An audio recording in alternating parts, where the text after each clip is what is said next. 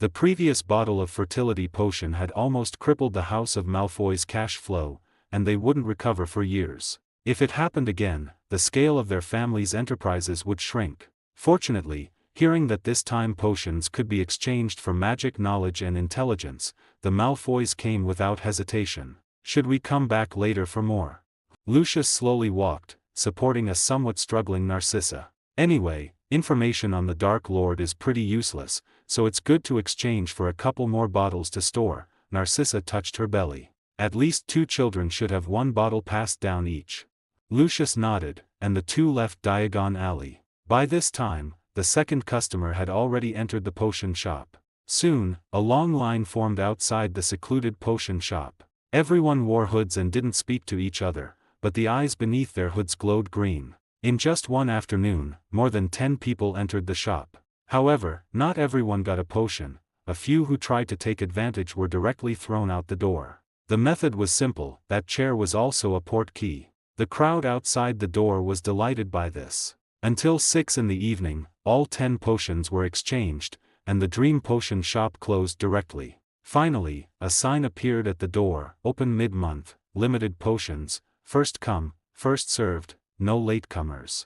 The wizards waiting outside made sounds of disappointment and dispersed. Mr. Weasley, observing in secret, couldn't help but sigh. If pureblood families were cunning vipers, Kano's fertility potion had them by their weak spot. Under this seller's market and scarcity marketing strategy, even if Kano wanted to skin them, they would cooperate. As for the 1,000 galleons Mr. Weasley collected for each VIP card, that was just pocket change. Bedivere's longsword was directly knocked away by Kano, and the oak sword then sliced through his shoulder, directly piercing his heart. Bedivere's body dispersed into a mist of water, then recoalesced beside Kano. My strength ranks in the middle to upper tier among the Round Table Knights. Now, even without using your special ability, you can defeat me, Bedivere said with a smile. Yes, most knights' special abilities are a multiplier enhancement of their own strength.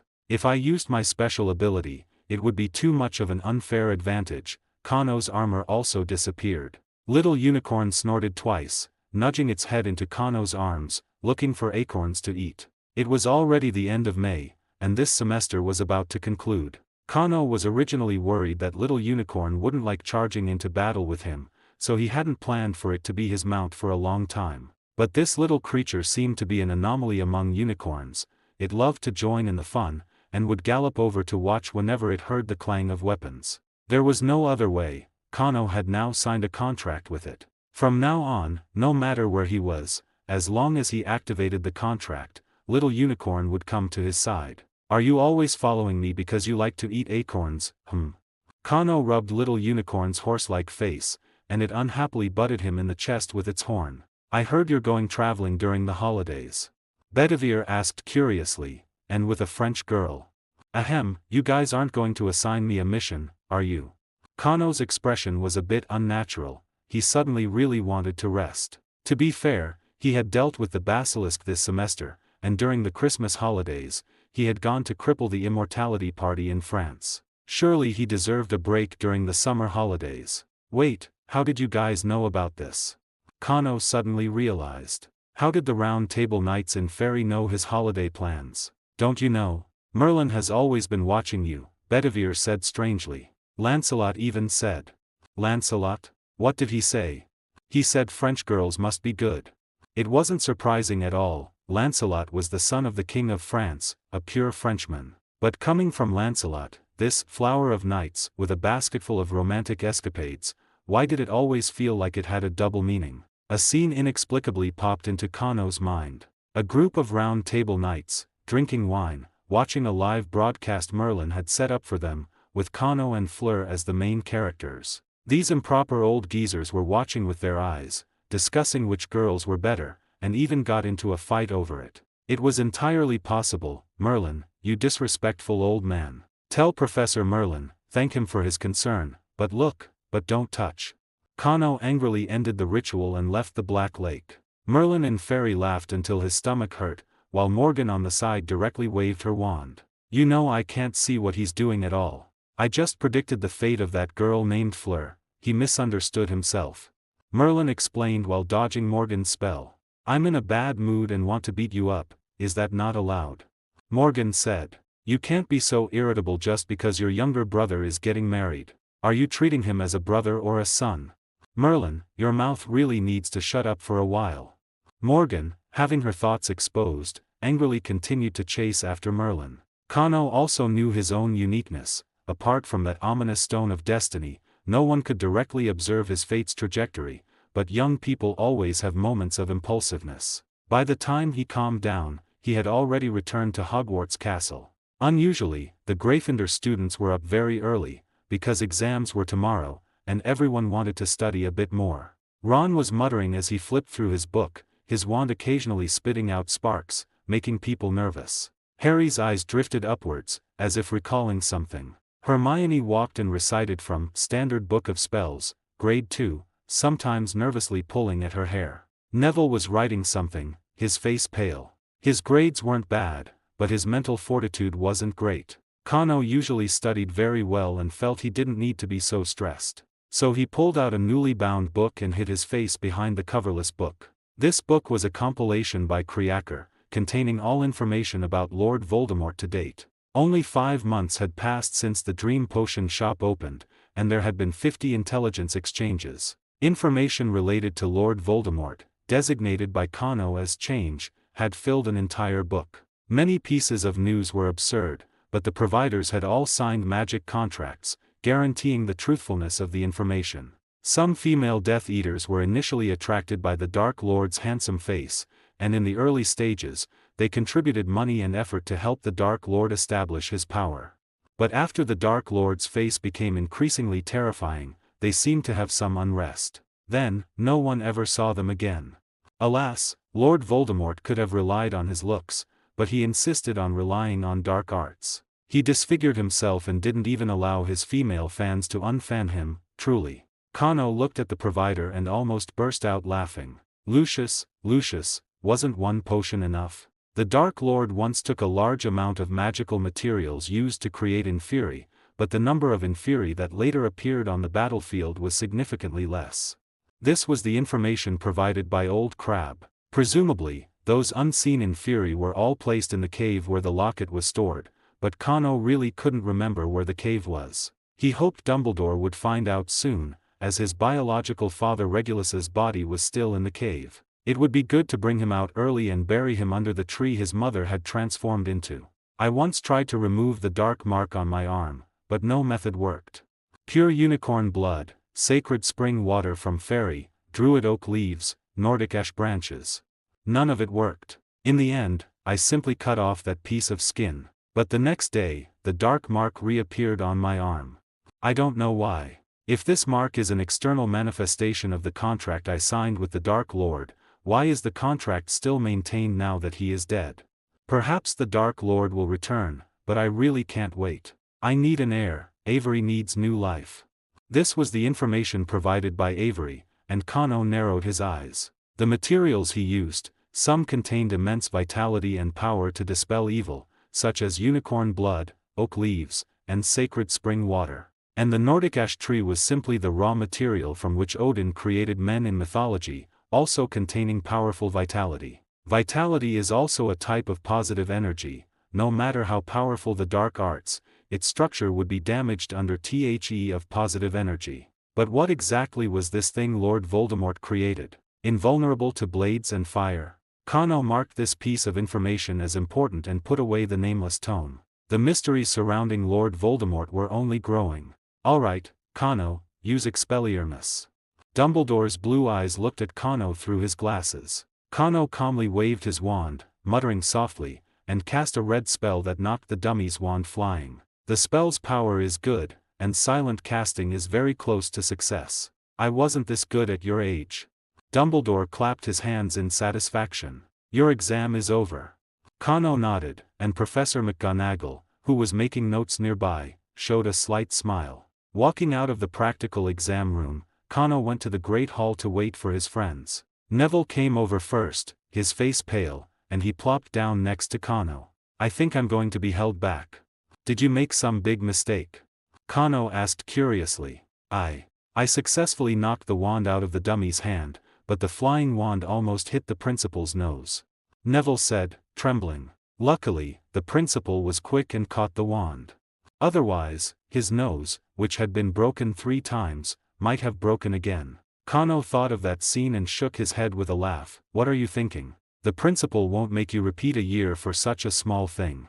Neville's magic level was actually not bad, but he really lacked confidence. After a while, Harry, Hermione, and Ron all arrived at the Great Hall. Hermione still had a solemn expression, as if she had failed the exam. Unfortunately, everyone present knew Hermione's personality. Last year, Ron foolishly comforted Hermione, and after the results came out, he swore he would never trust women again. Women are all liars.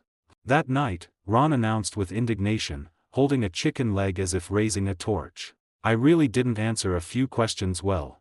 Hermione explained, but no one listened. This year, everyone could already ignore the second-year students' worries about her own grades. Harry, how did you do? Ron simply turned to his fellow sufferer. Last year, Harry's grades were only slightly better than his own. It seems, not bad. Harry was not entirely sure. This year, he had been researching Lord Voldemort's background, and although he had no results, he had unconsciously read many books. So this year's History of Magic exam was very simple for him, everything was in his head. Defense against the dark arts class was even more obvious. Harry's talent in this area was already very high, and Dumbledore's substitute teaching for the past 6 months had completely brought it out. What gave Harry the most headache was the potion class exam. However, during the practical exam, Snape, as the invigilator, could not speak. Harry only needed to endure his cold gaze and quietly brew the potion. The quality of the potion product was not bad. Do I have a talent in this area? In short, when Snape checked the finished product, his expression was very strange. Harry could not read his mood and quickly left the potion classroom. What he did not know was that after he left, Snape stood quietly in the classroom for a long time. Oh, since you, Harry, said you did well, then I must have done well too. Ron had not yet realized that the situation had changed, until the morning the results were announced. Kano was first in his year, Hermione second, and Harry 12th. Ron, at least he wasn't held back. At Hogwarts, grades were not posted on a large board on the wall, but rather put in envelopes and delivered by owls at breakfast. Kano unfolded the letter, glanced at it, and put it aside. Just then, another owl dropped an envelope. Kano reached up and caught it. It was from Fleur. Kano, if I remember correctly, today is the Hogwarts end-of-year feast, and tomorrow you can go home. You have a surprise on its way, it should arrive tomorrow. Look forward to it. This was not a formal letter, but a memo. After 6 months of correspondence, Kano and Fleur were basically one step away from being in a boyfriend-girlfriend relationship. Although the atmosphere in France at the time was already very strange, the two still chose to calm down for a while and spend more time together. But now it seemed that the feelings between them were not some illusion, but real, and growing stronger with time. I'll confess this time, Kano thought to himself. In the evening, the end-of-year feast. Students poured into the Great Hall, where gold and red decorations hung, representing last year's winner, Gryffindor. This year's House Cup should also be Gryffindor's, after all, with Kano and Hermione, 2 score-earning masters, in classes. Besides, Gryffindor had also won the Quidditch Cup for the first time in a long while. Last year, due to the Philosopher's Stone incident, Harry missed the last match, but this year he finally redeemed himself. With all of Slytherin equipped with Nimbus 2001s, the Gryffindor players desperately held on to the score. Harry, in the final moments, used a feint to get past Malfoy and caught the golden snitch, giving Gryffindor a narrow victory. Wood rolled off his broom and kissed the ground of the pitch. Then he frantically rushed towards Harry, seemingly wanting to savagely bite Harry with his mud-stained mouth. Fortunately, he did not succeed, because the excited Gryffindor students tossed both him and Harry into the air. Harry's side goes without saying, he was the hero who sealed the victory. For Wood, everyone chanted slogans in unison. Wood, Captain! Wood, Captain! Wood had been waiting for the Quidditch Cup for too long, everyone saw it. Although he usually trained the players like a demon, now it was all worth it. Today, Professor McGonagall also brought the Quidditch Cup to the venue, placing it on the Gryffindor long table. I think we've reviewed last year enough. Let's look at the House Cup scores. Laughter came from the Gryffindor students below. Slytherin was second this time, and the little wizards looked at the little wizards with resentment. As everyone can see, this year's winner is Gryffindor.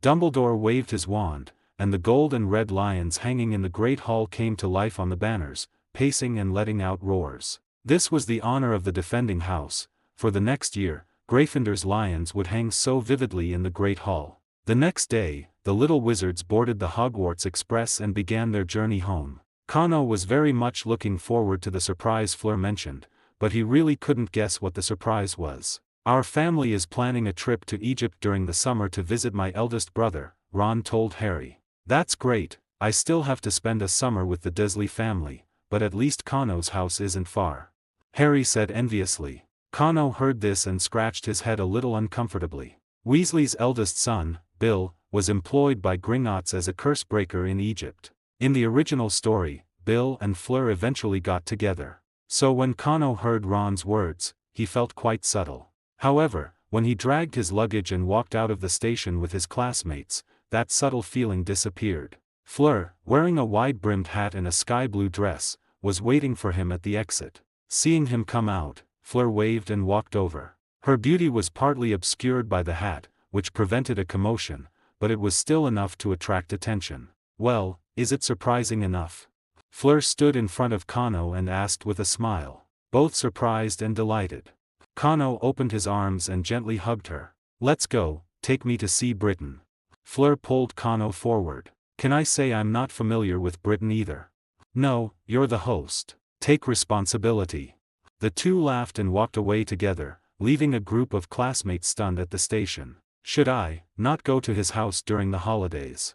Poor Harry," he muttered to himself. The next day, Kano woke up in the apartment. This was a place Kreaker had rented in London in advance, already cleaned and waiting for Kano and Fleur to move in. Although Fleur's early arrival was unexpected by Kano, it hadn't completely disrupted his travel plans. There were too many people and prying eyes near the apartment, so his morning exercises were temporarily halted. Kano was also too lazy to see the Round Table Knight's playful expressions, who would ignore his potential girlfriend to play passionate combat with a bunch of muscle-bound guys. "You're awake." Kano walked out of the bedroom, only to find Fleur already at her vanity. She saw Kano in the mirror and greeted him. "Why are you awake so early?" "I was too excited to sleep." Fleur was already dressed and tidying her hair with a comb. "Today's itinerary is all up to you, don't let me be disappointed." "Don't worry." Kreaker wasn't there, so Kano made breakfast himself. Fleur seemed to have discovered another one of his good qualities, smiling as if she was planning something. "You're not thinking of making me cook all the time from now on, are you?" Kano asked while eating his fried egg. "Yes. No, what from now on? You haven't said anything, and I haven't agreed yet." Fleur subconsciously blurted out the truth. Kano smiled and didn't mind. Fleur, however, blushed a little and finished breakfast pretending not to care. The two left the apartment and walked through a crowd of hurried commuters, arriving at London Tower. London Tower is located by the Thames River, on the easternmost side of London City, and today's tour began here. Kano paid, and the doorman, clearly a wizard, let them in. "I heard there are ghosts in London Tower?" Fleur asked curiously. "They say even muggles have seen them." Kano had already done his homework and nodded, suppressing a smile. "That's right, there are quite a few ghosts here. Sometimes they don't hide well and are seen by ordinary people." "Is it the Queen who was unjustly killed in history?" Fleur asked excitedly. "You'll find out soon." Kano took Fleur's hand, and they walked up the steps together. London Tower is a collective name for a group of towers, with several inner and outer layers of towers built during different periods. Fleur was referring to the relatively famous Green Tower within the complex, where Henry VIII's second wife, Anne Boleyn, was imprisoned and eventually executed on trumped-up charges. Henry VIII wanted a male heir, so he divorced his first wife, Catherine, and married Anne Boleyn. As queen, Anne was greatly favored and became increasingly overbearing, but unfortunately, she also gave birth to a daughter. Henry VIII gradually lost patience with her, and after her last miscarriage, he completely abandoned her. The powerful nobles Anne had offended took the opportunity to fabricate a slew of charges, and she was eventually executed on the lawn inside London Tower due to insufficient evidence. Later, legends of ghosts wandering in London Tower gradually emerged. Nearly headless Nick floated in mid-air, recounting Queen Anne's tragic story in an operatic tone. Kano and Fleur watched Nick, a ghost, tell ghost stories, not knowing whether to laugh or cry, and dropped 5 nuts into the coin box in front of him. "Thank you for your generosity, little Kano." Nick nodded, his head comically tilted to one side, connected to his neck by only a layer of skin. "I know the Green Tower's guide is a ghost, but why is it you?" Kano asked with a smile. "The school is too deserted during the holidays without students, so I came here to work part-time." Nick floated beside them, guiding them forward. "And this beautiful lady is?" "I am Fleur de la Cour. Why do you work part-time here? Human money has no meaning to you, does it?" Fleur curtsied and asked curiously. "As I said earlier, because I'm bored. And the money I earn will be donated to St. Mungo's Hospital for Magical Maladies and Injuries," Nick explained. "I was executed because I couldn't cure a lady's tooth. I hope no one else will be as unlucky as me in the future." Kano thought Nick's money should be donated to an armory, so at least when he was executed, he wouldn't have to be struck 45 times by a blunt axe without being decapitated. Also, although I know muggles don't become ghosts, what if? I also want to see the beautiful Queen Anne. Kano and Fleur suppressed their laughter, watching the old ghost float in mid-air, dreaming. After visiting the Green Tower, the two explored a large area within London Tower. Ghosts served as guides in various hidden corners, some even enthusiastically selling souvenirs. Fleur laughed so hard she couldn't breathe at the exquisite miniature guillotine, and Kano couldn't help but sigh, holding his forehead. "Does anyone actually buy these things to take home?" "Yes, why wouldn't they?" the ghost said excitedly. 70 years ago, a young man with blue eyes bought one. He said he was going to use it to cut apples. Kano and Fleur exchanged glances, and the image of Dumbledore, that old scoundrel, appeared in both their minds. "That sounds like him." X2. Both burst out laughing simultaneously and left London Tower. Kano took Fleur on a bus to Hyde Park, where they enjoyed a pleasant picnic on the grass. In the afternoon, they visited the British Museum. By the time the visit ended, it was already dark. After dinner, Kano and Fleur walked hand in hand along the Thames River. Fleur was anticipating something, but Kano hadn't said it yet. "Ah, it's almost time." Kano saw Big Ben's clock tower in the distance, and it was almost 8 o'clock. He immediately transformed into a white eagle, and Fleur, bewildered, climbed onto him. Kano spread his wings and carried her to the top of the clock tower. "This is my first time seeing London's night view too," Kano said, transforming back into human form. The two sat side by side on the eaves. "Don't you have anything to say?" Fleur asked, a little annoyed. Kano pointed to the large clock below. 15 seconds left. The 8 o'clock chimes rang out punctually, and Kano loudly declared his feelings. Although the chimes were deafening, Fleur still heard Kano's confession. She responded to Kano with a passionate kiss, and the two young people thus became a couple. "Why did you confess when the chimes rang?" After a long while, Fleur, a little breathless, nestled in Kano's arms. "Because there's this too, my backup plan," Kano said with a smile, pointing in a direction. 8:05, the agreed-upon time. The grand fireworks display arranged by Kano officially began. Brilliant fireworks bloomed in the night sky, and Kano stood up, smiling. "I thought you'd like it. I love it." Fleur's eyes sparkled, watching the fireworks explode before her. "Shall we dance?" Fleur extended her hand to Kano. "I'm not very good at dancing." Kano hesitantly took Fleur's hand. "It's okay, I can teach you slowly. We have a long time ahead of us, don't we?" Under the night sky, Fleur's smile was even more dazzling than the fireworks. "Where do you want to go today?" Kano asked, bringing Fleur a glass of milk and sitting beside her. The young couple, now in a relationship, were in high spirits. Fleur planned to stay in Britain for 2 more days, and Kano naturally accompanied her. Today, however, it was Fleur's turn to decide where they would go. "I want to see Baker Street," Fleur said with a smile. "Sherlock Holmes in the books is truly amazing, just like a wizard."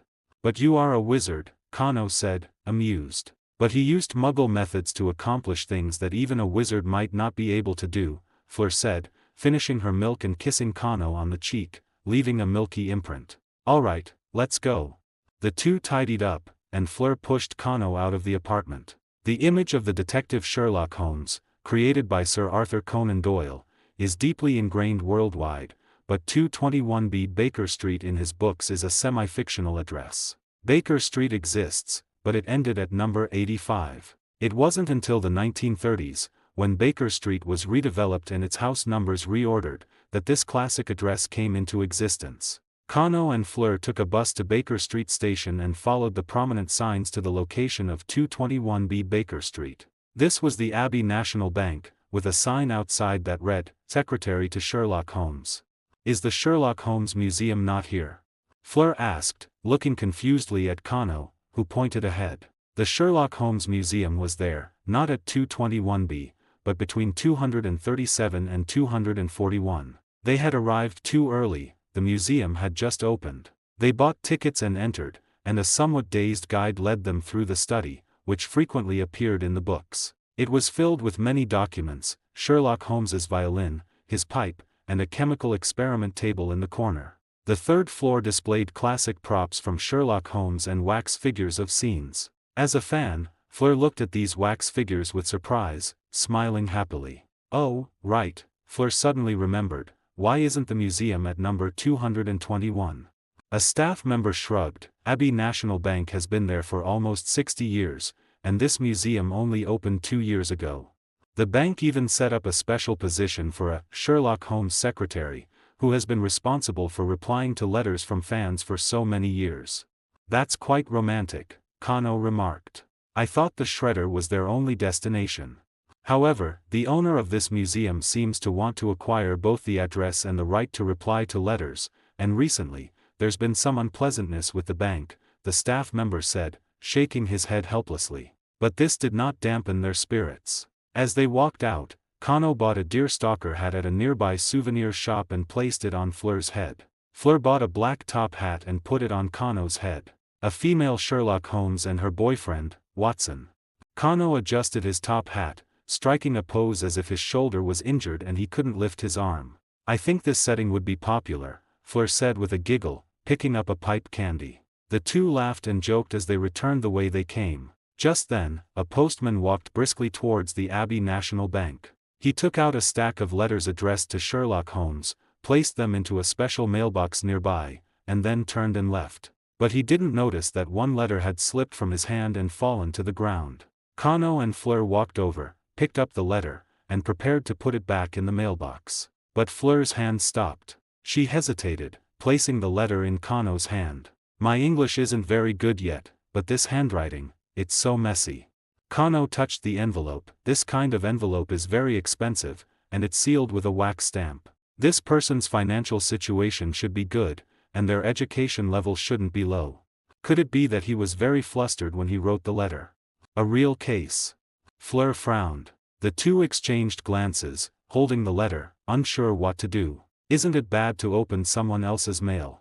But we are wizards. We can reseal it after opening. It should be fine, right?" The two stealthily took the letter and entered a coffee shop on the street corner. Cano gently heated the wax seal with his wand, opened the envelope, and took out the letter inside. "Dear Mr. Sherlock Holmes, I am a fan of yours, having grown up reading your stories. Now I have encountered something terrifying and incomprehensible, and the police cannot help me. I can only turn to you. I swear on my honor that everything I have recorded is true." Fleur raised her eyebrows, a very classic opening for a Sherlock Holmes plea letter. Cano nodded in agreement, and the two continued reading. "My parents both died in accidents during my childhood, but they left me a substantial inheritance. Now I live alone in a small manor in Stirling County, with only myself and the old butler, right next to a forest. During weekdays, I work in the city and drive home in the evening. Recently, strange sounds have appeared outside the manor, sounding like wolves howling. But wolves in Britain have been extinct for nearly 200 years, and the police can't explain what it is. Later, a scientific expedition team came to our place, but they disappeared after entering the forest. The police searched for them for 10 days, finally finding the skeletal remains of several people by the creek. They asked me if I had seen anything suspicious. Actually, on the night of the full moon, by the moonlight, I saw a giant wolf standing on 2 legs at the edge of the forest, howling. But the police didn't believe me at all and thought I was mentally disturbed from fear. I also think I'm mentally disturbed. I'd better be mentally disturbed. Now, the old butler and I don't dare to go out at night, but I don't want to abandon my ancestral home and move into the city, so I can only keep my hunting rifle ready at all times. I'm afraid I'll end up like the last descendant of the Baskerville family, facing a devilish werewolf and dying inexplicably in the dark swamp. Please help me, Mr. Sherlock Holmes, or whoever you are. Lewis Cromwell. Kano rubbed the letter paper with his fingers and brought it to his nose to sniff. It still carries a fragrance, and even the ink is high-grade stuff. Either he's truly desperate, or he's a wealthy delusional patient, Fleur concluded. So, should we go and see? Why not? Fleur retorted excitedly. Does Mr. Watson have other plans? Is there some Mary Morstan I don't know about? Don't make such jokes, Kano said, reaching out and fiercely pinching Fleur's cheek. He said in the letter that the last anomaly occurred during the full moon, which might be related to the werewolves in Britain, Fleur said, smiling as she held Kano's hand. There are 2 days until the next full moon. Let's go. Kano and Fleur packed their bags and set off on their journey to Stirling County. For role-playing reasons, the two should have taken a train. But now they couldn't be sure of the client's condition, so efficiency came first. They arrived in Stirling County via the FLA network, and quickly made their way to the location marked in the letter, asking for directions as they went. After a day of searching, asking for directions, and even transforming into a white eagle to fly overhead for a bird's-eye view, the two finally arrived at the entrance of a small manor hidden at the edge of the forest. Phew, just finding this place was as hard as solving a puzzle, Fleur sighed, her beautiful silver hair seeming to have lost its luster. This is just the first step, Sherlock Holmes, like the warm-up stage before the story officially begins. Guessing the identity of the guests, Kano reminded her with a smile. Thank you for the reminder, Watson. Fleur snorted, immediately perked up, and stepped forward to ring the doorbell. Soon, a middle-aged man dressed as a butler came out. His temples were a little gray, and he had slight dark circles under his eyes, but his hair was meticulously combed, and his clothes were perfectly ironed. May I ask, what brings you two here? The butler asked respectfully from behind the iron gate. We are Mr. Cromwell's pen pals. In our correspondence, we called ourselves Sherlock Holmes and Watson. A few days ago, Mr. Cromwell sent us a letter, in which he spoke of some incredible things. Kano stepped forward and showed Cromwell's letter to the butler. This was a lie Kano had come up with. If it didn't work, he could always use Confindo to intervene without issue. To his surprise, the butler paused, then showed a look of sudden understanding. He quickly opened the iron gate and welcomed Kano and Fleur inside. So the young master's letter that day was sent to you too, the butler patted his head. That day, he got out of bed while sick, quickly wrote a letter, ran out of the manor in the rain to drop it in the mailbox, and then completely collapsed when he returned. Kano and Fleur exchanged glances, and Fleur spoke up, asking, Mr. Cromwell fell ill. Yes, on the day of the full moon last month, there was a strange wolf howl, and then the young master fell ill. Originally, he could still be conscious for a few hours each day, but after sending the letter in the rain the day before yesterday, he completely fell into a semi-coma, mumbling something about Sherlock Holmes. The butler shook his head helplessly and invited the two into the living room. How is he now? Kano asked. I don't know how much longer he can last. He's only 20 years old, the butler said sorrowfully. The doctor said he was scared into this state, and there's no treatment now. I can only watch the young master slowly. I have failed his parents' trust.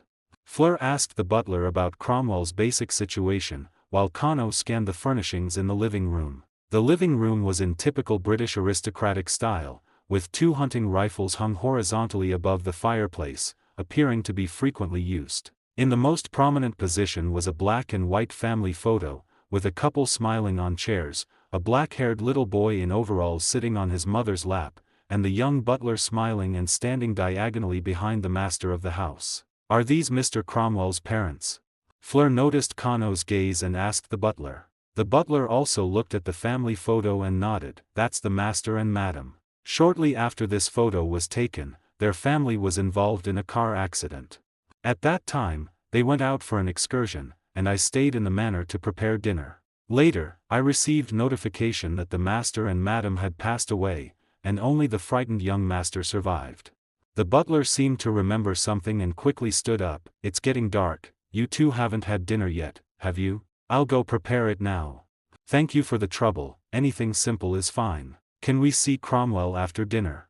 Fleur said politely. The doctor said he needs rest, but a look from afar should be fine. The butler thought for a moment, then nodded in agreement. Soon, the butler brought a simple dinner. After they ate, the two quietly went to the door of Cromwell's bedroom. The butler gently opened the door, and the carpet absorbed their deliberately suppressed footsteps. They approached the bed and saw the pale young man sweating constantly, twisting uncomfortably. I've been taking care of the young master these past few days, his condition is getting worse and worse.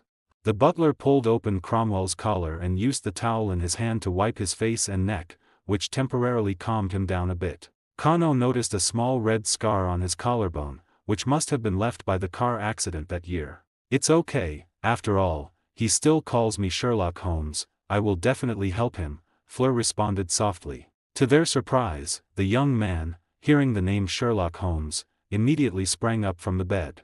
Mr. Sherlock Holmes, save me, save me. He waved his arms wildly, his eyes half closed. Wolves, big wolves, so many wolves, just like that day. After shouting, he immediately fell back onto the bed and fell asleep. This time, however, he seemed much more peaceful. The butler, with a pained expression, checked his blood pressure and then led the two out of the room. What does, just like that day, mean? Kano looked at the butler, puzzled. The butler paused, then led the two back to the living room. He took out a copy of The Adventures of Sherlock Holmes, sealed in a display case from a chest of drawers, and handed it to them. That year, he was only 10 years old and was interested in these detective stories, so the madam began to tell him Sherlock Holmes's stories. Halfway through the story, they died in a car accident. From then on, the young master had complex feelings for the fictional character Sherlock Holmes. He didn't dare to continue reading the book, but in his heart, he deeply believed that Sherlock Holmes would protect him in times of danger. So what about the wolves? Fleur thought of another sentence he had just spoken. At that time, the madam was telling the story of The Hound of the Baskervilles, and after the car accident, the young master kept saying he saw giant wolves during the accident. The butler shook his head. He was still a child then, and perhaps subconsciously, he saw the car accident as the most terrifying thing. And what he feared most in his heart back then was, of course, the devil-like hound in that story. And he never finished that story, so his fear of the hound was never resolved. Kano interjected, and the butler nodded in agreement. On the surface, this was just a young man with psychological trauma whose scars had been torn open. But the wolf howls in the forest and the missing research team were real. We also want to investigate the strange things that have been happening in the forest recently, so we might be disturbing you for a few days, Kano said. The butler readily agreed. Hearing that Sherlock Holmes has arrived, the young master's condition seems to have improved. Even if you wanted to leave, I would want to keep you for a couple of days. Ahem, Mr. Butler, I am Sherlock Holmes, this is my assistant, Fleur emphasized with some dissatisfaction. The butler paused, then laughed. All right, Miss Sherlock Holmes, I leave everything to you and Watson. The next morning, Kano and Fleur left the manor under the worried gaze of the butler. The broken remains of the expedition team in the forest appeared upstream of the forest stream and had now been collected by the police station. Today, the two of them planned to go to the police station to read the police's autopsy report directly. Soon, the two followed the road indicated by the butler and arrived at a small town. Strangers were not common here, and both Fleur and Kano were exceptionally handsome, so many townspeople cast their gaze upon them. The two paid no mind and walked straight to the police station in the center of the town. They walked in, and there was only one duty officer, dozing off in broad daylight. Sir. Kano knocked on the table, and the officer, who was catching up on sleep, suddenly raised his head and wiped the corner of his mouth. Officer, I. He opened his sleepy eyes and, seeing that it wasn't his superior, breathed a sigh of relief. You're not local residents, are you? Is there something I can help you with? Kano flicked his magic wand into his hand and secretly cast a magic spell on him. Confunder's charm. Effortlessly, the officer fell into a dazed state again. We were sent by the higher-ups to investigate the attack on the expedition team. We've shown you our credentials. You've seen them? All right, come with me to get the files. The two followed the duty officer to the back warehouse, where the officer casually pulled out a report from a box and handed it to Kano, then went back to sleep. Geminio. With a simple duplication spell, all the information was in their hands. Alright, the police station infiltration plan was very successful. Fleur hooked Kano's arm with satisfaction. Kano also smiled and nodded. The two found a secluded spot and began to carefully examine the autopsy report. According to the report, after examination by the coroner, the skeletons found by the stream belonged to 4 different people. Based on dental records and a comparison of their teeth, the 4 victims were confirmed to be the 4 members of the expedition team. Their skeletons were covered with bite marks from animal teeth, and according to research, most of them were left by a large canid. However, some of the marks were semicircular, meaning that humans had also gnawed on these bones. Can it be confirmed? Fleur frowned and tapped the report in her hand. This was done by a werewolf. And whether before or after transforming, this guy clearly enjoys the taste of humans. I actually know a werewolf like that, Kano said, somewhat uncertainly. Fenrir Greyback, a genuine cannibal and villain.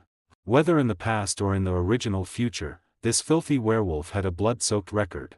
A large portion of the Death Eaters under Lord Voldemort sought profit or status through him, while another part was intimidated by his terrifying power. But Fenrir Greyback was different, he was pure evil.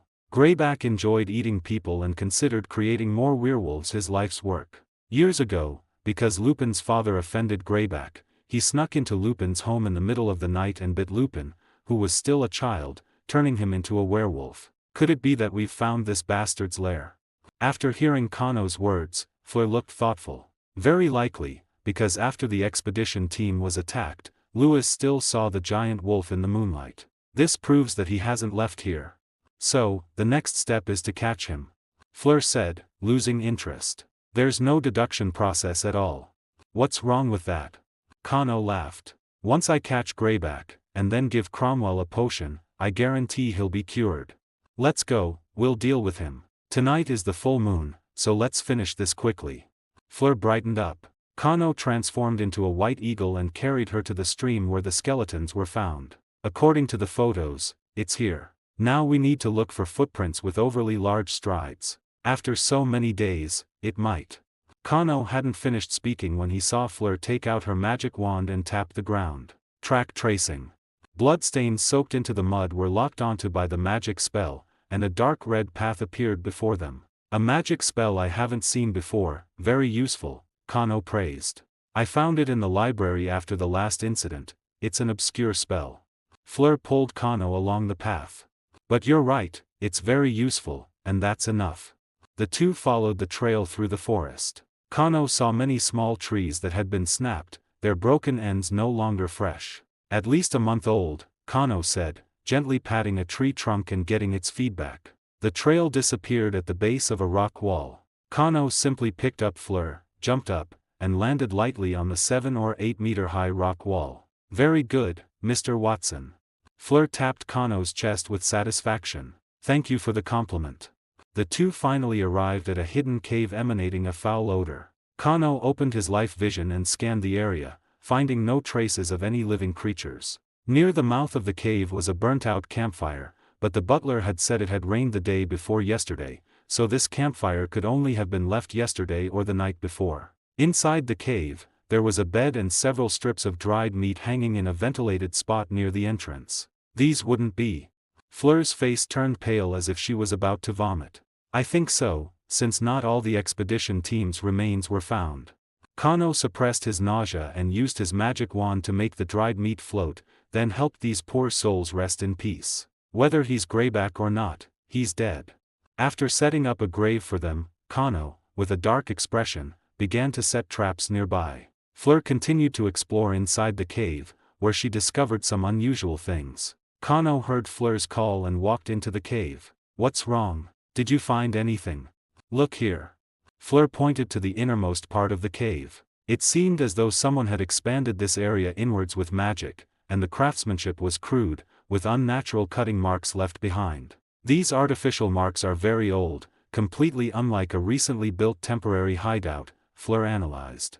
But if the werewolf has been hiding here for years to transform away from people, Why did Cromwell only discover his existence recently?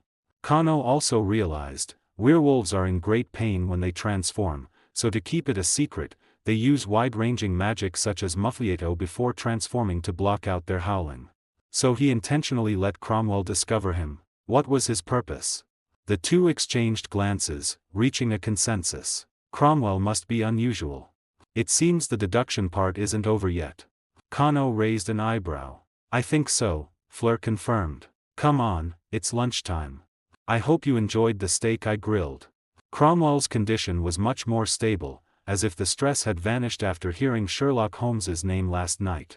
The butler was, of course, overjoyed and worked even harder to show off his skills to the two guests. Very good, the steak is tender and juicy. I'm not usually accustomed to rare beef, but your steak is truly exceptional, Kano praised honestly. Haha, the little master's favorite is my pan-fried steak. Besides my cooking, even dishes from five-star restaurants he finds not juicy enough. The butler began proudly introducing other dishes, all of which Cromwell usually enjoyed. I truly hope the little master recovers soon and can have dinner with you two again, the butler said sincerely, wiping the corner of his eye. I think it will be very soon, Fleur responded with a smile. After lunch, Kano and Fleur split up. Kano went to the cave to wait, while Fleur kept watch at the manor and tried to uncover Cromwell's secret. Of course, as per usual, Kano shared his sight and hearing via a magic circle when they split up. You are absolutely not allowed to unilaterally block me this time, Fleur warned, narrowing her eyes. I promise. Kano swore to the heavens. Fleur was led by the butler to a special room in the manor, where portraits of Cromwell's ancestors, meticulously maintained, hung. The Cromwell family doesn't seem to have many descendants. Fleur observed the somewhat sparse family tree. Indeed, it's been a single heir for several generations, the butler nodded in agreement, but each generation has been a respectable and decent person. Is this family related to wolves?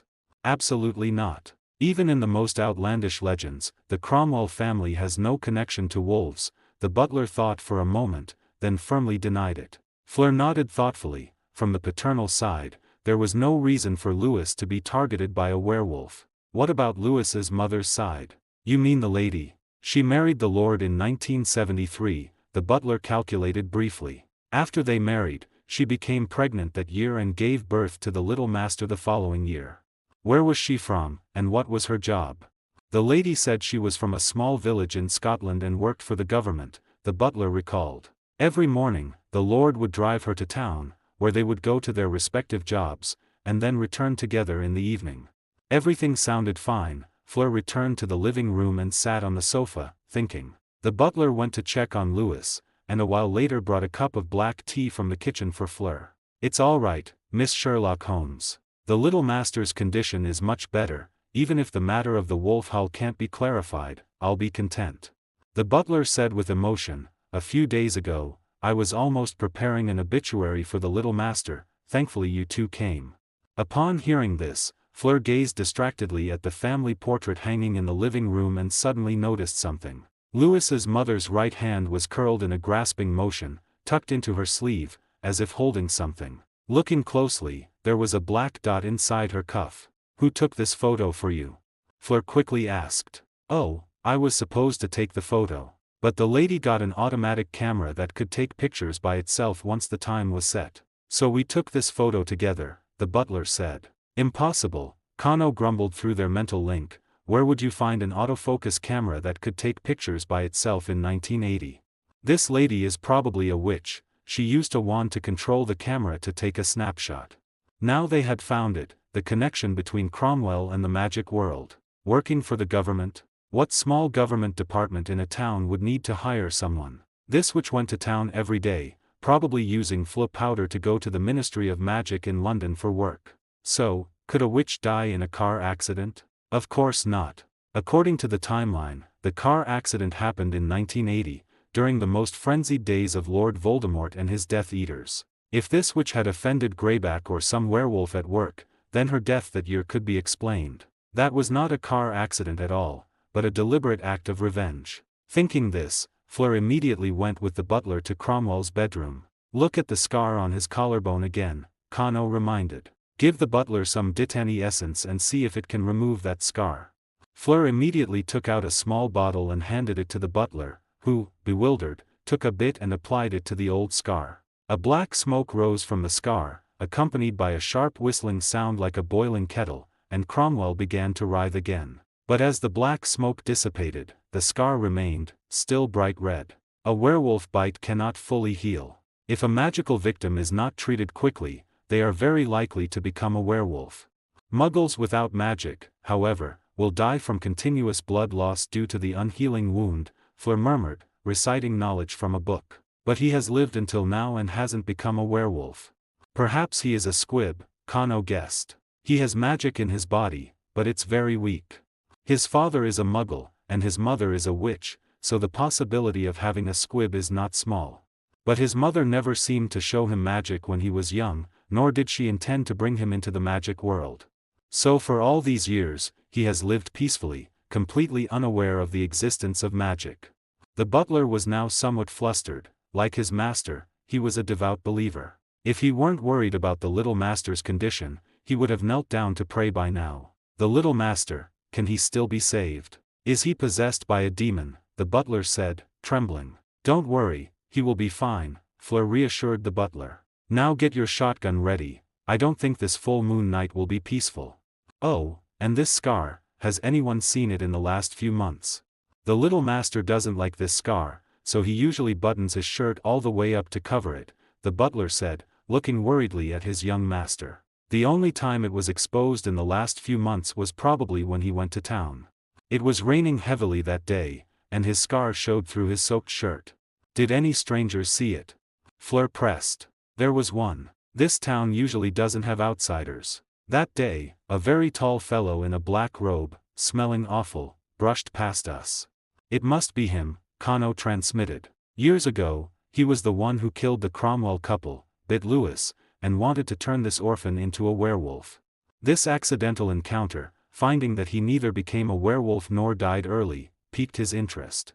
Perhaps he wanted to see if Lewis, this squib, could become a werewolf, so he kept provoking him, Fleur concluded. They will definitely appear tonight. If Lewis turns into a werewolf, we will take him away.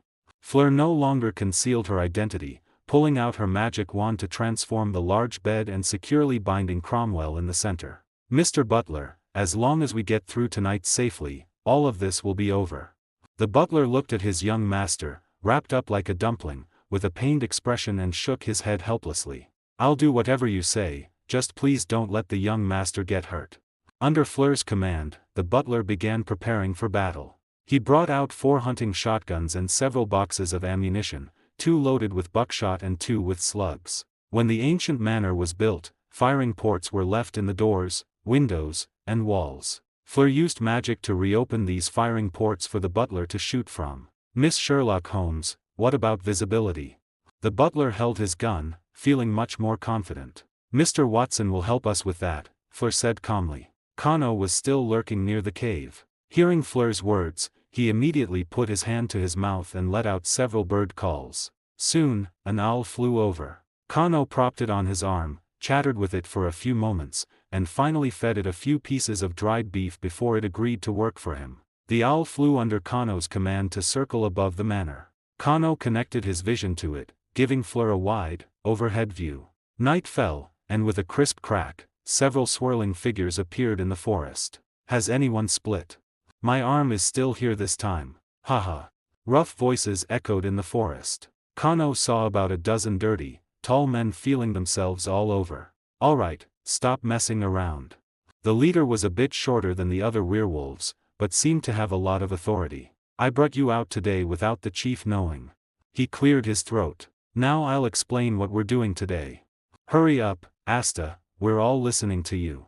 Someone below cheered, and the man called Asta raised his hand to quiet them, satisfied. Outside the forest, there's a child who was bitten by a werewolf over 10 years ago. His mother is a wizard, but he's a squib. He didn't receive any magic treatment after being bitten, but he didn't die, nor did he turn into a werewolf. After learning of his existence, I revealed my tracks, and even transformed once in front of him. He should have been awakened. Perhaps he'll turn into a werewolf tonight. What's the use of turning a squib into a werewolf? A werewolf below asked. If squibs can also become werewolves, we'll have more ruthless companions. Asta answered loudly. Squibs are treated worse than pigs and dogs in the magic world. If they become werewolves, they'll carry even more hatred and bite others. Anyway, no one can use magic when they turn into a werewolf. What's wrong with letting these squib-turned werewolves be cannon fodder? The werewolves below cheered. They welcomed any action that would increase the werewolf race. Kano felt his hands and feet turn cold. In the eyes of wizards, squibs were like disabled people. Squibs who chose to stay in the magic world suffered scorn and discrimination, and were likely to go hungry and be poorly clothed. If squibs could become werewolves, their years of accumulated resentment would be expressed in extreme ways. At that time, who knew how many people would be bitten and become new werewolves? Let's go, let's welcome our new companion. Asta roared. What if he can't turn into a werewolf? Then we'll eat him. A few days ago, a few ignorant muggles came here, and they tasted good. Asta said with a wild laugh, and the werewolves also burst into a crude roar of laughter. Cromwell is up to you, Kano said through their mental link. Okay, you be careful too, Fleur instructed, telling the butler to prepare for battle. The full moon appeared, and the werewolves all transformed into giant wolves over 3 meters tall, howling and running down the mountain. But it wasn't long before they realized something was wrong. Where's Asta? A werewolf stopped, asking in a low growl. I don't see him, and the others are gone too. The other 2 werewolves looked equally bewildered. Fully armed Kano emerged from the shadows of the forest, with the little unicorn, summoned by magic, pawing at the ground in disgust, standing beside him. No need to search. Unless you kill me, you won't leave this forest. Kano's voice came out muffled through his face mask. This forest had been enchanted by Kano, and over a dozen werewolves were separated into groups of 3 and trapped within it.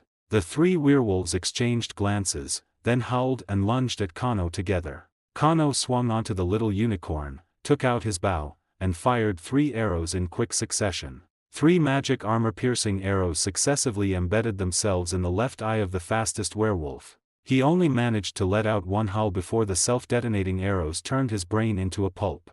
The remaining 2 werewolves immediately split and attacked Kano from 2 sides. Kano picked up his lance and wielded it with both hands, while the little unicorn beneath him dodged with light steps. The 2 attacking werewolves quickly sustained 7 or 8 bloody wounds, their filthy blood staining the ground. The werewolf on the left howled, and, risking injury, opened its mouth wide to bite Kano. Kano held his lance diagonally, directly thrusting it upwards into its mouth, the tip piercing through its skull. The other werewolf failed to seize the opportunity and instead cowered, trying to escape.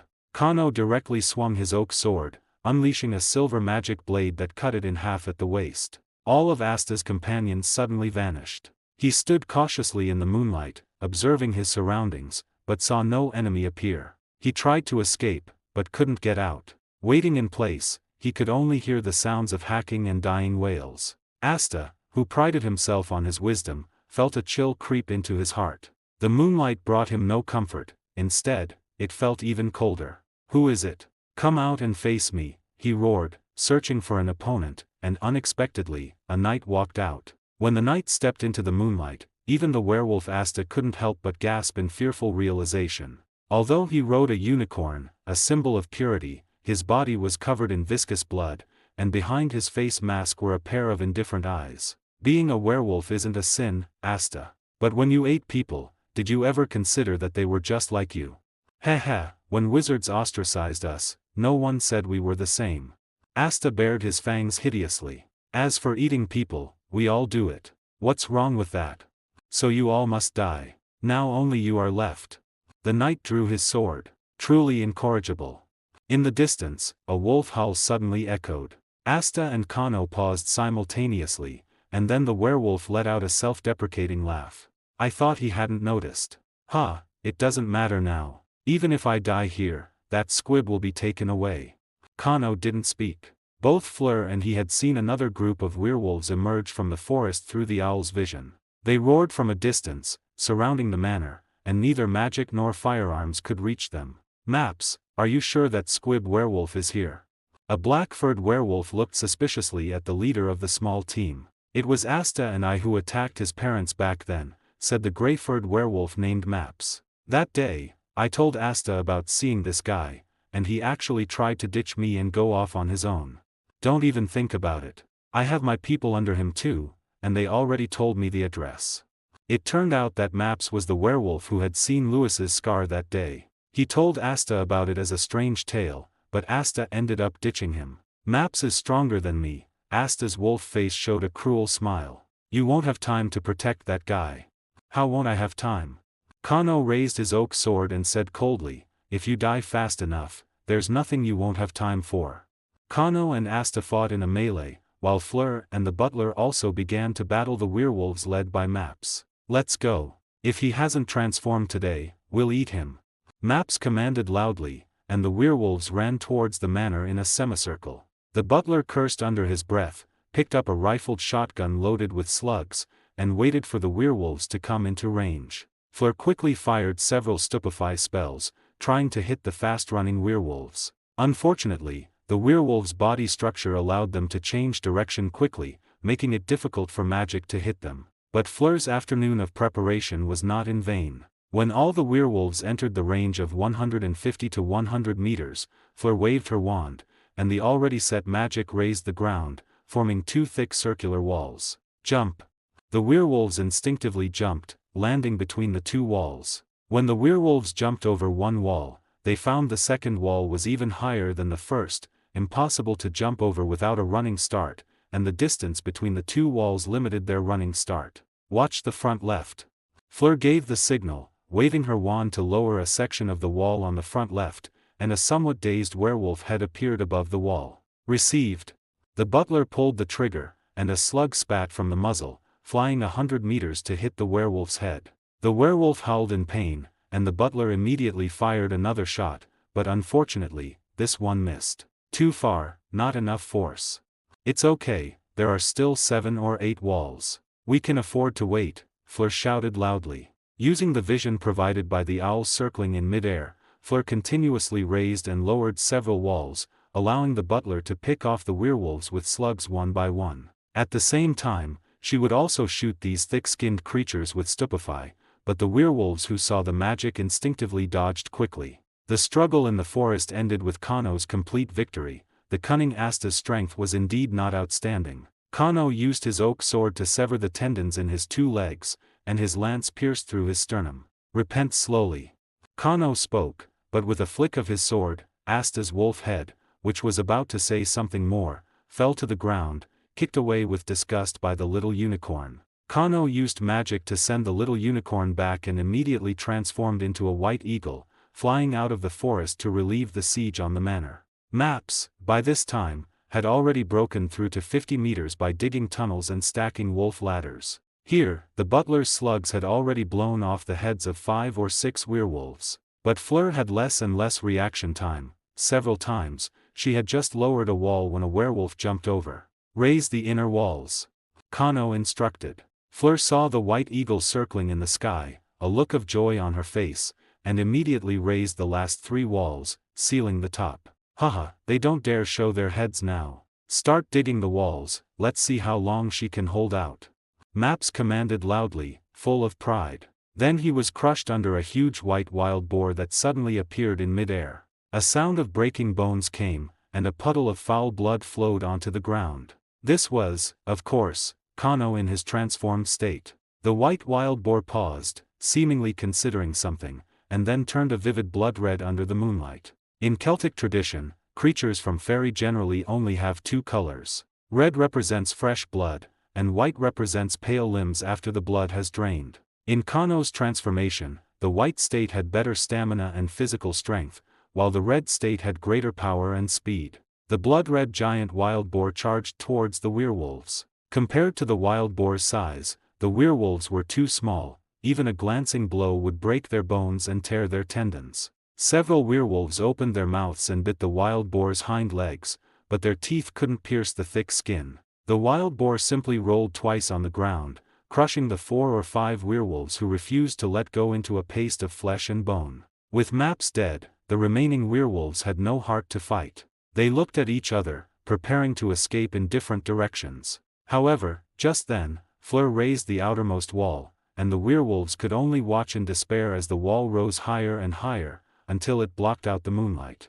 The wild boar, also enveloped in darkness, had blood-red eyes and was panting heavily. That was Kano unable to suppress a mischievous laugh. The butler couldn't see anything inside the walls, but he could hear sounds like crushing fruit. Seeing Fleur relax, he could probably guess that the werewolves were having a bad time. When Fleur lowered all the walls, the last werewolf had already been tossed into the air by the wild boar's tusks and slammed hard onto the ground. The butler ran out with his gun and fired a shot into the head of this last werewolf, who was barely breathing. Kano strolled around the area, carefully observing each pile of minced flesh, confirming that no werewolf was still alive, and then returned to his human form. "Are you hurt?" Fleur walked over and felt him up and down. "Weren't you watching the whole time?" Kano spread his arms and hugged Fleur. "How is Cromwell's condition?" "I forgot to check. I haven't had time for him," Fleur said, covering her mouth, a little embarrassed. The butler also realized, dropped his gun, and ran into the house. Kano and Fleur quickly followed. The three cautiously opened the door and found Cromwell had woken from his stupefy and was looking at the ropes on his body with a bewildered expression. "Can someone explain this to me? Did a world war just happen outside?" Cromwell asked weakly. "Thank you so much. You not only saved me this time, but you also avenged my parents." Cromwell quickly recovered with the help of the potion Kano brewed. After Fleur told him the whole truth, he expressed his deepest gratitude to both of them. "You're welcome. We happened to get your letter by chance, and that's also fate's arrangement." Fleur quickly glossed over the somewhat awkward process of getting the letter, and Cromwell didn't mind at all. "In my heart, you are the true Sherlock Holmes and Watson," Cromwell said excitedly. "If you have time in the future, you must come and visit me." "We will. By the time we visit again, perhaps the Cromwell family will even have the next generation," Kano said with a smile, shaking his hand goodbye. "Thank you for your blessing." Cromwell nodded with a smile, while the butler beside him also wiped his eyes excitedly, bowing slightly as he bid them farewell. Kano transformed into a white eagle, carrying Fleur, and circled the manor once before leaving. "How was it? Don't you feel a great sense of accomplishment?" Kano teased. "Not at all, my dream of deduction." Fleur took off the deerstalker hat she was wearing and clutched it in her hand, feeling wronged. "It completely turned into a force-based detective story, not at all what I imagined. Sherlock Holmes never had the chance to face a real werewolf, otherwise he would have also mercilessly bashed their head with his cane," Kano comforted Fleur, slowly flying towards the nearest Fleur network fireplace. "He's a tough guy who, for the sake of studying puncture wounds, would run out early in the morning to stab a dead pig with an iron spear." Fleur was just a little emotional, and under Kano's comforting, she quickly cheered up again. Unfortunately, her trip to Britain had to end. The brewing season was approaching, and she needed to go home to help. The two returned to Kano's house in Little Whinging, Surrey, and under Kriaker's service, they ate their last meal before parting ways. "Ahem, my dear, I've kept this bottle of red wine you sent me," Kano said with a mischievous smile. Kriaker, standing by, immediately brought the red wine to the table, opened it, and poured a glass for each of them. "Oh, are you afraid to drink it?" Fleur narrowed her beautiful big eyes, looking at Kano. "What's there to be afraid of?" Kano raised his glass, clinked it lightly with Fleur's, and took a sip. "It tastes good. Of course, it's something I personally brewed." Fleur also took a sip. "When I took it out of the cellar back then, my father's expression was really—" Kano, having gotten the better of her, couldn't help but laugh, and Fleur gave him a charming eye roll. "Next holiday, our black family old house should be cleaned up," Kano said, swirling his wine glass. "We'll stay there then." "Cleaned up?" Fleur repeated Kano's words, a little strangely. "How about we go together when I come?" "All right." Kano thought of the scene when Fleur would meet the grandmother's portrait in the black family old house and couldn't help but look forward to it. After lunch, Fleur, carrying a large pile of gifts chosen by Kano, left Britain via the Fleur network. "Little master, do you have any other arrangements for today?" Kriaker asked humbly. Kano half reclined on the sofa and took out a bottle of Cromwell's blood from his small bag. However, after a moment of thought, he put the bottle of blood back, deciding to take a nap. Unfortunately, this lazy feeling disappeared with the sound of a doorbell, as Harry was peeking around the front door. "Kriaker? Is Kano back? I mean, I hope I'm not interrupting his date." Harry hadn't finished speaking when he saw Kano open the door with a helpless expression. "Get in quickly, why are you being so sneaky?" Harry was welcomed into the house, plopped down on the sofa, and let out a long sigh. "Your girlfriend has stunned all of Hogwarts," Harry said with a laugh. "You left too quickly to see it, but half the boys at the station couldn't even turn their heads." Kano smiled and shook his head. When Fleur met him at the station, she had the intention of declaring her ownership. But she didn't want to attract too much male attention, so she reined in her charm to some extent. Even so, many men and women were captivated by her beauty. "Let's not talk about that anymore, they'll get used to it," Kano said, having Kriaker bring Harry a serving of ice cream. "Why are you in such a hurry to find me?" "I've exchanged a few letters with Hagrid recently and talked to him about my father's stories when he was at school," Harry said with a somewhat strange expression. "Hagrid said my father was a member of the Marauders back then. Your uncle, Sirius Black, was also one of them." "Yes, besides him, there were also Pettigrew and Remus Lupin," Kano replied naturally. "This year's defense against the dark arts class teacher should be Lupin." No, that's what I wanted to talk about." Harry pulled out a crumpled copy of the Daily Prophet from his pocket, the photo on it being of Sirius, who had been imprisoned in Azkaban years ago. "He escaped, did you know about this?"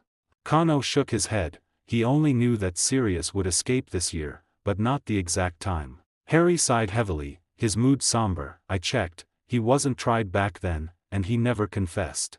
Because of what you told me and these circumstances from back then, I'm still willing to believe there's more to this story. Whether there's more to it or not, you can judge for yourself over the next year," Kano said with a smile. "You've been at home all this time, no chance to practice magic, right? Have you regressed recently? What about you? Traveling with your girlfriend, you surely weren't exercising constantly every day, were you?" Harry retorted. "If I told you that my girlfriend and I went out to punish evil and promote good, and solidly chopped off a dozen dog heads, I wonder if you'd believe me." Kano said nothing more, drew his wand, and went into the yard to begin his one-sided domination over Harry. A few days later, a scrawny black dog stumbled into Little Whinging at dusk, straining its dog eyes to read the nameplates. He looked at them one by one, and when he saw Black, his entire dog body began to cough violently. Hearing the cough, the house door opened a crack, and a young man seemed to glance out from inside. The big black dog couldn't make out the person's face, but soon, a bald old butler came out, and with a look of disgust, set down a large plate of cold meat chops. The big black dog paused, then grabbed the meat chops and ran off. "Little master, that vulgar." Kano cleared his throat, and Kriaker immediately corrected himself. "It was indeed Sirius. I recognize his animagus form. He used to prank young Master Regulus in that form at school, and the young master described it to me in detail." Kano nodded. "From now on, leave some leftovers outside every day. I can't let my uncle starve to death on the street. And, keep a close eye on his movements." Canopus's life returned to normal. He continued to refine his martial arts and magic while waiting for the school to start on September 1st. However, peaceful life always comes to an end. One day, a wizard appeared at Canopus's door. "It's quite hot, isn't it?" The wizard with short, gray hair greeted Canopus in a stiff tone. Canopus had no intention of opening the door. "Who are you, and what can I do for you?"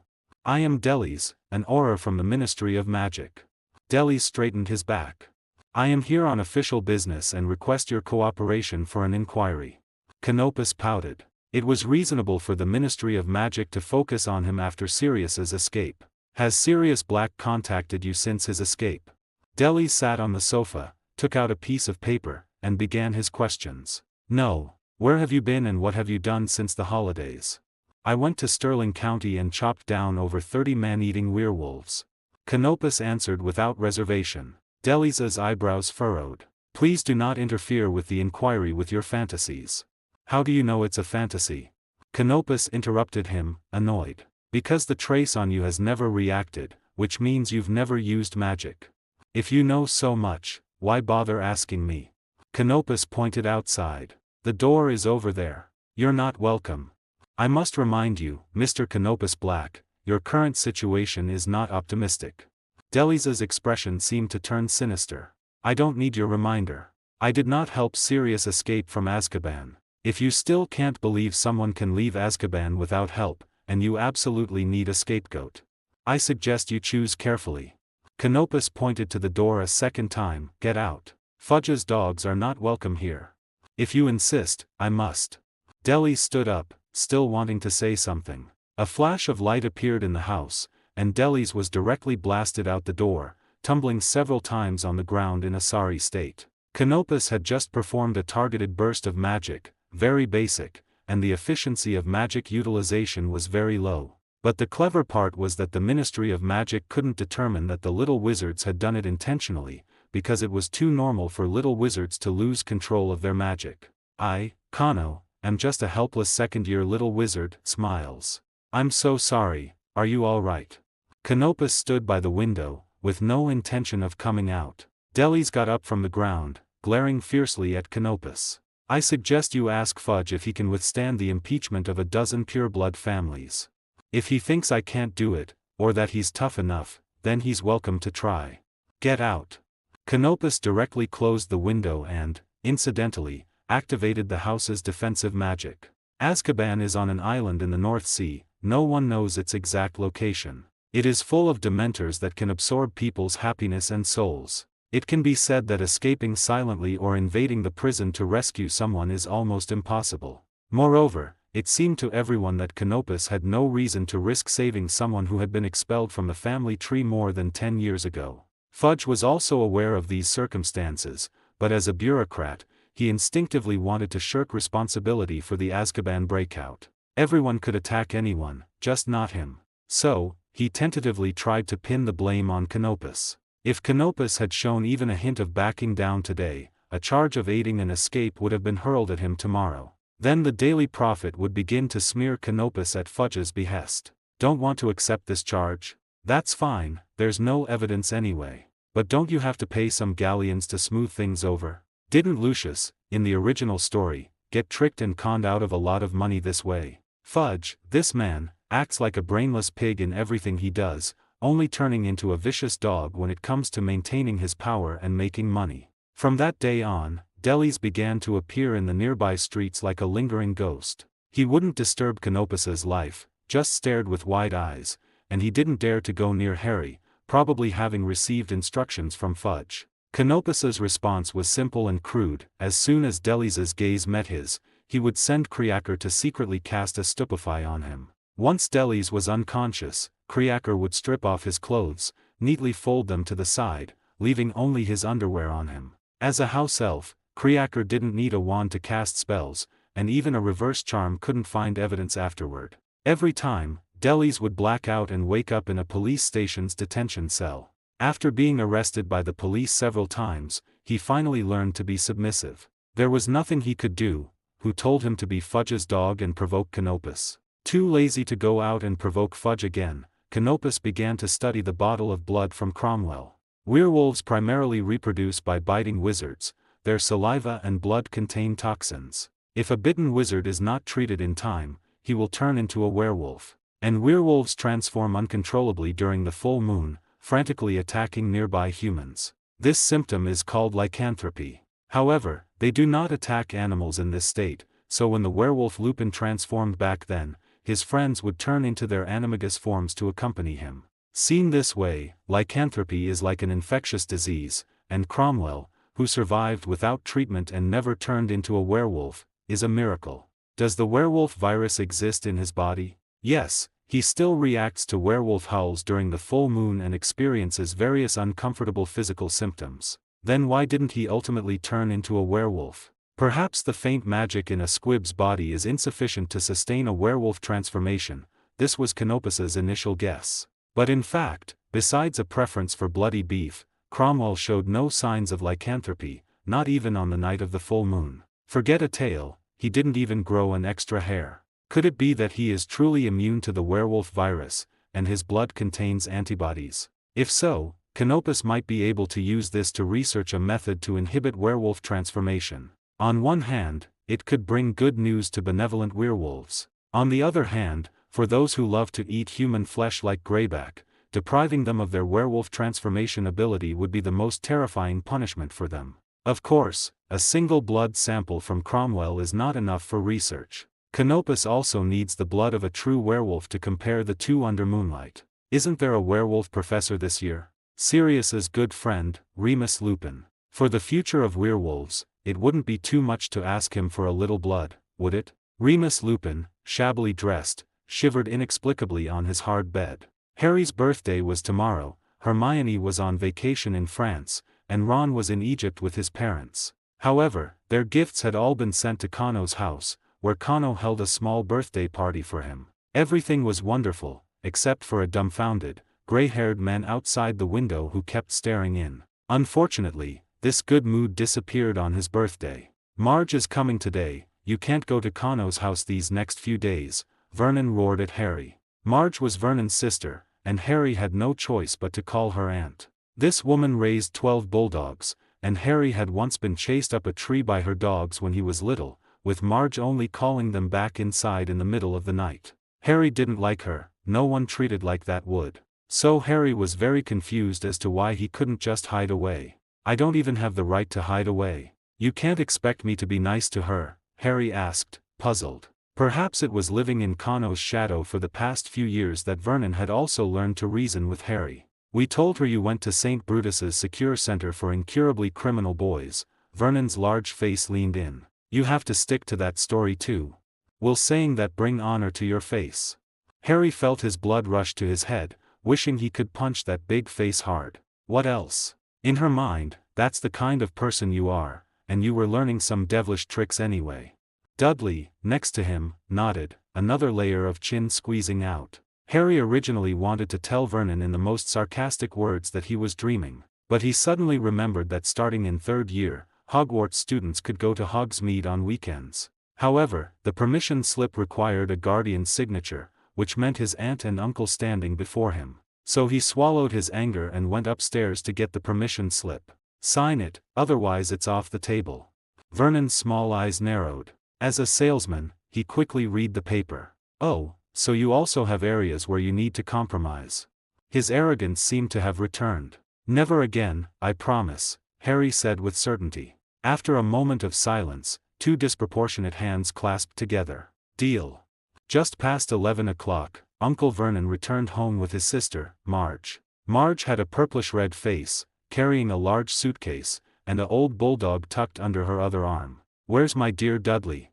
She shoved the suitcase directly into Harry's arms and walked forward to hug Dudley tightly. Harry nearly had the wind knocked out of him. He instinctively felt that this woman meant trouble. He hoped he could endure this week. Unfortunately, on the third night of Marge's visit, Kano saw a bloated person wailing and floating out of the Dursleys' house from a distance. A little while later, Harry, carrying his suitcase, arrived angrily at Kano's doorstep. She dared to say my mom was a deranged bitch. Harry paced furiously around the room, and said my dad was a good-for-nothing scoundrel.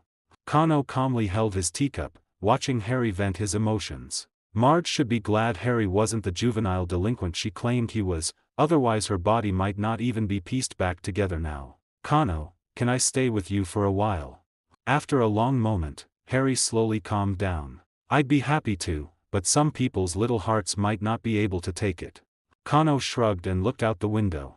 Delis, with his short gray hair, was anxiously pacing outside the door. He had just reported Harry's sudden situation to his superiors and was now waiting for Cornelius's instructions on how to proceed. Sirius, in his large black dog form, was also circling a little further away. When he saw Harry enter the house, he finally realized that this black was his own relative. Sirius was worried about Harry's situation on one hand, and on the other, he was eager to know where this relative had come from. The pursuer and the pursued were both anxiously outside the door, while Kano sat comfortably on the sofa inside, sipping red tea. How refreshing. Harry looked at Kano, puzzled. Before he could ask, the doorbell rang. Cornelius and a few Aurors appeared at the door, looking a bit disheveled, seemingly still in their pajamas under their cloaks. Delis was gesticulating wildly, but Cornelius impatiently pushed him aside. He had just been sitting on his bed, counting the galleons he had recently extorted, when he suddenly heard that the savior Harry had moved into the house of the escaped convict Sirius's nephew. In that instant, he envisioned Harry's tragic death and his own dismissal for failing to protect him, so he quickly rushed over with a few orders. "Harry Potter, it's good to see you well." Cornelius, invited inside, greeted Harry warmly, even giving him a hug that was as tight as his grip on his official position. Sir, you are?" Harry asked, confused. "I am the Minister of Magic, Cornelius Fudge. Do you know about the dangerous murderer Sirius's escape from prison?" Cornelius looked meaningfully at Kano. "Has Kano told you?" "Of course I know, I was the one who told Kano about it." Harry understood Cornelius's implication and responded coolly, "I thought you were here to arrest me because I blew up a person." Cornelius's expression changed, but as a political animal, he maintained his smile well. "That's nothing, little wizards losing control is a common occurrence." Kano nodded broadly, looking at Delis with an apologetic smile. Delis instinctively made a defensive move. "It's not safe for you to stay outside right now. I suggest you stay at the Leaky Cauldron for a while and go directly to Hogwarts when school starts." Cornelius, knowing the inside story, said through gritted teeth as he watched Kano and Delis interact. "No, Kano's place is safer than anywhere." Harry shook his head firmly. "If Kano wanted to harm me, he's had countless opportunities over the years. I'll stay here until school starts, and I'll bear all the consequences myself." The veins on Cornelius's forehead began to throb. He looked like he was about to vomit blood and collapse. "All right, Harry. I know you trust me completely, and that's enough." Kano stood up and patted his shoulder. "Go stay at the Leaky Cauldron for a while. If you stay here, the Aurors will probably flatten their noses against my window every day, and they still need to clean up the mess with your aunt." Harry also didn't want to cause Kano trouble, so after a brief thought, he nodded in agreement. The large black dog outside the door watched the house as if every second were an eternity, fearing that in a moment, spells would fly, and Harry would be carried out stiffly. When he saw Harry emerge, he let out a long sigh of relief. But when Kano's pale, handsome face appeared at the door, the large black dog froze in place. The annual owl flew in with the new school year's book list, and Kano, who had just had a passionate fight with the Round Table Knights, reached out and took the letter. Starting this year, little wizards had elective courses. They had to choose at least 2 out of 5 courses to study. Kano unhesitatingly crossed out Muggle studies. This course was full of prejudice and misunderstanding towards ordinary people. It could be said that if there were even one Muggle wizard among the editors, so many problems wouldn't have arisen. Humans in this era had launched the Hubble Space Telescope, moved atoms, initiated the Human Genome Project, and published the concept of the World Wide Web. This world was changing with each passing day. The Muggles whom wizards looked down upon were developing rapidly, while the wizards themselves were still immersed in the glory of the past. Kano shook his head. This time was precisely the era of his family's rapid development. Should he find time to return to his country and make an investment? After Lord Voldemort was killed, it should still be in time. He would go back to check during some holiday. Having settled on his future plans, Kano then crossed out arithmancy class. This course claimed to use rigorous logic and rationality to calculate the future, and was very closely related to mathematics. The ultimate ideal of arithmancy class practitioners should be to create a Laplace's demon, to calculate the position and momentum of every atom in the universe at every moment, and thus predict the accurate future. Of course, it couldn't exist. But this didn't prevent generations of arithmancy class practitioners from constantly striving in this direction, trying to infinitely approach it. Kano respected their efforts, but he himself truly had no divination talent at all, so he decided against it. Care of magical creatures, that was out. Most ferocious beasts couldn't defeat Kano, and as a druid, most magical creatures would also be drawn to him. Of course, if you were holding a knife in your other hand and still drooling, even if you were a druid, animals would still stay far away. Divination class, he would take it. Professor Trelawney was a fraud most of the time, because her ability to predict was inconsistent.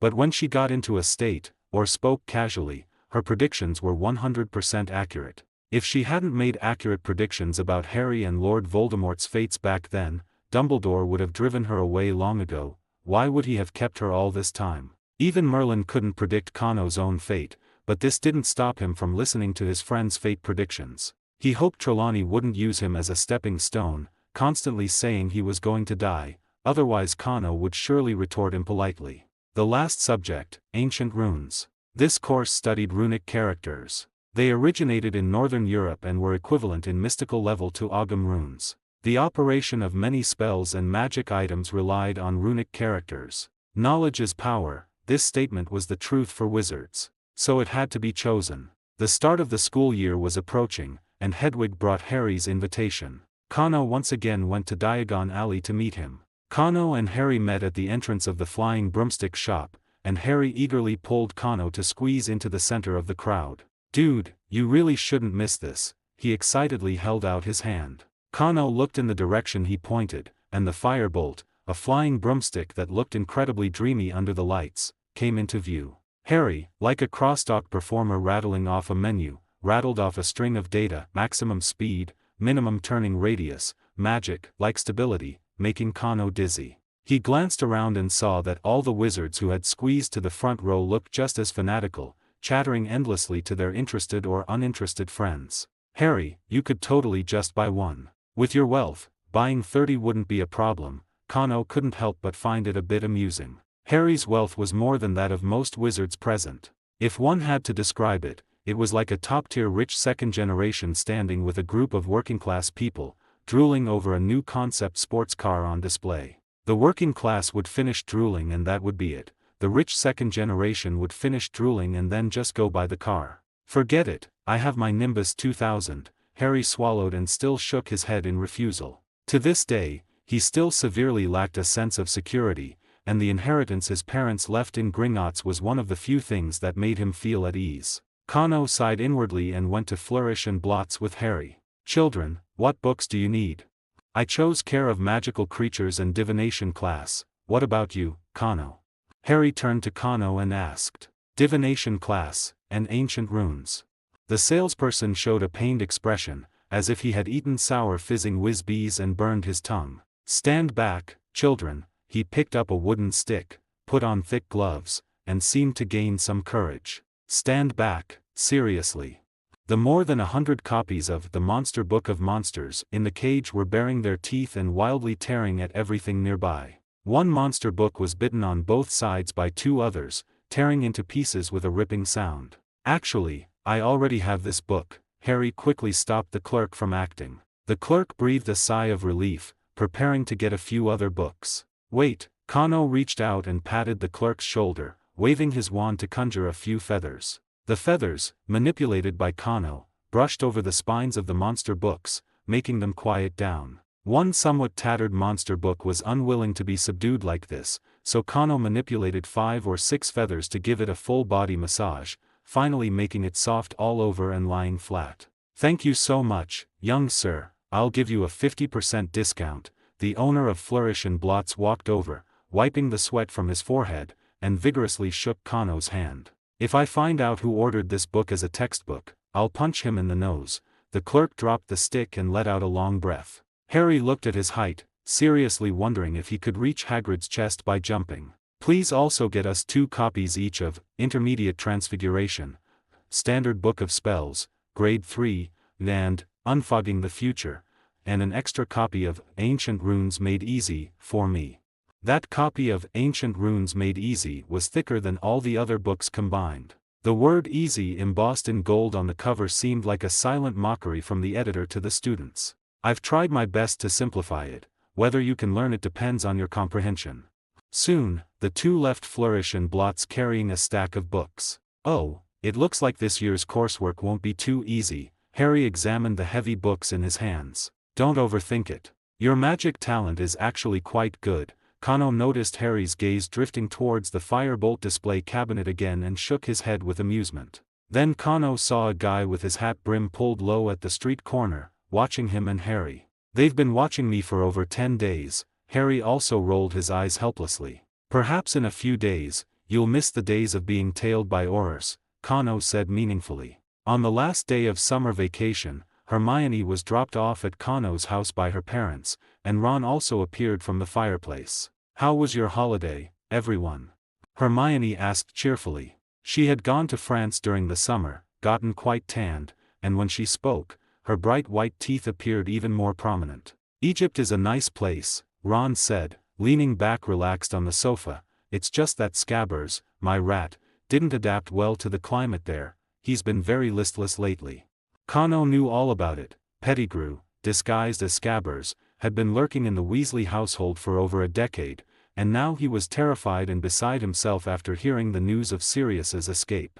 This year, he would be free. Kano wouldn't let him get away. I'll mix him some potion later, don't worry. Kano stood up and walked to the fireplace. Let's go to Diagon Alley. Harry has been waiting for you all for a long time. The three sprinkled Flu powder into the fireplace, spoke their destination, and green flames carried them to the bustling Diagon Alley. Where's Harry? Ron eagerly searched.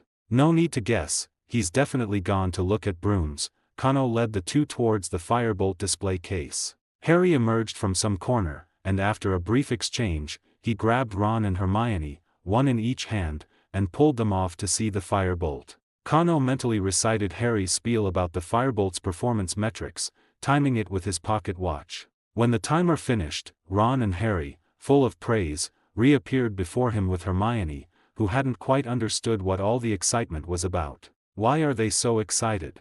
Hermione walked slightly behind, abreast with Kano, as the two boys ahead gesticulated wildly. Your dad probably looks about the same when he goes to a car show, Kano whispered. Big toys for big boys.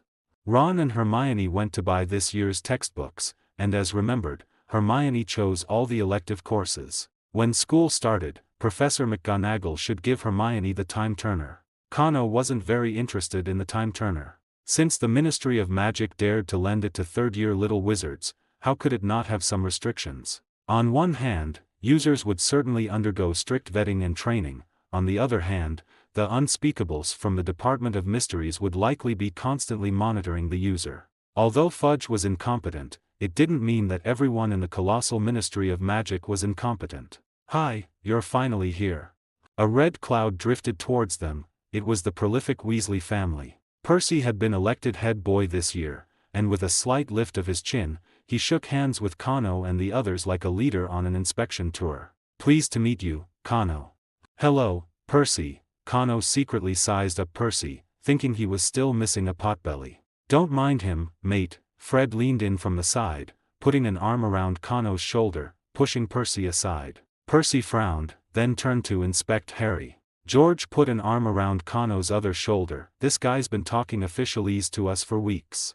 Seriously, we're fed up, Fred whispered to Kano, watching Percy's stiff movements. Percy's just trying to show he's different from us ordinary students. What kind of mischief are you two up to now?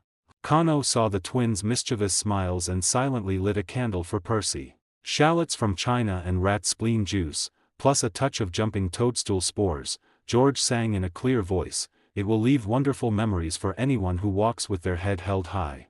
In simpler terms, it will make people really want to fart. Fred pulled out a small, greenish object. For the sake of my dear brother Percy's image, we also added some peppermint. Although the farts will be potent, they'll only carry a fresh minty scent.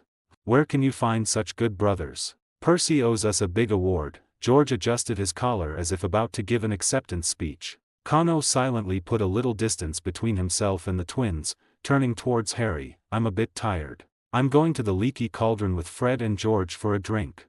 I heard the Leaky Cauldron just got a new shipment of good liquor from the Muggle world, Kano added, seemingly unintentionally. What? That's great, we'll go to the pub to try it.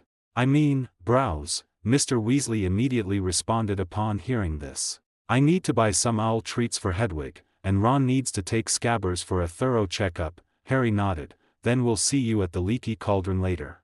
And so, the trio headed to the magical menagerie, while the Weasley family and Kano went to the Leaky Cauldron. Everyone sat excitedly at several small tables in the corner, and Fred diligently asked everyone what they wanted to drink before heading to the bar to get them. You're really our good partner, well done, George whispered. Kano watched Fred discreetly drop the small object into Percy's butterbeer, trying hard to suppress his laughter. I'm not your partner, I'm an investor. Is this your first product demonstration for me? Ah, you could say that. The cost of this product is very low. As for the effect, our esteemed head boy will demonstrate it for you shortly. Kano and the twins chatted quietly, but soon, they lost the inclination to talk. After Percy took his first sip of the doctored butterbeer, his expression became strange. His ears began to turn red, which was the Weasleys' standard reaction when faced with tricky problems. "I'll be right back." Percy maintained his composure and quickly walked towards the restroom. Then he didn't come out, and rhythmic thumping sounds gradually started coming from the restroom. "Is this stuff too strong?" Kano asked with some concern. "No, George and I tried it on ourselves," Fred said, but his tone didn't sound so certain. The three fell into silence, a silence accompanied by the pub's din and intermittent farts. "Are you sure you didn't mess up the recipe's dosage?" "We really didn't. I think the effect of the fresh fart candy is just a bit too strong on Percy." The wizards also gradually noticed something was off. Everyone's chatting voices slowly became quieter. But the sound coming from the restroom grew louder and louder. Now it sounded like someone was smashing a wall with a sledgehammer. "George, Fred," Kano said gravely, looking towards the restroom, "absolutely do not test your new products on me, or I'll immediately withdraw my investment, understood? This is the necessary path for new things to emerge." George wiped the sweat from his forehead. "But, should we go check the restroom?" When Hermione appeared at the entrance of the leaky cauldron with the ginger cat Crookshanks and the two boys, a large crowd of wizards streamed out, nearly scattering them. Immediately after, a sound that Harry thought sounded like a plane taking off came, followed by complete silence. After a while, the Weasley family appeared before them. Mrs. Weasley held a twin in each hand, with Ginny following behind, and Mr. Weasley carried a pale-faced, red-eared Percy. They hurriedly greeted them and left. "What happened?" Harry looked at Kano, puzzled. Sacrificing oneself for new things," Kano said awkwardly. "That's how it is." Early the next morning, Kano arrived at King's Cross Station, platform 9 3/4. The Scarlet Hogwarts Express was still shrouded in steam, and Kano, pulling his simple luggage, walked into the carriage. "That's him. Sirius has escaped. His girlfriend is incredibly beautiful." Little wizards, full of youthful energy and with nothing better to do, whispered as they watched Kano through the compartment's glass window. Their topics generally fell into two categories: Sirius's escape and Fleur. Kano's powerful senses allowed him to hear all these remarks, but he didn't care. He casually pulled open an empty carriage, placed his luggage on the rack, and then sat on the bench, closing his eyes to rest. Many footsteps passed by the door, and the train slowly started to move. Just then, the carriage door was suddenly pulled open. Kano opened his eyes and was surprised to see a red-haired girl standing before him. Ginny looked at Kano somewhat nervously. "Kano, do you have time?" "Of course, is there something you need?"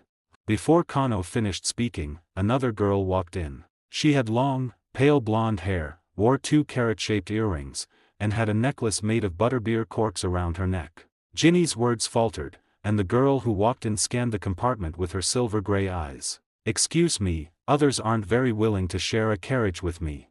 "It's all right, Luna." Ginny and Luna clearly knew each other, and seeing this, Kano also helped Luna lift her trunk onto the overhead rack. After the three of them were seated, Ginny glanced at Luna, finding her in an ethereal state. After preparing herself mentally, Ginny finally spoke. "Kano, I want to be friends with Harry Potter." Why ask me?" Kano suppressed a smile, playing the role of a serious elder brother. "Because didn't you get a girlfriend before the holidays? You should have experience." Ginny's face was a little red. "Of course, I don't want to be Harry's girlfriend, I just want to. Luna looked at the carriage ceiling, inexplicably coughed, and Ginny promptly swallowed the latter half of her unformed sentence. "And Kano isn't someone who likes to spread gossip. If I asked classmates, they would definitely let everyone know." Ginny said softly, her head down. "Girl, looking like that, it's hard not to think you want to be Harry's girlfriend. And did you just inadvertently stab Ron in the chest? That boy certainly has a loose tongue." Kano rubbed his hands, having prepared his speech. "Actually, you and Harry already know each other. But his impression of you is as his good friend's sister, not as Ginny Weasley, an independent person." "Then what should I do?" "First, you need to be able to talk normally. Usually, as soon as you see Harry, you look like you're overloaded, almost steaming from the ears, and that's absolutely not allowed." Ginny pulled out a notebook from somewhere and scribbled furiously. "Anything else, Kano?" "After you achieve that, you need to show your personality. There's no need to deliberately cater to Harry, just show your true self." Kano began to subtly insert his own agenda. Anything else?" And then, our little Ginny is also a beauty. If you two are fated, once Harry realizes you're a woman, many things will naturally fall into place. However, the last step might take a while, so you need to be patient. Ginny lowered her head, diligently taking notes, and finally, pointing at points 1, 2, and 3 with her pen tip, she closed her notebook with satisfaction. Luna's silver-gray eyes rolled, her gaze refocusing on Kano's face, seemingly speechless at his persuasion. This way, I can be Harry's friend. Huh. Ginny finally realized what Kano had said at the end, covering her face with the notebook, her ears glowing red. Kano grinned silently. Ginny is indeed a beauty, after all, her name is derived from Guinevere. And Harry is a genuine Lucist. For example, his first love, Cho Chang, was Hogwarts's school beauty. No big deal, I'll just watch. Canopus Black, hello. Luna's large eyes stared unblinkingly at Kano. Your aura is very special. Have you heard of Crumplehorn Snorkax? Hello, Luna Lovegood. If I find one, I'll definitely write to tell you. Kano responded politely. Luna nodded gently, and Ginny finally broke free from her shyness, somewhat flustered as she pulled Luna into conversation. The topic suddenly became very girly, making Kano a bit uncomfortable. After all, two second-year girls discussing skin care in front of him really filled him with the urge to complain. Speaking of which, Kano. Seeming to finally realize Kano had been excluded from the conversation, Ginny asked, when did you get that girlfriend? She's really beautiful. Kano scratched his cheek a little awkwardly, mentally starting to miss the topic of skin care. Last Christmas, we met by some serendipitous chance. Actually, it wasn't until the holidays began that we truly made our relationship official. Ginny and Luna made sounds of understanding, and the usually ethereal Luna suddenly broke into a gossipy smile. So, where did you two go on dates? Paris, France, and also Fleur's Manor in the Loire Valley. Kano counted on his fingers. This time we explored London and also went to Stirling County. The two girls began eagerly asking about the scenery along the way, and Kano could only tell them what he could. Soon, the three's relationship became more intimate. Luna's old habits resurfaced, and she began to chatter endlessly to Kano about Crumplehorn Snorkax, even pulling out a copy of the Quibbler to read to Kano with great emotion. Good sister Ginny constantly complained about her third brother, Percy, and mysteriously told them about his romance with Prefect Penelope. The snack trolley arrived, and Kano bought quite a bit as usual. As the atmosphere among the three grew increasingly harmonious, it began to rain outside the window. Large raindrops, carrying the chill of autumn, hit the train window, quickly fogging up the inside of the glass. Coupled with the Hogwarts Express itself speeding northward, the temperature inside the carriage began to slowly drop. Ginny took out her school robes and wrapped them tightly around herself. Why do I feel like it's getting colder? Luna also pulled out her Ravenclaw-colored scarf and wrapped it around her neck, and the train seems to be slowing down. Kano now felt a chill, a sensation similar to seeing muddy, dirty boots on his own bed. He silently pulled out his wand, holding it in his hand. The express slowly stopped on the tracks, and the heavy rain outside poured down. Girls, put on more clothes. Kano smelled a decaying odor approaching. The light suddenly went out, and the little wizards cried out. In fact, no one was hurt, but light represents warmth and safety, and the pursuit of light is an instinct etched into human bones. Ginny and Luna huddled together, and Kano sat silently in the darkness. The smell of decay grew closer, and the carriage door slowly opened. A tall creature, wearing a tattered black cloak, floated in midair, poked its head in, and slowly looked from left to right. A bone-chilling cold swept in, different from the feeling brought by autumn rain. It was an emotional impact. It seemed to freeze all passion and joy, making people lose all interest in the world. These were Dementors, the jailers of Azkaban, the minions of the Ministry of Magic. Luna's eyes were wide open, staring at the Dementor. Ginny's eyes were tightly shut, but her wand in her hand did not relax. As for Kano, this chill seemed to clash with his attributes, igniting a surge of inexplicable anger in his heart.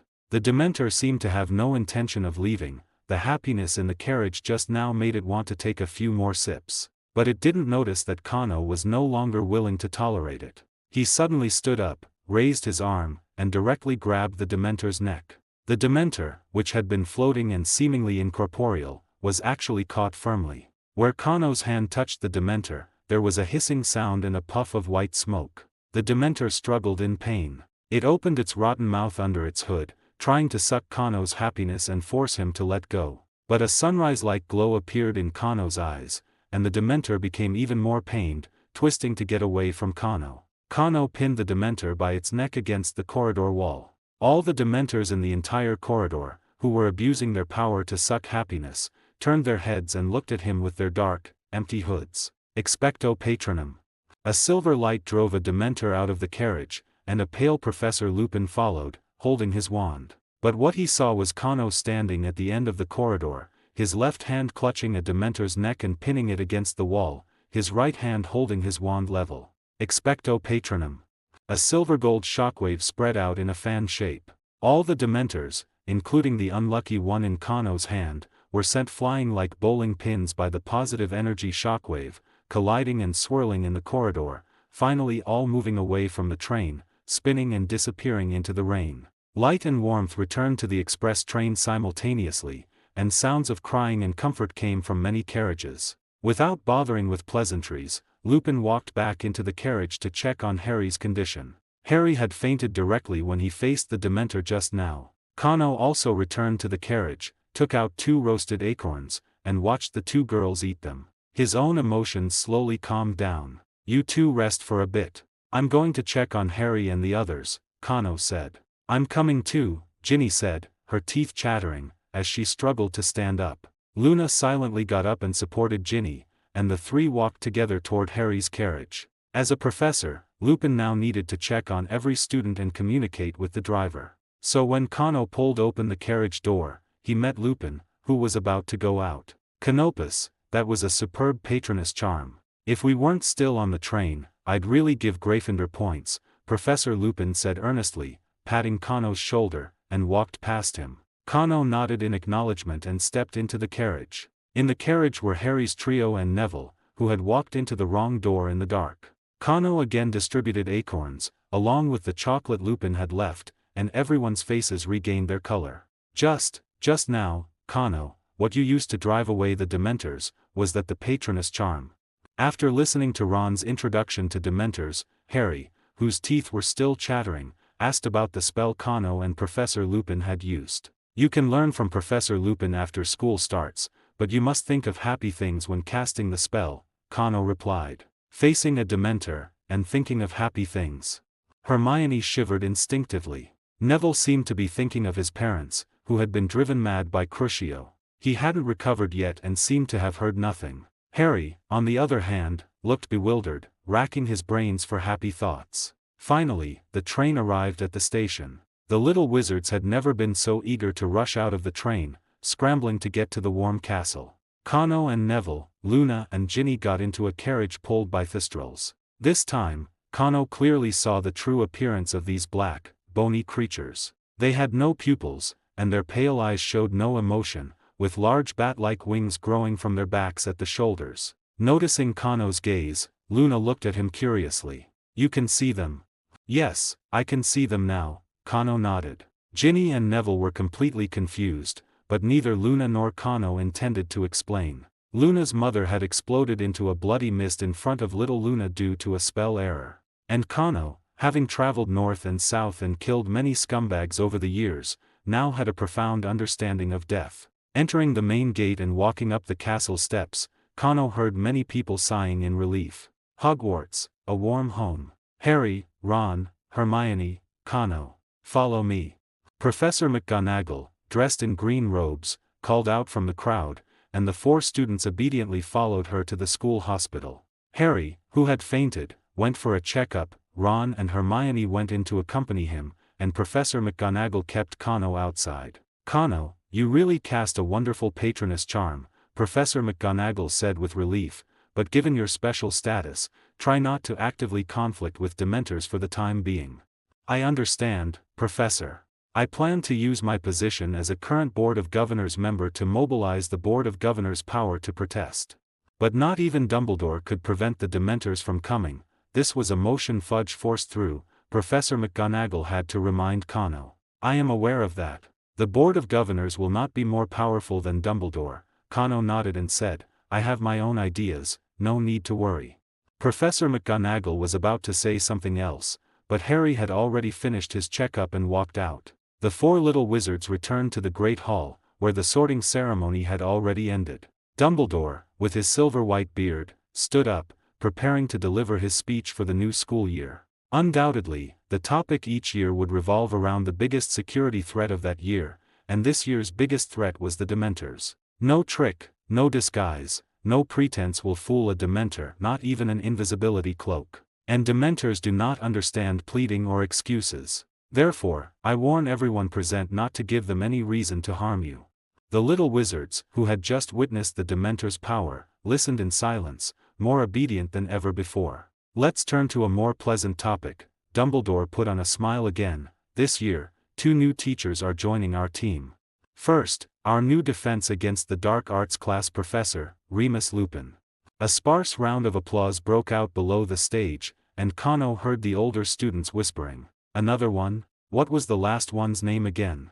I'm already tired of remembering the faces of the defense against the dark arts class professors." Lupin, wearing a somewhat worn robe, stood up to greet everyone, a helpless smile on his face. The defense against the dark arts class professor was considered a high-risk profession in the magic world. If Lupin hadn't been a werewolf, finding work would have been difficult, and he was struggling financially, so he wouldn't have considered taking this job. Of course, the Gryffindor students who had witnessed his strength on the train were still clapping vigorously. As for our second new teacher, our Care of Magical Creatures professor, Mr. Kettleburn, has retired. Dumbledore pointed to the restless Hagrid sitting at the faculty table. The teaching position for this class will be taken concurrently by our gamekeeper, Rubeus Hagrid. This time, not only was the applause sparse, but the students also started whispering, and even Harry and his friends clapping couldn't liven the atmosphere. Last year's Chamber of Secrets incident caused students to dig up old news from many years ago, and Hagrid suffered from a period of unusual scrutiny. Seeing this, Hagrid grew even more uneasy, and the chair beneath him let out an ominous creak. "Please be quiet, children." The accusations regarding Hagrid releasing the Chamber of Secrets monster were investigated last year and have been withdrawn. Dumbledore said with a smile, "Although many years late, I am honored to tell everyone that Rubeus Hagrid is an innocent man, and always has been." To vindicate him, Dumbledore led the applause. This time, everyone stood up and applauded, looking at Hagrid with joyful eyes. Hagrid pulled out a handkerchief the size of a tablecloth, wiping away his emotional tears. Thank you, everyone. I will be a good professor. Thank you. My speech ends here. Let us enjoy the feast." The steaming food dispelled the cold brought by the Dementors, and the despair from a few hours ago was cast aside like a mirage. By the next morning, everyone's mood remained good, the Dementors like a nightmare, deliberately forgotten by the little wizards. "Hermione, I know you're excellent, but no matter what, you can't possibly be in 3 classrooms at once for class." Ron frowned as he looked at Hermione's timetable, but Hermione fiercely cut off Ron's curious questioning. Kano looked at the metal chain around Hermione's neck, knowing that the time turner was currently hanging on her chest. "All right, hurry up and eat. Our first divination class is in the North Tower, so we'd best leave early."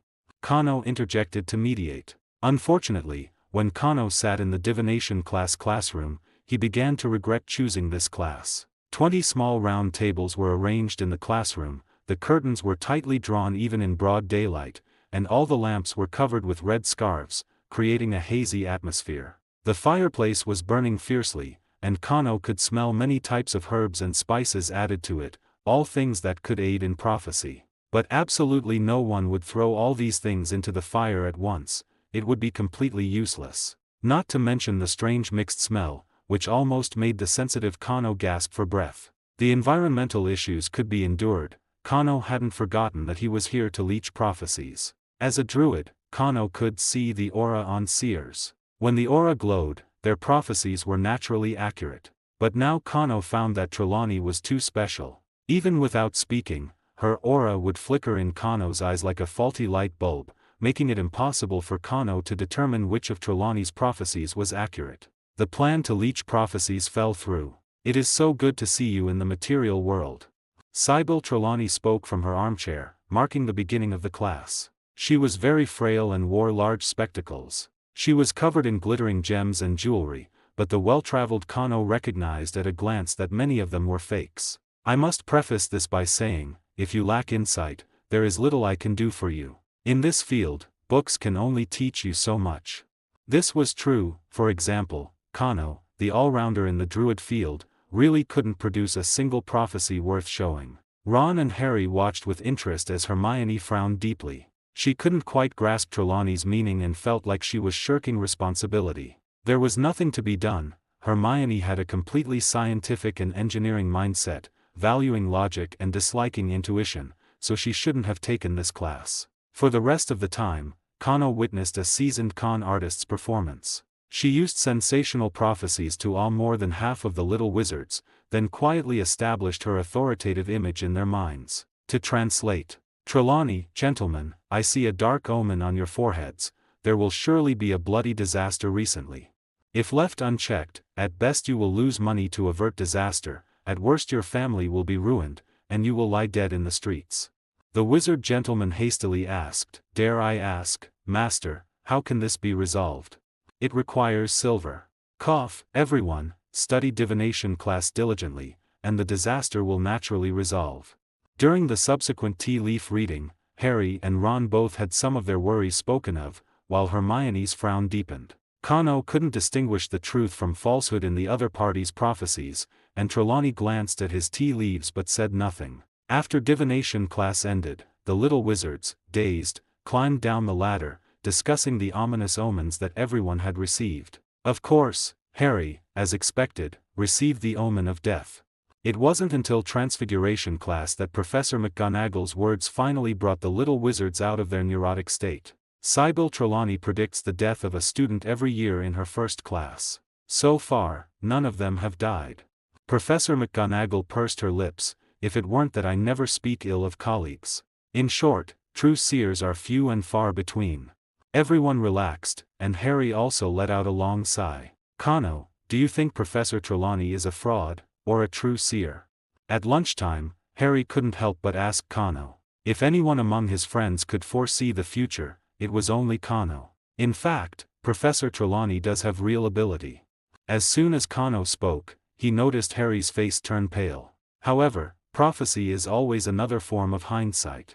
Kano explained, "True prophecies are not remembered at all times. Only when things are irreversible do people confirm the truth of a prophecy.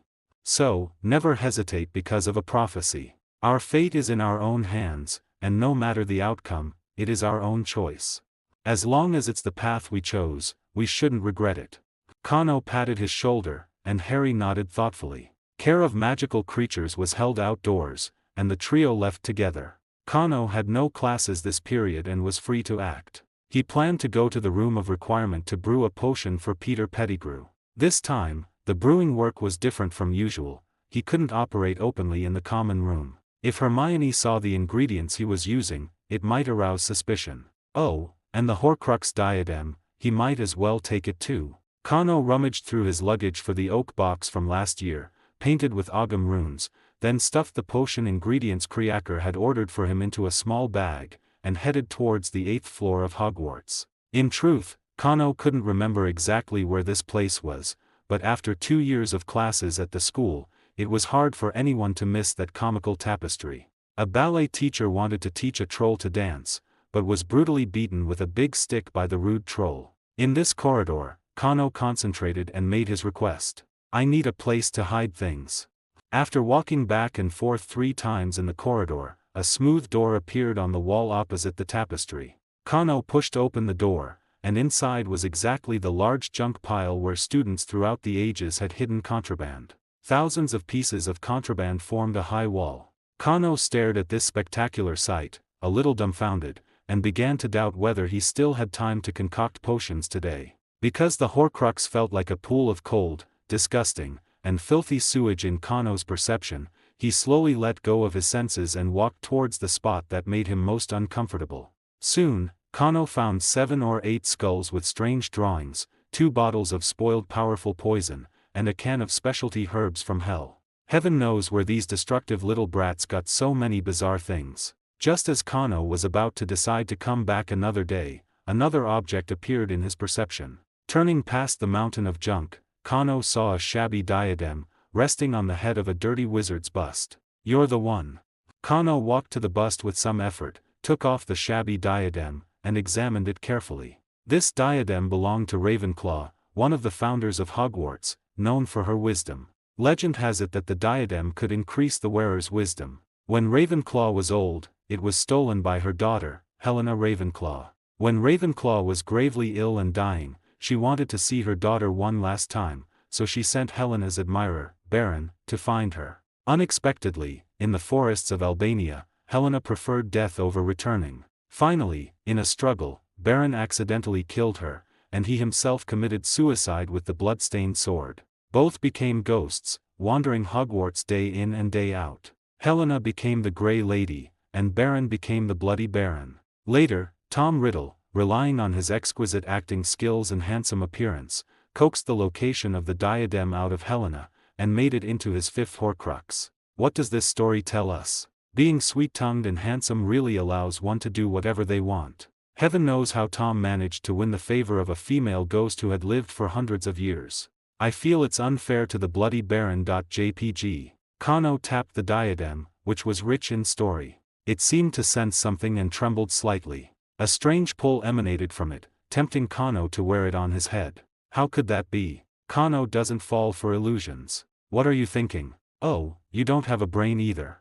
Kano picked up the diadem and decisively pressed it into the oak box, closing the lid. No matter how the diadem struggled, Kano paid it no more mind. He walked out of the junk room, once again walking back and forth 3 times in the corridor. This time, he needed a place to brew potions. Pushing open the door again, the room of requirement contained a long table, covered with various brewing tools. Kano even saw a small cabinet full of ingredients. Kano quickly went forward to examine the cabinet carefully. He was almost certain it was the one Snape kept in the potion classroom. Although it was filled with common ingredients for students, these were still bought with galleons. Kano didn't need these. He took out the ordered herbs from his small bag and began to process them by category. What Kano was going to prepare was a potion that could make people mentally excited, a waking potion.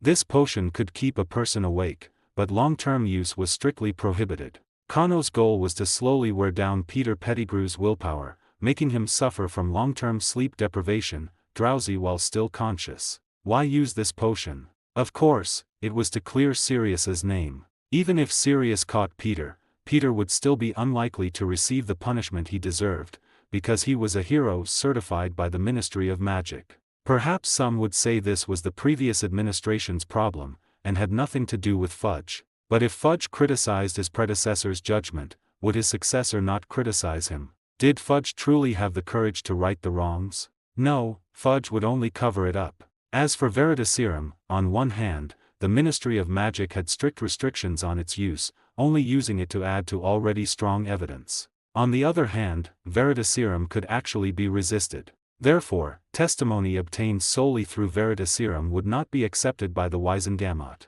In fact, as long as the prisoner was proven to be under the influence of a mental potion, whatever he said would not count. Translated to the Muggle world, this was the so-called illegally obtained evidence.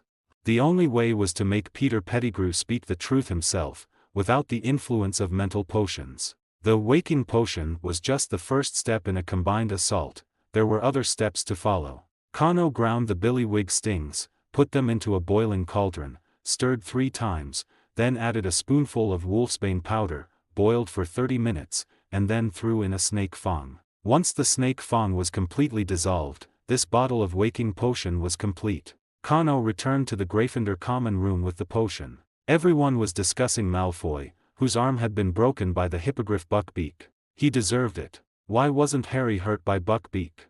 Ron said, banging on the table. Ron, the potion is ready. Feed Scabbers a spoonful every 4 days. This stuff tastes really bad. He might struggle, but don't be soft-hearted.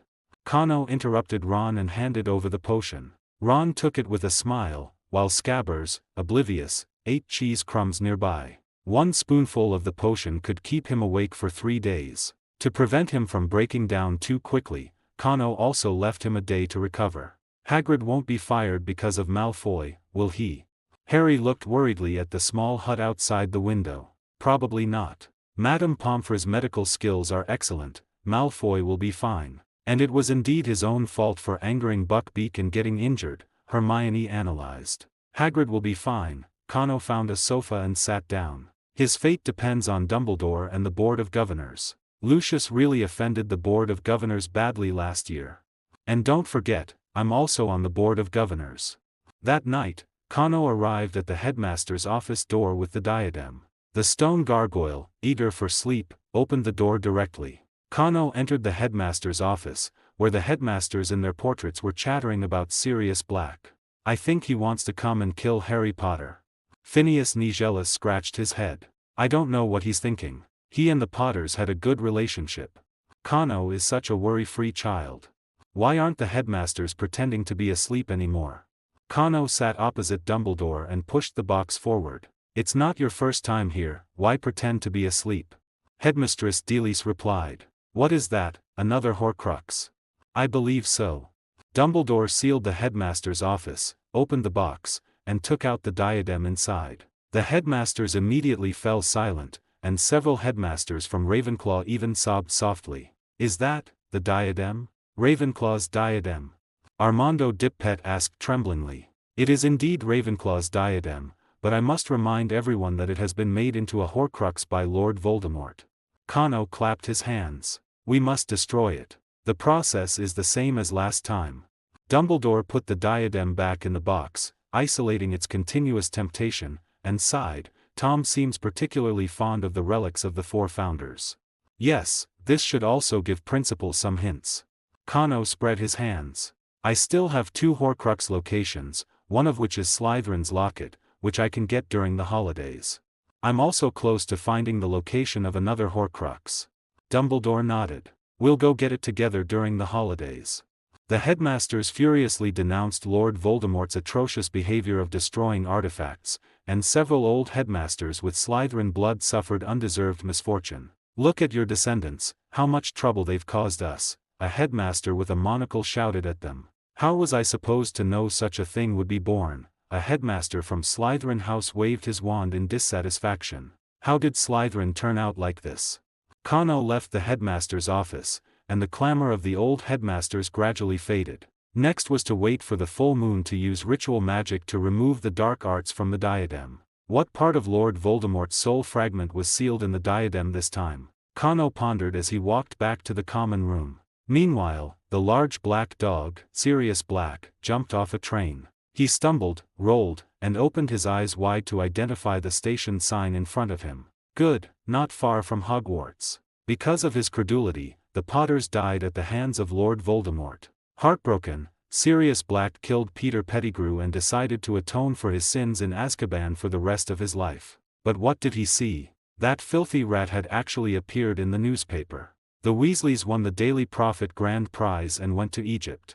The rat with a missing finger, perched on the red-haired boy's shoulder, wasn't that Peter? He's at Hogwarts, right next to Harry. I must find him and kill him as soon as possible. Also, who was that pale-skinned Black? If he were my son, Dumbledore wouldn't let Harry interact with him. Could it be Regulus's child? But Regulus was a Death Eater, and his child should also be kept away from Harry. Was Dumbledore getting senile? Sirius Black's mind raced as he bit into a stolen can of food, transformed back into human form, and sat in a corner to eat. But soon, he heard sirens. Fudge had informed the Muggle Prime Minister of his appearance, and now both Muggles and Wizards were hunting him. He quickly hid in a corner, transforming back into the large black dog. Soon, several police officers arrived to search the area. That murderer is here, I just saw him. The large black dog silently left in the dark of night, heading straight for Hogsmeade. The next morning, Connor received 3 letters at the dinner table. One was a thank you letter from the Ministry of Magic, thanking him for preventing Ministry employees from causing physical and mental harm to the little wizards.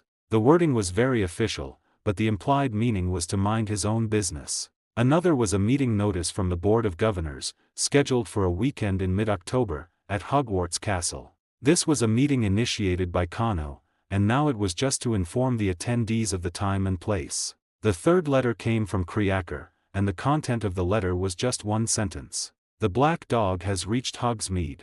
Kano had sent Kriaker to monitor Sirius Black's movements, lest he jump out too early and ruin the plan he had set. But what happened last night actually didn't need to be reported, because today's front-page headline of the Daily Prophet was "Sirius Black Sighted Near Hogsmeade." Harry looked at the Daily Prophet with some worry.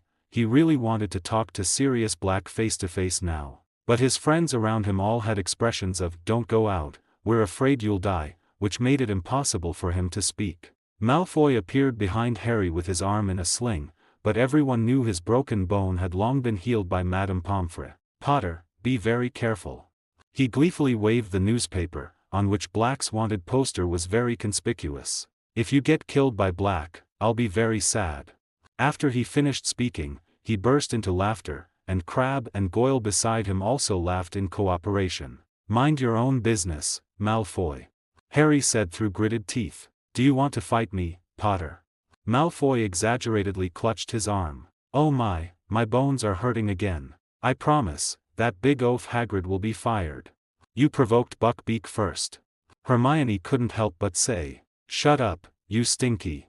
Malfoy saw the cold look Kano gave him and swallowed the rest of his sentence. "My father is very influential. He told the Board of Governors and the Ministry of Magic about this. This time, I'll make sure that Big Oaf can't even be a gamekeeper."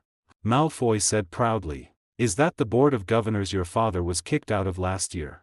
Ron flared up at the mention of the term. "Last year, Lucius had tried to kill Ginny. We have a current board member here, Mr. Draco, the eldest son of the former board member." Malfoy's face turned white, and there was a wave of mocking laughter at the Gryffindor table. He angrily dropped a "you'll see" and left. "You'll help Buckbeak, right?" Hermione asked, looking at Kano, who was eating bread. "Draco is well protected by Lucius, that's true. But I'm not his father, why should I indulge his bad habits?" Kano affirmed calmly. The first defense against the dark arts class arrived as scheduled on Thursday afternoon, and Professor Lupin was the last to enter the classroom. He looked much better, perhaps because the full moon had passed a while ago. "All right, class, let's put our books away. Today is a practical lesson." He led the chattering little wizards through the corridor and ran into Peeves, who was playing pranks. Peeves is a special ghost. Unlike other ghosts, who are formed from wizards after death, he appeared at the same time as Hogwarts Castle. He can touch things and hide his form. And what he is most passionate about is playing all kinds of pranks on students. He is depicted as a male dwarf, wearing funny clothes and with 2 small mustaches. Now, this dwarf was enthusiastically stuffing sticky chewing gum into the keyhole of the broom cupboard, so Filch couldn't get in to retrieve the cleaning tools. As Professor Lupin got close to Peeves, he looked up and sang with a mischievous wink. "Loony, Loony, Lupin," Peeves sang, "Loony, Loony, Lupin, Loony, Loony, Lupin." Professor Lupin kindly advised Peeves to stop, but Peeves responded with a spit. "All right, class, let me demonstrate a spell for you." He waved his wand, Wadawasai.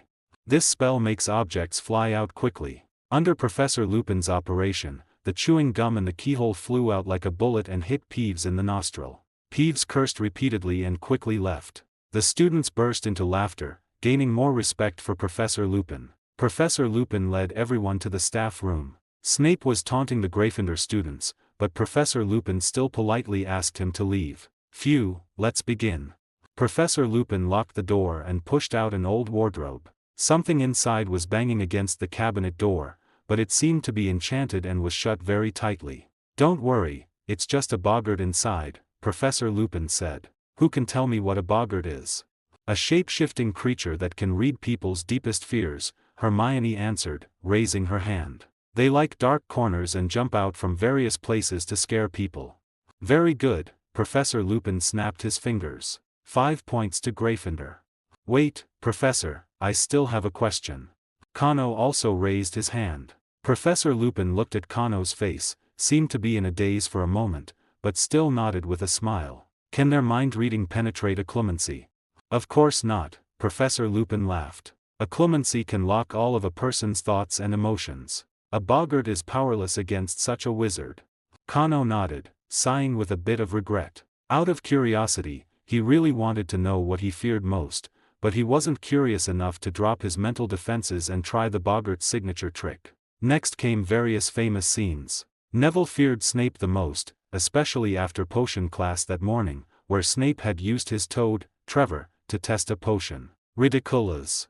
Neville struggled to say the spell. Snape, with his cold face, suddenly put on a thick lady's fur coat and a dangling vulture specimen on his head. The students burst into laughter, and a smile appeared on Neville's pale face. Ron feared spiders the most, and the boggart transformed into a giant spider. Connor knew the reason for this. An uncle of the Weasley twins had died fighting Lord Voldemort, and before his death, he bought a toy for the twins. But Ron broke this toy, so the two mischievous older brothers turned Ron's teddy bear into a large spider. Little Ron was holding the teddy bear when the bear in his arms suddenly grew 8 legs, giving him a psychological trauma. Ridiculous. Ron shouted with his eyes closed. The giant spider, which the boggart had become, suddenly lost all its legs, turning into a ball that rolled on the ground. Ron laughed heartily, and the legless spider rolled to Connor's feet. Connor watched the evil little thing, and the spider's 2 rows of eyes blinked at Connor. Suddenly, it exploded into a puff of smoke in front of everyone. Connor scratched his head and looked at Professor Lupin. It seems everyone's laughter was enough. This is the best way to fight a boggart. Professor Lupin smoothly picked up the conversation. In class in a couple of days, I'll find another boggart, and students who haven't tried can give it a go. He smiled and bowed slightly. Class dismissed, everyone. Professor Lupin gave Connor a look, and Connor also wanted to talk to him, so the two of them coincidentally lingered behind. Once the students had left, Connor casually closed the door. Is there something, Professor Lupin? I wanted to talk to you on the train, but from my observations these past 2 days, you and Harry have a good relationship. Professor Lupin pulled over 2 chairs and had Connor sit opposite him. After all, Harry and I are also relatives, and I've looked after him a bit in the past few years, so it's normal for us to have a good relationship, Connor replied calmly. Professor Lupin's brow furrowed. He had already found it incredible that Harry and Connor had a good relationship. Now he heard they were even related through Sirius. Why hadn't Dumbledore interfered? Or was there really more to Sirius's story? Thinking of this, his mood suddenly lightened. He had never been able to believe that Sirius had betrayed the Potters. It was precisely because the Order of the Phoenix suspected Professor Lupin was an informant that they strongly suggested the Potters make Sirius their secret keeper for their residence. But Sirius, fearing he would be captured, suggested to the Potters that they secretly switch the secret keeper to Peter, which led to the Potters' deaths. Not only was Sirius extremely guilty, but Professor Lupin had also carried immense psychological pressure for so many years. Professor Lupin's lips trembled, unsure what to say. He also knew there was no evidence now, and the best way was to find Sirius and confront him face to face. But these were not matters to discuss with a child like Connor. Professor Lupin spoke somewhat awkwardly. Well, I understand. There's nothing else. You should go have dinner quickly. Who knew Connor would shake his head instead? I actually have something to ask you. I need a bit of your fresh blood for my werewolf research. Connor noticed Professor Lupin's face turn pale and quickly added, we can sign an unbreakable vow. I will never use your blood for anything other than research. Professor Dumbledore can be the secret keeper. Professor Lupin looked at Connor with a complex expression, not expecting his werewolf identity to be exposed so quickly. Let me explain first. This research is to help werewolves escape the troubles of the full moon, Connor continued. If the research succeeds, perhaps you can also have a normal life in the future. Connor, you're a bit too impatient.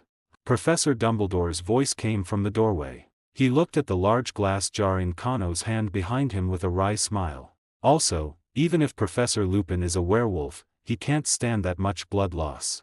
Under Dumbledore's assurance and witness, Connor and Lupin made an unbreakable vow. When Connor pulled out the huge blood collection bottle from behind him, Lupin finally understood why Dumbledore had arrived so quickly. Student Connor, you're not going to make me fill this bottle, are you? He looked at Connor, who was skillfully sterilizing several small knives, with some trepidation. Of course not. Connor looked at him strangely. This bottle still needs to be filled with more than half potion, to keep your blood active for a long time. You're not afraid of injections, are you, Professor Lupin? Connor teased. You look like you're about to slaughter a pig. Any person would be afraid. Lupin turned his head, wanting to look into Dumbledore's clear blue eyes for some sense of reassurance. Who knew that old Dumbledore's eyes would narrow with a smile, as if he had just sold Lupin for a good price. In fact, Dumbledore knew that Kano would not speak without full confidence. Since he proposed to try and solve the werewolf's illness, it meant he had hope of success. Lupin was Dumbledore's proud student, and if he could be freed from the fate of a werewolf, Dumbledore would also be very relieved. Finally, Kano left with a large bottle of steaming fresh blood. Lupin unnaturally moved his wrist and took the blood replenisher Kano had left him. "Principal, what kind of person is this child?" he asked, puzzled. "He detests evil as if it were his personal enemy." Dumbledore did not answer directly. Unbelievable. Kano didn't know Dumbledore's evaluation of him, and days passed slowly. On the first full moon in September, Kano dealt with the diadem using the old method, leaving the remaining protective enchantments for Dumbledore to handle. As for the werewolf research, after dealing with the Horcrux that night, Kano had almost exhausted his magic, so he had to wait until next month. Mid-October, the morning before the Board of Governors meeting, by the Black Lake. "You've had a very happy holiday, Kano. Let me see if you've been slacking off recently." From the morning mist emerged a familiar figure. It was one of Kano's mentors, the Sun Knight Gawain. "Is my opponent today you, Brother Gawain?" Kano looked at him in surprise. "Isn't today Saturday? Even if I cut you down, it won't delay your classes, right?" Gawain grinned, his smile carrying a hint of bloodlust. "Agravain and the others are all useless fellows. Kay is good at skill, but his worst trait is his foul mouth." Gawain commented arrogantly, "No time for you to play around slowly. Fight me, and if you win, I have a mission for you." Kano tilted his head and whistled helplessly. The little unicorn, already impatient, ran over and immediately flipped Kano onto its back. Gawain pulled out a magnificent white horse from the mist, also wearing a dazzling set of ornate armor. "Brother Gawain, are you using this get-up to trick young girls?" Kano also put on his full armor, picked up his lance, and teased. "What do you mean, trick? They are captivated by my charm." Gawain corrected him righteously. "Come, fight me. Let me see if you've made any progress in other areas besides the verbal sparring you learned from Kay." Kano smiled and pulled down his visor. Knight Kay was a king of trash talk. Fighting him meant constant taunts, making it easy to lose reason and eventually expose weaknesses. Kano just wanted to try it out in front of Gawain, but Gawain was too familiar with Kay and immediately saw through Kano's trick. "Then let's start the real battle." Kano squeezed his legs, and the little unicorn immediately understood, charging forward.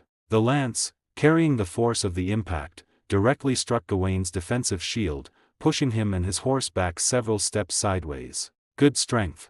Gawain deflected his shield, bringing his lance down like a club, and Kano tilted his shield to absorb the force. The two knights fought fiercely, their mounts constantly circling, the powerful force transferring to the ground through their hooves. As time passed, the sun climbed higher, and the Sun Knight before him gradually grew stronger. Fiery magic coiled around his body, and Kano felt like he was fighting a human-shaped volcano. It was already past 10 in the morning, and Gawain was already twice as powerful as when they started. Gawain was like a giant boulder rolling down a mountain, only getting faster and faster, crushing and flattening everything in its path. Both of their shields were shattered, and their lances broke simultaneously in their last clash. "You shouldn't only have this strength. Are you stalling for time?"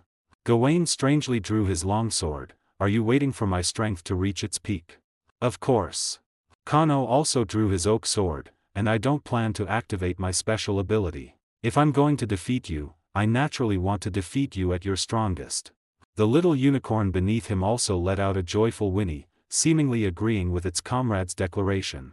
Gawain's white horse also pawed its hooves, unwilling to show weakness, but its stamina was not as good as the little unicorn's. The two charged at each other again. This time their tactics were more refined, and their offense and defense transitioned more swiftly. After all, a longsword was too short compared to a lance, and wielding a sword while on horseback was almost like close-quarters combat. Armor and magic shields were as fragile as paper under heavy blows, and both of them quickly sustained many wounds. Kano's deepest wound was in his left flank, where a deep gash had been opened, blood flowing freely and staining the little unicorn's body. Gawain's left arm hung limply, bone fragments clearly visible at the wound. Kano had just taken a blow to sever his upper arm bone. "Looks like I didn't lose out," Kano said with a gasp, smiling. Indeed, you didn't lose out. Gawain also had to admit, but bleeding will drain your strength, and that wound will greatly affect your mobility. As for me, you can have this arm. He squeezed his horse's flanks, wanting to continue fighting. But the white horse beneath him whinnied, its front legs kneeling, unable to move anymore. The little unicorn snorted weakly, swaying, trying to take its master forward to gain an advantage. Kano endured the pain and jumped off its back. The little unicorn understood his meaning and simply lay down on the ground to rest. The two heavily wounded knights took up their stances, like two bulls butting heads. Some students were drawn by the piercing sound of metal friction, but ultimately lost their way in the mist and stumbled out in confusion. If he had walked further, he would have seen Gawain, his body enveloped in magic as dazzling as the scorching sun, his longsword like flowing magma, smashing down with full force onto Kano's sword. Kano did not activate his special ability. Powerful magic built a dense wall around him, confronting Gawain without yielding a single step. In the end, the sound of metal friction disappeared, leaving two dull thuds. Gawain's longsword pierced Kano's left thigh and calf from top to bottom, the wound instantly ignited by the high temperature, emitting the smell of burning fat, making Kano kneel on the ground on the spot. Kano's oak sword pierced Gawain's right flank from bottom to top, passing through his diaphragm. With a twist of his hand, magic erupted, tearing apart his heart, liver, stomach, and intestines. Gawain trembled, giving a thumbs up, then dissipated into mist. It was now noon, and Kano had defeated Gawain at his strongest moment. Kano lay prostrate on the ground, his flowing blood returning to his body like rivers to the sea, bringing more vitality. Wounds of all sizes, deep and shallow, healed rapidly, and dislocated bones were reset with the help of small branches that had grown inside his body. Gawain reappeared from the mist and lifted Kano, who was playing dead on the ground, with one hand. "Good lad, you passed. What exactly is going on?" Kano's legs felt weak, and he eventually slumped to the ground. Gawain didn't mind, and likewise sat on the ground. "Grand Druid Kaiser has found Merlin. There's some trouble in Ireland." Kano nodded thoughtfully. Kaiser was the court druid in the Ulster cycle stories, and the Ulster and Connaught in those stories are located in modern-day Ireland. It couldn't be Cu Chulainn, the son of light, whose resentment has gone out of control, could it? Kano's forehead was sweating a little. "I don't know much about warriors from that era. How strong was he, really?" "It's not Cu Chulainn, you're not strong enough to fight him yet." Gawain waved his hands repeatedly. "It's Fergus's resentment that has gone out of control." Kano gasped. This one was also a powerful warrior. Fergus was Cu Chulainn's foster father and once captured King Concobar, who was his enemy, on the battlefield. But due to the prince's plea, he ultimately sliced off 3 mountaintops as a warning. "I can't just blast away 3 mountaintops now, big brother. Are you sure I won't just be walking to my death if I go?" Kano asked, wincing slightly. "Actually, it's not that exaggerated. Fergus also needed to charge up to do that back then." Gawain patted Kano's shoulder. "Originally, last holiday, we wanted you to go for some experience. But Ireland insisted on solving it themselves, and you got a girlfriend. So, the matter was temporarily put aside.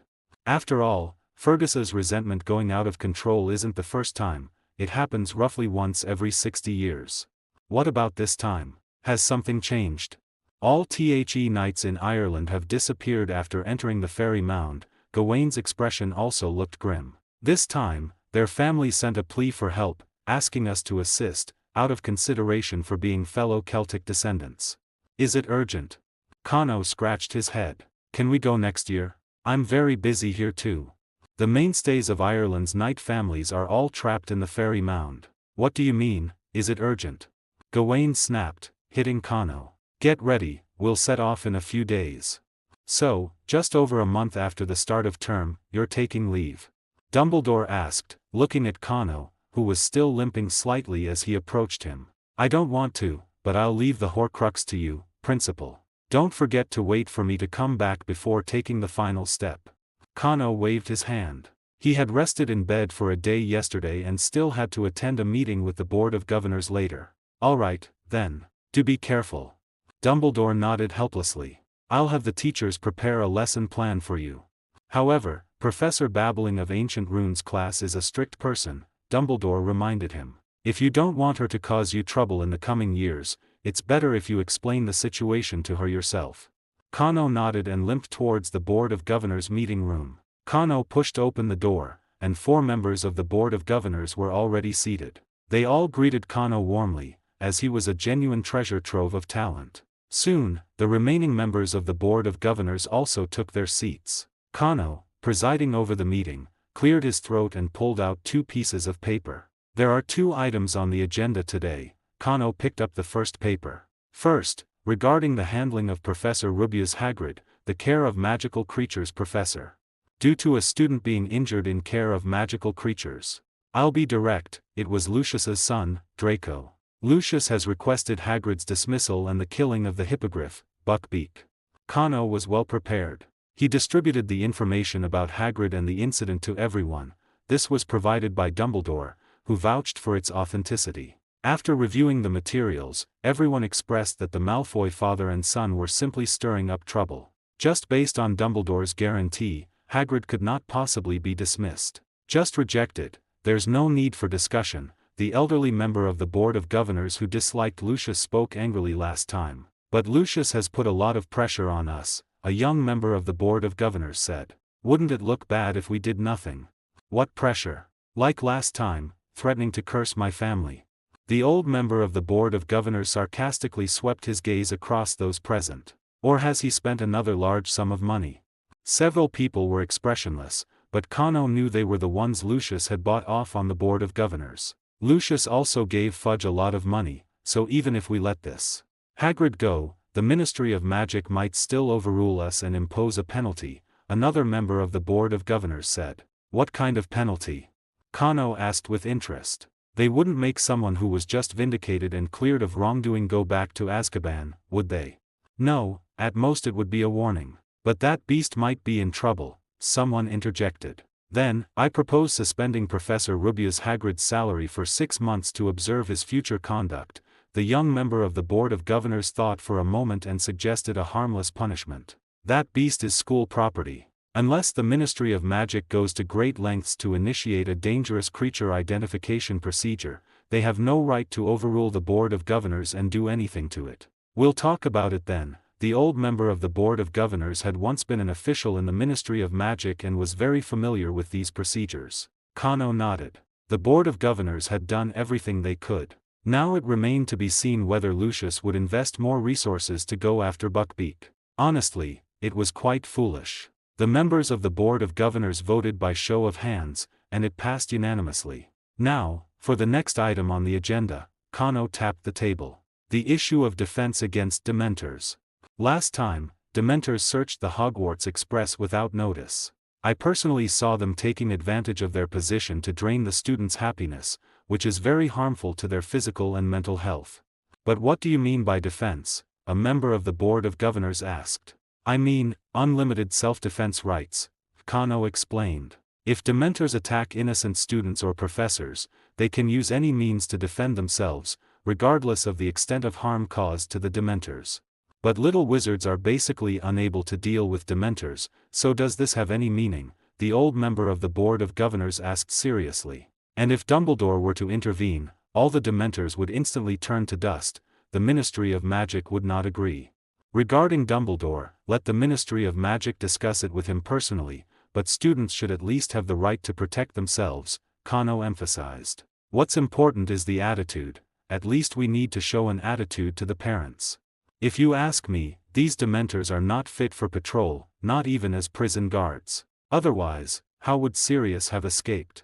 Coming from you, that doesn't sound quite right. Wasn't he disowned by his family? He wouldn't be dividing your family property, would he? The Board of Governors exchanged strange glances, but Kano's proposal indeed made parents feel that students were being respected. As for whether the students were truly respected, that's open to interpretation. Finally, this proposal also passed. Next time, Kano would have no qualms about dealing with unruly Dementors. The first defense against the dark arts class arrived as scheduled on Thursday afternoon, and Professor Lupin was the last to enter the classroom. He looked much better, perhaps because the full moon had passed for a while. All right, class, let's put our books down. Today is a practical lesson.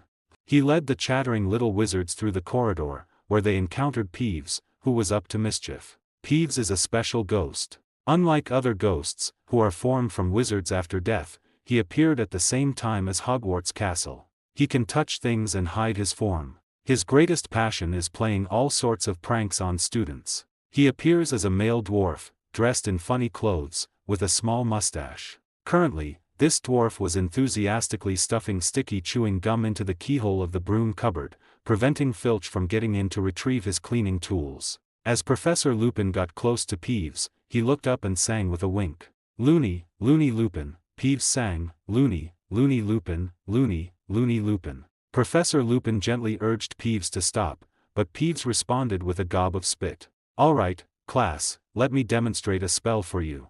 He waved his wand, Wadawasai. This spell makes objects fly out quickly. Under Professor Lupin's control, the chewing gum in the keyhole shot out like a bullet, hitting Peeves in the nostril. Peeves cursed repeatedly and quickly flew away. The students roared with laughter, gaining a new respect for Professor Lupin. Professor Lupin led everyone to the staff room. Snape was making sarcastic remarks to the Gryffindor students, but Professor Lupin politely asked him to leave without losing his composure. "Phew, let's begin." Professor Lupin locked the door and pushed out an old wardrobe. Something inside was thumping against the cabinet door, but it seemed to be magically sealed very tightly. "Don't worry, it's just a boggart inside," Professor Lupin said. "Who can tell me what a boggart is?" "A shape-shifting creature that can read people's greatest fears," Hermione raised her hand and answered. "They like dark corners and pop out from various places to scare people." "Very good," Professor Lupin snapped his fingers. 5 points to Gryffindor. "Wait, Professor, I have another question." Kano also raised his hand. Professor Lupin looked at Kano's face, seeming to be momentarily lost in thought, but still smiled and nodded. "Can their mind-reading penetrate a clemency?" "Of course not," Professor Lupin laughed. "A clemency can lock away all of a person's thoughts and emotions. A boggart is powerless against such a wizard." Kano nodded, sighing with a bit of regret. Out of curiosity, he really wanted to know what he feared most, but he wasn't curious enough to drop his mental defenses and test the boggart's signature ability. Next came various famous scenes. Neville feared Snape the most, especially after Snape had used his toad, Trevor, for potion testing in potion class that morning. Ridiculous. Neville struggled to pronounce the spell. Snape, with his perpetually cold face, suddenly appeared in a thick fur coat, wearing a wobbling vulture specimen on his head. The students burst into laughter, and a smile appeared on Neville's pale face. Ron feared spiders the most, so the boggart transformed into a giant spider. Kano knew the reason for this. An uncle of the Weasley brothers had died fighting Lord Voldemort, and before his death, he bought the twins a toy. However, Ron broke this toy, so the two mischievous older brothers turned Ron's teddy bear into a giant spider. Little Ron was holding the teddy bear, and the bear in his arms suddenly grew 8 legs, giving him a lasting psychological trauma. Ridiculous. Ron shouted with his eyes closed. The giant spider, which the boggart had become, suddenly lost all its legs, turning into a ball that rolled on the ground. Ron laughed heartily, and the legless spider rolled to Kano's feet. Kano stared at the evil little thing, and the spider's 2 rows of eyes blinked at Kano. Suddenly, it exploded into a puff of smoke in front of everyone. Kano scratched his head and looked at Professor Lupin. It seems everyone's laughter was enough. That's the best way to deal with a boggart. Professor Lupin smoothly picked up the conversation. "I'll find another boggart for class in a couple of days. Students who haven't had a chance to try can do so." He smiled and bowed slightly. "Class dismissed, students." Professor Lupin gave Kano a meaningful look, and Kano also wanted to talk to him, so the two of them coincidentally lingered at the back. Once the students had all left, Kano casually closed the door. "Is there something you need, Professor Lupin? I wanted to talk to you on the train, but from what I've observed these past 2 days, you and Harry have a good relationship."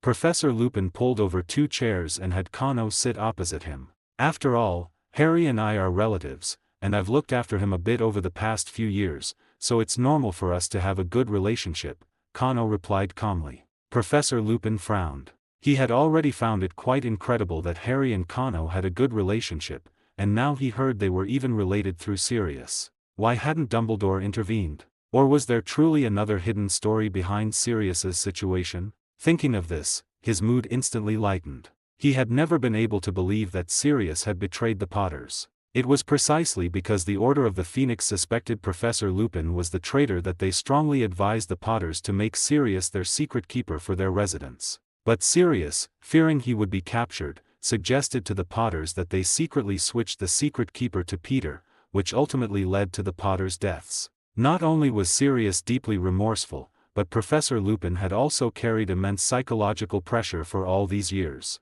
Professor Lupin's lips trembled, unsure what to say. He also knew that there was no evidence now, and the best course of action was to find Sirius and confront him face to face. But these were not matters to discuss with Kano, a child. Professor Lupin awkwardly began, "Well, I understand. There's nothing else. You should go have dinner quickly."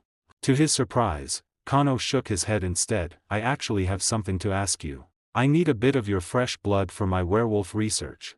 Kano noticed Professor Lupin's face turn pale and quickly added, "We can sign an unbreakable vow. I will never use your blood for anything other than research. Professor Dumbledore can act as the secret keeper."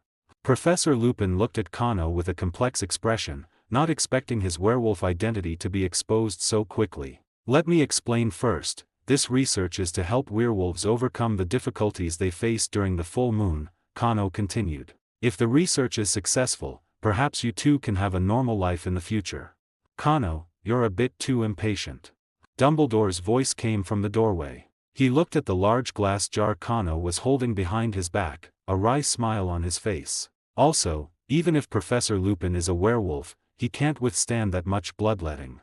Under Dumbledore's assurance and witness, Kano and Lupin signed an unbreakable oath. When Kano pulled out the enormous blood collection bottle from behind him, Lupin finally understood why Dumbledore had arrived so quickly. "Student Kano, you're not going to make me fill this bottle, are you?"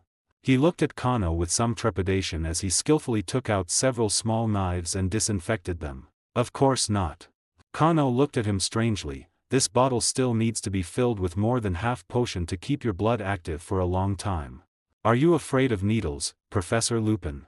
Kano teased. "You look like you're about to slaughter a pig. Anyone would be scared." Lupin turned his head, wanting to look into Dumbledore's clear blue eyes for a sense of reassurance. Who knew that old Dumbledore's eyes were so squinted from smiling? It felt like he had just sold Lupin for a good price. In fact, Dumbledore knew well that Kano would not speak without full confidence. Since he proposed to try and solve the werewolf's illness, it meant he had hope of success. Lupin was Dumbledore's proud student.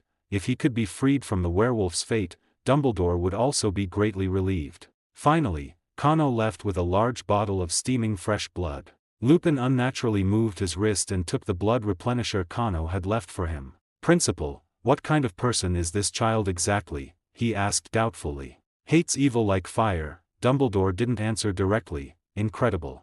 Kano didn't know Dumbledore's evaluation of him. Days passed slowly like this. On the first full moon in September, Kano dealt with the diadem using his old method, leaving the remaining protective spell for Dumbledore to handle. As for the werewolf research, after dealing with the Horcrux that night, Kano had almost exhausted his magic, so he had to wait until next month. Mid-October, the morning before the Board of Governors meeting, by the Black Lake. "You've had a very happy holiday, Kano. Let me see if you've been slacking off recently." A familiar figure emerged from the morning mist. It was one of Kano's mentors, Gawain, the Sun Knight. "Is my opponent today you, big brother Gawain?" Kano looked at the other party in surprise. "Isn't today Saturday? Even if I knock you down, it won't delay your classes, right?" Gawain grinned, his smile carrying a scent of blood. "Agravain and the others are all useless fellows. Kay is good, but his foul mouth is the most formidable thing about him." Gawain commented arrogantly, "No time for you to play around slowly. Fight me, and if you win, I have a task for you." Kano tilted his head and whistled helplessly. The little unicorn, who had been eager for a long time, ran over and immediately flipped Kano onto its back. Gawain pulled out a magnificent white horse from the mist, also wearing a dazzling set of luxurious armor. "Big brother Gawain, you rely on this get-up to trick young girls." Kano also put on his full armor and picked up his lance, teasing. "What do you mean, trick? They were captivated by my charm." Gawain corrected him righteously. Come, fight me. Let me see if you've improved in other areas besides the verbal tricks you learned from K. Kano smiled and pulled down his visor. Knight K was a king of trash talk. Fighting him would lead to constant taunts, making it easy to lose one's temper and ultimately expose weaknesses. Kano just wanted to apply this in front of Gawain, but Gawain was too familiar with K and immediately saw through Kano's trick. Then let's start a real fight. Kano squeezed his legs, and the little unicorn immediately understood, charging forward. The lance, carrying the force of impact, directly struck Gawain's defensive shield, pushing him and his horse several steps sideways. Good strength. Gawain deflected his shield, bringing his lance down like a club, and Kano held his shield diagonally to deflect the force. The two knights fought fiercely, their mounts constantly circling, and powerful forces transmitted through their hooves to the ground. As time passed, the sun overhead rose higher and higher, and the Sun Knight in front of him gradually grew stronger. Fiery magic wrapped around his body, and Kano felt like he was fighting a human-shaped volcano. It was already past 10 in the morning, and Gawain was already twice as strong as when he started. Gawain was like a giant boulder rolling down a mountain, only getting faster and faster, crushing and flattening all obstacles in its path. Both of their shields were already shattered, and their lances broke simultaneously in their last clash. You shouldn't only have this much strength, are you stalling for time? Gawain strangely drew his longsword, are you waiting for my strength to reach its peak? Of course. Kano also drew his oak sword, and I don't plan to activate my unique ability. Since I'm going to defeat you, I naturally want to defeat the strongest you. The little unicorn beneath him also let out a cheerful whinny, seemingly agreeing with its comrade's declaration. The white horse beneath Gawain also pawed its hooves, not to be outdone, but its stamina was not as good as the little unicorn's. The two rushed into battle again. This time, their tactics were more refined, and their offense and defense transitioned more quickly. After all, a longsword was too short compared to a lance, and wielding a sword while mounted was almost close-quarters combat. Armor and magic shields were as fragile as paper under heavy blows, and many wounds quickly appeared on both of them. Kano's deepest wound was on his left flank, where a deep gash had been opened, blood flowing freely and staining the little unicorn's body red. Gawain's left arm hung limply, bone fragments clearly visible at the wound. Kano had just now, at the cost of being injured, chopped off his upper arm bone with a sword. Looks like I didn't lose out. Kano said with a gasp, smiling. Indeed, you didn't lose out. Gawain also had to admit, but bleeding will take away your strength, and that wound will greatly affect your mobility. As for me, you can have this arm. He squeezed his horse's belly, wanting to continue fighting. But the white horse beneath him let out a whimper, its front legs kneeling, unable to move anymore. The little unicorn snorted weakly, swaying, wanting to carry its master forward to take advantage. Kano endured the pain and jumped off its back. The little unicorn understood his meaning and simply lay down on the ground to rest.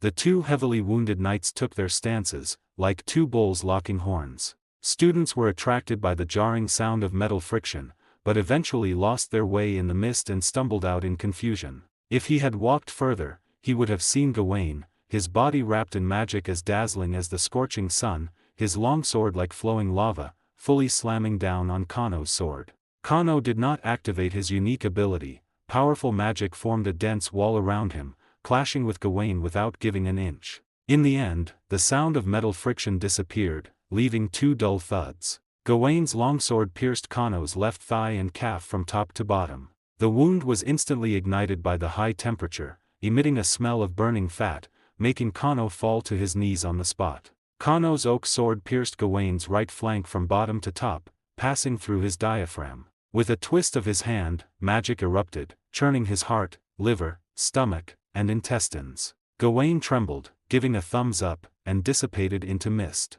It was already noon, and Kano had defeated Gawain at his strongest moment. Kano lay prostrate on the ground, his flowing blood returning to his body like rivers to the sea, bringing more vitality. Wounds of all sizes, deep and shallow, healed quickly, and dislocated bones were reset with the help of small branches that had grown deep inside his body. Gawain reappeared from the mist, picking up Kano, who was playing dead on the ground. Good lad, you've passed.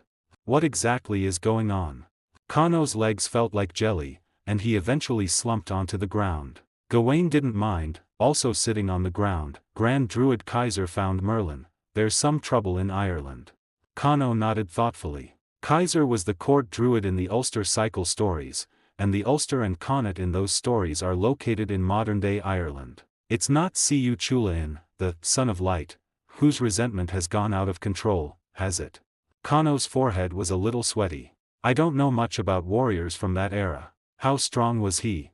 It's not Cu Chulainn, you can't contend with him right now.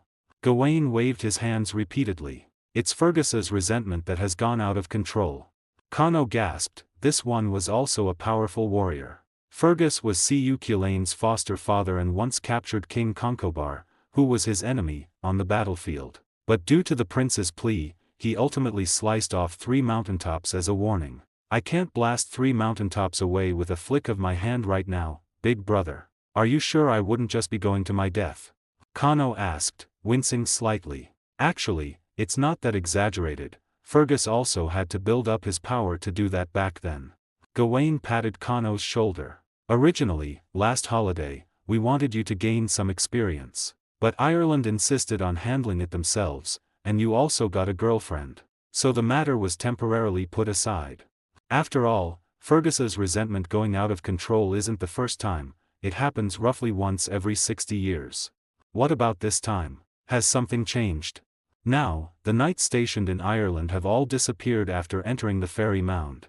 Gawain's expression also looked grim. This time, their family sent a request for aid, asking us to provide support, seeing as we are also descendants of the Celts.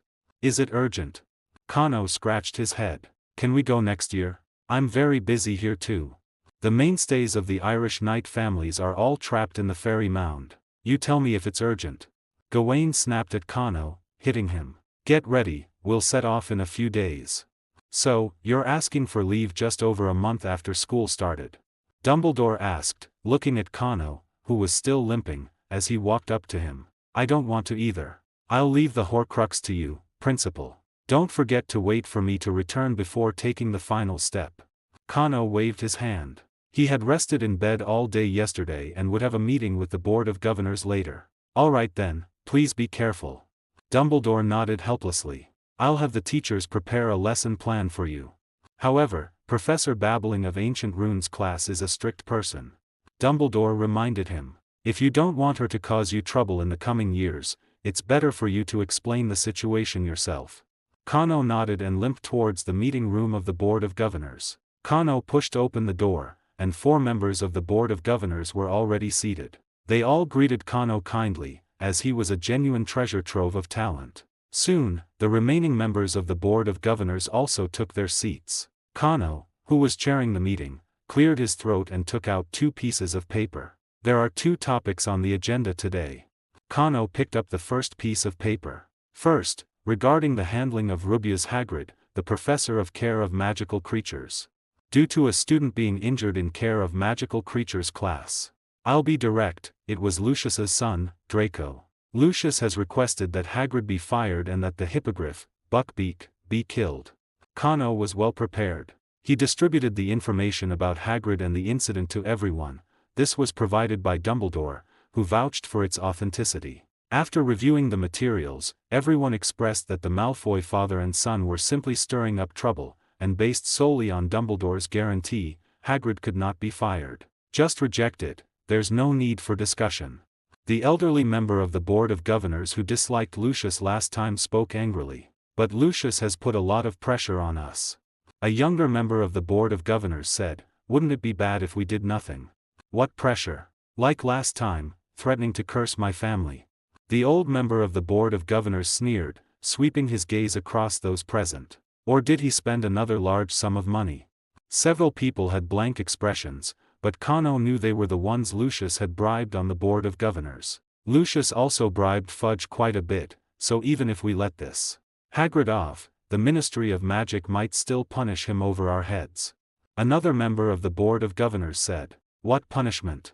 Kano asked with interest. They wouldn't make someone who was just exonerated go back to Azkaban, would they? No, at most it would be a warning. However, that beast might be in trouble. Someone interjected. Then, I propose suspending Professor Rubius Hagrid's salary for 6 months to observe his future conduct. The young member of the Board of Governors thought for a moment and proposed a mild punishment. That beast is school property. Unless the Ministry of Magic goes to great lengths to initiate a dangerous creature identification procedure, they have no right to do anything to it over the Board of Governors' heads. We'll talk about it then.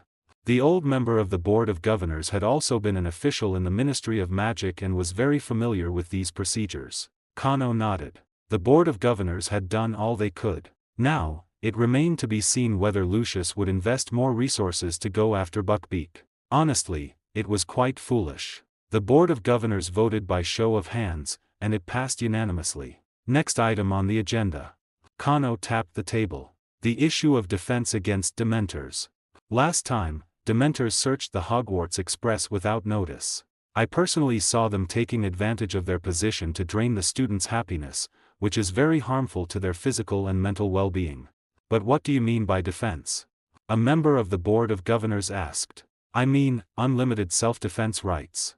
Kano explained. As long as a Dementor attacks an innocent student or professor, they can use any means to defend themselves, regardless of the extent of harm caused to the Dementor. But little wizards are generally unable to deal with Dementors, so does this have any meaning? The old member of the Board of Governors asked seriously. And if Dumbledore were to act, all Dementors would instantly vanish into thin air, and the Ministry of Magic would not agree. Regarding Dumbledore, let the Ministry of Magic and he himself discuss it, but students should at least have the right to protect themselves. Kano emphasized. What's important is the attitude, at least we need to show an attitude to the parents. If you ask me, these Dementors are not fit for patrol at all, not even for being prison guards. Otherwise, how would Sirius have escaped? Coming from your mouth, that doesn't sound quite right. Wasn't he disowned by his family, and he won't be taking any of your family's property? The Board of Governors exchanged strange glances, but the proposal Kano put forward indeed made parents feel that students were being respected. As for whether the students were truly respected, that's a matter of opinion. Finally, this proposal was also passed. Next time, Kano would have no qualms about dealing with unruly Dementors. A cry for help from afar disrupted Kano's plans, forcing him to race against time to complete the initial preparations for his project. Professor Bathsheba Babbling was a thin woman. She carefully scrutinized Kano, who held Dumbledore's note, and nodded. All right, I won't give you any extra homework. I hope you can keep up with my teaching progress when you return. As she spoke, she took the book Ancient Runes for Beginners from Kano's hand and inserted a feather between pages 1600 and something. I'll probably cover up to here in the next month. It's not much, right? Kano's eyebrows twitched as he forced a smile. Professor Babbling waved her hand, signaling that he could leave. He wanted to tell Professor Babbling that he would only be gone for a week at most. But seeing her so casually mark out half a book's worth of knowledge points for him, Kano felt it was better to say nothing. Harry and the others saw Kano packing his luggage and immediately guessed he was taking another leave of absence. Kano, before you leave, can you tell me what happened back then, even if it's just your version of the truth? Harry finally couldn't hold back and asked the question. Kano paused, seeing Hermione's cat, Crookshanks, chasing Scabbers again. Hermione and Ron tried to grab Crookshanks' tail, and the room was in chaos. Look into Peter Pettigrew and talk more with Professor Lupin, Kano whispered into Harry's ear. You decide the rest. Harry pushed Kano away irritably. You always speak in riddles, why can't you just give me a direct answer? I'm a relative of Sirius, so my stance isn't objective. Besides, the ability to think independently is everyone's most precious quality, isn't it? Harry shook his head helplessly. Kano smiled and patted him on the shoulder. Next time, for sure. He pulled out a large bottle of hastily made awakening potion and handed it to Ron, who had just caught Scabbers and was comforting him. It's enough for him for a while, 1 spoon every 4 days, don't overfeed him. Kano looked at Scabbers in Ron's hand and chuckled inwardly. Thanks, your potion makes Scabbers very energetic. Ron gratefully accepted the bottle, and Scabbers began to squirm restlessly again. Haha, how could he not be energetic? After drinking this potion, he can't sleep even if he wants to. It's normal for him to be agitated and scurrying around. Hermione, Neville, and the others also came forward to say goodbye to him. Kano promised to bring them gifts from Ireland. The twins had heard somewhere that Ireland was very chaotic and wanted Kano to bring them back 2 fire-breathing sticks to play with. These 2 silly boys. Kano didn't want to cultivate 2 arms dealers. Kano immediately asked to see their second prank product. The twins instantly shut their mouths and even gave Kano a well-crafted fresh fart fizzing whiz-bee as a parting gift. You know how to use it, Fred winked. We both got a beating from Dad for testing it, so use it well, George said, rubbing his backside. Don't worry, I'll definitely not use it. Kano rolled his eyes but still put the candy in his small bag. Pulling his luggage, he left Hogwarts. Kreaker was waiting for him at the entrance. Kano didn't go directly to Ireland but first came to Diagon Alley. The Daily Prophet headquarters is located in the southern part of Diagon Alley, where all the editors work. Perhaps in Harry Potter's story, the most famous and unscrupulous reporter was Rita Skeeter, employed by the Daily Prophet. But she was indeed just a low-ranking reporter. Most of the Daily Prophet's pages were occupied by seemingly objective commentators. These commentators had dual identities. On one hand, they were employees of the Daily Prophet, and on the other, they followed the Ministry of Magic's directives. While characters like Rita captured attention with sensational news, these commentators were responsible for using lengthy, selective reporting to make people thoroughly believe certain things. It could be said that the Daily Prophet was the mouthpiece of the Ministry of Magic. Today, Kano came here to meet the boss of these uncrowned kings, Editor-in-Chief Barnabas Gouffet. Mr. Gouffet was a bald old man with shrewd light flickering in his eyes. More than a wordsmith, he resembled a slippery politician. Mr. Black, hello. He came out from behind his desk and warmly shook Kano's hand. Hello, Mr. Gouffet. The two sat down by the tea table in the corner of the office, and a beautiful female secretary served them hot tea. May I ask the purpose of your visit today? Gouffet asked, his eyes narrowed and a smile on his face. I'll get straight to the point. I'd like your esteemed paper to write and publish some articles for me. Kano pulled out a Gringotts draft from his small bag. This amount should satisfy everyone at your paper. Gouffet glanced at the number on the draft, his breathing hitched for a moment, but he immediately resumed his smiling demeanor. May I know the content of the articles you wish to publish? You know, our news industry is also subject to supervision from above. Isn't your paper constantly reporting on Sirius's brutality? That's good, but the intensity isn't enough. Kano smiled. I need your paper to portray him as a scoundrel with festering feet, boils on his head, who bullies men and women, a thoroughly wicked and destructive villain. Gouffet's smile faltered a bit. What do you mean by that?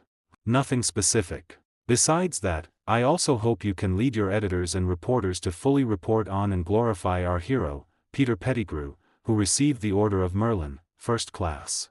Gouffet frowned this time because Kano's words were consistent with the Ministry of Magic's requirements. There was no need for him to specifically come and offer money, which made Kano's purpose even more suspicious. My request won't put you in a difficult position, will it? Kano smiled gently. Indeed it won't, but I know you're setting a trap for the Ministry of Magic, Gouffet whispered. We in the news business know that whether it's positive or negative reporting, there must be a limit. Exceeding that limit will produce the opposite effect. Gouffet stared intently at Kano. We also live at the mercy of others, surviving on the bit of honey smeared on the Ministry of Magic's baton. I hope you won't come to break our rice bowl. Kano shook his head. I have no such intention. That's why I hope you can take about 3 months to shape the images of Sirius and Peter Pettigrew. There's no need to rush.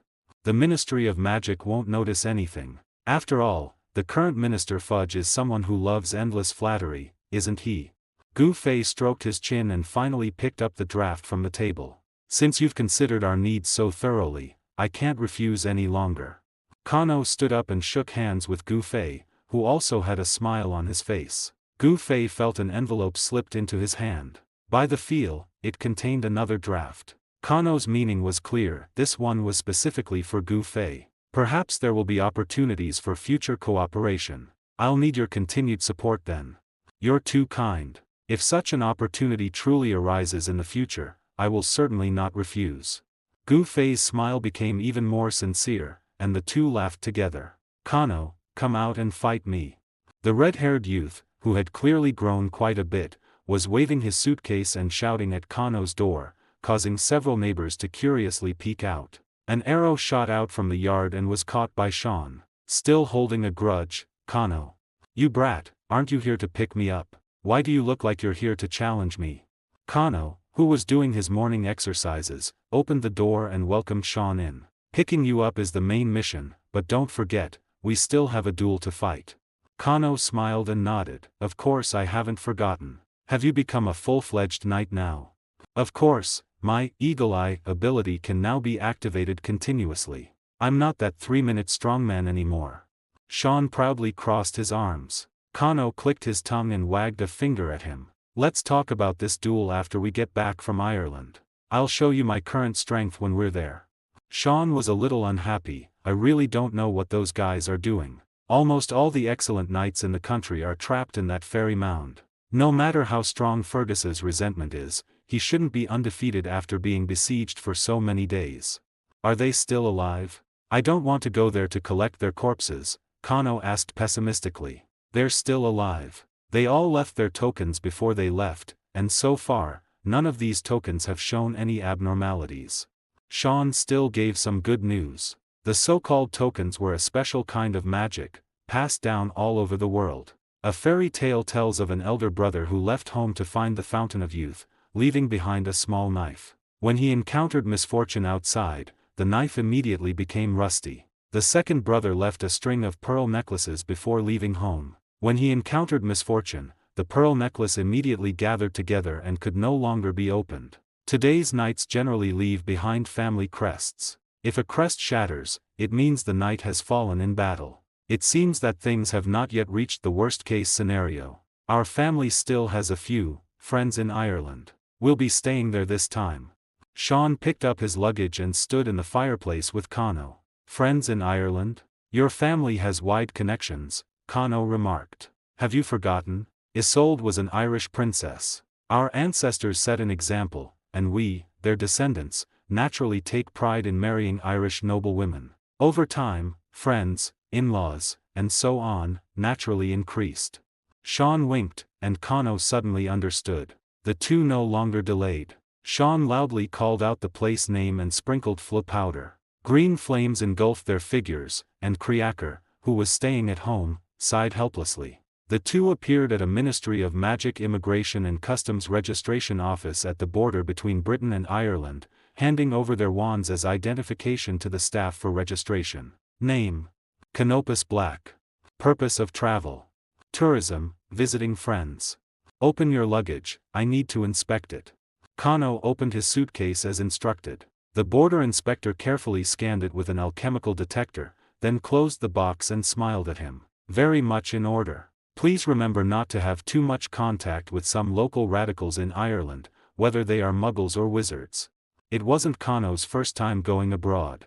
All the truly sensitive items were in his small bag, which had an undetectable extension charm on it. In fact, when these staff members checked, they also turned a blind eye. Kano nodded slightly, pulled down his hat, and walked out of the checkpoint to meet Sean. He took out a silver cane from his pocket, and the two held onto opposite ends. Irish people aren't very friendly to the British, you know, Sean whispered. Don't take some of the unpleasant words too much to heart, I'll beat them up for you.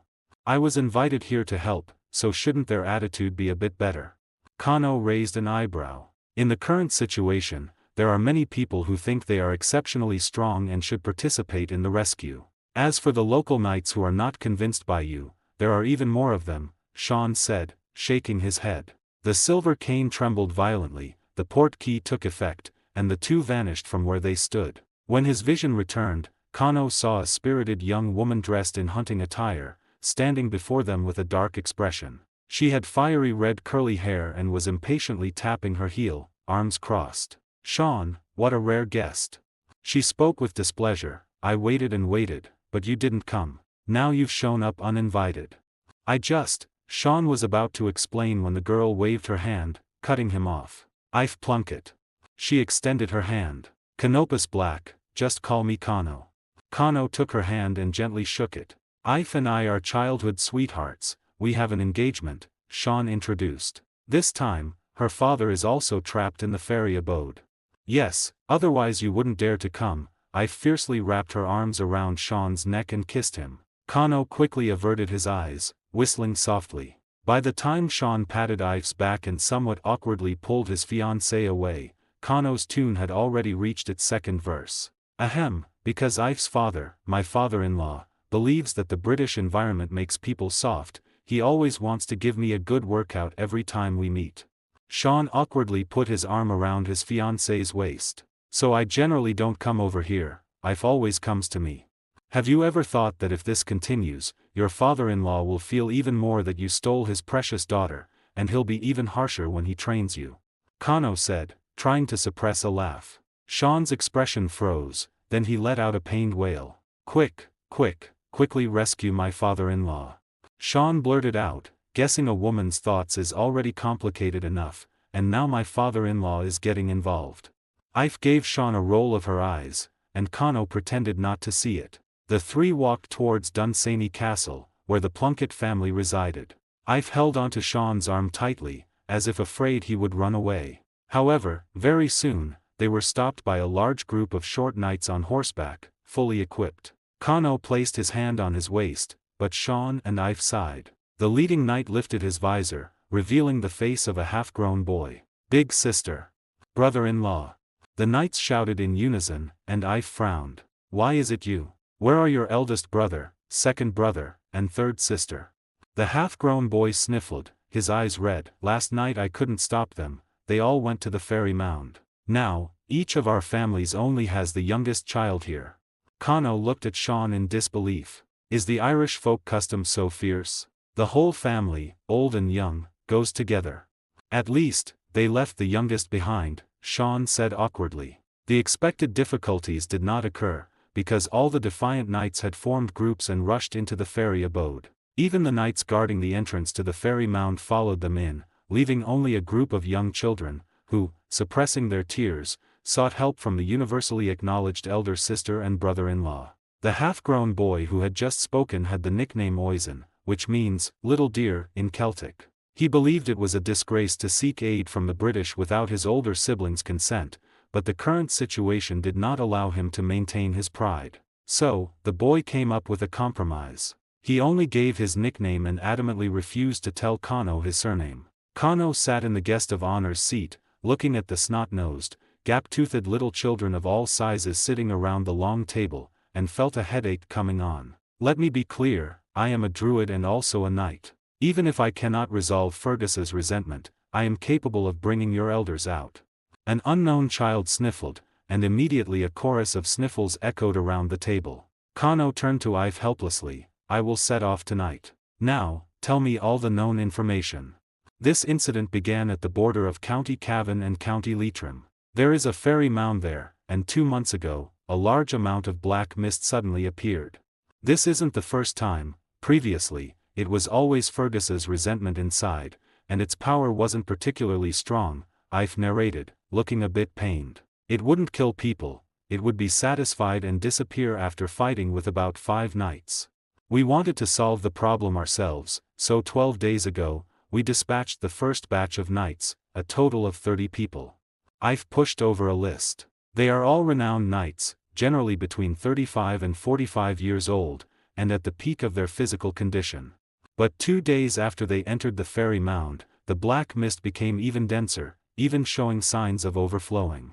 So, the second batch of knights, a total of 80 people, entered the fairy abode. They were not as elite as the first batch, but they were the backbone of the Ireland knight community. They also didn't return, and then there was last night's third batch, those youths. Kano looked at Ife with an inquiring gaze. Adolescents, and also the experienced but physically declining elderly who were guarding the entrance to the fairy abode. Ife shook her head. Now, the oldest child at this table is only 10 years old, they are the last spark of the Ireland Knights. We are the Red Branch Knights. Oisin declared, we can also go to battle. No, giving you this name represents our hopes for your future, not for you to go to battle right now. Sean slammed the table. Seeing their brother-in-law get angry, the eager children all fell silent. So, you don't know anything about the specific situation inside? Sean nodded helplessly. It must have changed a lot compared to before, but we really don't know what exactly happened. I'll go in with you later, and Ife will provide support from outside. I've also wanted to go with Sean, but as the person with the strongest influence in all of Ireland right now, she couldn't act on impulse. Alright, it's also lunchtime now. By the time we finish eating, your supplies should be ready. I've decided. What kind of warhorse do you need? You can pick one yourself from the stables later. You just need to prepare the supplies. I have my own warhorse. Kano did not summon the little unicorn with his magic in front of everyone, as it was very resistant to humans other than Kano. After lunch, Kano and a fully armed Sean and Ive placed their hands on the door key made of the family crest. A silver light flashed, and the 3 people and 2 horses appeared in a twisted, gnarled forest. This place was entirely covered by towering beech trees, with no other tree species, clearly an artificially planted forest. Sean and Ive mounted their steeds, and Kano summoned the little unicorn. The little unicorn seemed to sense something, looking around uneasily. It's alright, it's fine. Kano patted its neck and swung himself onto its back. Just keep going straight. Ive led the way. This forest was specially planted by our ancestors 300 years ago to conceal the location of the fairy mound. Fairy mounds are the legendary entrances to the abodes of deities. Many of them are Neolithic tombs, but a small portion are truly passages between Gensikyo and the mortal world. The fairy mound located at the border between the ancient kingdoms of Ulster and Connaught was hidden within this artificial forest. Ive took out a wooden carved emblem from her neck and infused it with magic. The emblem glowed faintly, and the trees around the 3 of them silently shifted. Kano felt a hint of druidic wood manipulation magic, and before he could think deeply, a dense black mist rushed towards him. Kano drew his oak sword and stepped forward. The black mist was greedily absorbed into the oak sword, and the Arthurian blood pattern on it glowed faintly red. What's going on? Was the black mist this widespread before? Kano turned and asked. No, the last time I was here, the black mist was only concentrated at the entrance of the fairy mound. Ive anxiously squeezed her horse's flanks. Look ahead, let's go. Kano held up his sword to absorb the black mist, and the 3 riders slowly advanced. Finally, the black mist thinned, and the outline of the fairy mound's entrance appeared before them. A note was pinned to the ground by an arrow. Sean went forward, picked it up, and read it aloud. The black mist suddenly began to spread, but its spread slowed after Dick and Sean separately entered the fairy mound. As a last resort, I gathered the younger generation to enter, hoping to solve the problem or delay its outbreak. If we all die in the fairy mound, I will be a sinner to Ireland. Cooper Evans. He's the head of the garrison, a steady and reliable knight. We should trust his judgment. I've sighed. If not for the efforts of these people yesterday, this black mist might already have enveloped several counties of Ulster. Kano shook his head, urging the little unicorn towards the entrance of the fairy abode. Sean, you stay here too. Kano, I'm not a coward. Sean said excitedly. I know. If I haven't come out in 10 days, then you can enter the fairy mound. Kano handed him a letter. Before you go in, mail this letter for me, the address is written on the envelope. This letter was addressed to Fleur, explaining why he couldn't spend Halloween with her this year. Besides that, Kano also gave Sean a token, a magically enchanted oak leaf with a golden edge. If Kano died, the leaf would wither and fall. Don't worry, everything is in my hands. Kano pulled down his visor and rode the little unicorn cautiously into the low stone archway. The feeling of entering the fairy mound was very strange. Kano felt a familiar yet unfamiliar power engulf him. When he opened his eyes, he was standing in the middle of a camp. The little unicorn shook its head uneasily. It sensed a chilling atmosphere permeating the area. Kano dismounted, removed his armor, and looked around. Although all the houses here were simple structures made of wood, their layout was orderly, with stables, wells, and barracks all in their proper places. It was a standard military camp, just like those ruins unearthed in Ireland. Another one. How come so many people have arrived in such a short time?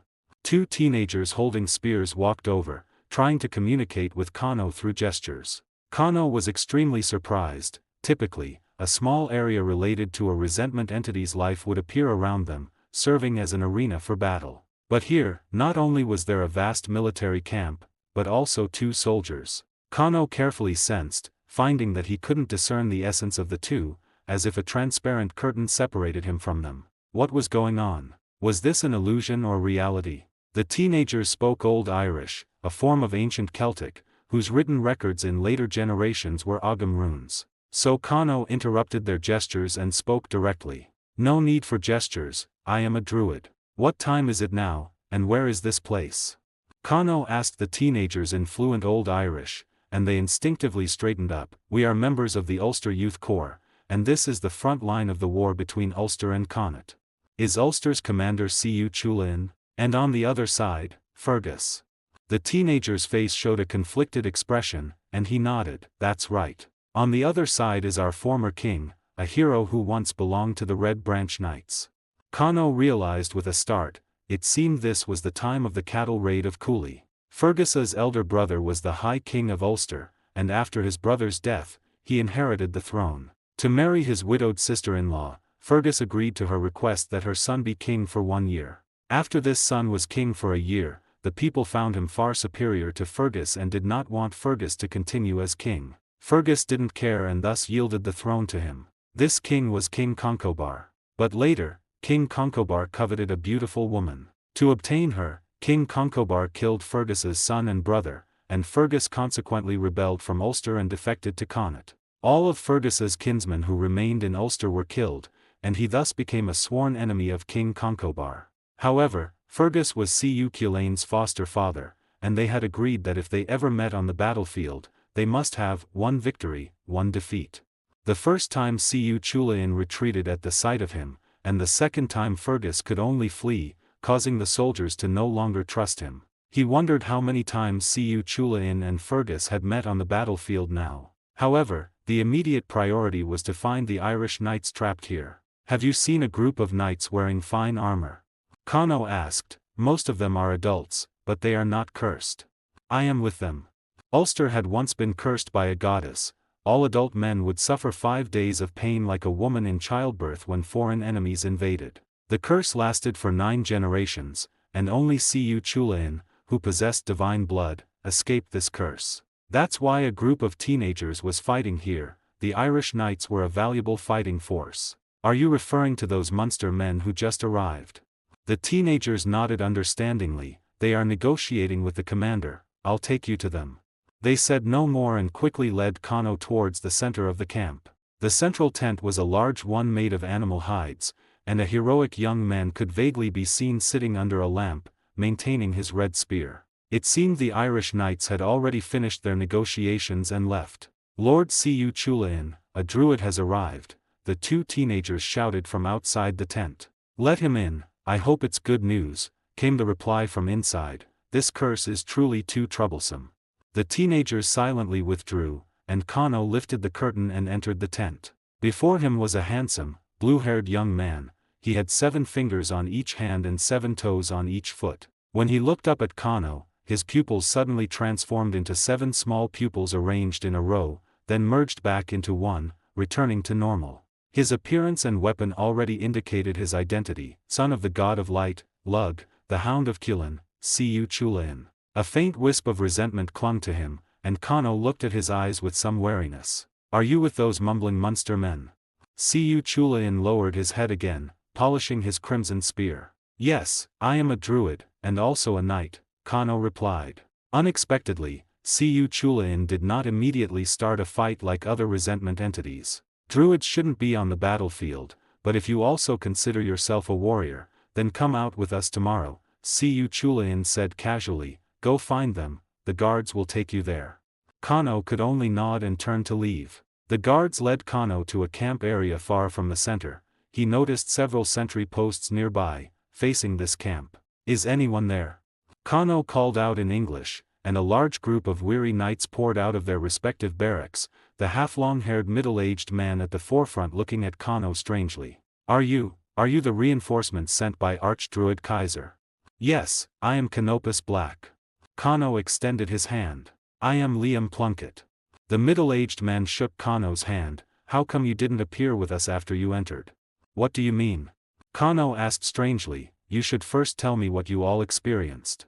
According to the Ulster Youth Corps, you just arrived here, but outside, 12 days have already passed. And last night, a group of teenagers also entered the fairy mound. Didn't you see them? Did you see my note? An elderly knight with white hair walked forward. Cooper Evans. Kano asked tentatively. That's me. He nodded. Everyone is here, including the children brought last night, not one is missing. Let me explain it to you, Liam stroked his chin. This is not a traditional resentment illusion, both food and people are real. When we first entered here, due to a language barrier, we had a conflict with the Ulster people. Kano looked at the knights around him. They had no wounds and didn't look like they had fought. No need to look, we all died on the spot. Liam smiled bitterly. Siu Chulain threw his spear, 3 at a time, and quickly pinned us all to the ground. Then you all are. Kano looked at the exhausted knights in surprise. After all of us died, we returned completely unharmed to the moment we first arrived here, Liam continued. This time, we knew we couldn't fight them directly, so we didn't show hostility. But how could suddenly appearing knights not arouse suspicion? So, with a language barrier, we all died again. The third time, I finally remembered a few phrases in Old Irish. I lied to the youths, saying I was a knight from Munster, representing my king to help Ulster fight. Kano shook his head helplessly. This fully proved how important it is to learn a foreign language. No wonder Siu Chulain said those Irish knights were stammering earlier. They weren't unwilling to speak, but couldn't express themselves clearly. According to Liam's account, it was now the eve of the Great War between Ulster and Connaught, and no one had the mind to verify their identities. So, this group of Irish knights rested well in the barracks under supervision for one night, then donned their armor for battle the next day. We saw Fergus. He, like Siu Chulain, was a powerful vengeful spirit, much stronger than recorded in the past. Initially, Siu Chulain didn't appear. Fergus, wielding his spiral sword, was invincible on the battlefield. Liam subconsciously clutched his chest. In less than half an hour, the Ulster formation was cut through by Fergus. I wanted to go forward and defeat him, to end this strange illusion, but I was cut in half by a sword through the chest. After I died, the observation knight I had specifically left behind waited until Siu Chulain appeared. Fergus's vengeful spirit, just as in the legends, fled at the sight of him. Then everything started over, and we muddled our way back to the Ulster main camp at this point in time. Kano understood now, the Irish knights were stuck at a level. They couldn't defeat the final boss, Fergus, and if everything followed history, then everything would start over again. After the second group of knights came in, they appeared at this point in time with us, a middle-aged man next to him said. After discussion, we believed that Fergus's vengeful spirit perhaps wanted to win, so we left overnight and joined the Connaught faction. But you can't defeat Siu Chulain, can you? So we tried to completely break up Ulster's army formation to see if we could end this illusion. The middle-aged knight shook his head. The result was no. Siu Chulain's spear is truly terrifying. The people around them all showed expressions of lingering fear. After we arrived, we explored the boundaries, a young man said. This battlefield is vast, but as soon as you touch the boundary, everything restarts. Understood, the outer ring is a texture map. Kano looked around. The exhaustion of the Irish knights was understandable. Anyone who gets stuck on a game level dozens of times would want to smash their computer, but now they didn't even have the right to smash a computer. I think your approach is misguided, Kano laughed. Tonight, everyone, don't think about these things anymore, rest well, we have a battle tomorrow. How will we fight tomorrow? Seeing Kano's confidence, Liam couldn't help but ask. However the Ulster people fight, that's how we'll fight. I still need to go through the normal process once before anything else. The next day, the two armies faced each other. The warriors, all on horseback, took their positions under the command of their squad leaders. In the center of the opposing Connaught formation, a tall, human-like figure shrouded in black mist appeared, holding an innumerable divine weapon, the spiral sword. With a command, the two armies began a primitive and brutal cold weapon melee. Kano charged forward, leading the way, heading straight for Fergus. Fergus let out an indistinct laugh, gripping the spiral sword with both hands and bringing it down, its surface glowing with iridescent light. Kano also went all out, a silver radiance enveloping his oak sword as he parried. Clang! The sound of weapons clashing carried far, even the soldiers of Ulster and Connaught were stunned. Fergus made a sound of doubt, and Kano smiled, continuing to attack with his sword. In this land, warriors powerful enough to a certain extent would have special traits.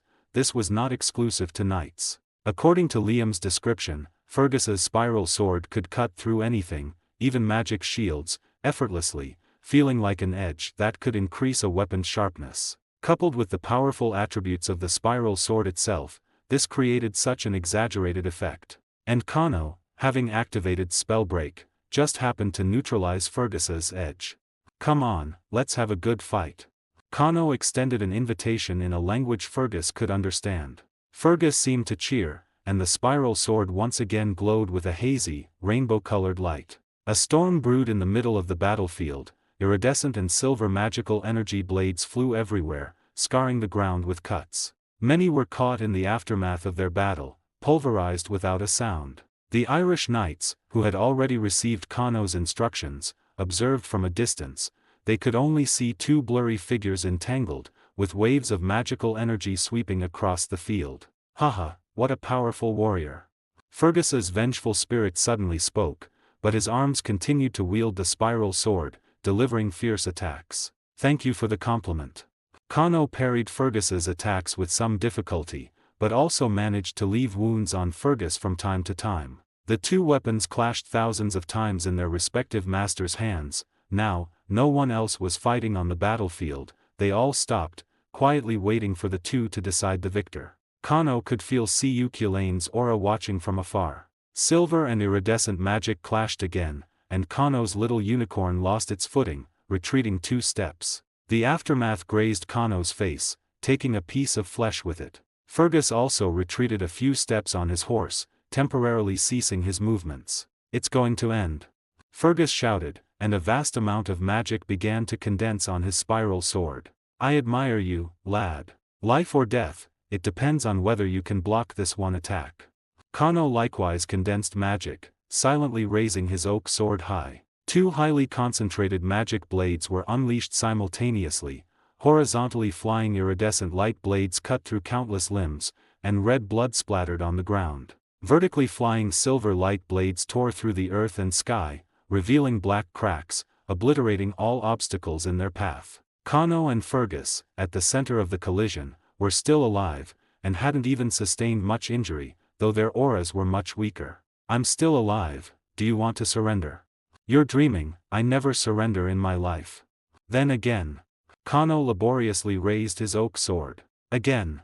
Fergus was also panting, his arm holding the sword trembling slightly. This vengeful spirit was more intelligent, but correspondingly, it could also be injured and bleed. The two once again fought each other. This time their movements were no longer standard, the wounds on their bodies constantly increasing, blood flowing freely down their bodies. Later, Kano's consciousness also began to blur, and Fergus was not much better off. The two lost their weapons, their magic almost depleted, and they continued to roll in a muddy pit of accumulated blood.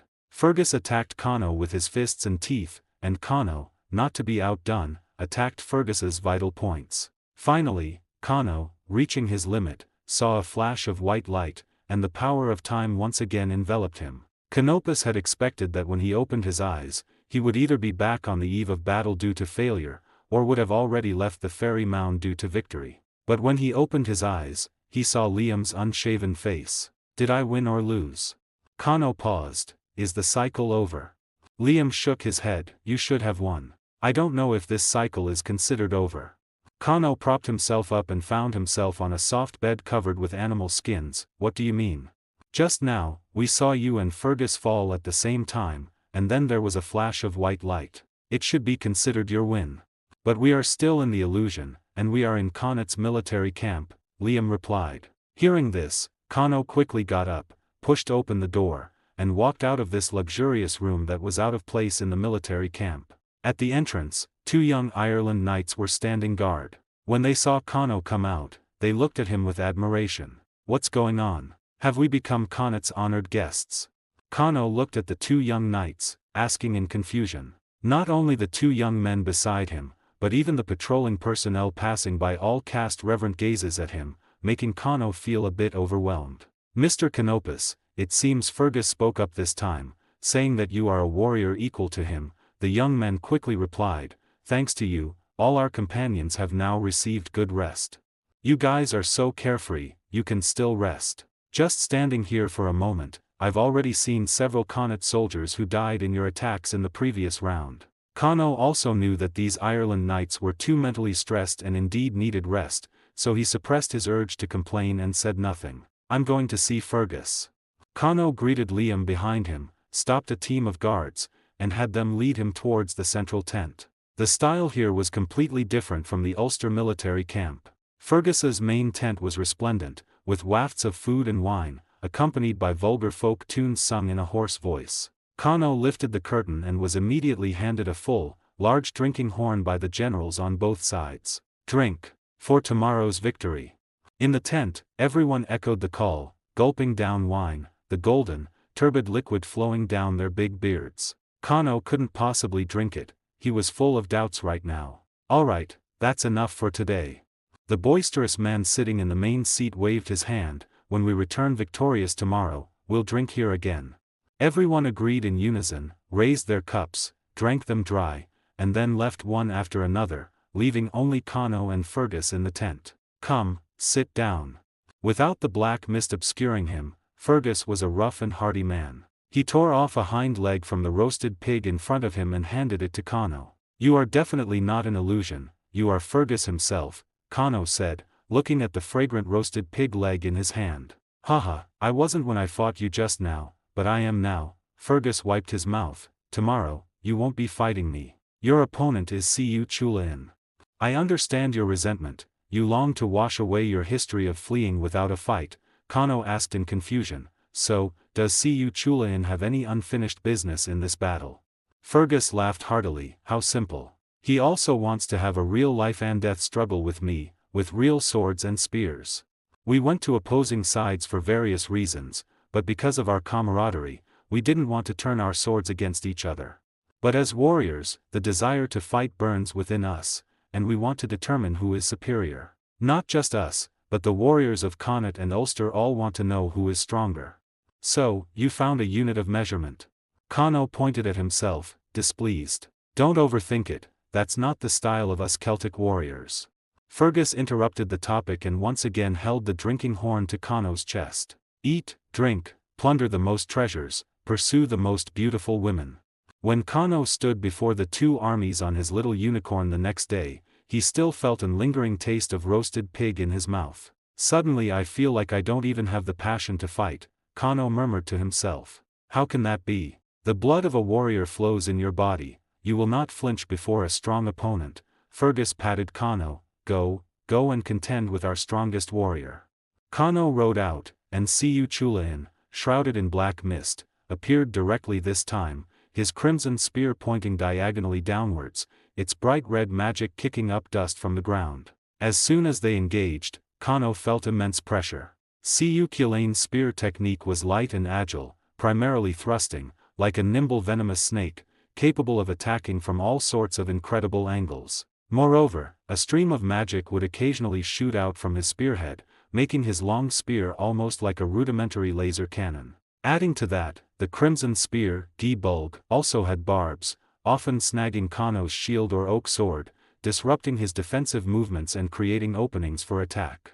Kano struggled to parry, but soon he had several bloody holes on his body, with large gushes of blood flowing out. Kano had no choice but to mobilize his magic to promote wound healing, but this only made his magic shield weaker, attracting more penetrating wounds. He couldn't continue like this. Kano felt his vision darkening in waves, and his limbs were slowly losing strength. The little unicorn leaped backward, and Kano took out his bow and began to shoot. However, Siu Chulain seemed to have foreseen it, dodging Kano's arrows with agile footwork and rapidly closing in on him. Kano had to make the little unicorn run while picking up his oak sword again and condensing his magic once more. Silver light compressed in layers onto the sword, and its mighty aura rose progressively. Siu Chulain, seeing that it was too late to stop him, dismounted, lowered his waist and abdomen, his body like a drawn bow, and placed Gi Bulg behind his right hand. Kano felt a faint aura lock onto his heart, and stimulated, he instinctively threw out the magic blade in his hand. Siu Chulain's figure blurred, and Gi Bulg shot out like a crimson meteor. The collision between the two made no sound. The silver light blade was pierced by the crimson meteor like cloth, causing huge casualties to the watching soldiers, but it itself was cut into two pieces, passing by Siu Chulain. And the crimson meteor directly pierced Kano's chest, pulling him directly off his horse, leaving him half dead and suspended in mid-air, blood overflowing from his mouth and nose. Everything around him blurred again, and Kano helplessly closed his eyes. Sean and Ife camped at the entrance of the fairy mound, waiting for 3 full days. During this period, the black mist gushing from the fairy mound began to thin, and by the end, it was calm and peaceful, all strange phenomena having disappeared. Kano and your father will be fine, the situation seems to be under control now, Sean comforted a worried Ife, who clutched the crest her father had left her. Suddenly, the sound of horse hooves came from the fairy mound. Cooper Evans emerged first, followed by a large group of young knights. Sean and Ife waited quietly, watching one knight after another emerge from the narrow entrance of the fairy mound. Finally, Ife's father, Liam Plunkett, walked out. But Kano's figure did not appear in the group. We don't know where Sir Canopus went either, Liam shook his head wearily. After he was defeated by Siu Chulain, the illusion ended. At this moment, Kano was lying in a white light. When he woke up, Fergus, Siu Chulain, and a pale-faced druid were looking at him. What made him happiest was the presence of his long-bearded teacher, Merlin, by his side. "Were you guys scheming against me?" Kano asked, pouting without getting up. What exactly was that place? How could that be? The resentment of Fergus and Siu Chulain was indeed so powerful that it intercepted a small period of time from the battlefield of yesteryear. Merlin pulled Kano up, laughing. "There, you and the Ireland Knights were the false ones, while the warriors of Connaught and Ulster were the real ones. So, that place just now was a tributary of time." Kano recalled the feeling he had when entering the fairy mound. No wonder it felt so familiar. When he was reincarnated into this world, he had a similar feeling in the dark. Not a tributary, more like a small circle that appeared in the river at that spot, the pale druid laughed. "I am Kaiser, the court druid of Ulster.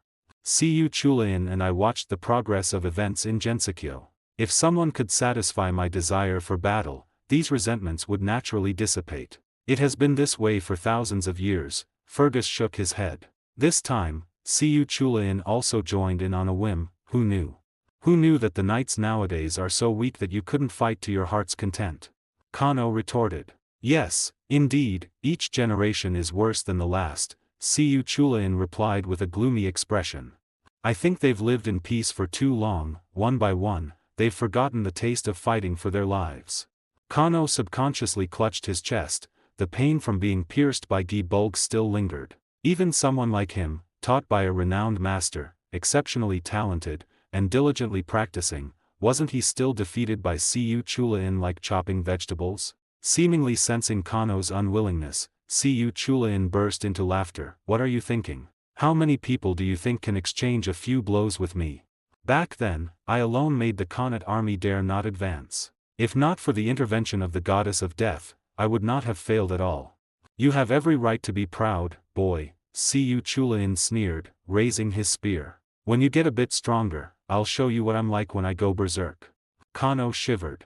Siu Chulain's volatile temper was famous in mythology. When he completely lost control, one eye would recede inward, the other bulge outward, his mouth would stretch to his ears, his limbs would become longer, and his whole body would be shrouded in black mist, transforming him into a mad and brutal being. In this state, he wouldn't understand pleas for mercy, nor would he hold back. Kano couldn't even defeat Siu Chulain in his normal state.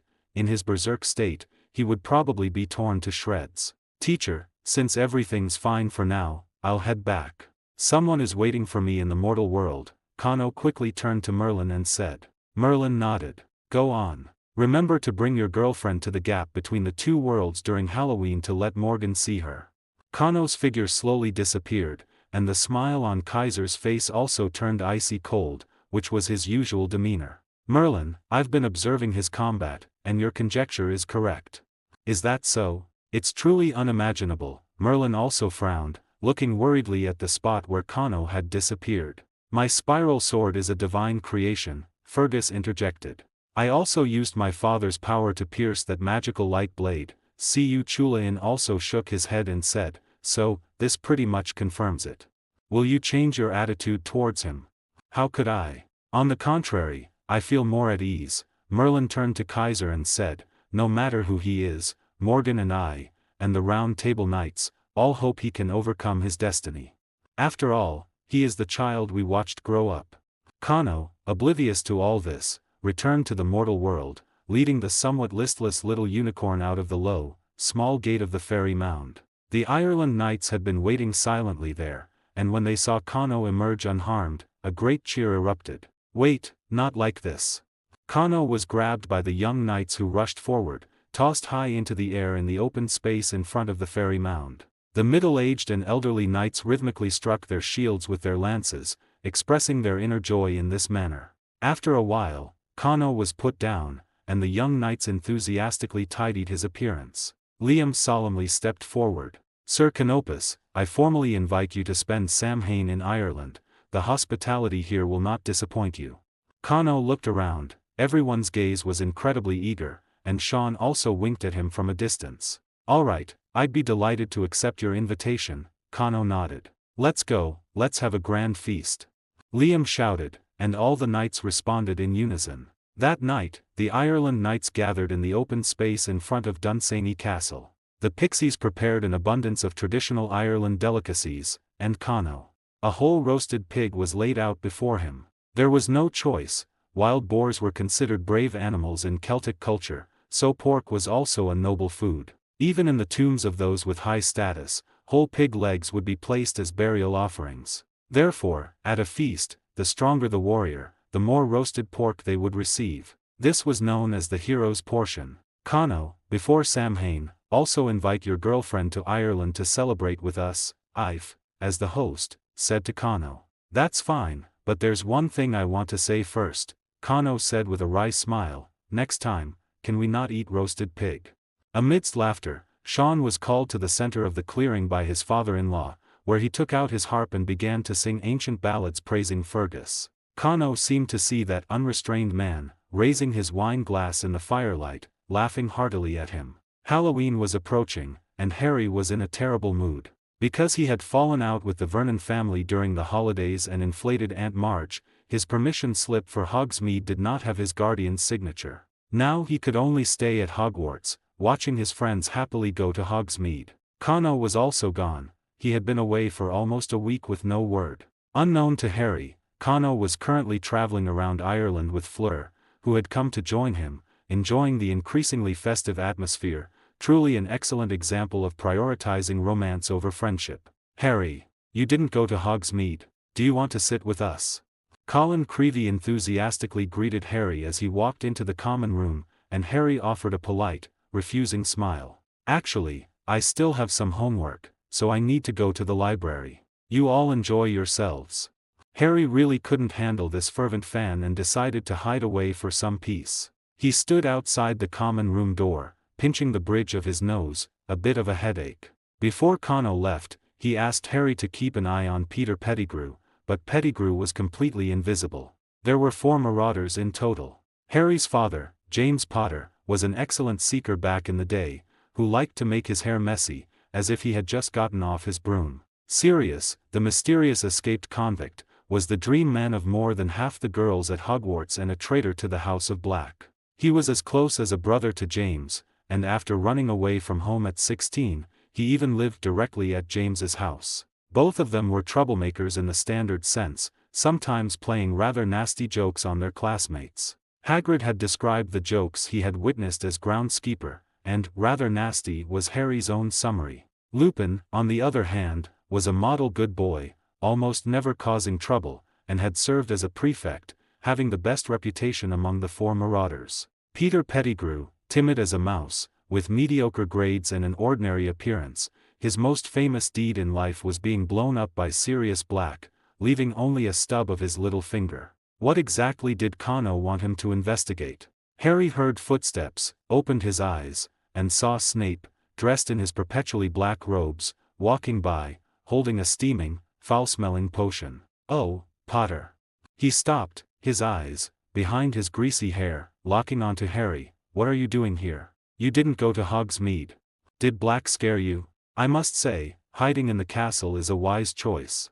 Snape bared his teeth, spitting out sharp praise. Harry, in a bad mood, had no desire to explain anything to Snape and prepared to turn and leave. However, the moment he lowered his head, he suddenly remembered that Snape seemed to have always had a strong opinion of his father. His own animosity from Snape also seemed to be because he inherited his father's negative image in Snape's mind. Perhaps Snape would know something about Peter. Even if he didn't know about Peter, hearing about his past grievances with his father wouldn't be bad, would it? "Professor Snape," Harry began, "I have a question I want to ask you." Snape had already turned to leave, and hearing this, he couldn't help but sneer. "If you want to ask me a potion question, then forget it. I explained everything clearly in class. You should go to Madame Pomfrey to get your ears or brain checked. It's not about potions." Harry looked into Snape's mocking eyes. "I want to ask about my father and the Marauders, and also, what was their quarrel with you back then, Professor?" Snape's demeanor suddenly became sharp, and Harry even felt like he was about to be hit with several curses. But very quickly, this feeling vanished like an illusion, replaced by Snape's even colder gaze. "Oh, Potter finally can't stand a peaceful school life, can he? Is the Quidditch Cup not enough to satisfy your vanity?" Snape's words came out fast and furious, like an enraged rattlesnake spewing venom. "I didn't. I just want to understand my father and his friends better," Harry argued. "All right, let me tell you." Snape gritted his teeth, lowering his voice. "Your father was an arrogant and conceited man, and the Marauders were a bunch of bastards who reveled in other people's pain. And you." Snape took a menacing step forward. "You are exactly like your father." The potion in his hand spilled out, landing on his hand and robe, scalding him so that he instinctively flung the cup away, and the broken cup smoked on the ground. "Very good." Snape gritted his teeth and cast a cleaning charm on his clothes. "Go find Lupin, that scoundrel friend of your father's, tell him what happened here, and ask him whatever you want." After saying this, Snape quickly left the corridor, seemingly returning to his gloomy potion classroom. Harry scratched his head and sighed. He had known he wouldn't hear anything good from Snape, but it was a shame that Snape still hadn't provided any useful information. Snape was too agitated. Harry didn't even get a chance to mention Peter Pettigrew. But it didn't matter, it was time to talk to Professor Lupin. A large black dog was happily rummaging through trash heaps in Hogsmeade.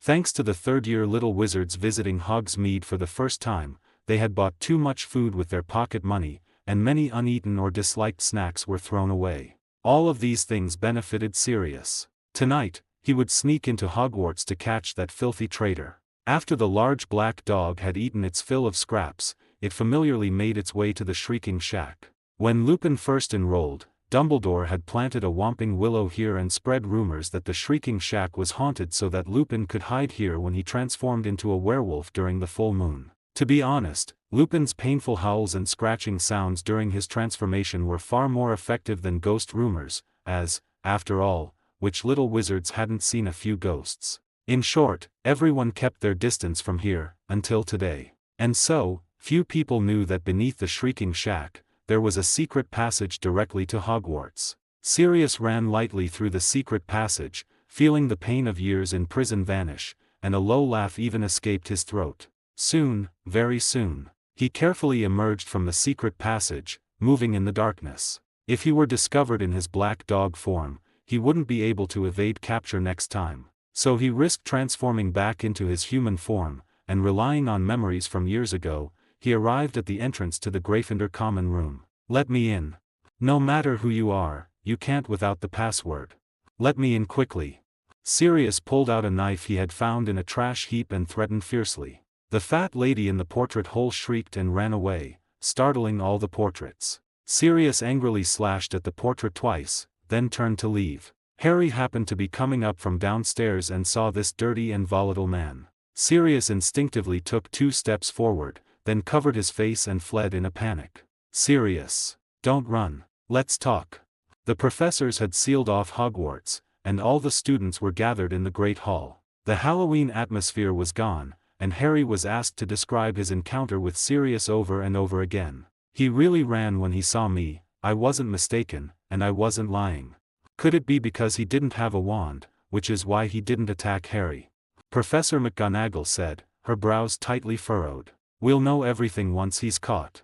Snape glared at Harry, as if Harry's encounter with Sirius was intentional. Dumbledore waved his wand, and the long tables, which had just been laden with delicacies, automatically moved against the walls. A large number of purple sleeping bags appeared in the open space in the middle of the great hall. All right, the prefects will guard all entrances and exits, the head boy and head girl will maintain discipline, everyone will sleep here tonight. Under Dumbledore's command, the professors went in pairs to patrol various parts of Hogwarts Castle, but Harry believed Sirius had likely already escaped through the route he used to enter. Harry, that was too dangerous, why were you in the common room at that time? Hermione whispered from her sleeping bag. I chatted with Professor Lupin for a bit too long and almost missed dinner. In fact, I did miss it. I haven't eaten anything tonight. Harry responded, annoyed.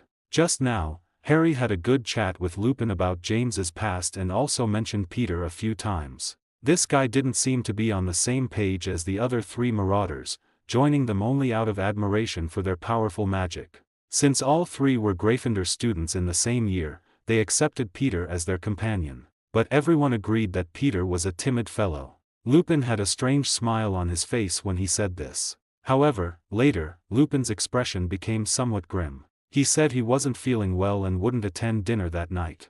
Harry looked after him for a while, and finally, at his insistence, had to leave the office to go eat, only to run right into Sirius. Among the professors patrolling the castle now, Lupin was nowhere to be seen, suggesting he was indeed not feeling well. Ron pulled out a small package and handed it to Harry. Harry opened it to find a pumpkin pasty.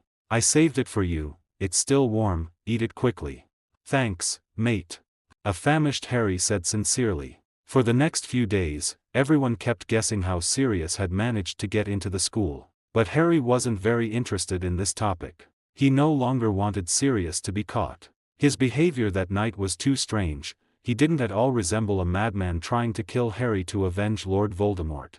Instead, he seemed to feel too ashamed to face Harry. Harry knew Lupin felt the same way. In the last few defense against the dark arts class, his gaze at Harry was always very complex. When Kano returned, Harry would definitely force him to tell the truth. He was tired of Kano's riddles. Saturday, the first Quidditch match of the semester. Since yesterday, the strong winds and heavy rain had not stopped. The opening match was supposed to be between Slytherin and Gryffindor, but the Slytherin captain found a random excuse, and the match became a competition between Gryffindor and Hufflepuff. In the stands, everyone was blown askew by the strong winds. Their umbrellas were useless, and the large raindrops made them shiver. I understand now how popular Quidditch is in the wizarding world.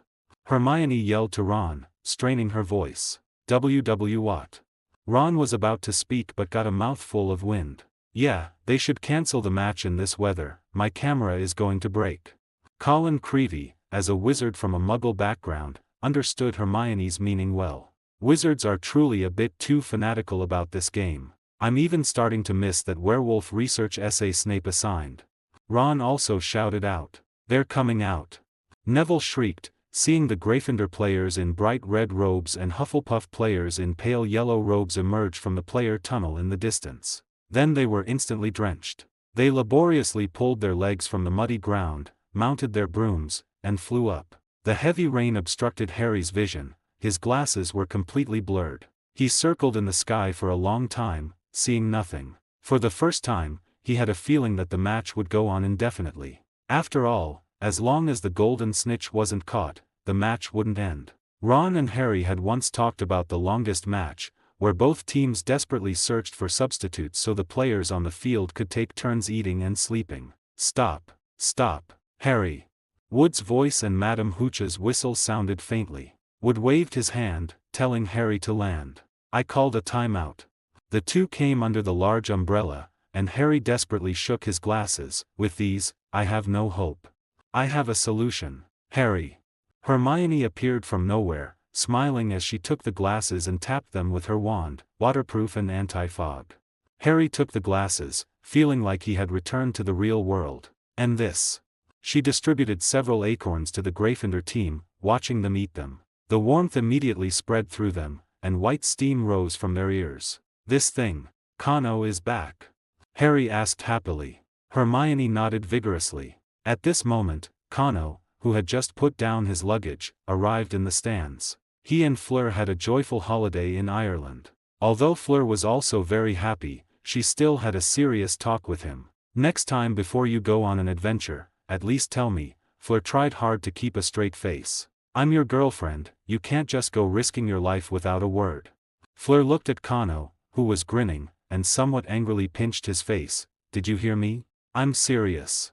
Kano had no choice but to drop his smile and nod seriously. "I understand, next time for sure." "Then if I tell you, what will you do? Not let me go?" "You're not someone who acts on impulse, when has an adventure of yours not had a reason?" Fleur said helplessly, "All I can do is go with you, try to help you, and at least not cause you trouble." A touched Kano picked up Fleur and spun her around several times, then noticed Sean and Ive peeking out from a castle window. Having just returned to Hogwarts today, he caught the opening Quidditch match of the year. Kano vaguely remembered that Dementors would disrupt this match, so it wasn't good to slack off indoors. However, he still cast a full set of waterproof spells on himself, making him very conspicuous among a group of drenched people. A bolt of lightning suddenly struck the sky, and the audience gasped. A cold sensation slowly spread, and Kano gripped his wand.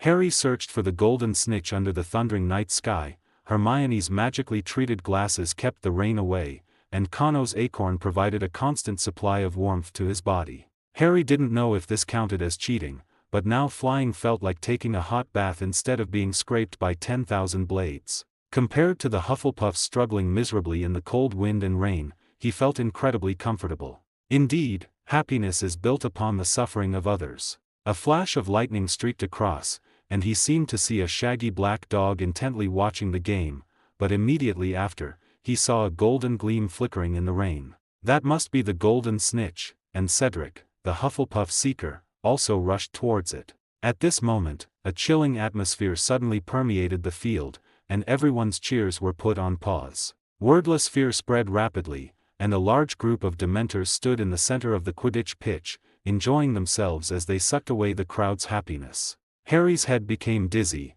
and a familiar yet strange woman's voice came from beside his ear. "Please, don't hurt him. Get out of the way. Stupid woman, get out of the way." This was a hissing voice like a snake. "Kill me, don't hurt Harry, kill me." Kano saw Harry suddenly stop moving, hovering aimlessly in midair like a large bird trying to land. The Dementors in the middle of the field grinned maliciously, and all the spectators were speechless and trembling as if they had sunk underwater. Kano was also trembling, but not with the same emotion as them. The Black family members all had some mental issues, varying in severity. The more severe cases were like Bellatrix's madness and Regulus's self-destruction, while milder ones included Sirius's 12 years of self-imprisonment and his obsession with atoning for his close friend. Kano believed he was unaffected, but in reality, his sadistic desires would surge when facing those he considered criminals. He grinned, unable to suppress a low chuckle. "These disgusting, self-serving things have fallen into my hands again. My infinite defense proposal was prepared just for you. Expecto Patronum."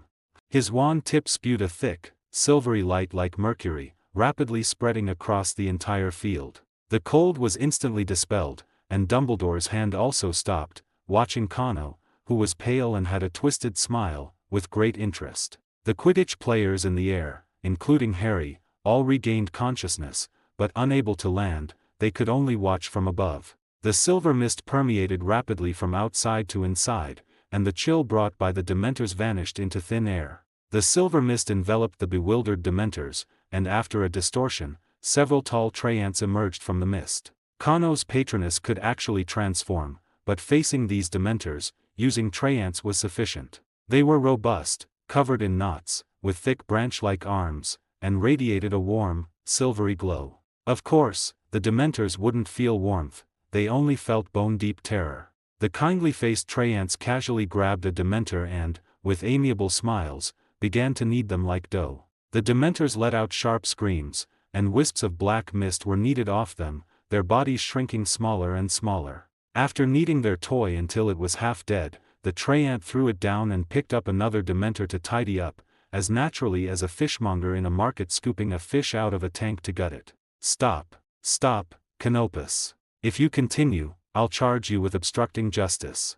Fudge, having received news from who knows where, apparat to Hogsmeade and then flew to the stadium on his broom. He was dressed in mismatched clothes and landed on the field with a group of Aurors. The Aurors stared dumbfounded as the Treants had already started using Dementors to play jump rope. Respected Minister, as a student, I have unlimited rights of self-defense. Kano waved his wand elegantly as if conducting an orchestra. Did the Dementors come here because they found Sirius? Cornelius, I recall you promised me that Dementors would never enter the school. Dumbledore's angry voice came, and Fudge's face looked as bad as if he had eaten a ton of flobberworms. This is, reasonable suspicion, a routine check. Fudge argued, waving his hand. Am I to believe that you authorized Dementors to come here to absorb happiness? That you disregarded the mental health of all the teachers and students in the school, coming to a crowded place to capture a criminal whom you still haven't found? Kano's accusations flew thick and fast. Or perhaps, the Dementors are out of control, and you can't manage them at all. Kano mocked with a very fake tone of alarm. I think it's better to chase them back to Azkaban, and lock up those incompetent bureaucrats with them, wouldn't that be good? Enough. I order you, in the name of the Minister of Magic, to stop attacking the Dementors. I'm defending myself. Are you asking me to give up my right to protect myself?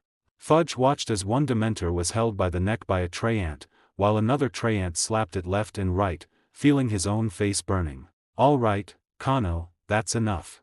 Dumbledore said, I believe Cornelius can control his subordinates. Kano sneered, and the silver mist receded. Fudge and the Aurors immediately moved out of the Patronus Charm's protective range, and the terrified Dementors instinctively surrounded them. Fudge felt as if he had stepped into an icy lake, his face ashen, and if Kingsley hadn't cast a Patronus Charm nearby, he might have had a good intimate moment with the hungry Dementors. The Hogwarts students burst into laughter at the sight. Fudge's face grew even paler, his ears filled with merciless mockery of himself. The Quidditch players landed one after another and walked back to the changing rooms. Harry's steps were still unsteady, and the twins supported him on either side. Fred asked with concern, Harry, are you all right? Go back and have a hot pumpkin juice, you'll feel much better.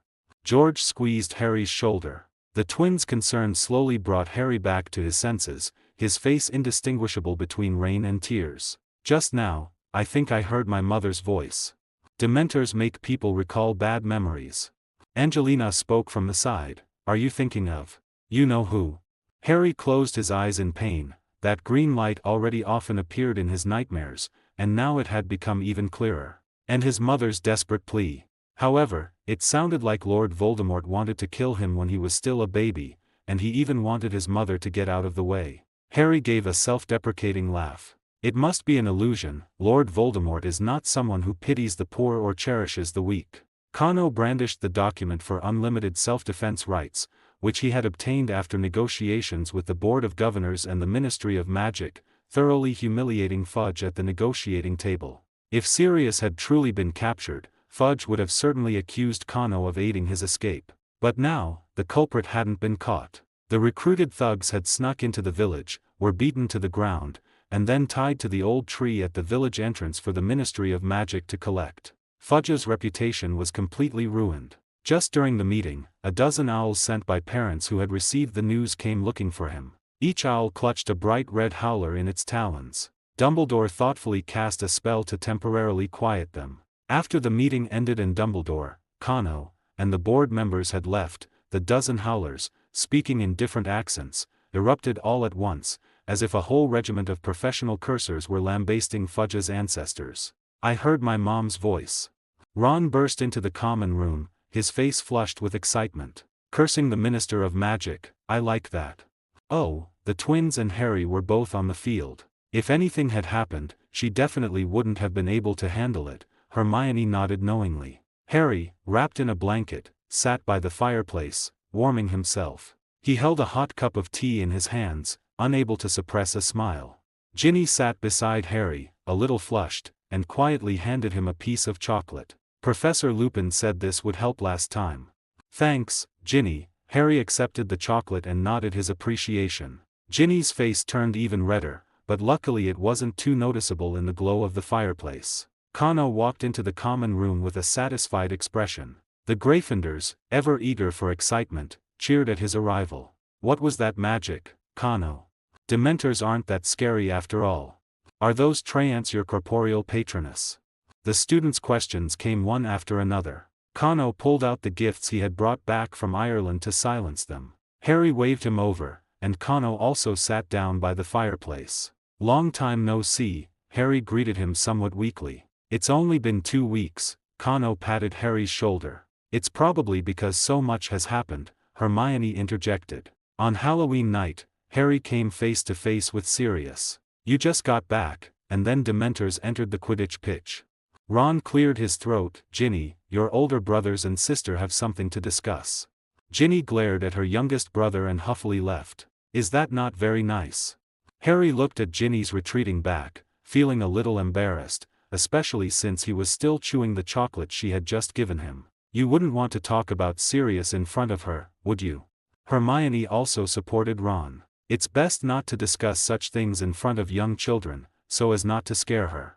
Kano watched the 3 of them with amusement. His own age was hard to calculate, and Ginny was actually only a year younger than the trio. Was this concern from his future sister-in-law? However, having gone through so much, they were indeed more mature psychologically. Harry recounted in detail his encounter with Sirius that night, and finally almost grabbed Kano by the collar, demanding to know the truth of what happened that year. Seeing that the time was right, Kano went with the flow and explained the situation to them. "Let's start with the Fidelius charm," Kano began. "This magic can hide a dwelling or a secret. Unless the secret keeper willingly reveals the information, not even the Crucio or Imperio can pry it from his mouth. Of course, if the secret keeper dies, everyone who knows the secret becomes a new secret keeper." "My parents."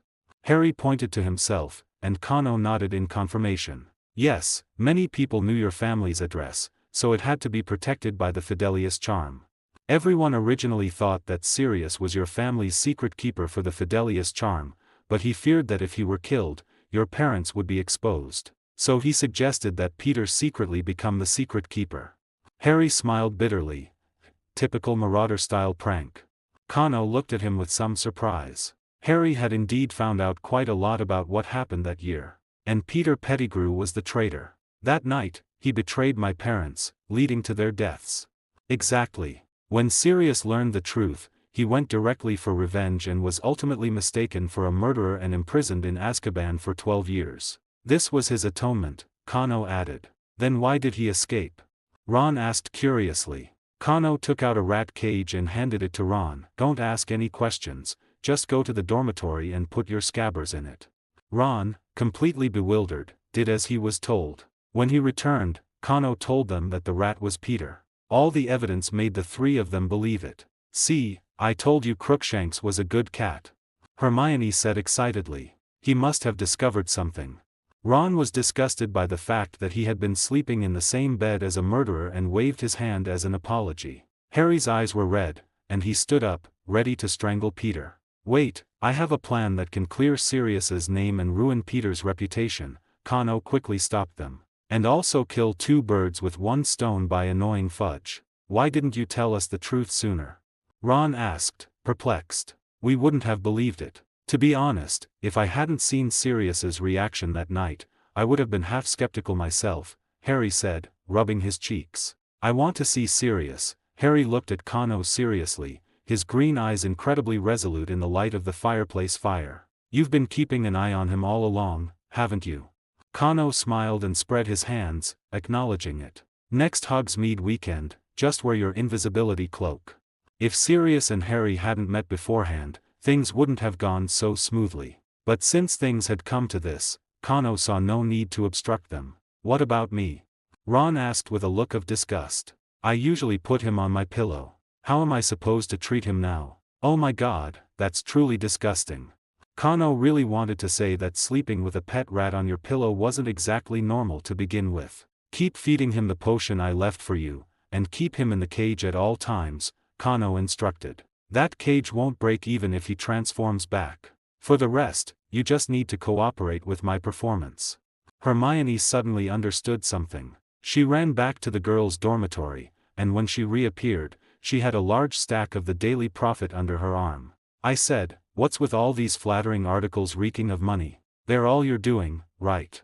Kano avoided Hermione's questioning gaze and tilted his head back, whistling a tune. "Forget it, Hermione. Kano wouldn't trick his uncle," Harry quickly interjected. Kano smiled guiltily. The waiting was agonizing, Harry had to admit that. Ever since he learned the truth, he had been constantly thinking about finding Sirius. But the reality was, it was only Monday today, and he would have to wait until at least the weekend to have a chance to leave the school. Monday morning was potion class, and Snape's face was as cold as ever. Harry had no choice but to attend class with Slytherin. The annoying Malfoy had finally taken off the bandage on his arm and kept imitating a Dementor's movements in front of Harry. Potter is like a startled quail, flapping around foolishly in the sky, he said with a triumphant laugh. I bet he's definitely thinking about the days he grew up in a Muggle dog kennel. Harry didn't want to bother with Malfoy, but he was really jumping around too much. Malfoy, shut up. Ha, Potter's getting agitated, he's agitated.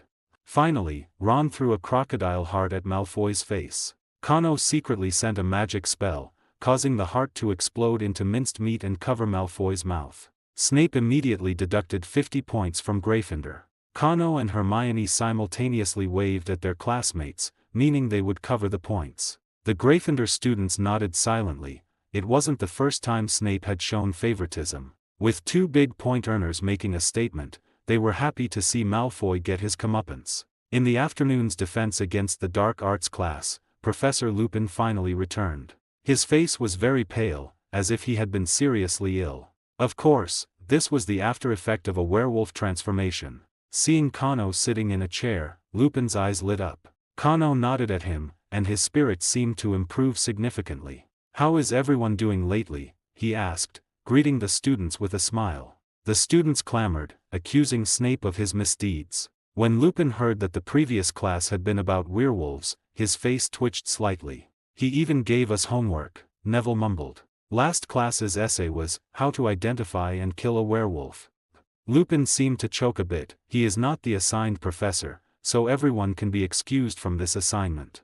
The students cheered, and the trio exchanged glances, understanding Snape's sinister intentions. Next, Lupin, as always, delivered a high-quality defense against the dark arts class. Today's main attraction was a Hinkaipunk, which was made of smoke, had only one leg, and carried a lantern. They would carry lanterns in dark swamps, luring people into the mire to their deaths. After class, Kano lingered behind, and Lupin quickly walked over to him. Are there any results from the research? He asked in a hushed tone. Of course. Kano smiled. I didn't miss the full moon in October. Next month, we'll see the effect. Lupin nodded excitedly. A week passed in a flash. On Saturday morning, Kano received Kriaker's surveillance report and nodded at the eagerly awaiting trio. I heard you are about to embark on our glorious path. Your older brother is very pleased. In the corner of the common room, Fred pretended to wipe away tears as he exclaimed, Perfect, this will be this year's Christmas gift. George pulled out an old parchment. We don't need it anymore, we hope it can achieve for you what it achieved for us. Harry looked at Kano, puzzled. Kano chuckled and patted the twins' shoulders. Quickly demonstrate it to Harry, don't keep him in suspense. All right. George touched his magic wand to the parchment. I solemnly swear that I am up to no good. Ink outlined a detailed map of Hogwarts, including the entrances and exits of various secret passages, and in addition, the real-time location of everyone, their names marked next to the small dots representing their positions. At the very top was a line of green ink writing. Messrs. Mooney, Wormtail, Padfoot, and Prongs, purveyors of aids to magical mischief makers, are proud to present the Marauder's Map. Fred solemnly placed the Marauder's Map into Harry's hand. When you're done, remember to say, Mischief Managed, and the image will disappear. These 4 pioneers are very great. Today we pass it on to you, we hope you use it well and don't let it down. George was also very serious. Harry excitedly took the Marauder's Map, as if he was taking a flag. Kano nodded, suppressing a smile. With your invisibility cloak, let's get moving. Soon, the trio and Kano arrived at a corridor on the 4th floor of the castle, where a tall, one-eyed, hunchbacked witch statue stood. This is Gunhilda of Gorsmoor, she invented the cure for dragon pox, Hermione said, looking at the base of the statue. Harry sighed heavily and bowed slightly to the statue. After his experience of searching for his family tree in previous years, he knew that his grandparents had both died from this disease, passing away just before he was born. Kano tapped the statue, finite incantatum. The back of the statue silently opened, and the four people filed in, entering the secret passage via a stone slide. Lumos.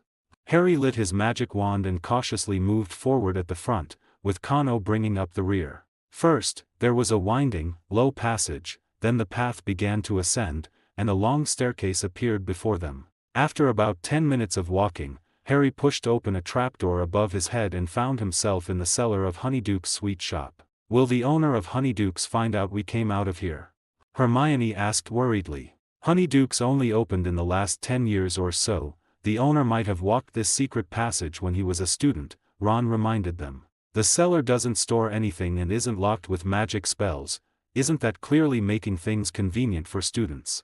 "Enough talk. Normally the owner might turn a blind eye, but now is not Hogsmeade weekend. Come in quickly," Harry called to the two, hiding under the invisibility cloak. Kano cast a disillusionment charm on himself and, staying close to the trio, quietly guided them. Soon, the four invisible people arrived at a stinking rubbish dump, where a large black dog was happily digging for food in the pile of garbage. "It really is him. I've seen him twice," Harry whispered in surprise. "The first time was that night outside the house, and the second time at the Quidditch pitch." "It's him, go." Kano pushed Harry, and Harry slipped out from under the invisibility cloak. "Sirius? Sirius Black." The big black dog trembled, turned its head, and saw the bespectacled, disheveled Harry, its dog mouth comically agape. After several seconds the big black dog took off running, barking very clumsily as it ran. "Sirius, don't go. I know it's you." Harry quickly gave chase. "Sirius. Godfather." The big black dog stopped, transformed back into human form in the corner, and embraced the rushing Harry in a daze. Sirius's mental state was very poor. One moment he was crying hysterically while hugging Harry, saying that he had caused James and Lily's deaths. The next moment, he would jump up, gnashing his teeth and shaking Ron, demanding that he hand over Scabbers, looking as if he wanted to bite it to death. Kano firmly restrained Sirius and fed him a drop of draught of living death. "Dreamless sleep will do him good."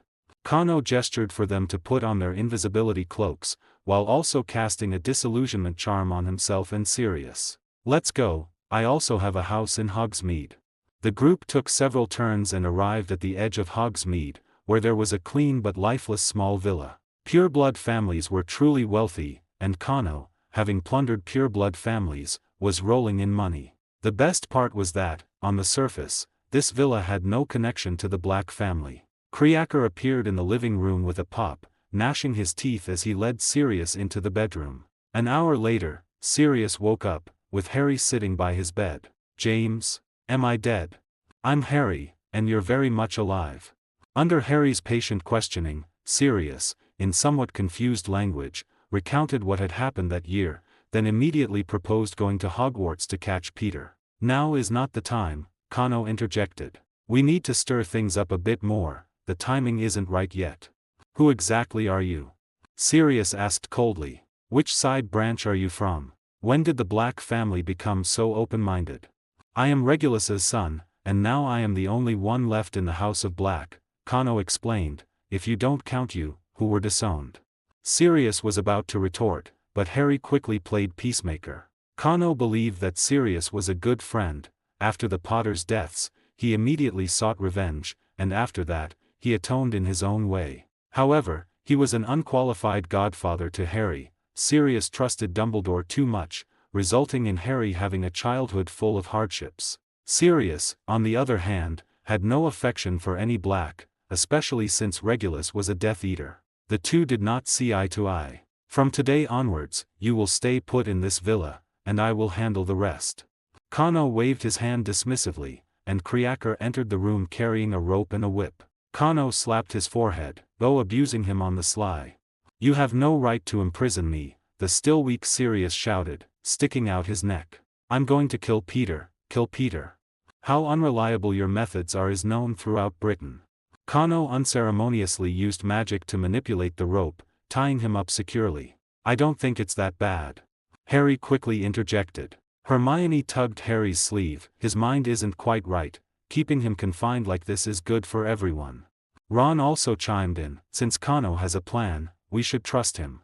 Harry nodded helplessly and slowly chatted with Sirius about the past, and Sirius gradually calmed down. How do you plan to kill Peter for me?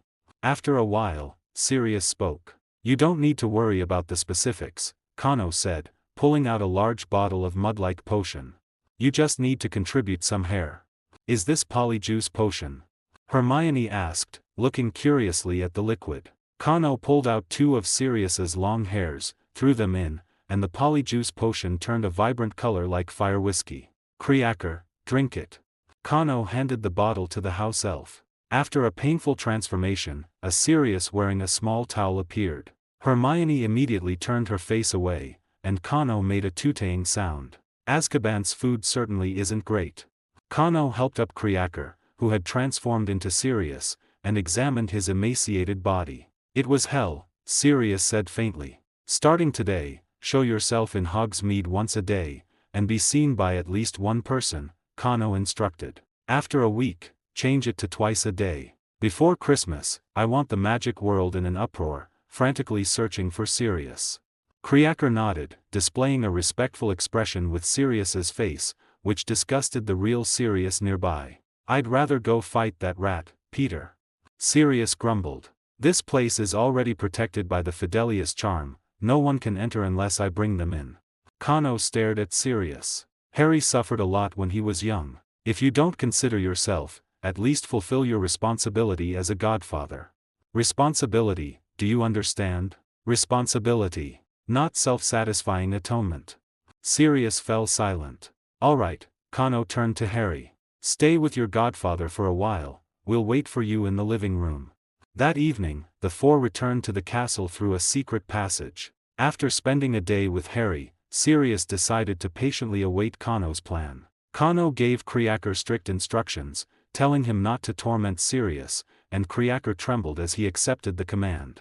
Creaker firmly believed that the mistress's early death had a lot to do with Sirius, the unfilial son, while Sirius saw Creaker as the embodiment of the old, dark black family. Both of their perceptions were correct, so no one could reconcile their conflict. Kano could only make Creaker behave through commands. However, as an old house elf, Creaker was very adept at playing dirty tricks without directly disobeying his master's orders. So later, when Sirius appeared, the hair on his head had been pulled out by Creaker so much that he was almost bald. Getting back to the point, the group returned to the common room and discussed in low voices. How should we cooperate with you?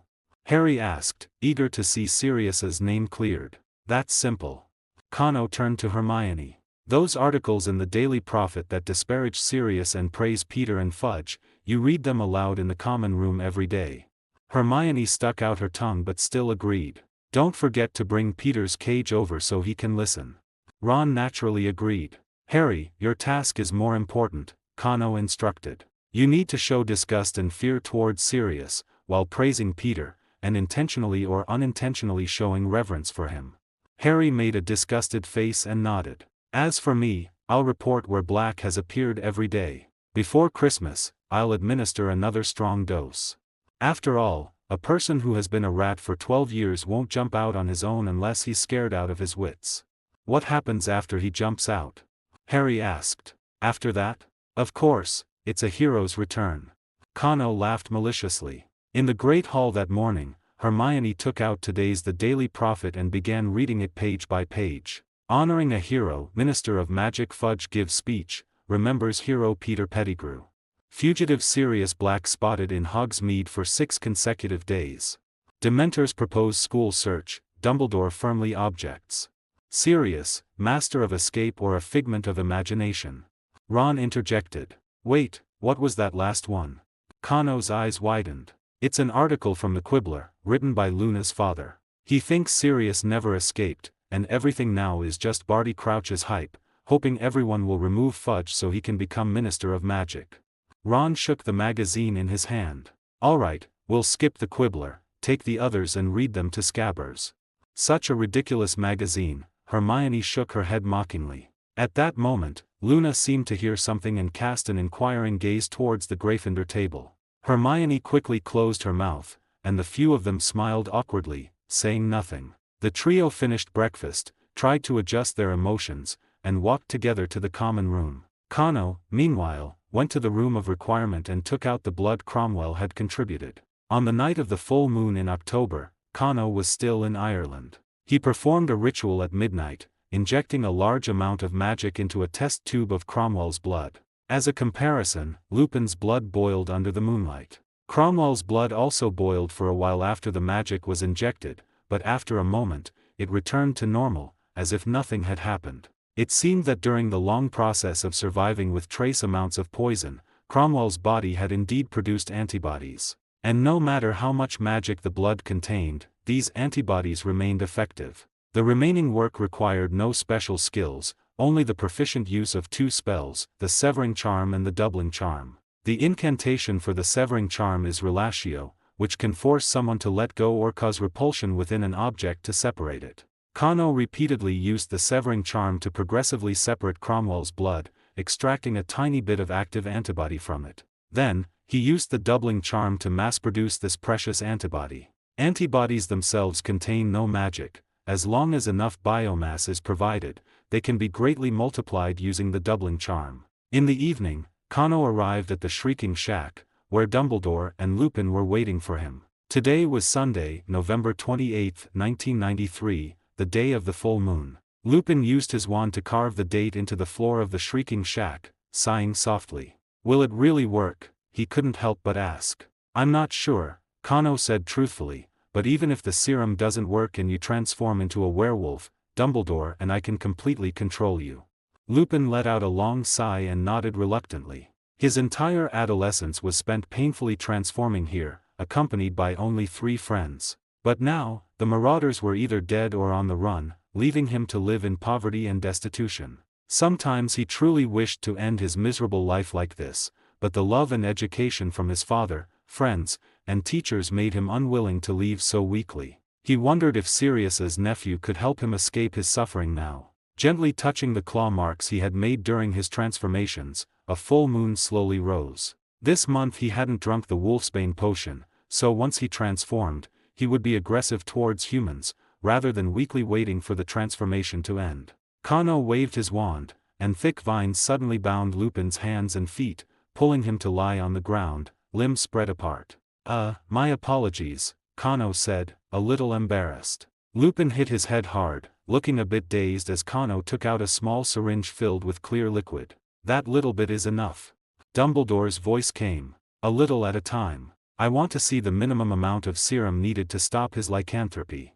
Lupin couldn't hear the rest of the words. The bright moonlight streamed through the nailed-shut window cracks, and he began his painful transformation. His hands and feet twisted, his skull deformed, his snout protruded, his teeth lengthened, and a large amount of hair grew on his body. Accompanying the transformation was intense pain and a violent urge to tear apart anyone nearby. This was lycanthropy. Even though Lupin tried hard to control it, his already transformed wolf claws dug deeply into the floor. Kano stepped forward, and before the transformation ended, he chopped Lupin's neck with his hand. The werewolf's eyes rolled back, and he passed out. "Gently, Kano," Dumbledore couldn't help but remind him. "It's all right, Principal. Professor Lupin won't blame me."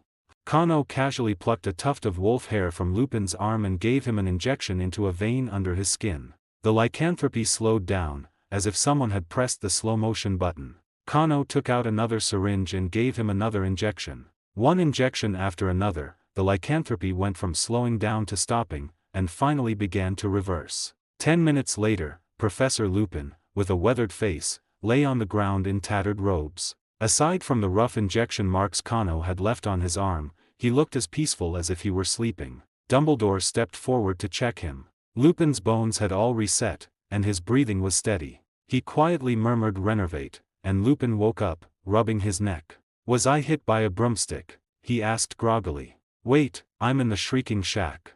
I've changed back." Lupin looked at his hands in disbelief, then touched his face, and finally ran to the window to stare directly at the full moon. "You succeeded. I won't turn into a werewolf anymore." Lupin beamed with joy, holding Kano's hand, as if all the torment of his past life had vanished instantly. "That's not confirmed yet," Kano said truthfully. "This serum can reverse lycanthropy, but its duration is uncertain. It's very possible that an injection will be needed every month during the full moon. It should be a temporary solution, not a complete cure for the symptoms of lycanthropy. That's enough, Kano, thank you so much. Lupin turned to Dumbledore. Principal, if you hadn't brought me to school back then, I wouldn't have lived to see this day. I probably would have committed suicide in that little shack long ago. Dumbledore smiled and patted his favorite student's shoulder. The most important thing is that you yourself never gave up, and you've worked hard to live all these years. Actually, a temporary solution like this is also good, Dumbledore said, picking up the empty syringe from the ground. If your serum, Kano, could permanently eliminate lycanthropy, I'm afraid you would become a thorn in the side of people like Greyback. Kano smiled and shook his head. If it weren't for two of Greyback's subordinates, I wouldn't have been able to create this serum. One could say it was fate. Next semester, we'll mass-produce the serum at St. Mungo's and let werewolves voluntarily come to buy and inject it. I hope Greyback comes soon so I can chop off his dog's head, saving me the trouble of searching for him. For the next few days, Dumbledore no longer appeared, and only Kano stayed with Lupin in the Shrieking Shack. Lupin was in good shape. Even without serum injections for the past few days, he showed no signs of transforming. Honestly, I feel like I might never turn into a werewolf again, Lupin said cheerfully, sitting in the Shrieking Shack. Let's observe for a few more months, don't be so hasty. After all, this could affect the fate of many werewolves, Kano said, taking a sip from his teacup. Lupin nodded earnestly. You're right, I'm just too eager for a normal life. With that, he sighed. If James and sigh. I already know, Remus. A tall, thin figure rushed out of the darkness and embraced Lupin. I'm so happy for you. Sirius. Lupin's wand was already pressed against Sirius's soft spot, but Sirius hugged him carelessly, constantly thumping his back with his fists. Lupin struggled free from Sirius's arms, dropping his wand in bewilderment as he looked at the two people in the room. I told you, you're lucky if you don't get hit by 2 spells today. Humph, Lupin wouldn't attack me. Both of you, shut up and explain yourselves. Lupin looked at Kano and Sirius, unable to help but interrupt their conversation. I'll explain, Professor. Harry's figure emerged from the darkness, holding his invisibility cloak. Harry and Sirius explained the whole story to Lupin, then showed him the photos of Scabbers and the Marauders map. Only then did Lupin drop his guard and embrace Sirius, tears welling up in their eyes. I knew it, Lupin wiped away his tears. It's all over, Remus, Sirius said, his eyes also red. Now all that's left is to deal with that traitor Peter. Kano said he'll take care of everything. Dumbledore's face appeared outside the window, smiling and nodding at the group. By now, everyone in Kano's plan who needed to know the truth was in place, and the plan had entered a critical stage. Minister Fudge had been so overwhelmed by the Sirius affair recently that he was forced to impose a curfew in Hogsmeade. After nightfall, Dementors would patrol the streets, and anyone outside would be caught by them. This stirred up a hornet's nest. Hogsmeade, as Britain's second-largest commercial district after Diagon Alley, had its prime business hours cut short because of an escaped convict. Shopkeepers grumbled, like Madame Rosmerta, the owner of the Three Broomsticks bar, whose beautiful face was contorted with anger. Who drinks during the day? If the curfew lasted another half-month, the bar would go out of business. Kano felt it wasn't enough, so he sent Kriaker to wander around places like Godric's Hollow and Nocturne Alley from time to time. The only thing Minister Fudge could do was conduct strict searches for a few days wherever Sirius was spotted, causing chaos and widespread public resentment. Thus, Kano stirred up trouble everywhere, and Minister Fudge was constantly on the run. Finally, before the Christmas holidays, catching Sirius went from being a concern for a few people to a major event sweeping the British magical world. Kano and the trio acted out a daily charade in front of Peter, who visibly lost a great deal of weight. One night, Ron heard Peter scratching at the cage. I think he's scared and wants to disappear like he did over a decade ago. Ron told the others at breakfast. It's an old trick, but a very effective one, Kano commented. However, the cage I made is very difficult to open even with magic, so I hope his teeth are still healthy. Tonight, we'll administer the final potent dose. What potent dose? Harry asked, intrigued. You'd better not know, so you can stay in character, Kano said with a smile. Tomorrow was the Christmas holiday, and students had packed their luggage, ready to go home and celebrate with their families. Soon, the students went to sleep with happy thoughts. Kano drew the curtains, softly humming a tune, as a mist quietly filled the common room. Peter, as usual, had been given a stimulant and couldn't sleep at all. He suddenly saw a tall, thin figure appear in the mist, approaching with heavy breathing, two bloodshot eyes glowing green like a werewolf's. Peter frantically crashed against the cage, but it remained tightly sealed, impossible to open. Ron suddenly sneezed and woke up from his dream. He vaguely saw a man standing by his bed, screamed in fright, and rolled off the bed. Then, he saw the rat in the cage begin to transform. A short man with a pointed nose, watery green bean eyes, and heavy dark circles under his eyes broke out of the cage, then was firmly bound by ropes that the cage had turned into, falling to the ground. "Help! Help!" The tall, thin figure rushed towards the door. Everyone woke up but only saw his back. "That's Sirius. Sirius is in the school."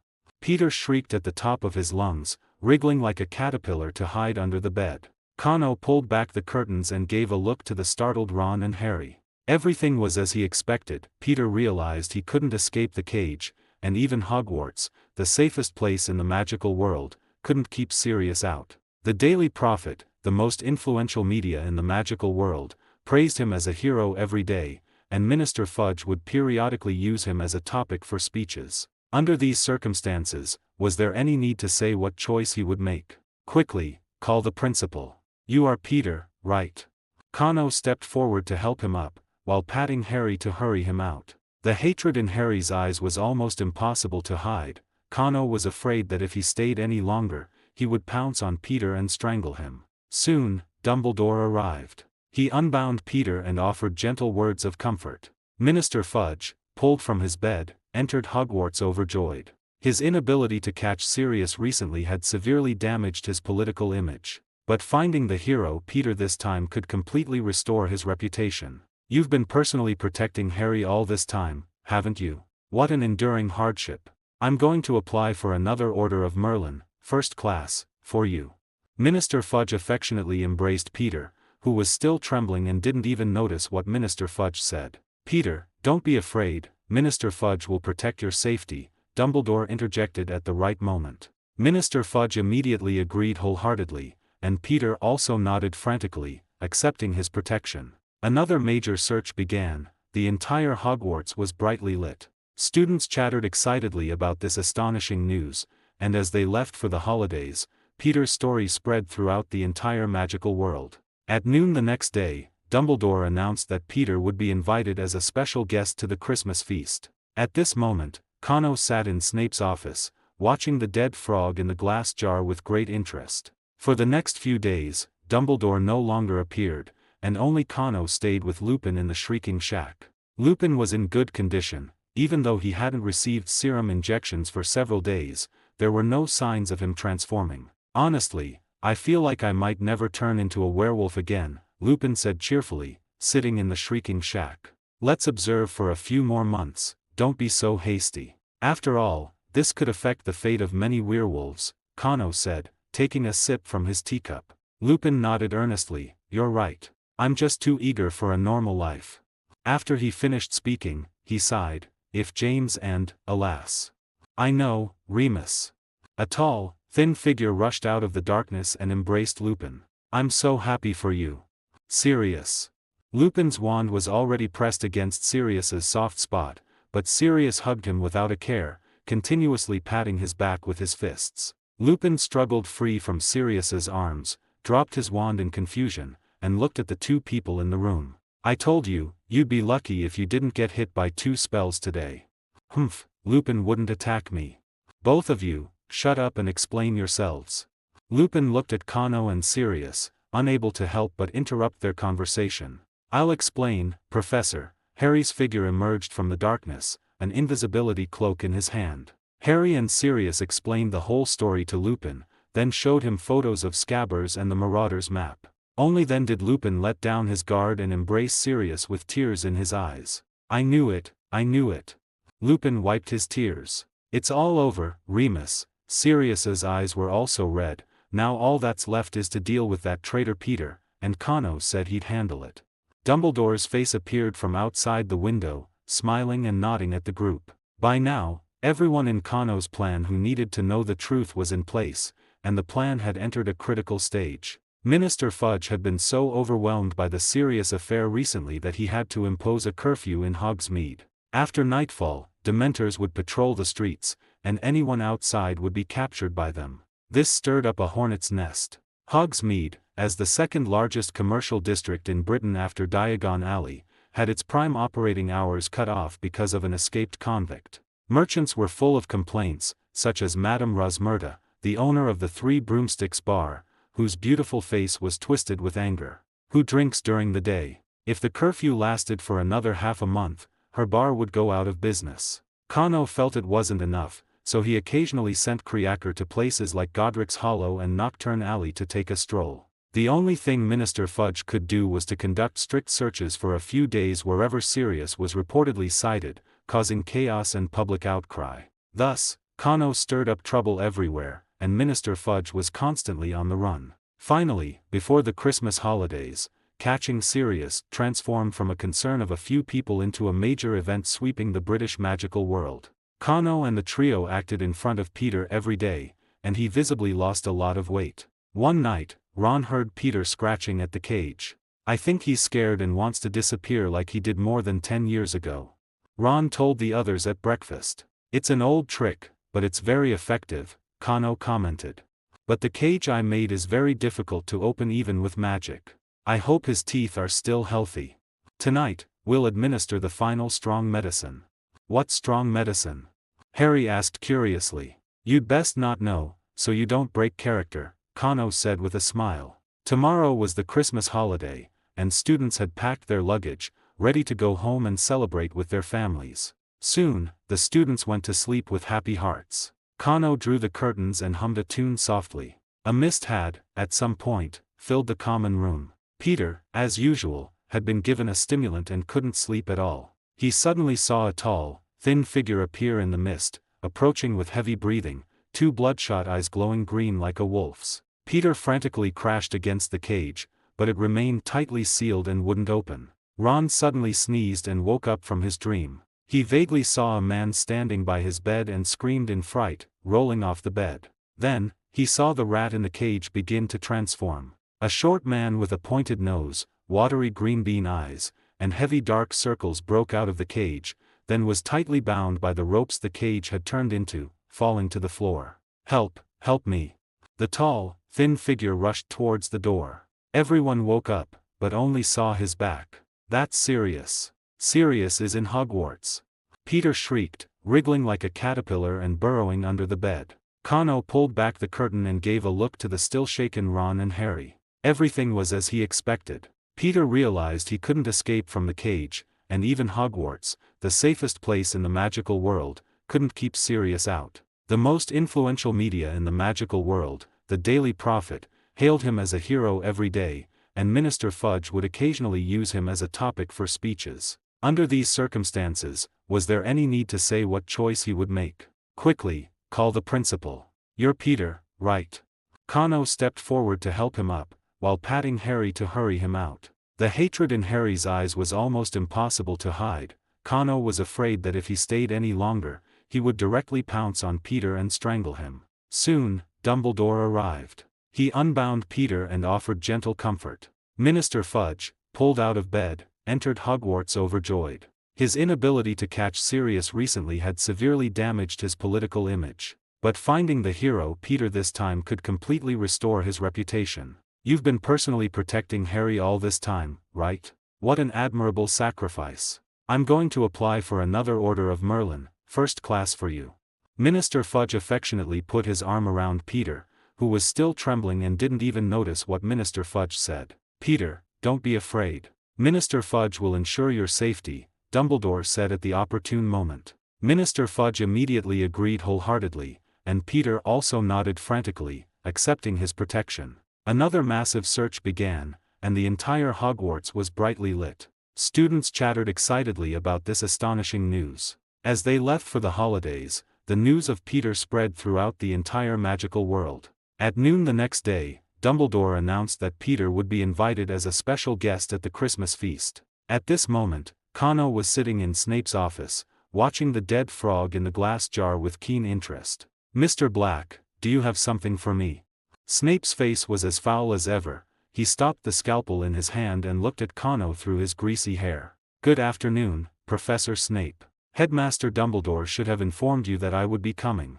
Kano didn't care about his attitude. They hadn't seen eye to eye for more than a day or two. "Otherwise, I would have thrown you out long ago," Snape sneered. "I know you solved Lupin's furry little problem, but how can I, a potion master like yourself, be of service?"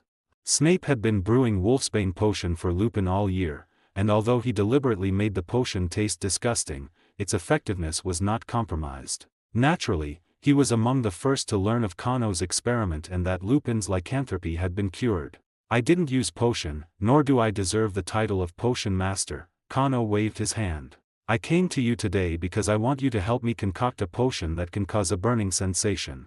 "Oh, I imagine that wouldn't be a problem for you. There's no need for Dumbledore to speak up, is there?" Kano smiled and leaned forward. "This burning sensation is quite special. Among the people Dumbledore trusts absolutely, only you have experienced it." Snape's face turned white, as if he were wearing a mask. "Yes, that's what I mean." Ignoring Snape's unusual reaction, Kano pointed to his arm. "The intense burning sensation in a specific location when the dark mark is activated."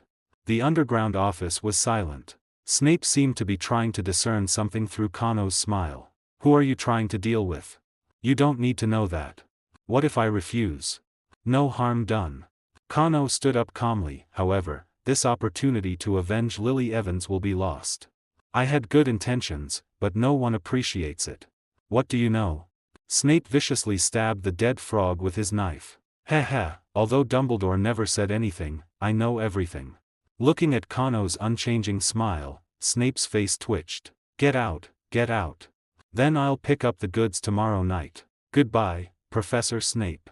Kano naturally stood up and left the underground office. Snape sat in his chair, his face gloomy. Veritaserum can be resisted, so unless there is conclusive evidence, it cannot be used for conviction. To be precise, as long as someone drinks a potion that affects the mind, none of their words will be admitted as court evidence. Legilimency is the same. A person's memory is not a book, and it can be completely faked with magic. But what if he tells the truth himself? Peter Pettigrew is currently living in the basement of Hogwarts Castle, guarded by a full team of Aurors at the door. Fudge provided him with the highest level of security, and now everyone knows he is an animagus, so he has no chance of escaping. As compensation for cooperating with Fudge's publicity, Peter received a substantial amount of galleons, and once Sirius was caught, he could take the money and flee. Peter lay on the luxurious bed, still unable to sleep. Kano's special stimulant was too strong. Ron had given him a small dish of it that night,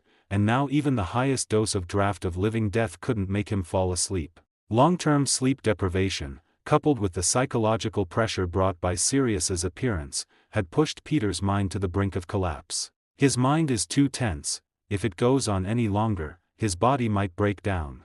In the Minister for Magic's office, a St. Mungo's healer reported the situation to Fudge, who waved his hand. "Just give him a potion to supplement his physical nutrition. Drinking too much will cause his body and mind to become disconnected, and this side effect is very difficult to treat." The healer frowned. "It's not like he's drinking it every day, just write the prescription."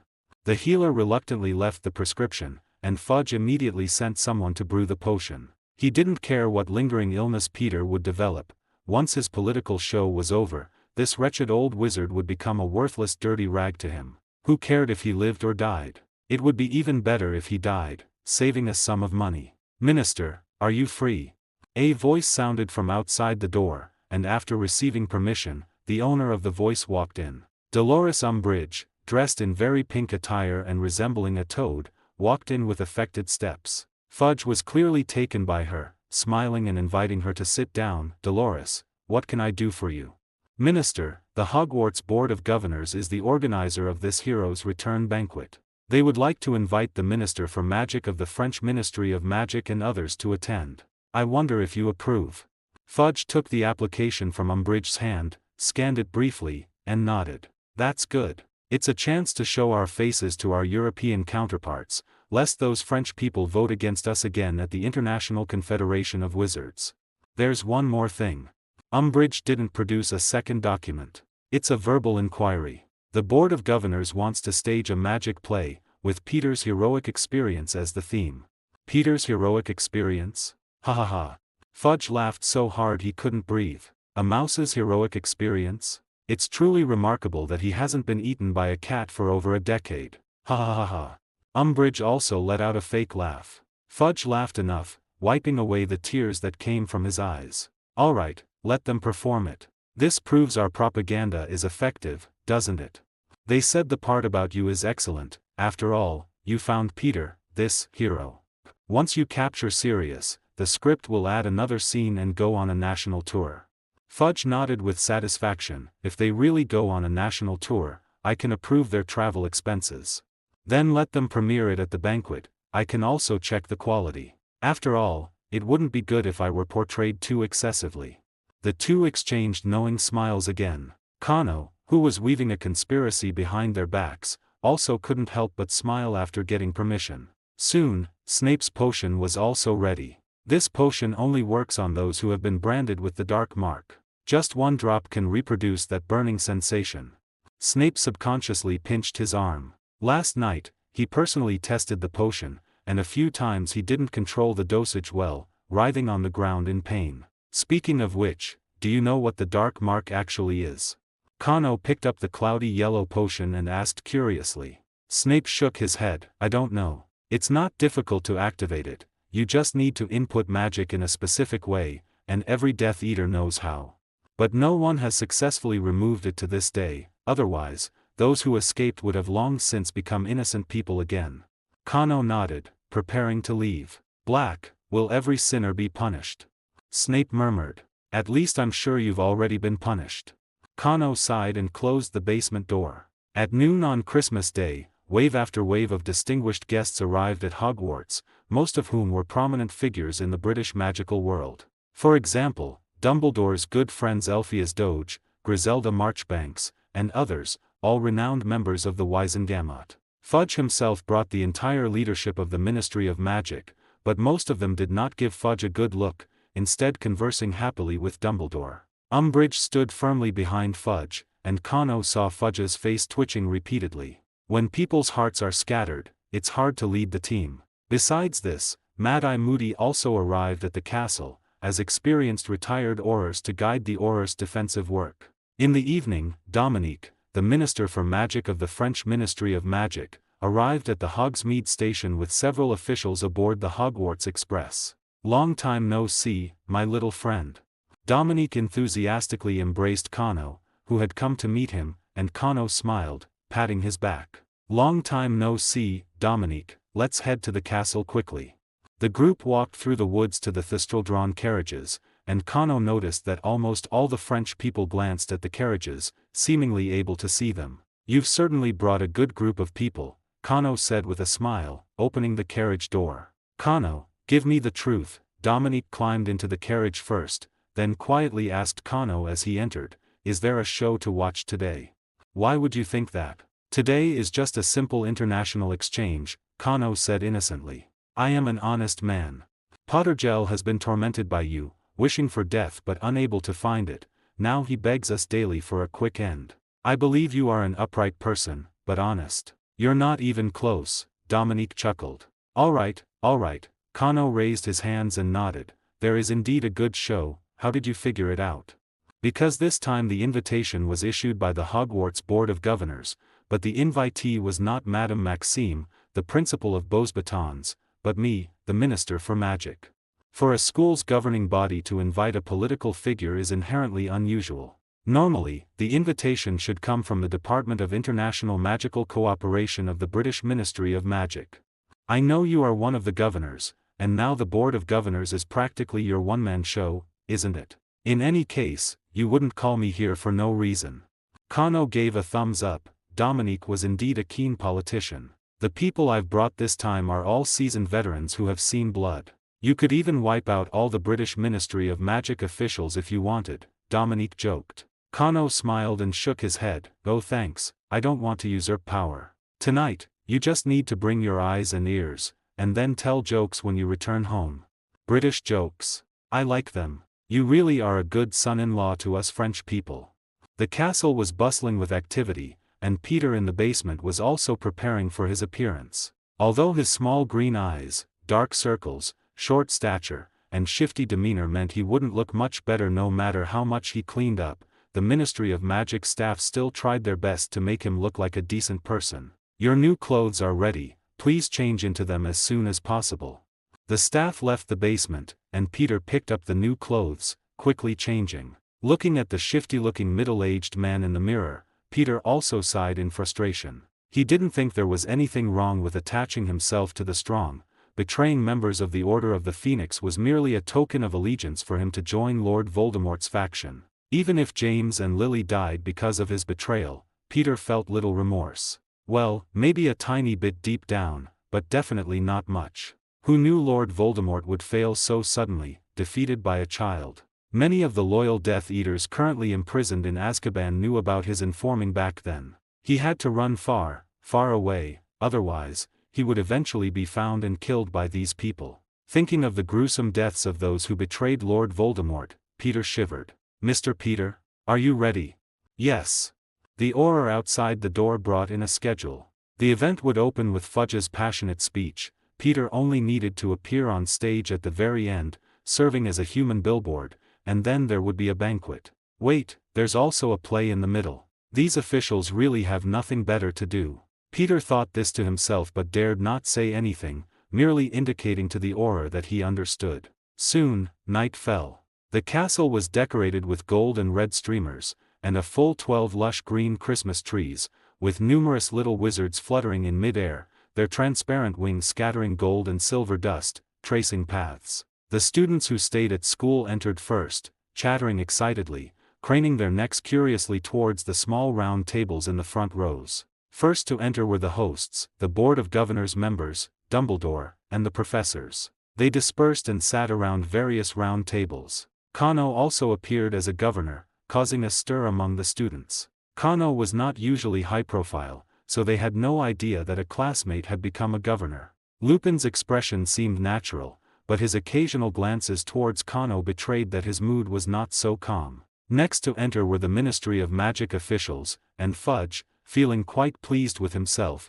waved to the students. Who are you? The students, bewildered, clapped and whispered to each other, while some Ministry of Magic officials couldn't help but chuckle. To the students, with Headmaster Dumbledore, the strongest white wizard in the British magical world, protecting them, who the Minister for Magic was simply didn't matter. Fudge, maintaining his composure, sat at the round table where Dumbledore was, leaving a seat in the middle for Peter. Finally, the French Ministry of Magic officials entered. After Dominique waved, he plopped down next to Kano, leaving Fudge standing there. My English isn't very good, and Kano's French just happens to be excellent, Dominique explained with a smile. Who would believe that? Damned Frenchman. Fudge's self-control was good, even after being repeatedly humiliated by the little wizards and the French, he didn't lose his composure. He was holding back a surge of determination. His main goal tonight was to use Peter as a prop to boost his own reputation, and he couldn't get bogged down in these minor issues.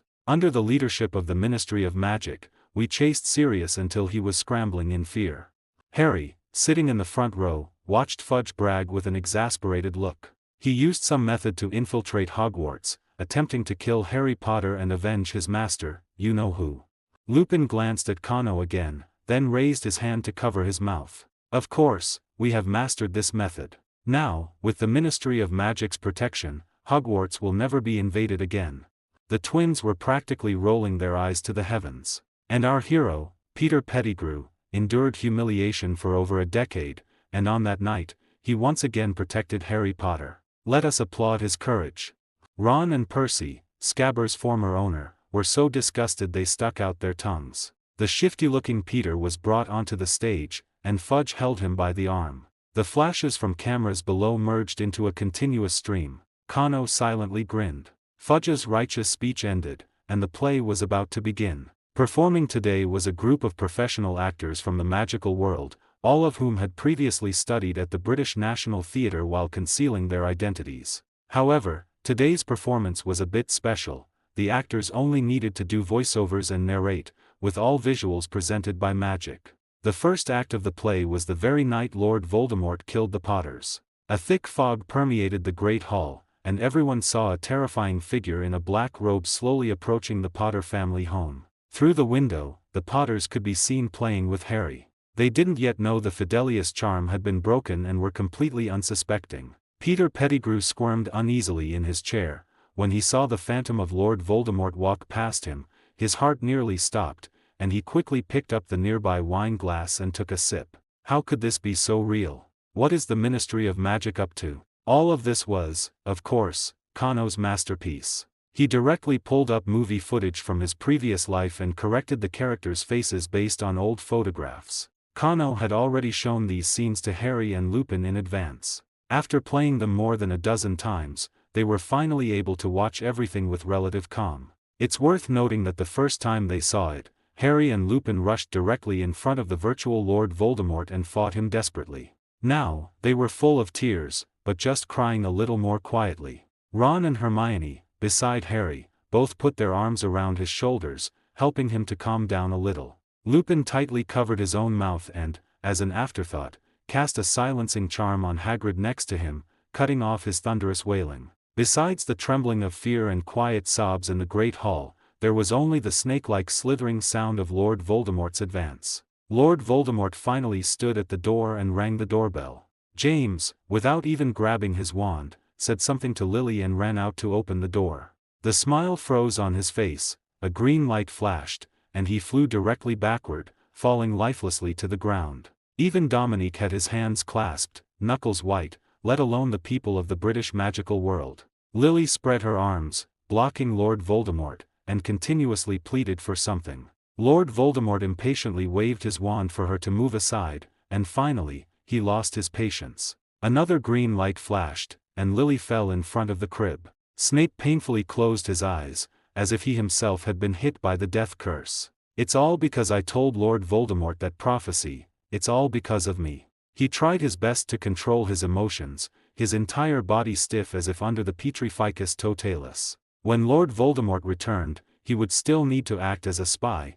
so he couldn't show any excessive reactions. Hold it in, he must hold it in. Finally, Lord Voldemort pointed his wand at baby Harry. He uttered the spell, but the death curse rebounded, directly obliterating him into thin air. The silent first act ended, but the fog still hadn't dispersed. Peter Pettigrew had already shrunk into his chair. If not for the Auror watching him, he would have long since transformed into a mouse and fled. All of this was too real. He had never imagined that one day he would witness the scene of the Potters' deaths with his own eyes. But this was not the reason for his extreme fear.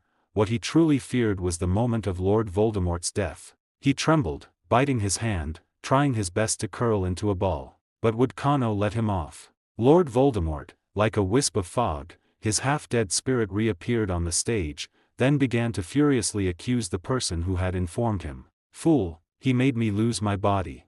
I will torture him thoroughly, making him wish for death but unable to die. I will make him experience the most terrifying dark arts in the world, making him suffer for thousands and tens of thousands of years.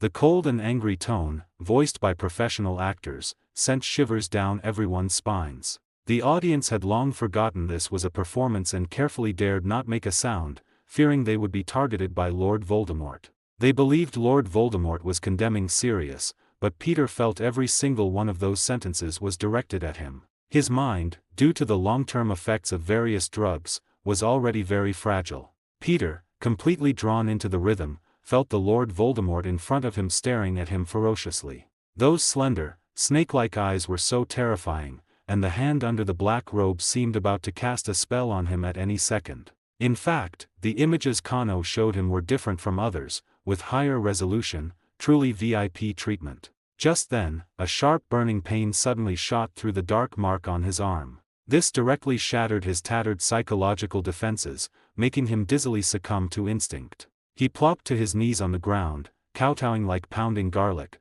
completely forgetting where he was. You useless trash. I'll kill you. I've rendered services. I've given you a lot of information. If it weren't for your information, how would I have ended up like this? You'll be breakfast for Nagini.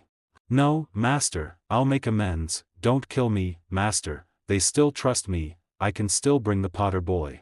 He lifted his head, and the fog completely dissipated. The decorations in the great hall were still full of festive cheer, and the white long candles illuminated the place magnificently. But Peter only felt as if he had fallen into an ice cellar. I can explain.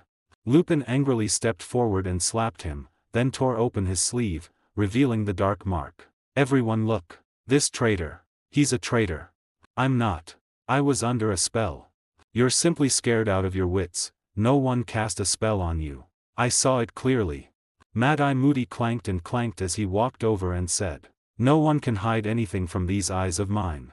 His blue magical eye spun wildly in its socket, and the guests averted their gazes. The wine has babbling beverage in it, I was affected.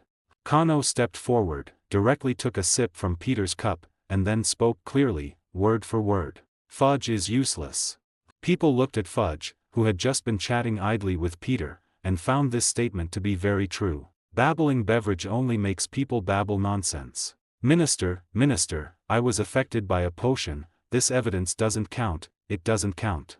Fudge's pleading gaze darted around. Finally, Snape, unable to bear Fudge's gaze, walked forward with great reluctance. He carefully sniffed the leftover wine, then silently shook his head. There's no Veritaserum or similar mind-affecting potions. Peter immediately slumped to the ground. You murderer, I want you to pay with your life. Harry stood up and roared, and the silent crowd in the great hall began to shout. Peter tried to turn into a mouse, but Kano stood beside him, pinching the back of his neck. Silver magic silently infused, Peter shivered, finding his magic suddenly chaotic. Fudge awkwardly opened his mouth, wanting to say something, but finally gave up helplessly. Rufus Scrimgeour, the head of the Auror office, strode forward like a lion, grabbed Peter by the collar, and began an impromptu interrogation. In front of everyone, Peter's psychological defenses were breached, and under everyone's gaze, he spilled the beans, confessing all his dirty deeds. Initially, Minister Fudge still weakly tried to stop the interrogation, or at least to postpone it. If Peter could be held for a couple of days and the Daily Prophet could run a high-intensity campaign praising Minister Fudge, his image might still be salvageable. Perhaps he could even turn the misfortune into an advantage, portraying himself as an upright and incorruptible man. However, Dominique, who was sitting nearby, gave him a timely, knowing look, and Minister Fudge immediately shut his mouth. Cover it up. You can't even silence the British, so it would be a miracle if the French didn't turn today's events into a ballad and sing it for 10 years. Mocking politicians is a traditional French art form. Mocking the British is an instinct etched into their very genes. Combine the two, and it's double the fun. It was better not to speak and invite humiliation. Kano had already retreated to the back, sitting down again beside Dominique. You've blocked all his escape routes. If I'm not mistaken, even the play was orchestrated by you, Dominique stated with a questioning tone. What is Mr. Dominique talking about? I'm just a third-year little wizard. I don't understand, Kano replied with a puzzled expression that conveyed certainty. The two foxes, one large and one small, chuckled and clinked their glasses. The next day, the Daily Prophet reported the events of the previous night's Hogwarts Christmas dinner on its front page. Peter Pettigrew was taken back to the Ministry of Magic for a second trial, and if all went as expected, a Dementor's kiss was unavoidable. The Dementors hovering outside Hogwarts were grumbling as they were taken away by the Ministry of Magic, sent back to be prison guards, and the curfew in Hogsmeade was lifted. This is all due to Minister Fudge's brilliant leadership, which allowed the Ministry of Magic to abandon its former sluggishness and swiftly punish evil. We must continue to support the minister's work. At breakfast, Hermione, holding the newspaper, read with one foot on the table. She was truly infuriated by the Ministry of Magic's shamelessness and no longer cared about her image. Every sentence she read was met with boos from the little wizards, with the Gryffindor students being the loudest, and many Slytherins also responding. The professors didn't even look up, concentrating on their breakfast, as if the noise in their ears was not clamor but Mozart's music. Without Sirius appearing, all his charges were cleared. People were still looking for him, but the purpose had changed. The fear people once held for him had now all turned into admiration. Some even found old photos of Sirius from when he was young and formed fan clubs. So when can I get out? I want to watch Peter die. Sirius, who was being idolized, was still hiding in the villa, holding the newspaper with a ferocious expression as he questioned Kano. He truly hadn't expected Kano to so smoothly expose Peter's disguise and nail him to the pillar of shame. As for his own cleared name, he had never cared. If Kano hadn't reminded him that Harry needed care, Sirius would have wanted to return to Azkaban to continue atoning. Let me put it this way, the longer you wait here, the more Minister Fudge will value you. If you appear when his position is precarious, he'll treat you better than his own father, Kano said. To keep his position, he'll try his best to meet any demands you have.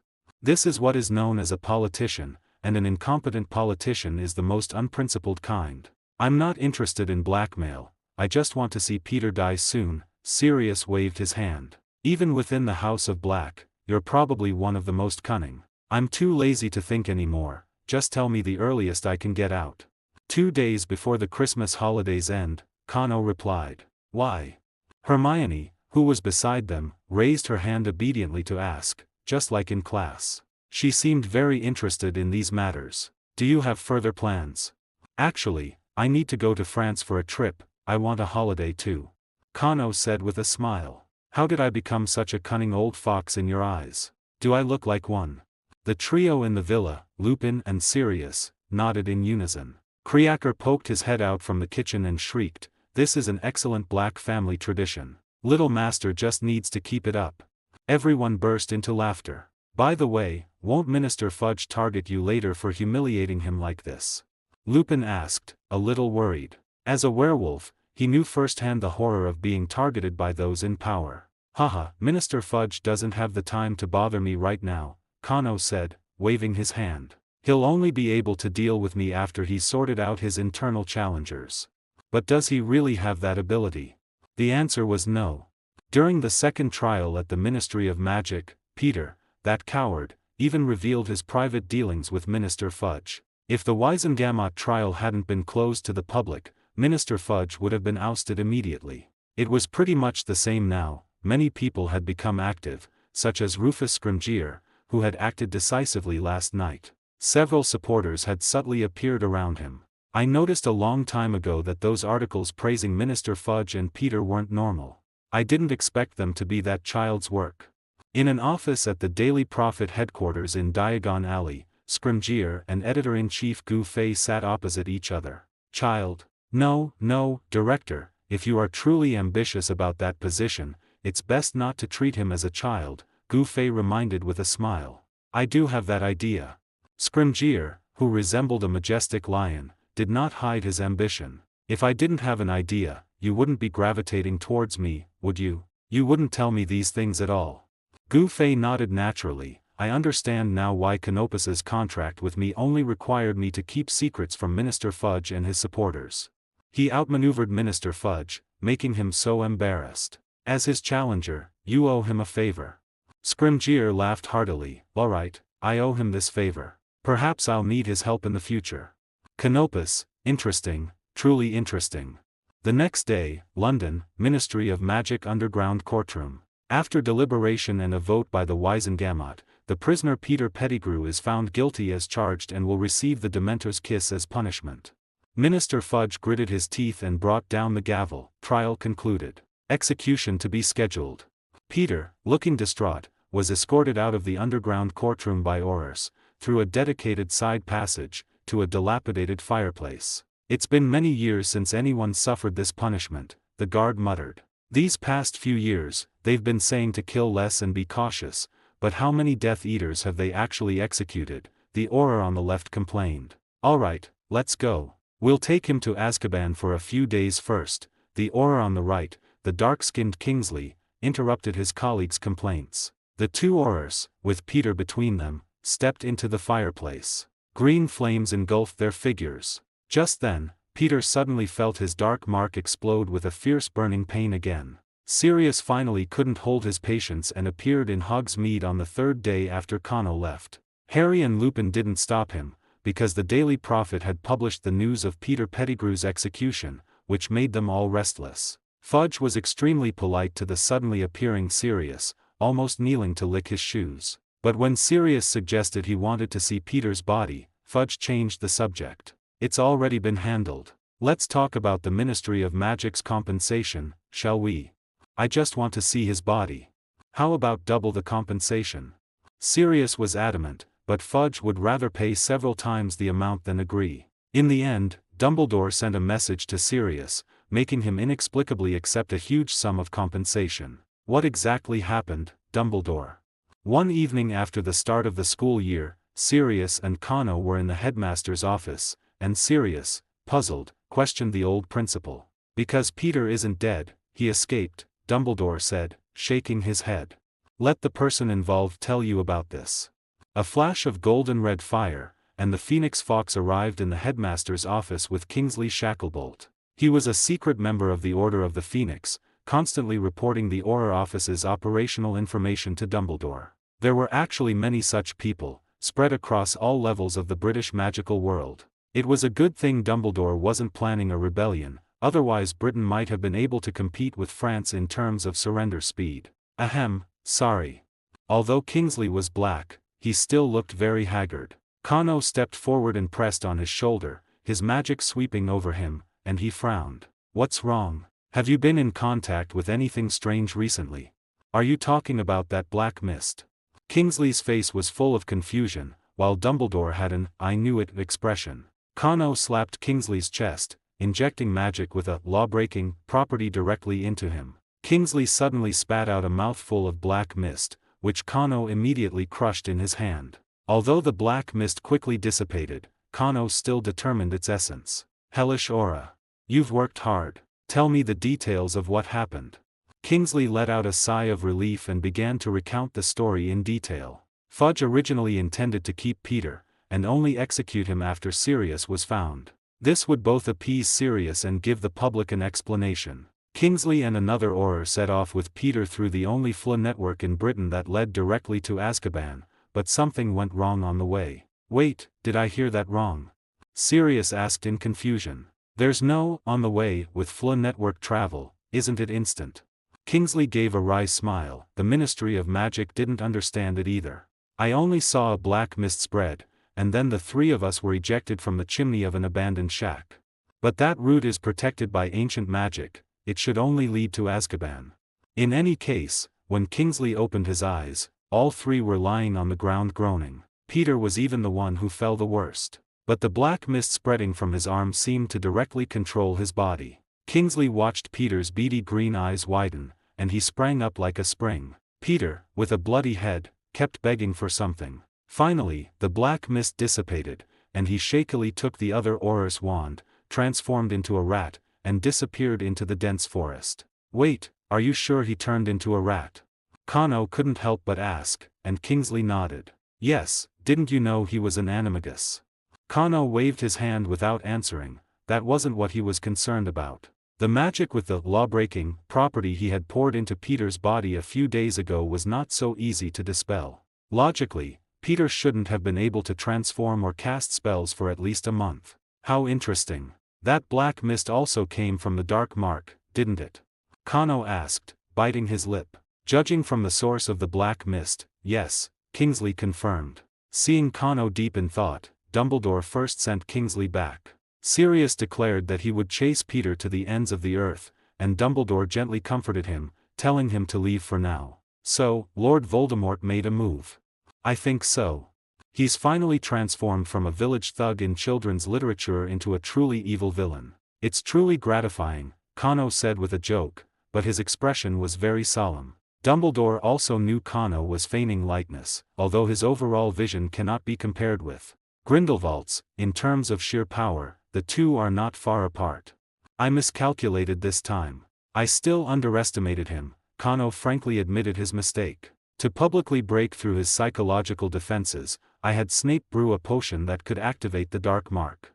It seems this action allowed Lord Voldemort to perceive Peter's predicament and intervene at the critical moment to rescue him.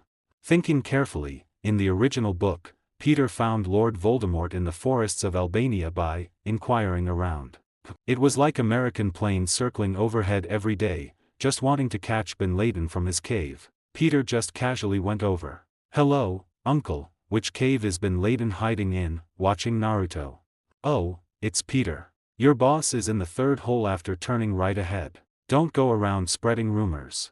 This is ridiculous. Lord Voldemort could definitely monitor and control Death Eaters through the Dark Mark. It's just that he was too weak now, and the loyalty of the Death Eaters outside was questionable. He didn't dare to find others, so he had to press Peter into service. Kano had originally planned to let Peter die, and after he and Dumbledore dealt with all the Horcruxes, he would have Snape pretend to be loyal and resurrect Lord Voldemort, and finally let Harry finish him off, fulfilling the prophecy. But Lord Voldemort's move, in a mysterious way, twisted the trajectory back. "Don't worry too much, Kano," Dumbledore said, comforting him with a smile. "Your plan was 99% successful. The last bit of unexpectedness also served as a reminder to you. Our enemy is vicious and cunning." "I understand, Principal." Kano secretly made up his mind and changed the subject. "By the way, how is that diadem being handled?" "Still some way to go. It should be dealt with before the end of the term." Dumbledore looked at the box at his feet. "The diadem itself is also protected by powerful magic, so it requires more time."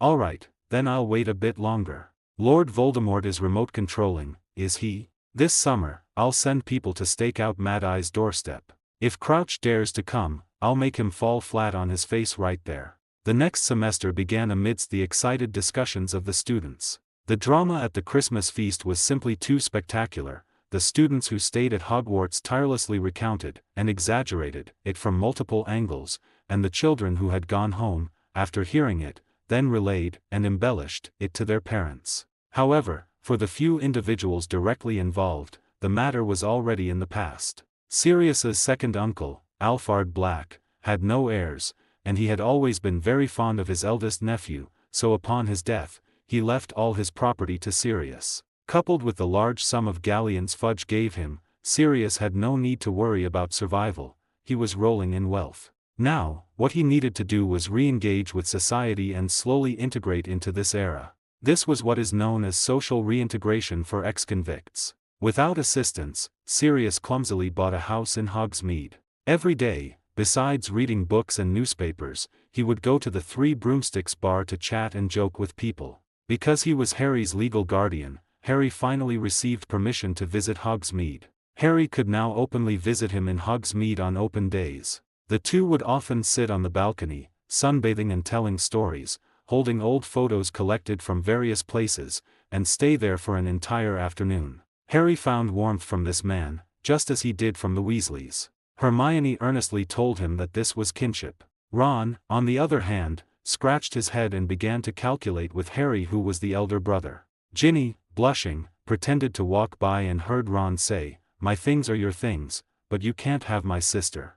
The little witch almost got sick with anger. After Professor Lupin was no longer troubled by werewolf transformations, he had a lot of free time. Harry began to learn the Patronus charm with Professor Lupin. Every time a Dementor approached him, his reaction was very strong, which made him feel ashamed. "That's because you've endured more suffering than anyone else. Don't be too hard on yourself," Professor Lupin explained. "Many wizards can conjure a corporeal Patronus when they are young, but after experiencing a major blow, they can't even produce a wisp of silvery mist." Harry's parents were killed in front of him, and he suffered a lot during his childhood at the Dursleys. Although he had a relatively happy life at Hogwarts these past few years and had friends and family. But painful memories are always the deepest. Every time he chanted the spell, those unbearable past events would always jump out of his mind. So his wand could only emit some thin silver mist, and when facing a Dementor disguised as a boggart, Harry could do nothing but faint. The Easter holiday was approaching, and everyone was in high spirits. Professor Lupin gave Harry a break, telling him to rest for a few days before practicing again, as it might have a positive effect. On the first morning of the holiday, a large, sleek owl dropped a large box wrapped in oilskin in front of Harry. The dishes and jars on the table were all pushed aside, but the little wizards didn't mind. Instead, they gathered around curiously. "An Easter gift for my godson, Harry. Read this letter after you open the gift." Harry picked up the letter, read the words on the envelope, and smilingly put it aside. "What is Sirius up to?" Hermione also asked with a laugh. "He's right here in Hogsmeade, couldn't he just give it to you in person?" Harry unwrapped the outer packaging of the box, revealing a black wooden box inside, with a familiar brand mark on it. Many little wizards held their breath. Harry gently opened the box, and inside lay a broom and a very high-quality maintenance kit. A firebolt, it's a firebolt. Oh my, I want a godfather like that too. Harry, when you're done flying, can I borrow it for a bit? Ron asked excitedly. Me too, me too. I want to try it too. The Gryffindor long table erupted, and students from other houses also craned their necks. Kano calmly ate his breakfast and began to explain to Hermione beside him, Sirius probably wants Harry to show off a bit, after all, his father James had that kind of personality.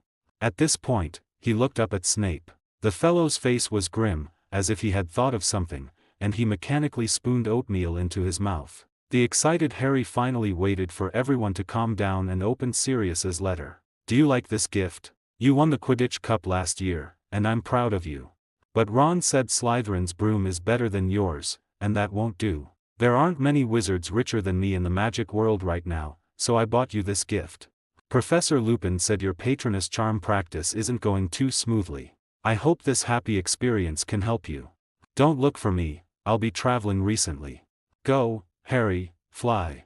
The little wizards of the entire school were excited for a day. If one had to describe it, it was like someone's father at school publicly airdropped a top-tier sports car for him. In the evening, Harry retrieved the firebolt he had lent to Ron, carefully maintained it, and placed it under his bed. He walked with light steps to Professor Lupin's office door, determined to challenge the Dementors again with a joyful mood. 5 minutes later, he lay on the office floor, eyes vacant, staring at the stone ceiling, contemplating life. You made progress this time. Although you didn't cast the Patronus charm, you didn't faint either. Professor Lupin helped Harry up and handed him a piece of chocolate. Harry tried several times that night. His initial good mood turned into a mess, but he ultimately failed to cast the Patronus charm in front of the Dementor. So, Kano, what's the trick to this spell anyway?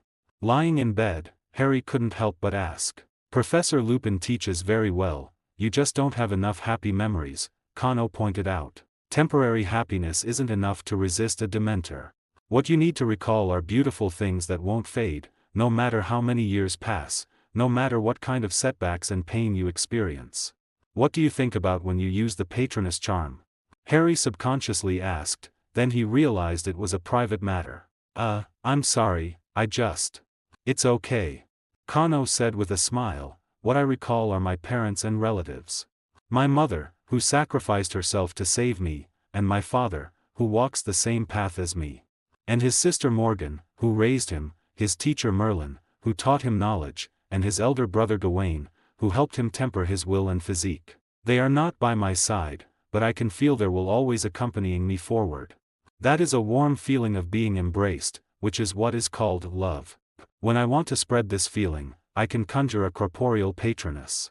Harry looked thoughtful and soon fell asleep. In his dream, his parents sat in chairs, surrounded by guests. Harry and a girl with a blurred face exchanged rings. He saw his parents clapping vigorously, their faces full of tears and smiles. Excellent, Harry. You've made such great progress in just one day. Lupin clapped Harry's shoulder in surprise. On the second day of the holiday, Harry's Patronus charm had transformed into a thick, silver mist, completely suppressing the Dementor that the boggart had become. What did you think of? Harry scratched his head with a smile, a dream, or rather, a belief. My parents protected me with their lives, and I am the continuation of their lives, so I cannot be intimidated by Dementors. I still want to marry and have children, and live happily forever. That's how I can be worthy of them.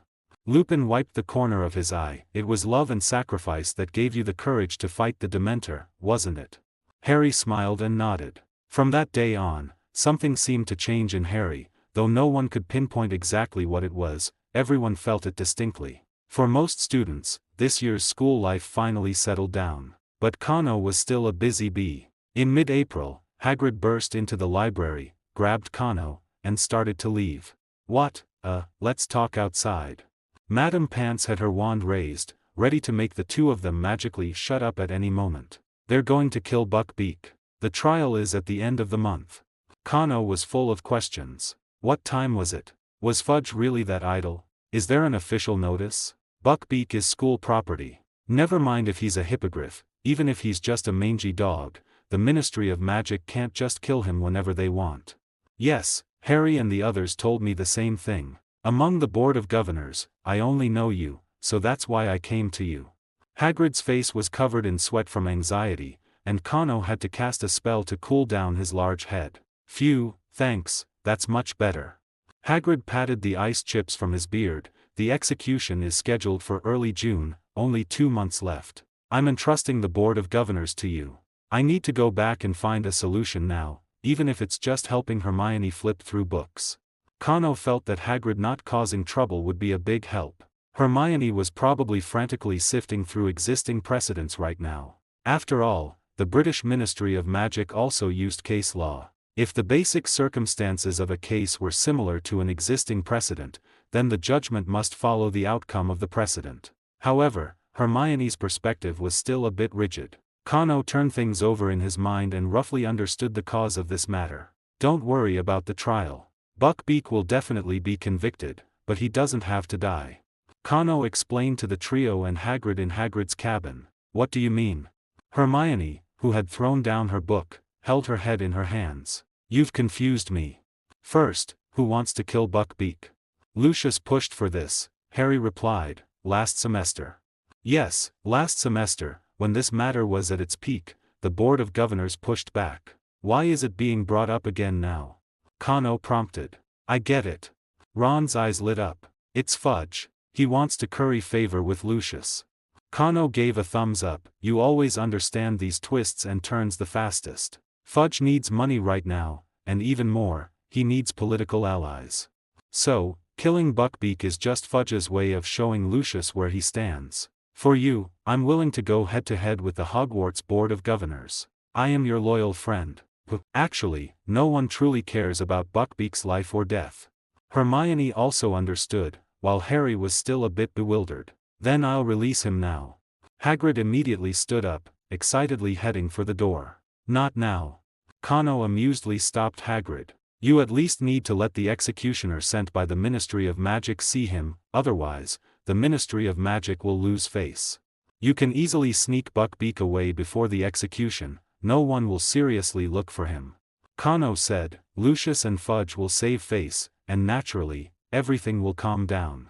The trio finally relaxed. A few days later, after a meeting, the Board of Governors decided not to openly defy the Ministry of Magic anymore. Kano, of course, entrusted the specific operation to the trio. He asked the Centaur tribe to look after Buckbeak, so Hagrid could also visit him in the Forbidden Forest when he had nothing to do. According to a rumor Kano got from someone, although Buckbeak wasn't killed, Lucius and Fudge's relationship did indeed grow closer because of it.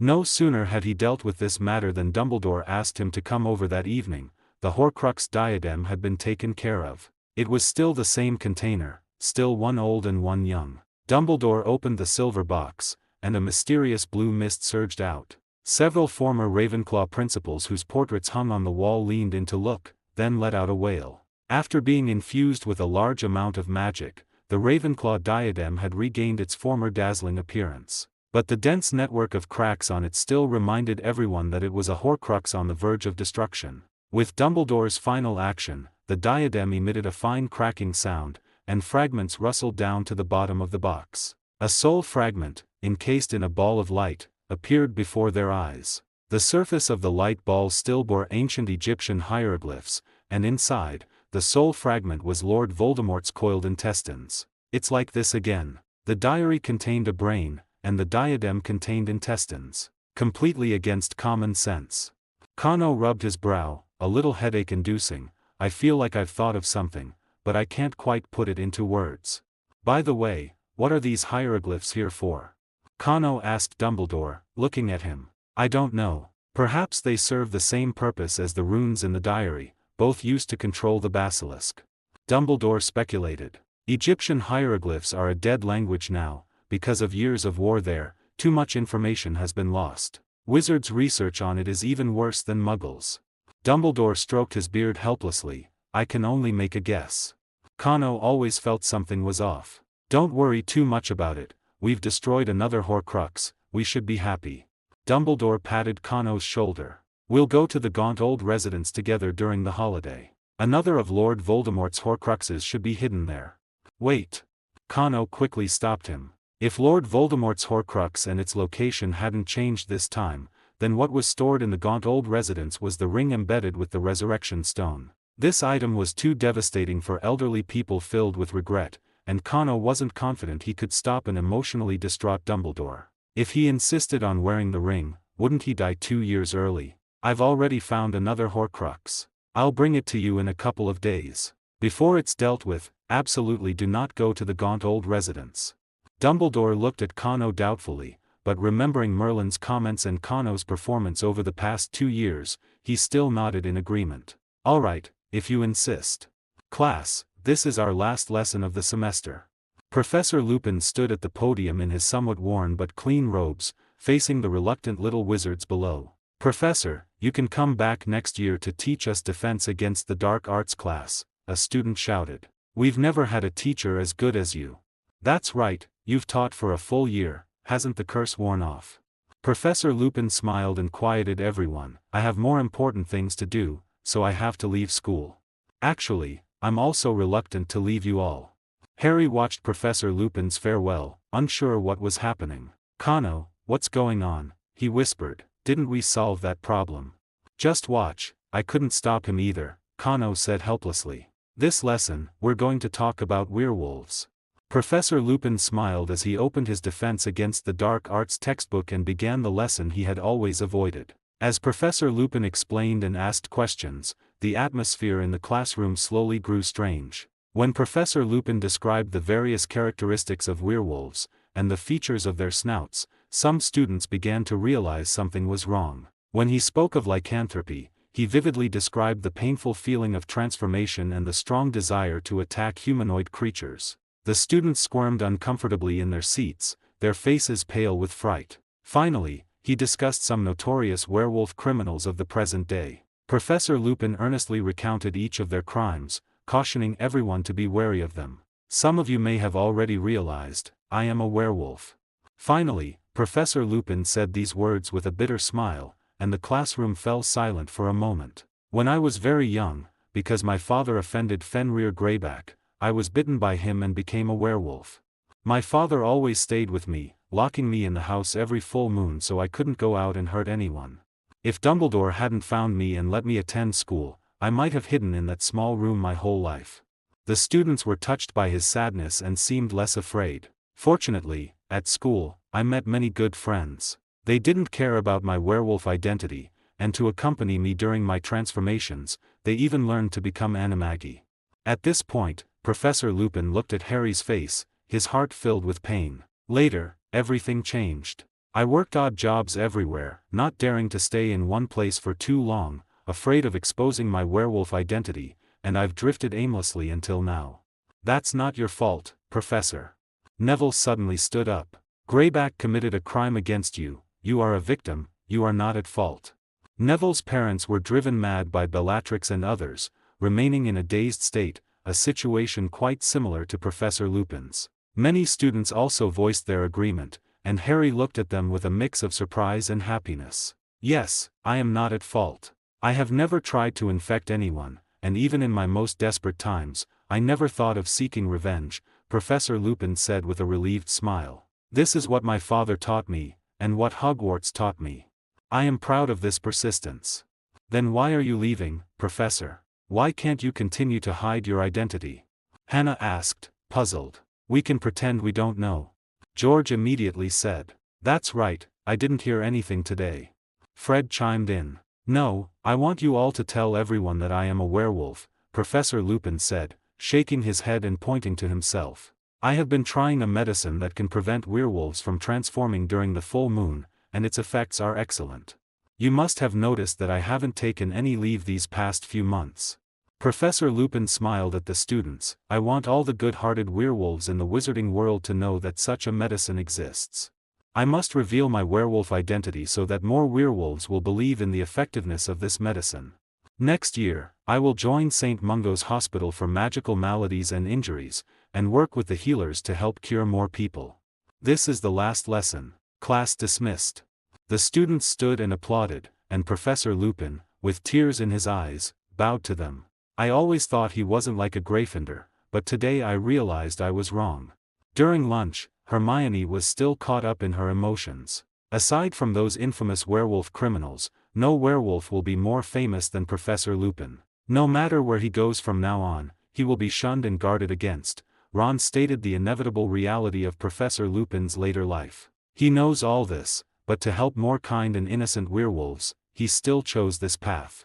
All we can do is respect his choice, and help and bless him, Kano said, patting Harry's shoulder in reassurance. Harry was a little sad, but more than that, he felt proud of Professor Lupin. Alright, everyone, don't look so glum.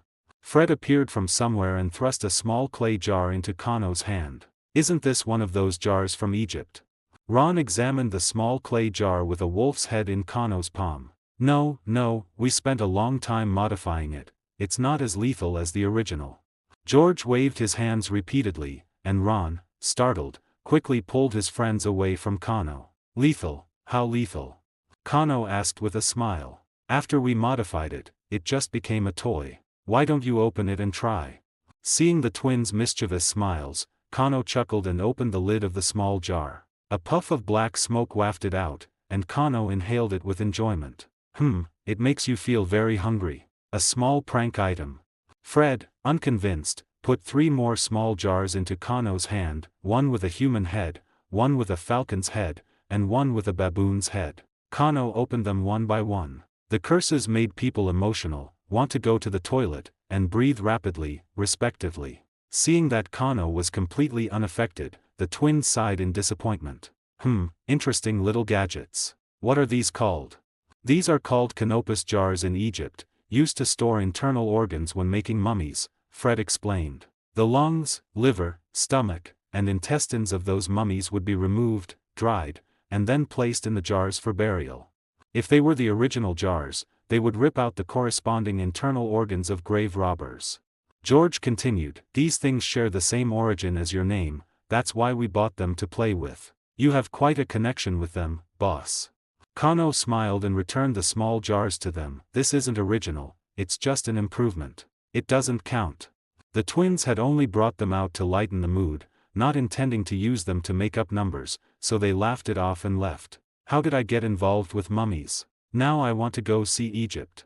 Kano was muttering to himself when his expression suddenly changed. During the mummification process in Egypt, the first thing to be discarded was the brain, which they considered useless. The first Horcrux Lord Voldemort made, the diary, contained his brain. Then, the lungs, liver, stomach, and intestines of the body needed to be removed and processed, then placed separately into 4 canopus jars. The diadem contained Lord Voldemort's intestines, and the other 3 should be preserved in other Horcruxes. In Egyptian culture, the heart was the source of consciousness and had to remain in the body. When Lord Voldemort tried to kill Harry, the curse rebounded, causing him to lose his physical body and a piece of his soul to attach to Harry. From then on, Harry gained Parseltongue and a mental connection with Lord Voldemort. That fragment of soul on Harry should be the most important part, the heart. You think Lord Voldemort tried to make himself into a mummy?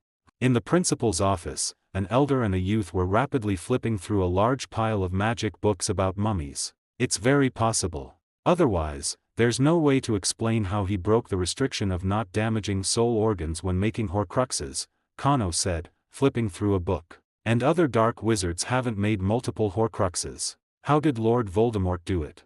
Could it be that he integrated the process of making multiple Horcruxes into a magic ritual similar to mummy making, where each Horcrux made is considered a completed step? Dumbledore flipped to a page and stopped. That's what I mean, but what effect would this magic have once completed?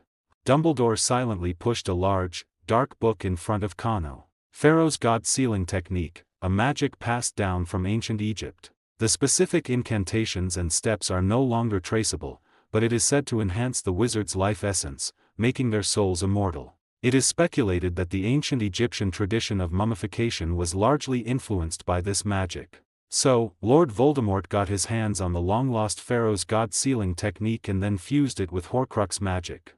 When he attacked the Potter family, his life essence had already been elevated, entering the realm of gods.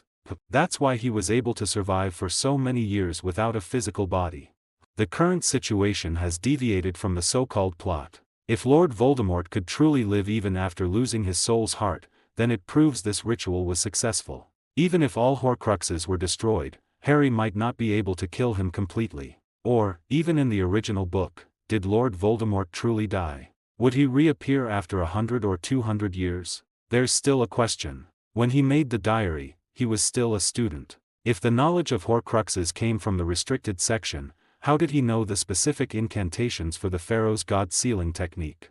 Kano was still puzzled. After all, Lord Voldemort was not a pure-blood wizard with a rich family background. He was an orphan who grew up in the Muggle world, and his sources of magic knowledge were very limited. Dumbledore sighed and took out a bone spear, a concentrated basilisk spine, from a compartment. If the Egyptian hieroglyphs on the final layer of protection in each of Lord Voldemort's Horcruxes are actually parts of the Pharaoh's God-sealing technique incantations, then what's the deal with the Book of the Dead on this bone spear? Kano also realized, he tricked us. The reason the basilisk could transform into the divine incarnation Maihan was because Slytherin carved the Pharaoh's God-sealing technique onto its spine. To cover it up, Lord Voldemort later erased the original God-sealing technique and left the incomplete Book of the Dead on it as a diversion. Having constantly mocked Lord Voldemort as brain-damaged, only to be tricked by the brain-damaged one, Kano was momentarily too embarrassed to speak. It seems I need to go to Egypt. We need to know what that Pharaoh's God-sealing technique actually is. Kano pinched the bridge of his nose, feeling a headache coming on. Otherwise, we won't even know the weakness of this magic. So how can we defeat him? Alright, before you leave, give me that locket you mentioned to deal with. Dumbledore nodded. By the time you return, the dismantling should be finished. We'll be able to see if it also contains one of Lord Voldemort's soul organs. So, you're going away again this holiday? Harry looked at Kano with some helplessness. Today was just the end of exams. It's fine. Before I go, I plan to clean up the Black family old house and move in. Sirius doesn't like it there, so he can stay in the house I bought during the holidays. Hearing that Kano had already made arrangements, Harry also began to look forward to spending the summer with Sirius. However, Dumbledore had already spoken to them specifically. Harry had to stay at Vernon's house every day. The magic lily released with her life could protect Harry until he came of age, but the price was that he had to stay with his blood relatives for a few months each year. After hearing Dumbledore's explanation, Sirius still held a grudge against Dumbledore's actions back then, but Harry stated that this was already the best option. At least the Weasley family would have been happy to adopt you back then. Sirius grumbled discontentedly. And then what? One morning they'd be attacked by remaining Death Eaters. Let's not. Harry shook his head. No matter how much I suffered at the Dursley family's house before, it's all worth it now. Now I have family, I have friends. I am already very content. Sirius gently hugged his godson. The hardest thing in this world is letting go, and Harry had truly done it. Everything was proceeding as planned. Kano received a letter from Fleur, who would arrive in London to meet him after the summer holidays began. At that time, Kano, Fleur, and Sirius would all enter the Black family old house to participate in the cleanup, which meant clearing out dangerous magic items in the old house. Logically, with Kreaker the house elf there, it wouldn't be up to a few wizards to clean. But now, even Kreaker's range of activity in the old house was very limited, probably confined to a small area in the kitchen. According to Kreaker's description, when Regulus died and Sirius was disowned, the mistress Walburga Black, before her death, placed many dark arts items and magical creatures in the house, intending to cause trouble for any wizard who inherited the Black family old house later. Because in Walburga's view, her bloodline was already broken. Her not blowing up the old house and taking it with her, but instead leaving it to an heir who appeared from who knows where, could already be considered soft-hearted. In the original book, she troubled Sirius, but this time she troubled her grandson, Kano. Once the cleanup was complete, Kano could obtain the locket that Regulus risked his life to retrieve from the cave. Then, he would hand it over to Dumbledore, who remained in Britain, for dismantling, which would verify their conjecture. This semester ended peacefully, and the Defense Against the Dark Arts class professor resigned again, though this time it was met with applause from all the teachers and students. Kano, as planned, waited for Fleur outside the Ministry of Magic after the holidays. "My dear, long time no see." Fleur walked out of the Ministry of Magic's registration office and gave Kano a direct hug. "It hasn't been that long, has it?" I often went to Hogsmeade to find you on the weekends. Kano smiled and hugged his girlfriend. That was last month, isn't that long enough? Fleur released Kano and turned to Sirius, who was standing nearby. You must be Kano's uncle, Sirius, right? I'm his girlfriend, Fleur de la Cour. Hello, I often hear Kano talk about you. Sirius nodded in greeting, but since he invited you to clean the Black family old house, I think the date for your engagement isn't far off. Fleur's face flushed slightly, but she still took Kano's arm and nodded.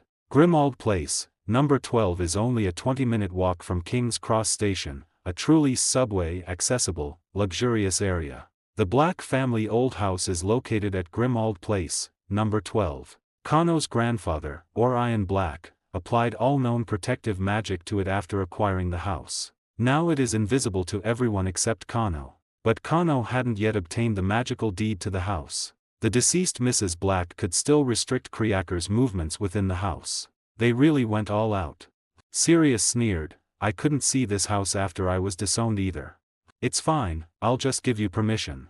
Kano pulled out a small piece of parchment and used his wand to burn the charred words, Grimmauld Place, number 12, onto it. After Fleur and Sirius looked at the note, the house squeezed between numbers 11 and 13 on either side, appearing from the void. The three walked up the grand stone steps. Kano casually tapped the faded gilded railings with his wand, making them shine again. The heavy black door had no keyhole, only a silver, coiled snake-shaped door knocker. This taste is really, Kano pouted, even a family crest would be better.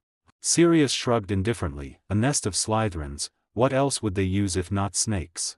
He drew his wand and tapped it on the door. Inside, there was a creaking sound, like gears and chains turning that hadn't been oiled in years. Kano pushed the door open and walked in front. Fleur also took out her wand to light the way for him. Sirius walked carelessly at the back. The hallway was dark and long, with a few gas lamps hanging on the side. Along the passage, there was a section covered by 2 velvet curtains. Everything here was decayed and dilapidated, like the rotting breath of a dying person. Kriaker is just exaggerating, you don't need to be too careful. I lived here for over 10 years, I could do it with my eyes closed. Half-breed, disgrace. The spendthrift I gave birth to. How dare you return? The velvet curtains suddenly drew open, revealing a life-sized portrait hanging behind them. The old woman in the painting shrieked and waved her hands, as if she wanted to leap out and scratch someone to death. This was Walburga Black, the birth mother of Sirius and Regulus. Other Black family portraits in the corridor also woke up and began to shriek together. Fleur was startled and immediately raised her wand, but seeing that Kano and Sirius had no reaction, she curiously lowered her wand again. Yes, mother, I'm back. Look who this is. Sirius waved his wand to silence the other portraits and lit the row of oil lamps. Kano's face appeared from the darkness. Oh, my darling is back. Regulus, Mama knew you wouldn't die and leave me first. The old woman scrambled down from her chair and reached out her hand as if to touch Kano's face. Grandma, I am Regulus's son. My father passed away many years ago. Kano said bluntly. Walburga howled and lay on the ground, crying loudly. Kriaker had told Kano that Walburga's mental state was already unstable before her death, and she would often suddenly burst into tears. She never believed that her excellent son, Regulus, had simply died like that, and her eyes were still open when she breathed her last. The old woman wouldn't stop for a while, so the three walked down to the basement. This was the kitchen and a small dining room. After Kriaker had pulled himself together, he cleaned it thoroughly and was now waiting for them there. You're quite diligent. Sirius sat down casually on a high-backed chair, placing his legs directly on the table. Kriaker looked at him with disgust, trying hard to ignore him. Little master, Kriaker's movements are restricted by the mistress, so this is all I could do. Kriaker, wearing a clean white towel, bowed to Kano, who shook his head, indicating he didn't mind. Sit down, my dear, let's look at the layout here. Kano pulled a chair for Fleur, and Kriaker spread out the map he had drawn on the table. The first floor consisted of the entrance hall and the formal dining room. The second floor had a large living room facing the street and several guest rooms. The third to fifth floors were all bedrooms. The 3 master bedrooms on the top floor belonged to the Black elderly couple, Regulus, and Sirius respectively. Most of the dark arts items are on the second floor. The young master, to protect that thing, also put many small trinkets in there. Kriaker stammered. Kriaker had spent a long time trying to destroy the Horcrux but ultimately failed. After Walburga's death, due to the restriction of his activity range, he couldn't even reach the locket. Otherwise, in the original book, why would he need to secretly pick up the locket that Sirius had thrown away? If it was just wrapped in his old blanket, Sirius would never have looked through it. The three walked out of the basement together and began to sweep the first floor. The wallpaper here had peeled off, revealing the moldy walls behind it. The cabinets in the dining room were dusty, and the sound of Doxy's squeaking could be heard inside. Their teeth are poisonous, we'll have to buy some insecticide later and thoroughly soak the entire house. However, this round of cleaning wasn't targeting them. The three wizards successfully subdued a cabinet that could shoot forks, a silver plate that shrieked loudly upon seeing people, and two animated candlesticks that tried to hit people's heads. At this point, the crying outside subsided. The three exchanged glances and returned to Walburga's portrait. "Good boy, what's your name?" Walburga's mood seemed to have stabilized somewhat, and she looked at Kano, still sniffling. "Canopus Black. Is your mother pure blood?" Sirius's eyes rolled directly to the ceiling, looking at the precarious wallpaper pieces. "Yes, my mother is from the Weasley." Walburga's eyes widened in disbelief, but she eventually sighed. "All right then, do you have children yet?"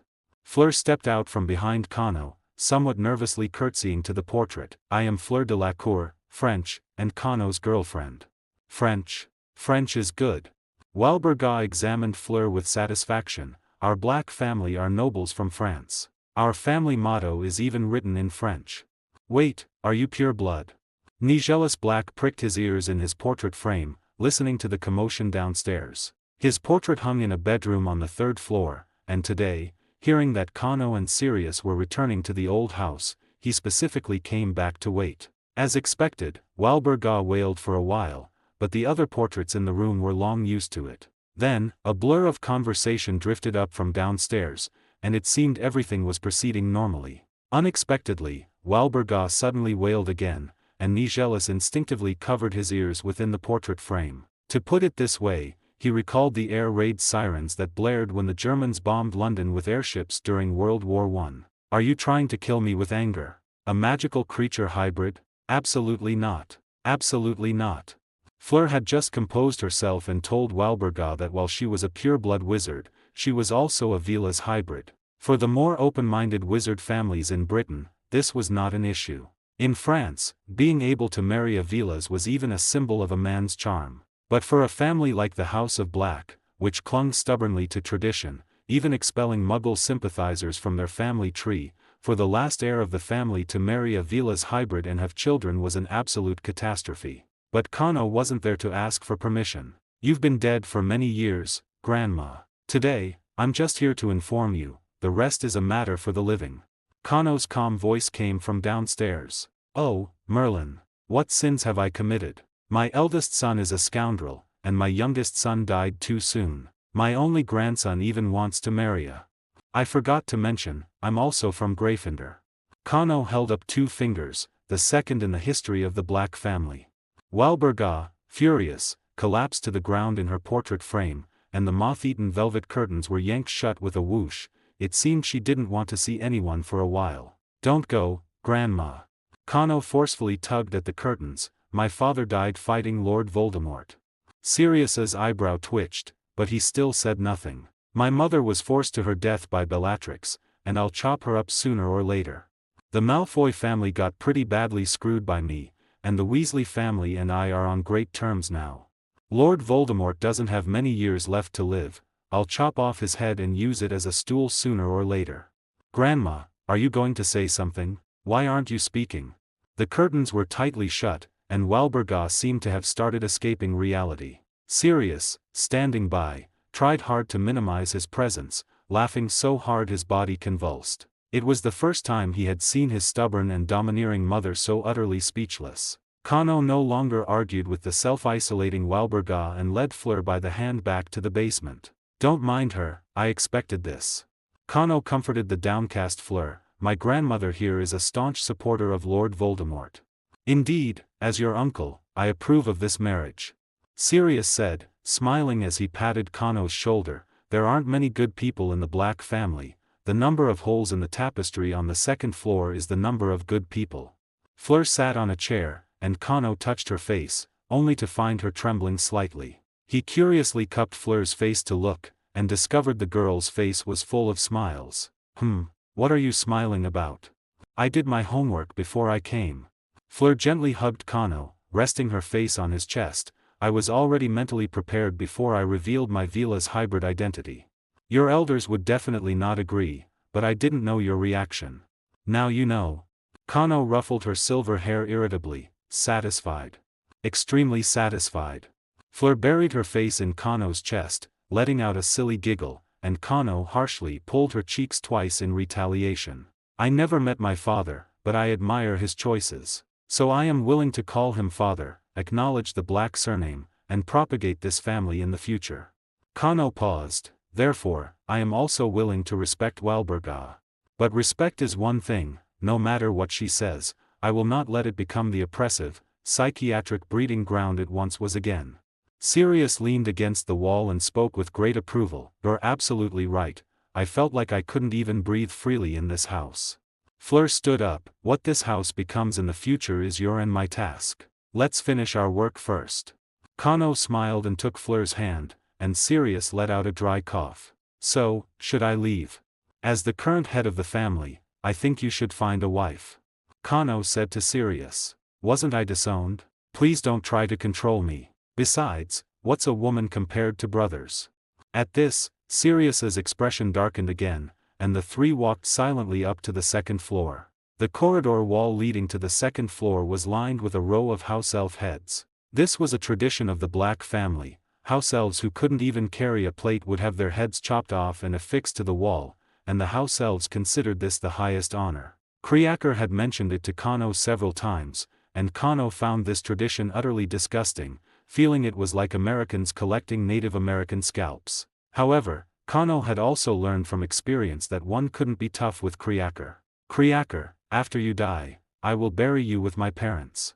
With just that one sentence, Kriaker fainted from excitement on the spot, and upon waking, declared that he no longer wanted to be hung on the wall and would forever follow young Master Regulus. Beyond the corridor was the living room, furnished with sofas embroidered with intricate patterns and a writing desk made of high-quality wood. A fireplace was built in the corner, flanked by glass display cabinets, and a family tree of the Black family hung on one wall. However, these items were all in disrepair. The sofa had become a nest for doxies, the writing desk was warped and cracked, the glass cabinets were filthy, and something seemed to be rustling inside, making strange noises. The three opened the cabinets, which were filled with precious dark arts objects. Kano found that their magic wasn't very strong, but they were all rare items. The old man put them here for show, the truly high-risk ones are stored in Gringotts. Sirius explained, no matter how much my parents adored the dark arts, they wouldn't keep a row of skulls in their study to play with, that's pure perversion. Kano gave a dry laugh and nodded. The crystal vials full of fresh blood, the tweezers that seemed to want to pierce skin, and the music box that could hypnotize, all in the cabinet, weren't harmless antique decorations, were they? One could only say that everyone's level of acceptance was truly different. Even though Sirius was a rebel, being exposed to many dark arts objects had made him less sensitive to them. Finally, on the bottom shelf, Kano retrieved the locket that Regulus had taken from the cave with his life. Kano tossed the locket into the oak box he carried with him, while Sirius frowned, throwing a pile of miscellaneous items onto the floor. A Merlin first-class order bought with money, huh? A magic ring stolen from someone else. A group photo, aha. Death Eaters Fraternity. Bellatrix, you'll like this one. Sirius handed the photo to Kano. Take a good look, so you don't mistake her when you seek revenge. Don't worry, I won't mistake her. No one can mimic that madness. Kano took the photo, glanced at it, and then cut it into pieces with his wand. Fleur cleaned the old grime from the window sills with a sweeping charm and opened the window to let in fresh air. The three of them toiled all day, barely managing to deal with dangerous dark arts objects and a boggart. In Walburga's bedroom, Kano found the magic deed to Grimald Place, number 12, completely gaining control of the property. Kriaker was freed and quickly cleaned several bedrooms. Fleur went to sleep first, while Sirius and Kano sat in another bedroom, staring at each other. How did Regulus die? Sirius was the first to ask. After my mother and I were attacked, my father lost the will to live. Later, he sacrificed his life to completely destroy Lord Voldemort. Kano spread his hands. I don't know where his body is either. Dumbledore is helping me search. I'll take you there when we find it, and you'll understand. Sirius slowly shook his head. He doesn't need to look. Come with me to Gringotts tomorrow. The next day, they arrived at the entrance of Gringotts. After the goblins confirmed the key, the three of them boarded a small mine cart and descended deep underground to the House of Black Vault. Pushing open the door, they were met with a vast amount of coins, as well as various dark arts objects. It's pretty similar to my house, Kano heard Fleur mumble. That's right, the Delacour family is also a prominent ancient family. They have little interest in dark arts objects, so they should have even more money. Now will you finally tell me why we're here? Kano asked, suppressing the nausea brought on by the dark arts aura. Sirius carefully stepped over several piles of treasures and retrieved a tightly sealed box. This is it. Let's go outside. Back in the old house, Kano, as instructed, placed his hand on the box. The box, which had been unresponsive while Sirius carried it all the way, rattled and opened automatically. That shelf is full of magic books collected by the Black family over the years. Only the head of the family can open the seal. You can look at them when you have time. They're not all dark arts, Sirius explained. This book records a method for finding the bodies of deceased direct relatives. Such a good thing. Then my father would have been brought home by Grandma long ago, wouldn't he? Kano asked in confusion. No, they tried magic that simply uses bloodline to locate, but it seemed to be interfered with and yielded no results. Sirius shook his head. But this book also contains another magic that can locate by identifying an object that holds the deceased's dying wish. If what you say is true, my parents' search direction might have been wildly off. You try again. Kano could almost see the two old people back then, taking out Regulus's items one by one to cast spells. From the broom he used to play Quidditch at Hogwarts, to the Slytherin banner hanging in his room, and perhaps even the Death Eater robes he had worn. Unfortunately, they had no idea that Regulus's greatest wish before his death was to destroy the Horcrux and eliminate Lord Voldemort. Kano took out the locket again and chanted an ancient incantation as instructed by the magic book. Grey mist rose from the locket, outlining an image of an island in the sea. A part of the grey mist wrapped around Kano's wrist, transforming into a pointer. But soon, the image of the island became like a TV signal suffering interference, turning into a flurry of static. The locket automatically sprang open, and two crimson snake eyes flickered from the small window. I see your desire. You see nothing, you can't even read my name. Kano flicked a drop of blood into the locket, and while the soul fragment inside screamed, he immediately closed the locket and threw it back into the oak box. What was that thing? Fleur asked, still shaken, clinging to Kano. Something Lord Voldemort created to prolong his life. My father died trying to destroy it. Kano explained briefly, then turned to Sirius. You can apparate, right? Did you get a clear look at that location just now? You can't apparate just by looking at an image, you need to be very familiar with the place. Sirius pointed to the pointer on Kano's wrist. We have to follow the instructions to find it.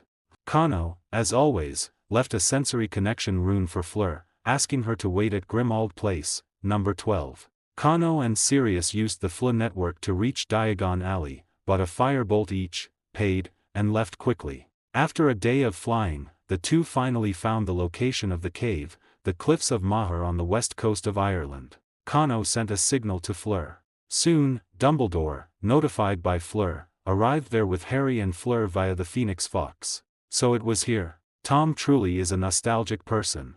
Dumbledore said, looking at the deep cave on the cliff. When I went to Wool's orphanage to pick him up for school, a photo of this place was hanging on his wall. Actually, you didn't have to come. This is Kano's and my family matter. No, Sirius. I know the Horcrux here has already been taken, but for reference and training, we need to explore this place. Fleur had a general idea about these matters. Judging by her expression, Kano would definitely have to explain everything to her when they returned. Harry was truly confused. He was at the Dursleys, facing his unpleasant aunt and uncle, when Dumbledore suddenly appeared in the living room. The most remarkable part was that Penny seemed to know the principal, and he was simply taken away by him. His mind was still reeling. He tried to ask Dumbledore several times on the way, but the heavy atmosphere ultimately made him close his mouth. "Harry, this is one of the places where Lord Voldemort stored a Horcrux. I know you have many questions, but now is not the time for explanations. You only need to know one thing: to defeat Lord Voldemort, all Horcruxes must be destroyed," Dumbledore solemnly advised. Harry also wanted to personally eliminate Lord Voldemort, but he didn't understand why Dumbledore would specifically bring him along. He didn't know about the prophecy yet. "You'll understand later, but I don't think you'll refuse, right?" Kano patted Harry's shoulder. "Let's go." Harry nodded vigorously. The group walked down the stone steps into the cave. Fleur and Harry held up their wands, illuminating the large cavern. When Tom was still a child, he discovered that he was different. During a trip organized by the orphanage, he found this place and coerced 2 children to come down with him. Why? He wasn't scared, was he? Harry asked, puzzled. He had long since found out Lord Voldemort's real name, which was not a secret to most people, but simply no one dared to speak it. "I think he needed some audience," Dumbledore said as he walked. He wanted someone to show fear of his incredible power. He enjoyed the feeling of being feared. The 2 children became dazed and foolish from then on, and the darkness within Tom expanded further. "It seems he was a born demon," Sirius spat. "I think environmental influences are more important. If Lord Voldemort had grown up in the wizarding world, perhaps he wouldn't have become so arrogant," Kano interjected. "Or he might have become even more powerful and evil. It's meaningless to talk about these things now, his hands are already stained with blood," Sirius concluded. The group arrived before a rock wall, and Kano felt a hidden technique similar to the one in the Chamber of Secrets. "Lord Voldemort's learning ability is quite strong." Kano tapped the rock wall with his wand, and a door emitting white light opened. He remembered that this place required blood to open the door, so he decisively cut his wrist. Fleur instinctively took out Dittany, but Kano gestured for her to wait with his eyes. "You don't need to be so hasty," Dumbledore said. "Lord Voldemort's purpose in setting up this door was to weaken those who came. It should be fine if each of us contributes a little blood." "What if this is a curse? I'm immune, but you're not." Kano shook his head. Blood splattered on the luminous doorway, and a gloomy archway appeared there. The amount of blood required by this door was abnormally small. Kano and Dumbledore both frowned. The group filed in, finding a vast space inside. Before them lay a calm, dark lake, with a glowing green light source on a small island in the center of the lake. "Where is Regulus?" Sirius asked eagerly. Kano silently raised his wand, Incendio. Scorching white flames were thrown into the lake, and a cloud of white mist immediately rose. Soon, a large group of stiff-limbed Inferi crawled out of the lake, charging straight towards everyone. "Use fire," Dumbledore prompted, showing no intention of acting himself. Otherwise, today wouldn't be about training the team, but about an expert carrying them. Sirius stood at the front, carefully identifying the face of each Inferi, then knocking them down with fire. Harry and Fleur used fire-making spells to attack the stragglers that Sirius couldn't deal with in time. Kano reached his hand into the lake, and long water plants extended from his sleeve, constantly searching the lake bed. Finally, Kano made a discovery first. He raised his arm and pulled hard, and the body of a pale young man, dressed in luxurious robes, was dragged up. The young man's appearance was 80% similar to Kano's. His most significant difference from the other bodies was that he had not been made into an Inferius, only the preservation magic in the lake had kept him from decaying. Sirius quickly ran over, and upon seeing the young man's face, he could no longer control himself, embracing the body and weeping bitterly. Kano carefully examined his father for a while, then stood up to deal with the remaining Inferi. Waving his wand, white flames rapidly spread along the lake's edge, eventually encircling the entire large lake. Any Inferi that climbed out of the water would instantly be incinerated to ashes upon contact, without even time to struggle. Under Kano's command, the white flame circle began to contract, entering the lake water. The essence of this flame was actually violent positive energy, and it would not be extinguished by water. The fire circle reflected dazzling light and shadows in the water, constantly compressing the Inferi's range of activity. Soon, other things in the water were also startled. 4 or 5 slick, horse-shaped water demons leaped out of the water in a frenzy, burning with white flames. They had also been made into inferi, specifically to deal with those who tried to illegally reach the island. The water demons all rushed towards Kano, their pale, bloodless bodies and empty eyes staring fixedly at him. Kano softly chanted 2 spells, and white flames condensed into several javelins beside him. Kano pulled out the javelins and threw them with force one by one, hitting the water demons' massive heads directly. The javelins, embedded in their brains, exploded with a roar, blowing large holes in the water demons' heads. They sank silently to the bottom of the water, eventually burning to ashes. The white fire circle contracted from the bottom of the lake to around the island in the center, then slowly extinguished. Now we can cross however we want. Everything in the water has been burned away. Kano was a bit tired, and Fleur stepped forward to support him. Did Regulus die trying to get what was on that island? Sirius asked in a hoarse voice. Yes, it's the locket you saw. Kano caught his breath. But he left a note on the island in the center of the lake, and I want to retrieve it. Sirius gently laid Regulus down, carefully tidied his appearance, and stood up again. Regulus, wait for me. Dumbledore conjured a small boat with transfiguration, and the group went to the island in the center of the lake together. The island in the center of the lake was covered with flat black stone slabs, and the glowing green light source came from a stone basin with a base, filled with green potion. Harry fiddled with it for a long time, discovering that the potion in the stone basin could not be scooped out, separated, drained, or transfigured. That's right, this thing needs to be drunk. Facing Harry's pleading gaze, Dumbledore nodded. This is the potion of despair. Those who drink it will see their greatest fears and become extremely thirsty, Kano said. Kriaker told me this. Sirius stepped forward without hesitation, conjured a cup, but found that the potion disappeared upon contact with his lips. Indeed, the opening ceremony is a contract. Kano sneered, wizards bring sacrifices here to bleed and open the door, then the sacrifices are forced to drink the potion, very logical. Kano. Fleur looked at him seriously, be careful.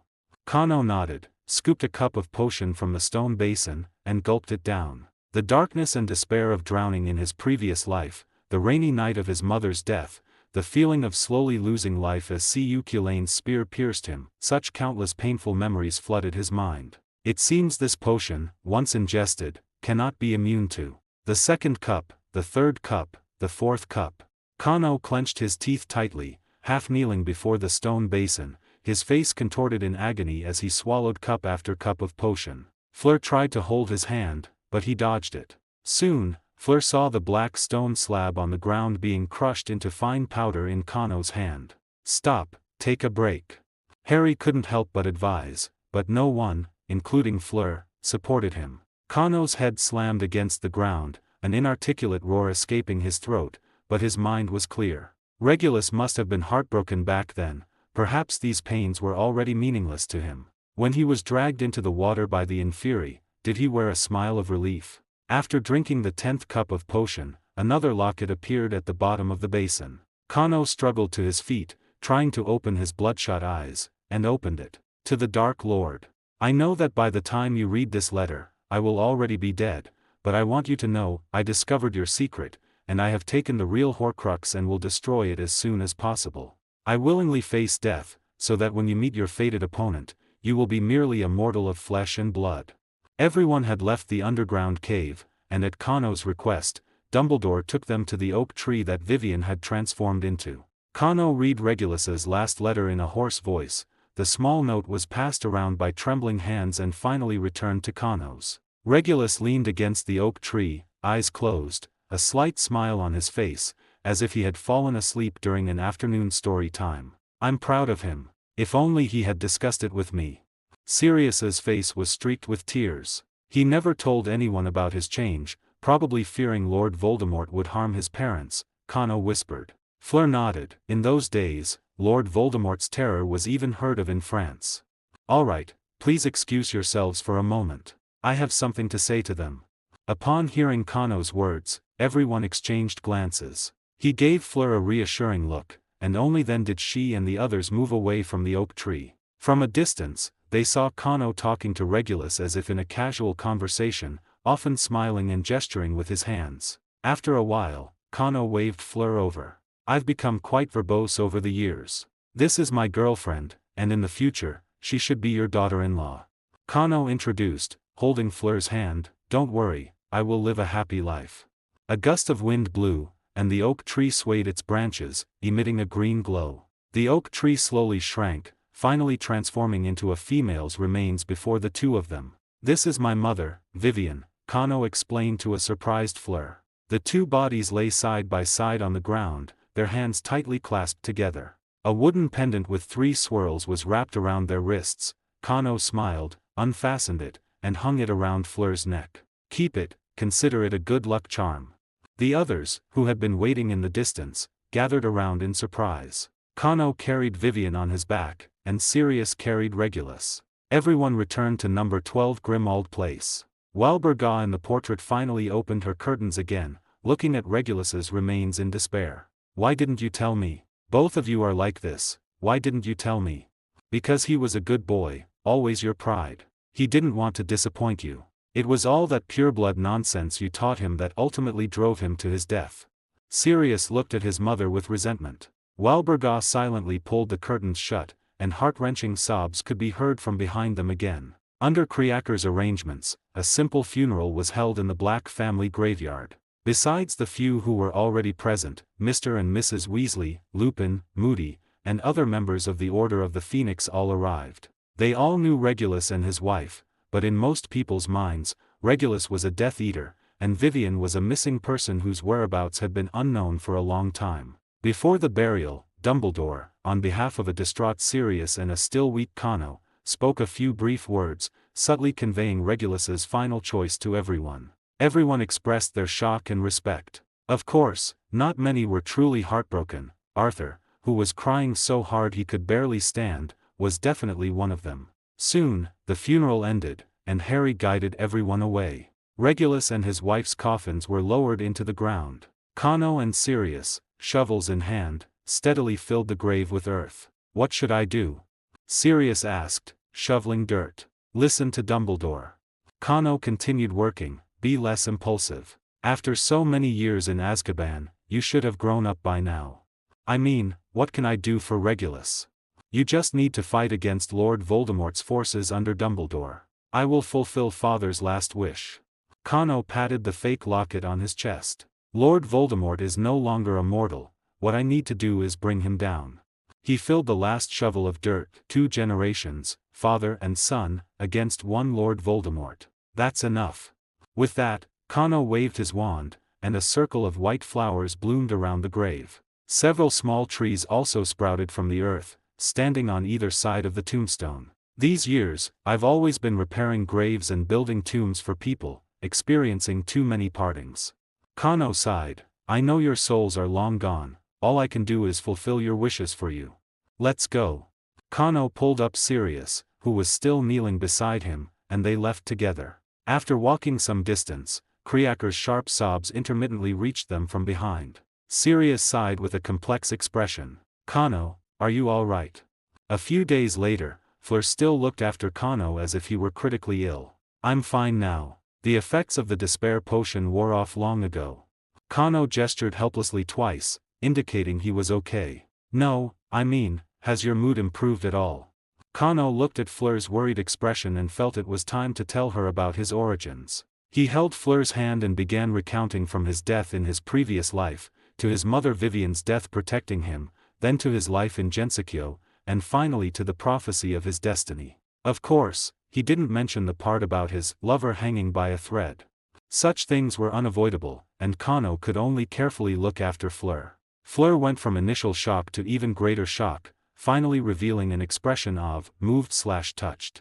Regarding my parents' situation, I am indeed very sad. But since I already knew the inside story of these events and couldn't change anything, over time, I gradually accepted it. Kano glanced at the stairs. Sirius hadn't come down in days. Uncle will accept it too, and then he'll pick himself up again.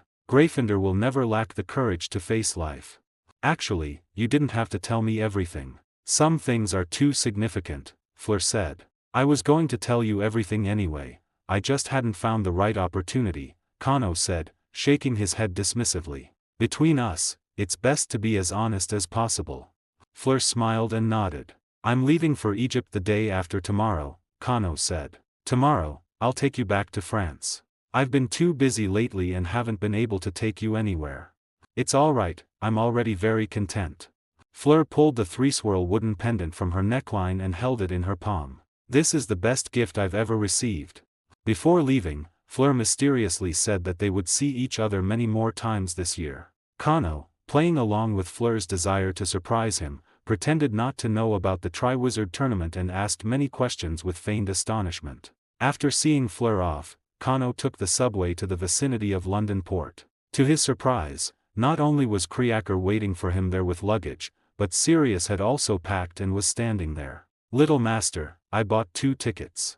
Kriaker handed the luggage to Kano and then slipped the tickets into his hand. You won't let me come, but he can, right? Aside from the dark circles under his eyes, Sirius seemed to have recovered his spirits. He pulled down the brim of his hat and said, I asked Dumbledore, and he said it's fine for me to go with you. Well, this guy had even cleared it with Dumbledore. Let's just consider it a change of scenery for you. Let's go. The two boarded the cruise ship, and Kriaker hid in the shadows, waving goodbye to them frantically. Why aren't we taking the Fla network?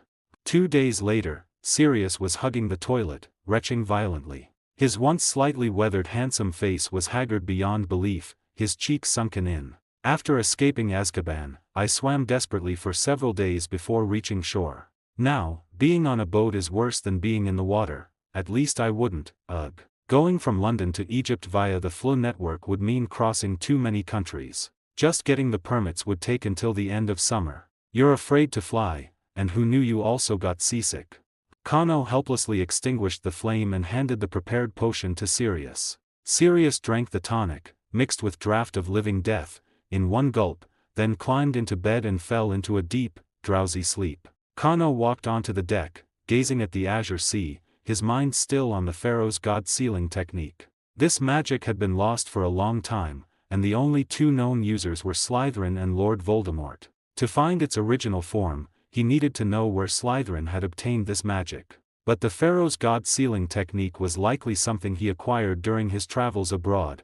Merlin knows where he had been. Now, he could only use the slow method, investigate the lost ancient cities in Egypt, trying to find some clues. Want results this year? Fine, may Merlin bless him. The sheer workload was enough to make one despair. Bill, the eldest son of Weasley, had already started working, searching through internal documents left by Gringotts during its pyramid development in Egypt. Kano's destination this time was the ancient city ruins discovered last year, located next to Alexandria, Egypt, the once incredibly prosperous ancient city of Canopus, now submerged at the bottom of the sea. Both this ancient city and Kano's name originate from the same legend, that of the ancient Greek sailor Canopus. This port was once an important trade hub between ancient Greece and ancient Egypt. Later, due to a change in the Nile's estuary and topographical shifts, it was gradually buried in the seabed mud. As for the naming of the canopic jar, it was actually a misunderstanding. Modern archaeologists excavated human-headed jars containing internal organs near there and, believing them to represent Canopus's city guardian Serapis, named the jars accordingly. Kano chose this location partly because it was only discovered by wizards last year. For a lost art like the god-sealing technique, there's a higher probability of finding it in newly discovered ruins like this. On the other hand, it also felt like a subtle guidance. After all, the coincidences this time were too numerous to be normal, making it hard not to feel suspicious. A jumble of thoughts swirled in Kano's mind as he leaned on the railing, frowning slightly. The sea breeze ruffled his summer clothes, subtly revealing his well-defined muscular physique. Most of the people on the ship were British, and in this era, they were considered open-minded. Kano's vision constantly encountered women dressed in what was considered revealing attire at the time, intentionally or unintentionally showing themselves off. Kano pouted. Although he was tall, he looked at most 18 or 19. Were these people a bit too much? Kano turned to go back to his cabin when a woman with slightly darker skin passed by him. After walking 2 steps, the woman suddenly stopped, turned, and caught up with Kano, then stared at him without a word. Is there something I can help you with? Kano now saw her clearly. A woman in her 30s, wearing a plain long dress with a colorful cloth belt tied around her waist, dressed in typical Egyptian fashion. Notably, the woman had an air of scholarly refinement about her, and there were calluses on her arms from years of writing at a desk. "Are you a wizard?" Kano nodded. "I don't know how you figured that out, but there's no point denying it. What is your animagus?" The woman continued to ask pointedly. Kano felt like this person might have read so much that her brain was addled. "Private question," refused to answer. "And I have a girlfriend, not interested." Kano waved his hands repeatedly and walked towards his cabin. The Egyptian woman's gaze followed Kano's retreating back, her eyes flickering. From then until they disembarked, Kano did not see the woman again. He felt that she should have recognized him, but her direct way of speaking made him not want to engage. The cruise ship docked in Alexandria. Kano helped the half-dead Sirius, who was still retching, off the ship. His current condition truly couldn't withstand FLA network travel, so Kano had to find a local inn to stay. To be honest, Kano didn't like lingering there. Britain had once colonized Egypt, brutally oppressing the Egyptian people. Even in the new era, Britain still dictated to Egypt, maintaining a suzerain attitude. And Egypt, ever since breaking ties with the Soviet Union during the Cold War and aligning with the United States, had also acted like a filial descendant. Of course, in this world, the Soviet Union had not disintegrated, and the Cold War had not ended. So, under the leadership of the United States,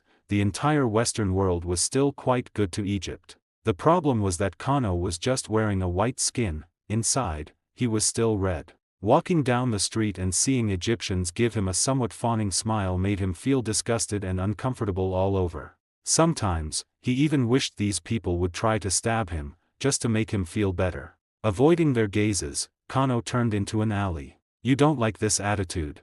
A cold female voice came. Kano turned his head and saw it was the Egyptian woman from the ship. Now, she had changed into a white robe, standing out strikingly in the shadows. "I don't need to discuss this with you."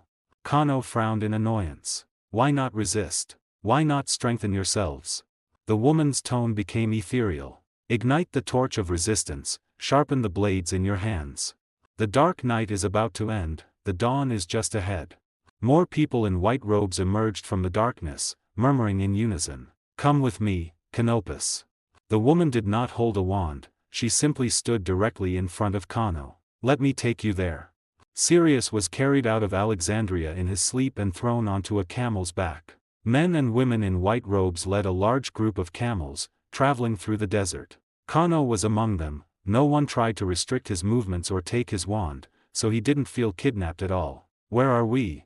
In the early morning, Sirius was woken by a gust of hot sand blowing on his face, opening his eyes and asking, half asleep, "I don't know either, but at least we have a lead," Kano said, spreading his hands. He noticed that the people around them were quite rude to Sirius, but relatively respectful to him, though not overly humble, which was completely different from the attitude of the Egyptians he had seen on the street. The sun slowly rose, and the desert, which had been bone-chillingly cold at night, became hot. "Do you mind if I use magic?"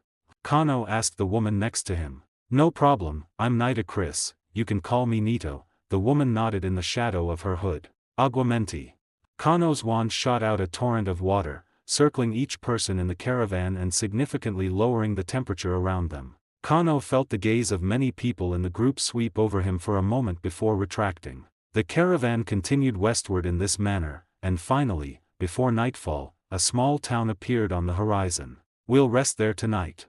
I imagine you have many questions for me, and I'll answer what I can," Nito said to Kano while directing the caravan to unload. Usually, Kano was the riddle teller, but now the tables had turned, and it was someone else's turn to be a riddle teller in front of him.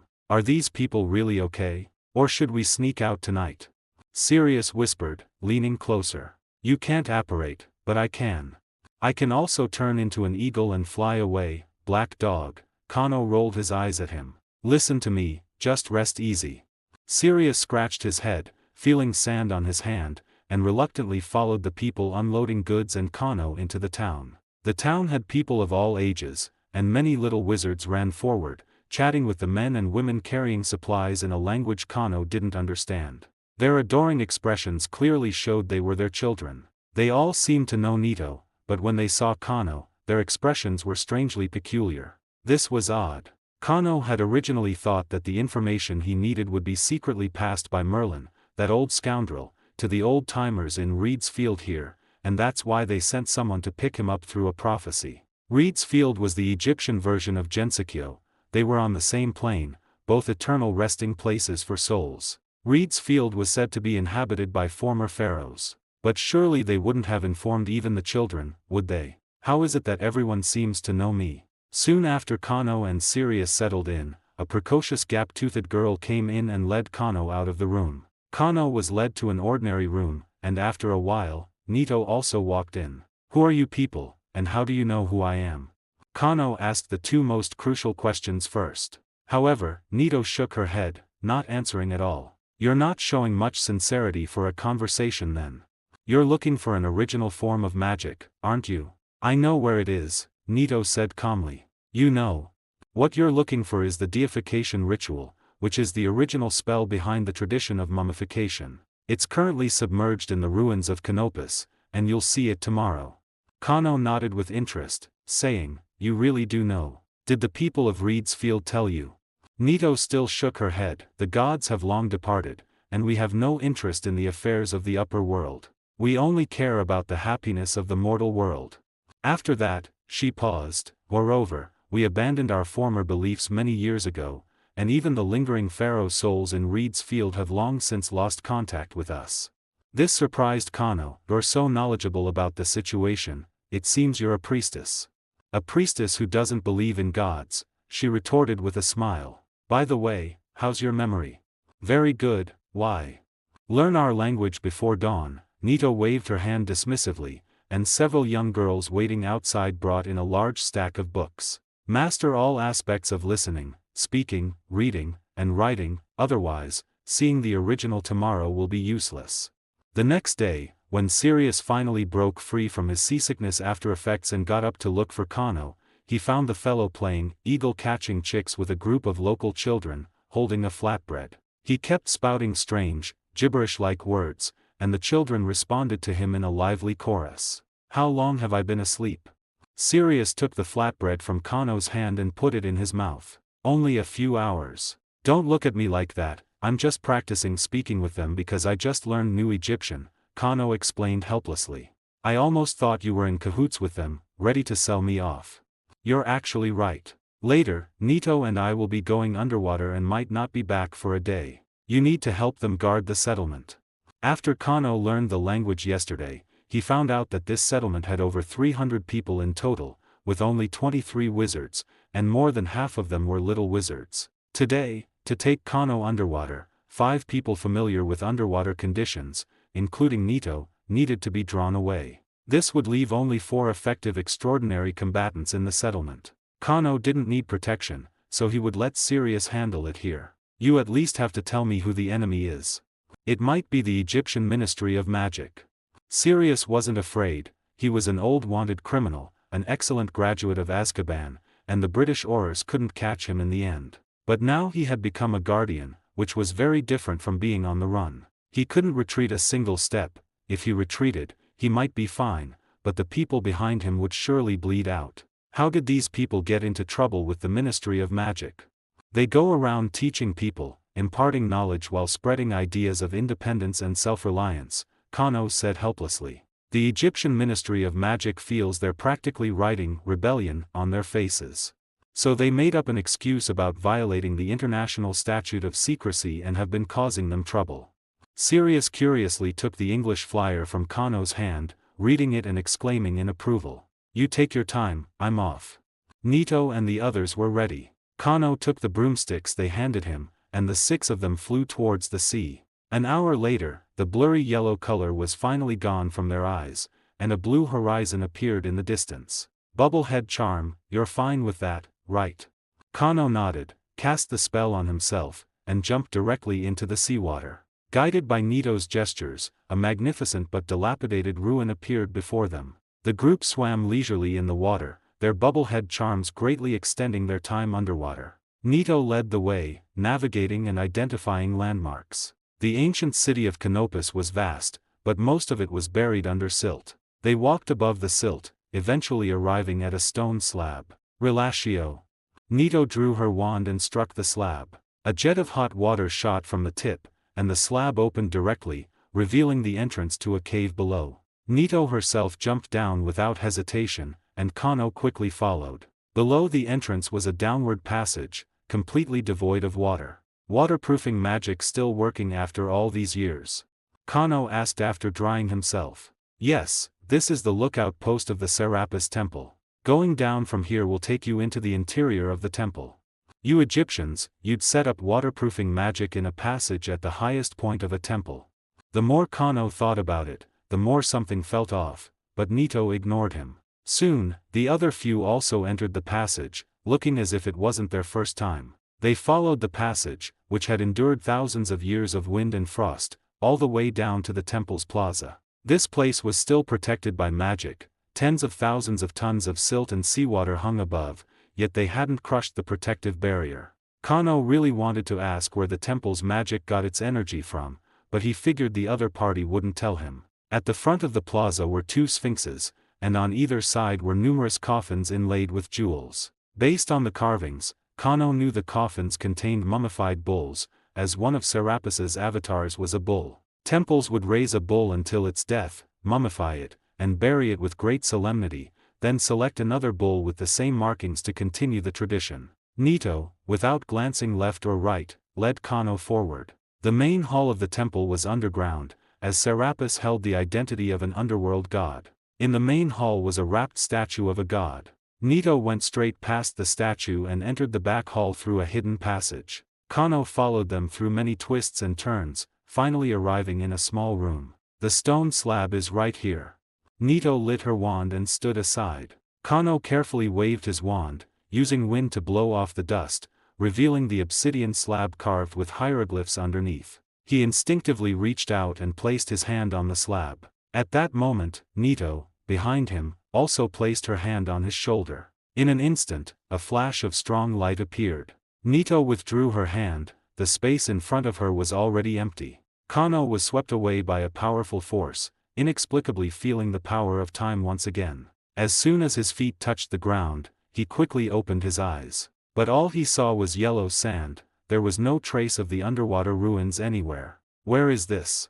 Kano knew he had traveled through time again, but he had no idea how to get back. Kano could feel that Nito had no ill will from beginning to end, her final touch was merely a simple contact. Could there be something wrong with that stone slab? Anyway, he should first find a human settlement and ask around. Kano transformed into a white eagle and flew into the sky, heading north. If he was still in Egypt, flying north would lead to the Mediterranean Sea, and there would surely be people along the coast. Soon after, he saw a camel caravan. The leader, seeing such a large eagle, immediately signaled everyone to take cover. So, which was more reasonable, an eagle falling from the sky and turning into a person, or a person suddenly appearing in a desert with no villages or shops in sight? Kano circled twice, then decisively transformed back into his human form and landed in front of the caravan leader. Respected Lord God.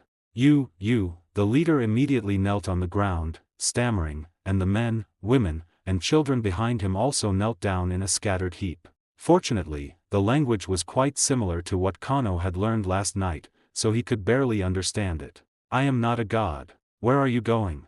Kano asked, trying to help him up. Respected Lord God, we are migrating.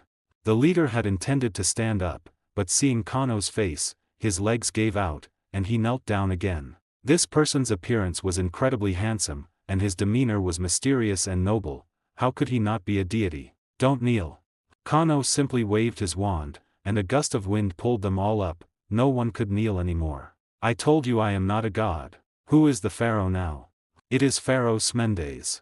The leader, having witnessed a miracle, answered excitedly. All right, a blind spot in his knowledge, he had no idea what era this was. At this moment, a little girl walked out from the crowd. Though thin, she didn't seem to do much manual labor, and her eyes sparkled with curiosity. I am the priestess sent by the pharaoh to accompany the team. Please come with me. After speaking, she made a gesture with her finger, and the sand on the ground began to move. All right, this was a wizard, at least she wouldn't think he was some kind of god, and they could communicate normally. Our team, following the pharaoh's will, is building a new city for him. The little girl introduced herself. My name is Nita Chris, you can call me Nito. Is this name a common one in Egypt? I am a wizard, possessing similar powers to you. You can call me Canopus. No, honored sir, you are not like us.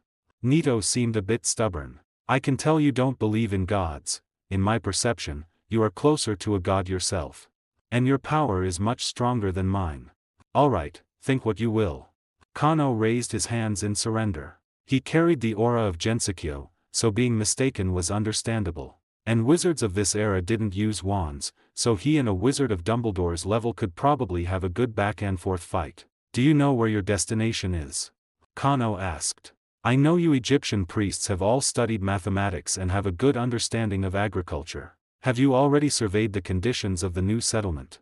Nito smiled and nodded. You can't fool me. Actually, people from the temple have already gone there to establish a small settlement, and now we are just waiting to join them. Trade between Greece and us is becoming more and more frequent. The pharaoh says we need to build a better port. This team includes stonemasons, carpenters, merchants, priests. All the talents you can think of, needed to build a port, are here. Kano stroked his chin, lost in thought. Based on past experience, he usually needed to defeat a grudge to return to his own time. But this time, he hadn't seen any grudge so far, nor was there a battlefield-like setting. It seemed this era was quite peaceful, with even merchant ships traveling between Egypt and Greece. Never mind, he'd just follow the team for now. Maybe tomorrow morning, like that time in Ireland, time would rewind. Meanwhile, at sea, a figure in a black robe, exuding a putrid smell, revealed only two eyes, looking at the slowly approaching land. Oh, there it is. Someone at the front of the group shouted excitedly. After several days of trekking, everyone finally saw a patch of green in the early morning. The settlement was there. The water plants here were surprisingly lush, looking very suitable for human survival and development. They controlled their excited camels and slowly walked towards their journey's end. No, wait. Kano suddenly spoke, startling everyone, who quickly reined in their mounts. These past few days, Kano had created water and wind, and even treated a few unfortunate people bitten by snakes, giving him unparalleled prestige in the group. Initially, everyone thought he was a divine incarnation, but now they believed he was the deity himself descended to earth. Although he had a strange temper, forbidding people to speak while kneeling, he must be a benevolent god. Now that Kano had spoken, everyone quietly waited for his next words. Kano, whose spiritual senses were blaring, opened his long-unused life vision and scanned the area. There wasn't a single living person in the entire settlement. That's impossible, right? Nito looked at the leader in surprise. Shouldn't the temple guards be stationed in the settlement as planned? You all wait here. Kano transformed into a white eagle and circled above the settlement. There wasn't even a corpse. Everyone, set up camp here. The god will protect us. Nito put on the solemn face of a priest, and everyone looked at Kano as they began setting up camp just a stone's throw from the settlement. I just checked, there's a ship docked at the port. Is that a merchant ship from Greece? Kano asked softly. It shouldn't be. The dock isn't even finished here. A merchant ship shouldn't be docked here right now. Nito also had a headache. Perhaps this was his chance to return. Thinking of this, Kano immediately decided to investigate. I'll go too. This is clearly related to magic, and you might not be very familiar with things, having just arrived. Nito firmly believed Kano was a god, and Kano had just let her be these past few days. Under everyone's gaze, the two rode their camels into the settlement. The place clearly had a military camp style, with roads planned in straight lines. On the road, they found weapons thrown on the ground and bread on tables in the barracks, as if everyone had vanished instantly. Judging by the dried-up bread, they had only been gone for about a day. They couldn't have left on their own. Let's check the ship. The two boarded the merchant ship floating in the port, which was also empty, with no one on board. But unlike the settlement, Kano found several patches of dried black blood. With this amount of bleeding, they're definitely dead. Kano said grimly, looking at the blood splattered across the wall. At this moment, Nito clasped her hands together and knelt on the ground, magic swirling around her in a special way. Kano stepped back 2 paces. A moment later, Nito gasped for air and came to. The high god of Reed's Field gave me a revelation, a pair of very large yellow vertical pupils. Just that image made my body stiffen and feel cold all over. I see. Kano patted his head helplessly. An old opponent, a basilisk. The danger of this creature goes without saying.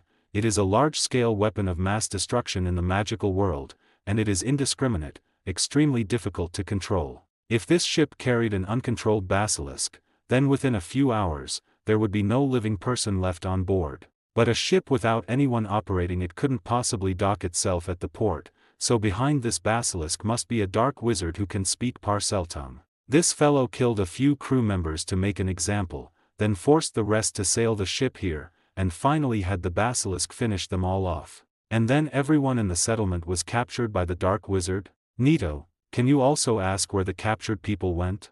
And where did the enemy go? I asked. Nito shook her head. The high god doesn't know either, and the accompanying priests have also lost contact with the gods. Kano's heart stirred. It seemed these gods weren't omniscient or omnipotent, but this was also within his expectations. He nodded helplessly, instructing Nito to continue searching the ship, while he transformed into a white eagle and, with life vision, continuously searched the sky. The two worked until evening but still found nothing. They reluctantly returned to the camp, only to find the atmosphere there very wrong. What's going on? Wait, where's Shiva? Kano walked up to the leader, who couldn't say a word, only continuously knelt and kowtowed. There weren't many people in the group, and after a few days, everyone was a familiar face. Now, with these people kneeling on the ground as if their old illness had recurred, one person missing was very obvious. I'm asking you, where is Shiva? Where is that carpenter? Kano pulled up the leader, who was trembling all over, and shakily pointed to a house inside the settlement. He's gone. He wanted to go in and look, and he just disappeared in front of us. Show me, where did he disappear?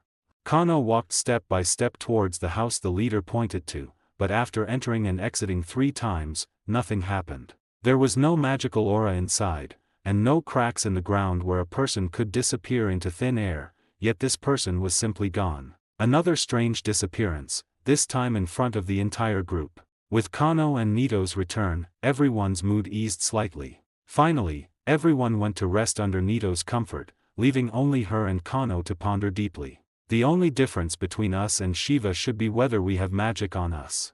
Nito whispered. And priests do indeed lose contact when their magic is depleted. So what we need to do is go fishing. I can certainly disguise myself as having no magic. Kano also replied softly. I don't recommend you go. If what you say is true, the other party is very likely controlling a so-called basilisk. Nito answered seriously. I can ask the temple for help, bringing a group of priests. They have all become blind due to making too accurate prophecies, but their magical skill remains very high. How long will it take for them to arrive? Within 15 days. That's too long. By the time they get here, if the missing people aren't dead now, they'll be thoroughly dead by then. Kano stroked his chin. For a dark wizard, even corpses are resources, we can't just wait. Kano stood up, his robe fluttering without wind. Right before Nito's eyes, his aura began to plummet dramatically, quickly becoming no different from an ordinary person. If not for fishing, Kano could even hide his own inherent aura. I'll go with you. What about the people in the camp? They'll panic, won't they? It's fine. I will reassure them in the name of the god to wait patiently. Nito said naturally. Seeing her practiced manner, it seemed these priests often misrepresented the will of the heavens. Kano pulled out a vine, tied it around his and Nito's waists, and the two cautiously entered the settlement. Soon, the scenery before him changed, and Kano found himself in a dark, damp space, while Nito hadn't entered at all. He opened his life vision and scanned around. Soon, a massive basilisk appeared in his sight. It was even larger than the basilisk Kano had killed before, but thankfully, it was hibernating and didn't notice Kano at all.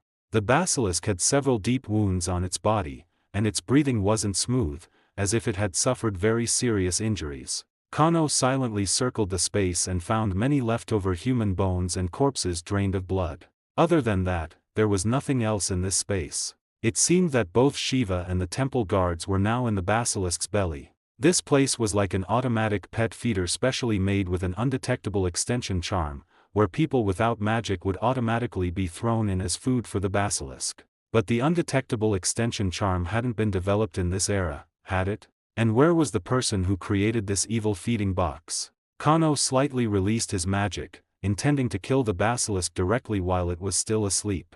A basilisk of this level not only required careful cultivation but also time to grow. Once it died, no matter where the dark wizard was, he would return heartbroken to check the situation. However, as soon as he stirred his magic, the space instantly repelled him. The injured basilisk stirred twice, as if sensing something, but ultimately didn't wake up. Nito was anxiously searching for Kano when she saw him appear not far away. Someone created a small space that can automatically select people, throwing those without magic inside to feed the basilisk, Kano briefly conveyed. Do you know of a similar spell?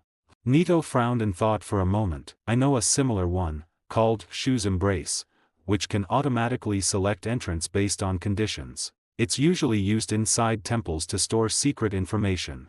Shu is the Egyptian god of space, so the name is reasonable. But this is a secret spell passed down among our priests, troublesome to cast, and one must pray to Shu for divine power. How could this dark wizard from Greece possibly master it?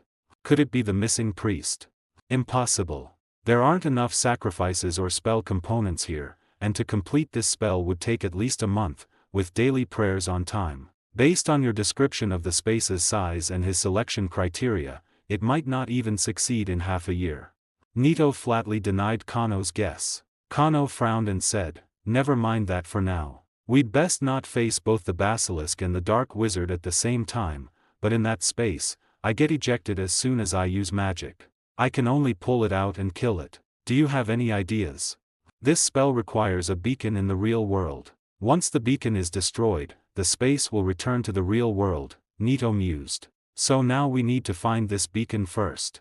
Yes, the beacon cannot move, so it shouldn't be too difficult to find. In a quiet village, a wizard dressed in black robes held a head in his hand. The head had tattoos on its face, and its eyes were white, streaming blood tears, but its mouth was still opening and closing, seemingly reciting prayers. Several black tentacles from the dark wizard's hand holding the head had pierced into it, and tentacles from his other hand had pierced into several unconscious people nearby. Soon, a commoner was sucked dry, and the dark wizard shook his hand, making the dried corpse disappear, only to reappear a second later at the mouth of the basilisk in the pocket space. The tentacles in the dark wizard's hand, as if alive, pierced into the next victim's body, continuing to hungrily draw blood. Clearly, Nito had made a mistake. She had been well protected by the other priests and had forgotten that gods also accepted blood sacrifices. The dark wizard had preserved the head of the accompanying priest, manipulating it to continuously recite prayers, while offering a large amount of human blood to Shu. Such pure prayers and extremely devout offerings inadvertently caused Shu to bestow a large amount of divine power, creating a space large enough for a basilisk to hide in just 2 days. When Kano entered the pocket space, the dark wizard showed no reaction, assuming it was just someone else falling into his trap. But when Kano released magic and ejected himself from the pocket space, the dark wizard suddenly stood up. All the unconscious people around him were instantly sucked dry by black tentacles, and the head he was holding exploded into a mist of blood after rapidly finishing its last prayer. Damn priests, I only killed a few hundred muggles and hatched a few more basilisks. Is that reason enough to chase me all the way? The dark wizard muttered angrily to himself. I've already run to Egypt and they still won't let me go. Do I have to hide at the ends of the earth? You're going too far. The dark wizard grew angrier the more he thought about it, opening his mouth to let out an unpleasant hiss. 5 or 6 smaller basilisks slithered from various parts of the village, flicking their tongues, and devoured the dried corpses on the ground. The dark wizard again gave commands in Parseltongue, and the basilisks intertwined their bodies, carrying him, and hissed as they quickly rushed towards the settlement. The dark wizard couldn't accurately sense who entered and exited that space. After all, he had tricked this spell from the gods. But Kano's magic was full of positive energy, clearly indicating he was not on the same path as him. This dark wizard had been jointly besieged by the priests of several main gods in Greece and had fled miserably to Egypt, only to now encounter Kano. It seemed there was only one person. New and old grudges surged into his heart, making him too lazy to distinguish, focused only on killing Kano to vent his anger. At this moment, Kano and Nito were nervously searching for the beacon. They also knew they had likely startled the dark wizard earlier, so they had to race against time. Nito clasped her hands and closed her eyes, wandering through the empty settlement, guided by an ethereal sense, hoping to receive revelation. Kano quieted his mind, his senses fully open, radiating outwards from himself. One was in the east, the other in the west, both starting their search simultaneously, constantly cross-referencing. Half an hour later, they stood before the same house. It's here. Yes, the god's revelation says so too. The two entered the house. After a brief look around, Kano waved his wand, and the earth parted to reveal a large piece of opal underneath. In fact, the material for the beacon had only one requirement: it had to be able to withstand the corresponding magic. There were no restrictions on its type. Kano decisively stomped on it, shattering it. A muffled thunder-like sound came from beneath the ground, as if an earthquake had occurred. The small pit before them turned into a deep tunnel, from which a foul smell emanated. This space has been released underground. You guard outside, and call me immediately if anything happens. Kano instructed, then closed his eyes and jumped down. Updates are the fastest, little brothers and sisters, remember to collect it. A series of hissing, miserable screams came from underground, accompanied by huge collapses and the sound of rushing wind. Nito used magic to send herself to the rooftop for lookout, listening to the sounds of battle while scanning her surroundings. Soon, a dark cloud drifted into her spiritual vision, with countless snake heads dimly visible within it. Awakening from her spiritual vision, Nito heard that the battle below had not stopped, so she ran out of the settlement to tell the people waiting there to get away. Run in that direction quickly, and no matter what sounds you hear later, do not open your eyes. Nito knew the dangers of the basilisk from Kano, and now seeing the snake heads in the dark cloud, she immediately knew that many basilisks were about to arrive. The great god will protect us, won't he? The leader also heard the rumbling sounds coming from underground, which sounded like thunder. Of course, let's go quickly. Nito nodded firmly, and the leader quickly evacuated the panicked craftsman. Soon, Nito closed her eyes due to an inherent premonition. The dark wizard had arrived aggressively, with 7 basilisks beside him, their mouths wide open, their yellow eyes with vertical pupils scanning around, seemingly unwilling to stop until a couple of people were dead. Oh, an Egyptian priestess. The dark wizard looked at the young girl with her eyes tightly shut in surprise. How do you know not to look into a basilisk's eyes? Then he heard the sound of battle from underground, his expression changed, and he rushed towards the small house, while 3 basilisks lunged at Nito. It seemed there was no apparition in this era, or perhaps spatial magic was not something wizards could master. Merciful Hathor, guardian of women, wielder of the Eye of Ra, please cast down your gaze and grant death to the surging evil. This sun attribute spell was exclusive to Hathor's female priestesses. Although it required no sacrifices, it could only be used for self-defense when life was threatened. Nito immediately clasped her hands together with her eyes closed, and 3 searing white rays of sunlight shot down from the sky, instantly enveloping the 3 basilisks. They writhed in pain under the sunlight rays, black mist rising from their bodies, and with all their might, they crawled out of the spell's range, hissing and running back to the dark wizard. Merciful Hathor, I offer pomegranate wine, please delay my enemies. Nito took a leather water skin from her waist and poured the bright red wine inside onto the ground. The wine evaporated immediately upon contact with the ground, and its magic-infused fumes rushed towards the dark wizard, who was desperately running towards the underground entrance. The dark wizard immediately felt his legs go weak and his eyelids heavy. 4 of the healthier basilisks stood up on their hindquarters and swayed as if they were drunk, while the 3 basilisks that had just been taught a lesson simply collapsed to the ground. Don't block my way. The dark wizard originally didn't want to bother with this priestess, as the great basilisk was more important. But she had hindered him repeatedly, and the dark wizard was no good guy. His black robe rippled, revealing a compressed blood orb beneath. The dark wizard pointed a finger, and a portion of the blood orb separated, turning into blood arrows that shot towards Nito. Nito had no time to speak, so she raised her hands, stirring up the dirt from the ground to form a wall. The blood arrows splattered against the wall, piercing through it like hot knives through butter, leaving one hole after another. Nito rolled several times on the ground, finally evading all the attacks. The dark wizard snapped his fingers as he ran. The blood arrows, having lost their power after piercing the wall, had splattered onto the ground, and under the dark wizard's magic, they steamed into a blood cloud, quickly enveloping Nito, who was brewing an attack. The foul smell of blood and the resentment within it made Nito cough repeatedly, her eyes constantly seeing illusions,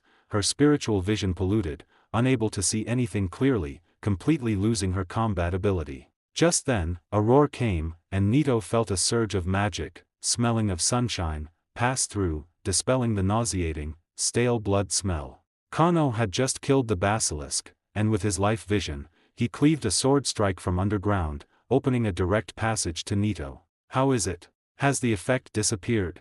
Kano stared at the dark wizard, whose eyes were green as if he wanted to devour him alive, while asking Nito about her condition. It's gone, thank you. Nito said, lowering her head. No need to lower your head, the gaze of these basilisks cannot threaten us. Nito immediately opened her eyes upon hearing this, realizing that the basilisks in front of her were too young, their gaze could only paralyze ordinary people at best. You killed my masterpiece. The dark wizard roared in anger. That was the first basilisk I bred, and it might have lived for hundreds or thousands of years. Kano frowned. Are you Hailbo? The despicable Hailbo. You know me. No, you are not Apollo's priest. Who exactly are you? The dark wizard, his identity exposed, took a strange step back. Oh, he knew him very well. Kano's favorite subject was history of magic, and he had specifically researched Hailbo's life when dealing with basilisks in the past. This guy lived in the late 8th century BCE, a time when gods and humans still coexisted. To put it in familiar terms, Heracles's active period was decades after Hailbo's. Hailbo grew up in Greece and, by bloodline, was the great-grandson of Phorcys. Phorcys was a primordial sea god, representing the anger of the ocean, and was a monster himself. And this god not only couldn't control his lower body, but he also had exceptionally good aesthetics, specifically seeking out monsters to sire monsters. So, most of his descendants were monsters, and the basilisk Hailbo hatched was very likely inspired by his relative, the Hydra. According to records, after he hatched the basilisk, he continuously caused massacres, and was finally jointly besieged by the priests of Apollo, Zeus, and Athena. It is said that he was cornered on a small island in the sea, and on that day, the sea was at times covered in dark clouds, and bucket-sized lightning bolts continuously struck down from the clouds, illuminating the sea in a brilliant white. After a while, the clouds dispersed and the fog cleared, and intense sunlight, hot enough to boil the seawater, swept back and forth across the entire island. Finally, Athena's power was bestowed upon the temple guards, allowing them to open their eyes and fight the basilisks. When Kano fought the basilisk underground earlier, he also found that its wounds greatly weakened its strength, making it even less powerful than the one Kano killed initially. However, he was still very formidable, managing to escape here under such circumstances. Although it seemed he had exhausted all his resources, at least this person was still alive and kicking, causing trouble. Oh, and he was also the first person to create a Horcrux, but he died before his 300-year lifespan limit, so he didn't know the drawbacks of Horcrux magic. However, in Nicholas's records, this guy eventually died in Egypt, for some unknown reason. Kano drew his magic wand and began to cast a spell with a peculiar smile. No matter how enraged Hailbo was, the first basilisk he personally hatched was utterly dead. This guy in front of him wasn't a priest of Apollo, yet his magic inexplicably carried a scent of sunshine. And his aura was so strong, could he be Apollo's illegitimate son? I wouldn't be that unlucky, would I? Hailbo inherited the ability to manipulate liquids and communicate with monsters from his bloodline source. Phorcys, his most common method was blood magic. The descendants and priests of Apollo were his natural enemies. But it had come to this, the other party wouldn't let him leave either. He waved his hands, and streams of blood arrows shot towards Kano. At the same time, a black-green mist surged from his sleeves, quickly rushing towards Kano, corroding the ground with a sizzling sound. Kano waved his magic wand, and a fierce wind erupted around him, deflecting all the blood arrows. The black-green mist, in turn, rolled back. What treasure is that stick of yours? Hailbo couldn't help but ask. He could feel that Kano's strength was significantly less than his, but on one hand, his old wounds hadn't healed, and all his accumulated power was lost. On the other hand, wasn't this guy's casting speed a bit too fast? Just in the time it took him to speak, Kano had fired more than 10 stupefy spells in rapid succession. Hailbow had never seen a magic wand before and could only send his basilisks to take the hit. Those 3 unlucky creatures were already groggy, had just barely woken up, and now, after being hit by stupefy, they collapsed completely motionless on the ground. Seeing that Kano didn't answer, Hailbow stopped asking. He would defeat him today and take it from his corpse just the same. In fact, Kano also had unutterable. The spells of this era were incredibly powerful, but they required more preparation time. He wanted to pull out his bow and arrows to turn Hailbow into an arrow target or rush up and strike him with a sword, but the two were far apart. If Kano didn't launch a saturation attack, Hailbow would very likely have time to pull off a big move on him. From his words, he seemed very afraid of Apollo's priests, but currently, Kano was only a bard-tier druid and could only use wood, water, fire, wind, lightning, and moonlight. Unfortunately, he couldn't use sunbeam. Nito observed carefully for a while from the side and then offered advice in Kano's ear. I have sun attribute attacks. I worship the great goddess Hathor, and she wields the Eye of Ra. However, this magic can only be used when I am defending myself. Then what do I need to do? Just as Kano opened his mouth, Hailbow seized the opportunity to fire more than 10 blood arrows. Kano could only reluctantly block them with his oak shield. You use fire, and I will pray. Although I cannot directly summon the sun magic of the great goddess Hathor, I can implore her will to combine with your flames, which should also be effective. Nito dared not let Kano be distracted any longer. Kano waved his magic wand, and the scorching white flames he had used in the cavern reappeared, enveloping Hailbow. Hailbow felt the positive energy within the flames and frantically sent his basilisks to test them. Soon, 2 of the remaining 4 basilisks were burned to death, and the last 2 returned to Hailbow's side, their snake eyes watching him sinisterly. Nito had already knelt on the ground at this point, beginning to pray devoutly. As she recited her prayers, the will of the sun god gradually infused into the flames. The scorching white flames took on a sacred golden hue. Hailbow, while fending off Kano's attacks, watched the flames with trepidation. Gritting his teeth, Hailbow ordered the last 2 basilisks to pounce on Kano. He himself pressed his hands to the ground, and blood flowed from his arms, staining the earth red. Then he transformed into a mass of blood and merged into the ground, seemingly escaping through the blood. Nito's eyes widened, and her prayers almost stopped. Don't stop, he can't escape. No sooner had Kano's words fallen than the disheveled Hailbow shot out from the ground, wisps of smoke rising from his body. Bastard! How did it get blocked below? The color of the flames had completely turned golden. The ground here had been scorched into a molten, glassy state. Hailbow watched in agony as the encirclement shrunk, and all the basilisks were burned to ashes. You think you've won? If it weren't for those damned priests ambushing me, would I have no life-saving items on me right now? Would I be so severely injured? Hailbow furiously fended off Kano's attacks. This proves you deserve to die, no one can save you.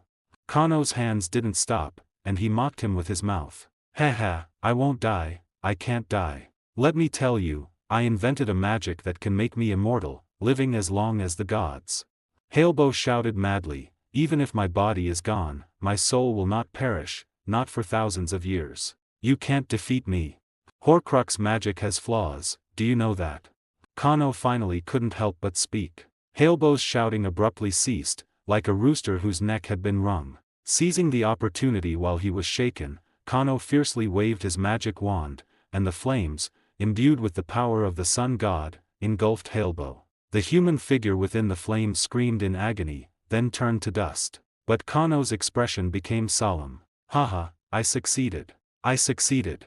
Hailbow let out a burst of wild laughter, like someone who had just escaped a disaster. The golden flames had indeed incinerated his body, but his soul had not perished. According to records, a soul without physical protection, even if a Horcrux was made, would quickly dissipate. The only known exception was Lord Voldemort, and Kano saw another one today. The founder of Horcrux magic, Hailbow.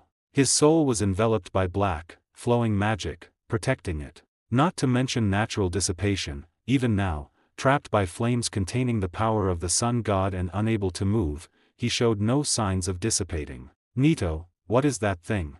It seems to be the divine power of some sea god. Although divine children have innate abilities, I haven't heard of anyone being able to directly use divine power to protect themselves without prayer. Nito's face was pale, and her magic was almost depleted. Divine power, what was that thing? Haha, how much longer can you last? Let me tell you, normally these divine powers give us, the children of gods, special talents. I speculate that when we lose our physical bodies, these divine powers will protect our souls in another form. And clearly, I guessed correctly. I don't know where you learned about Horcruxes, but my soul is now immortal. Even if the sun's divine power will wear down the divine power I inherited, your magic won't last until then. Halebo was extremely smug. Although he couldn't escape now, as time passed, he would definitely be the victor. Once their magic was exhausted, he would immediately escape and find another body. Then he would keep a close eye on them, torment their descendants, and properly torture them when they grew old. While Halebo was fantasizing, Kano's brain was working at high speed. Where exactly did Halebo place his Horcrux? Horcrux magic was unearthed from old papers by dark wizards in later generations. It only became known 200 years after Halebo's death, as no one would broadcast their life-saving method to the world. Now, in Greece, everyone thought he was dead. For the Greeks, Halebo's story was completely over, and no one would look for any Horcruxes. But he died in Egypt historically, so his Horcrux must have been brought here, and the Egyptians found and destroyed his Horcrux. So his Horcrux should be in. Nito, can you contact the people in the team? The leader of the camel caravan was desperately fleeing with the craftsmen on camels. The leader, Need, was almost 35 years old, considered a long life in this relatively peaceful era. He had 3 sons and 2 grandsons at home, and his life was quite happy. The pharaoh had given him the command to build a new port city, promising generous rewards. He was happy to serve the pharaoh, which was why he led these people to temporarily leave their hometown and embark on the journey. Who knew they would encounter such a scene of gods fighting? In his opinion, Canopus, who was suspected to be the incarnation of Horus, the falcon-headed god, must have run into trouble. The dark figure opposite him was definitely the incarnation of the dark god Apep. Their battle would surely affect all of Lower Egypt. Although he was grateful that Lady Nitocris and Lord Canopus had informed them to evacuate, he truly didn't believe he could survive this world-destroying battle. Neat, everyone. My lord, what are your instructions? Need responded subconsciously, then suddenly realized that this voice was Nitocris's, directly transmitted into everyone's minds. We need you all to come back. If anyone still has courage, then come back together, we need your help. The people of the camel caravan stopped, looking at each other. The stonemason in the team scratched his head, turned his camel around, and started galloping back. We're going to die, someone shouted. If it weren't for my lord curing me, I would have died in the mouth of a cobra long ago, the stonemason replied firmly, having already run a distance in the blink of an eye. My lord, I just have one question. Need spoke in his mind. Speak. You really need my help, don't you? Yes. Need silently followed Apache, and a large portion of the team also followed silently. Kano had indeed won the goodwill of many people during this time with his gentle and simple demeanor. Moreover, when the gods, in their eyes, openly asked for help, it only made them feel extremely honored. Soon, they returned to Kano and Nito's side, sweating profusely as they looked at the flames before them. Take my sword and enter through the passage beneath my feet. Inside, there's a dead great basilisk. Go and cut open its belly to see if there's anything inside that makes the patterns on this sword glow, Kano instructed them in their minds. Everyone's hands and feet went weak upon hearing this. Apache, mustering his courage, unfastened the oak sword hanging from Kano's waist, but his feet were rooted to the spot, unable to move. Haha, you actually expect a bunch of mortals to help you find my Horcrux? You don't even have a clue. A hint of fear was hidden in Halebo's voice, which only strengthened Kano's suspicions. I'm afraid we can't do it, we're just mortals. Need stammered. He saw Canopus frown and closed his eyes, awaiting divine punishment. But nothing happened. Kano's gentle words came through. Apache, Need, and all of you. Kano looked earnestly at each person's face. I swear by my true name, I, who stand before you, am not a god, but merely a mortal with more power than you. I want to eliminate this guy, and I also want to save you. I've done everything I can. Now, as fellow mortals, can you try to do it just once? Try to save yourselves. Need felt a ringing in his ears. Save ourselves. Yes, It's like harvesting crops before the Nile floods, or like Apache trying to squeeze out venom after being bitten by a snake. In essence, it's the same. Even if it's just once, take this step.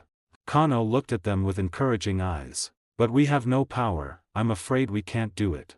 Someone said, we are willing to come back to our deaths if you ask, but we truly cannot do it. Kano looked closely at their faces. There was fear, despair, and a hint of doubt. Not doubt about Kano, but doubt about whether they themselves could do it. Let's try. Finally, Apache took a deep breath and raised the oak sword. Before I started, I never knew I could carve statues for the pharaoh. I also never knew I could become a team leader. Need gave a wry smile. I never thought I could paint such good murals. A painter also raised his hand. Without the gods' help, relying on ourselves, can we do it? Yes, absolutely. Kano said with satisfaction, one day, you can reach the same height as the gods, relying on yourselves. That's too disrespectful, Need muttered, and everyone laughed, even Nito pretended not to hear. Let's go. A group of people shouted, carrying their tools for work, and rushed down the passage Kano had opened, as if they were going to undertake a major project. Halebo temporarily lost his desire to speak, his two eyes fixed on Kano, occasionally letting out a sneer. Do you think they won't succeed? A bunch of mortals, you really overestimate them. They don't even have the courage to face a basilisk's corpse, do they? Since you're so sure, why didn't you speak earlier? Kano narrowed his eyes. You completely guessed the wrong location of my Horcrux. I have no time to laugh, ha ha ha, ha ha. Halebo laughed dryly, pretending to be nonchalant. But soon, he couldn't laugh anymore. Need emerged from the tunnel carrying a wooden box. Apache held Kano's sword, and a group of craftsmen, covered in blood and reeking, all came out of the passage, not one missing. Found it, this is it. Inside the basilisk's belly. Apache placed the sword on the surface of the box, and the red Arthurian blood patterns glowed faintly. Indeed, Halebo, the creator, had placed the Horcrux inside the great basilisk's belly for transport, which interfered with Kano's senses, so he hadn't detected it earlier. Cut it. Kano secretly increased the flame output, and the already tottering Nito's eyes also lit up. No.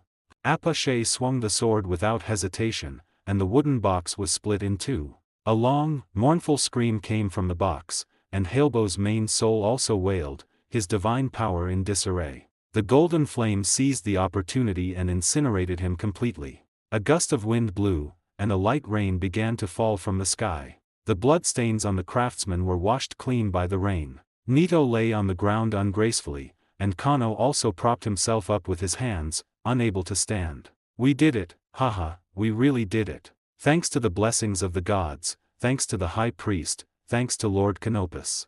Everyone raised their hands and cheered. Kano rolled over and lay on the ground, letting the fine rain fall on his face. Thank you, he smiled, you did it. The basilisk from underground was enthusiastically dragged out by the crowd. Kano's fatal blow to the basilisk directly chopped off its large head, while those who went down to find the Horcrux took turns with sharp oak swords to split open the basilisk's belly from the middle. So, the first basilisk in this world now looked quite miserable, lying flat on the ground like a snakeskin sack. This thing is for you to handle. Hathor should accept the offering of spoils of war, right?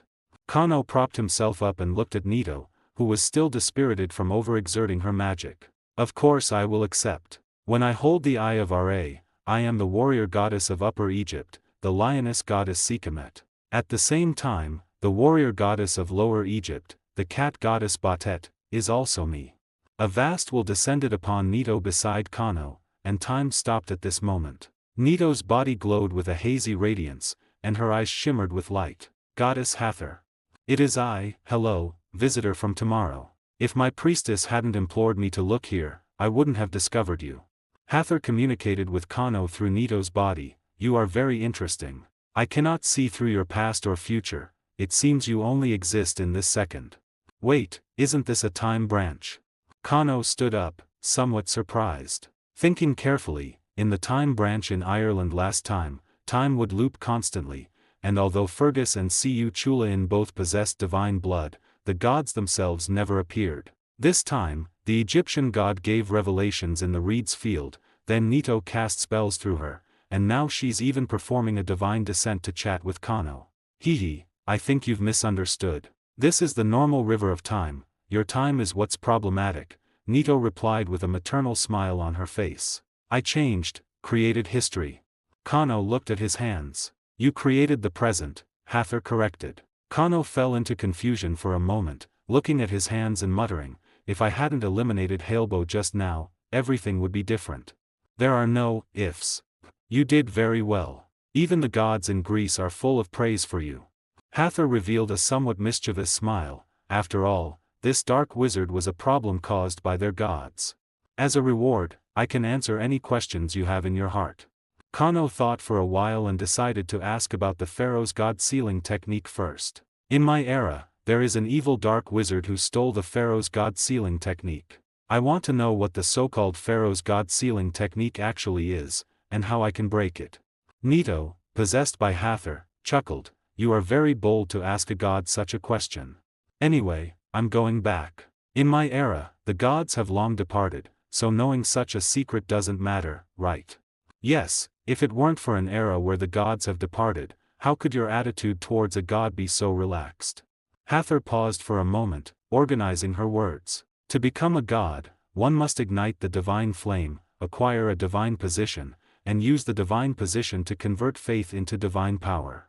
The pharaoh's god-sealing technique can help intelligent beings ignite the divine flame, establish a connection with a suitable divine position, and finally, intelligent beings can naturally learn to convert faith into divine power.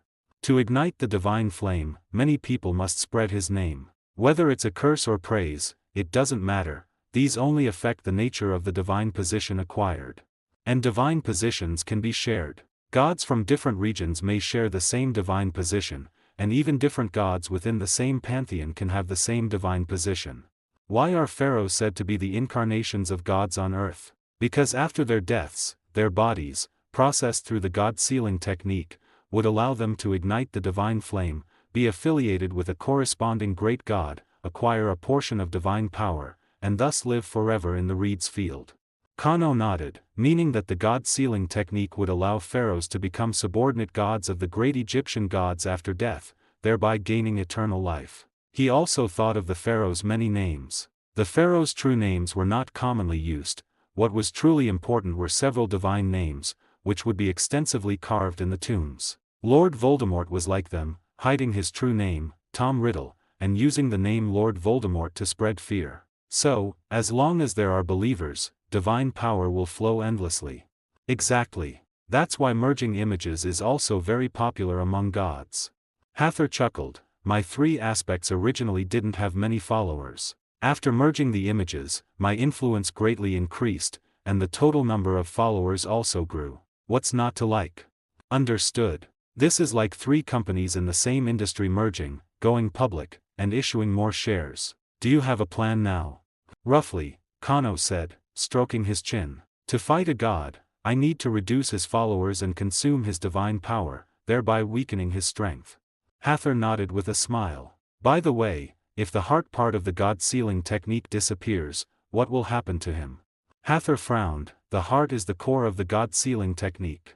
If it is destroyed or separated from the body, this god will lose contact with the divine position, unable to convert divine power, and can only survive on a small, constantly diminishing amount of stored divine power.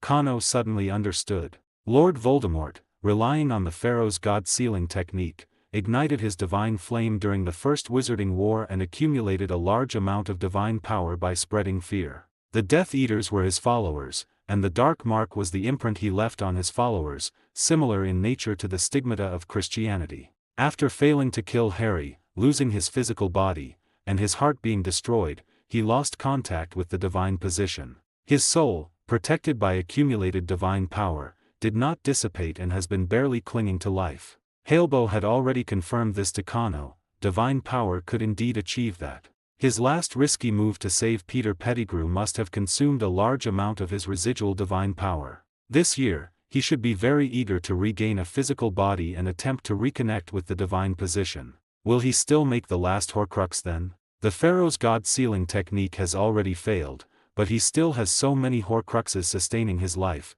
he shouldn't risk splitting his soul again. I'll find an opportunity to check this year. Thinking of this, Kano's brow smoothed, and he thanked Goddess Hathor. There's also divine power.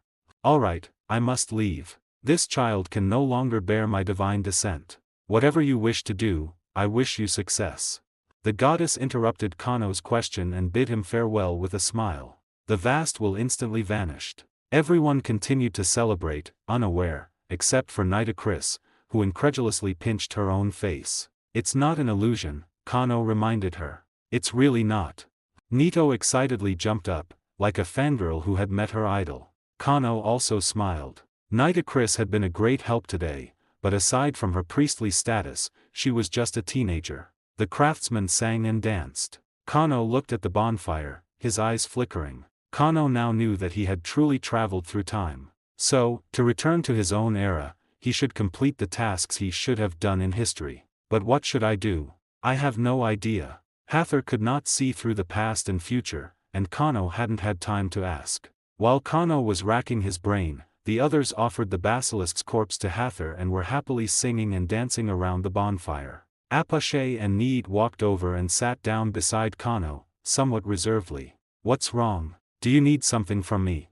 Kano asked, amused, looking at the two somewhat bashful men. Kano, I want to sculpt a statue for you, an effigy. The stonemason Apache chuckled, holding a reed pen, black ink, and a roll of papyrus. Could you please stay still for a moment while I draw a design? Of course, Kano readily agreed, as long as you don't worship me as a god every day after I'm gone. Need, who was drinking, choked. I didn't think that way. Need, however, did say something like that to me. Apache sold him out without hesitation.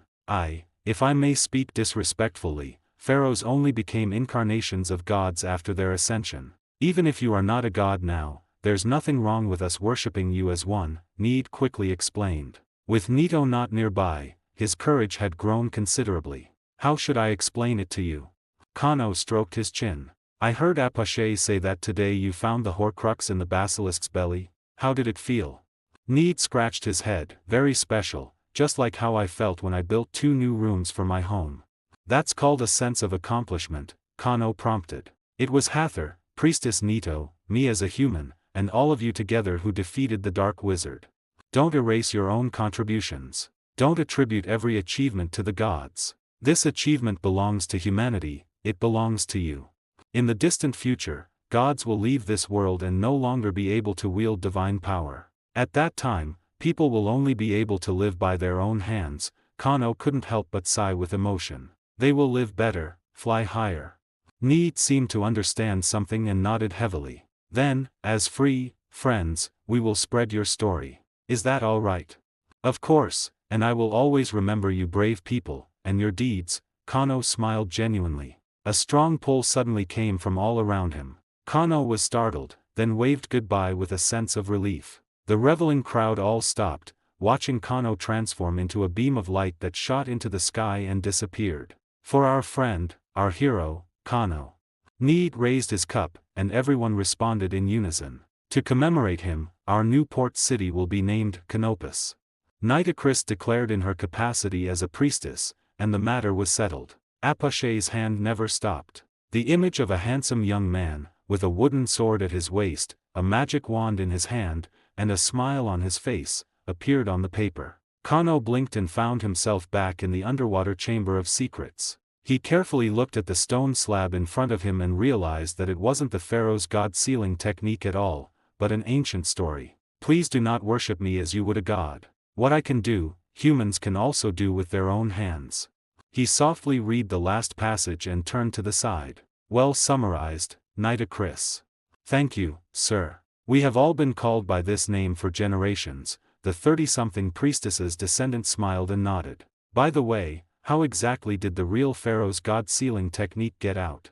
Kano suddenly remembered that Salazar Slytherin had once obtained the pharaoh's god-sealing technique. If it wasn't on this stone slab, where else could it be? Nito's face darkened. The pharaoh's god-sealing technique was actually tattooed on the back of each successive priestess. Salazar Slytherin came here to investigate the specific circumstances of our ancestors' death, and subsequently, the lineage of the pharaoh's god-sealing technique was completely severed.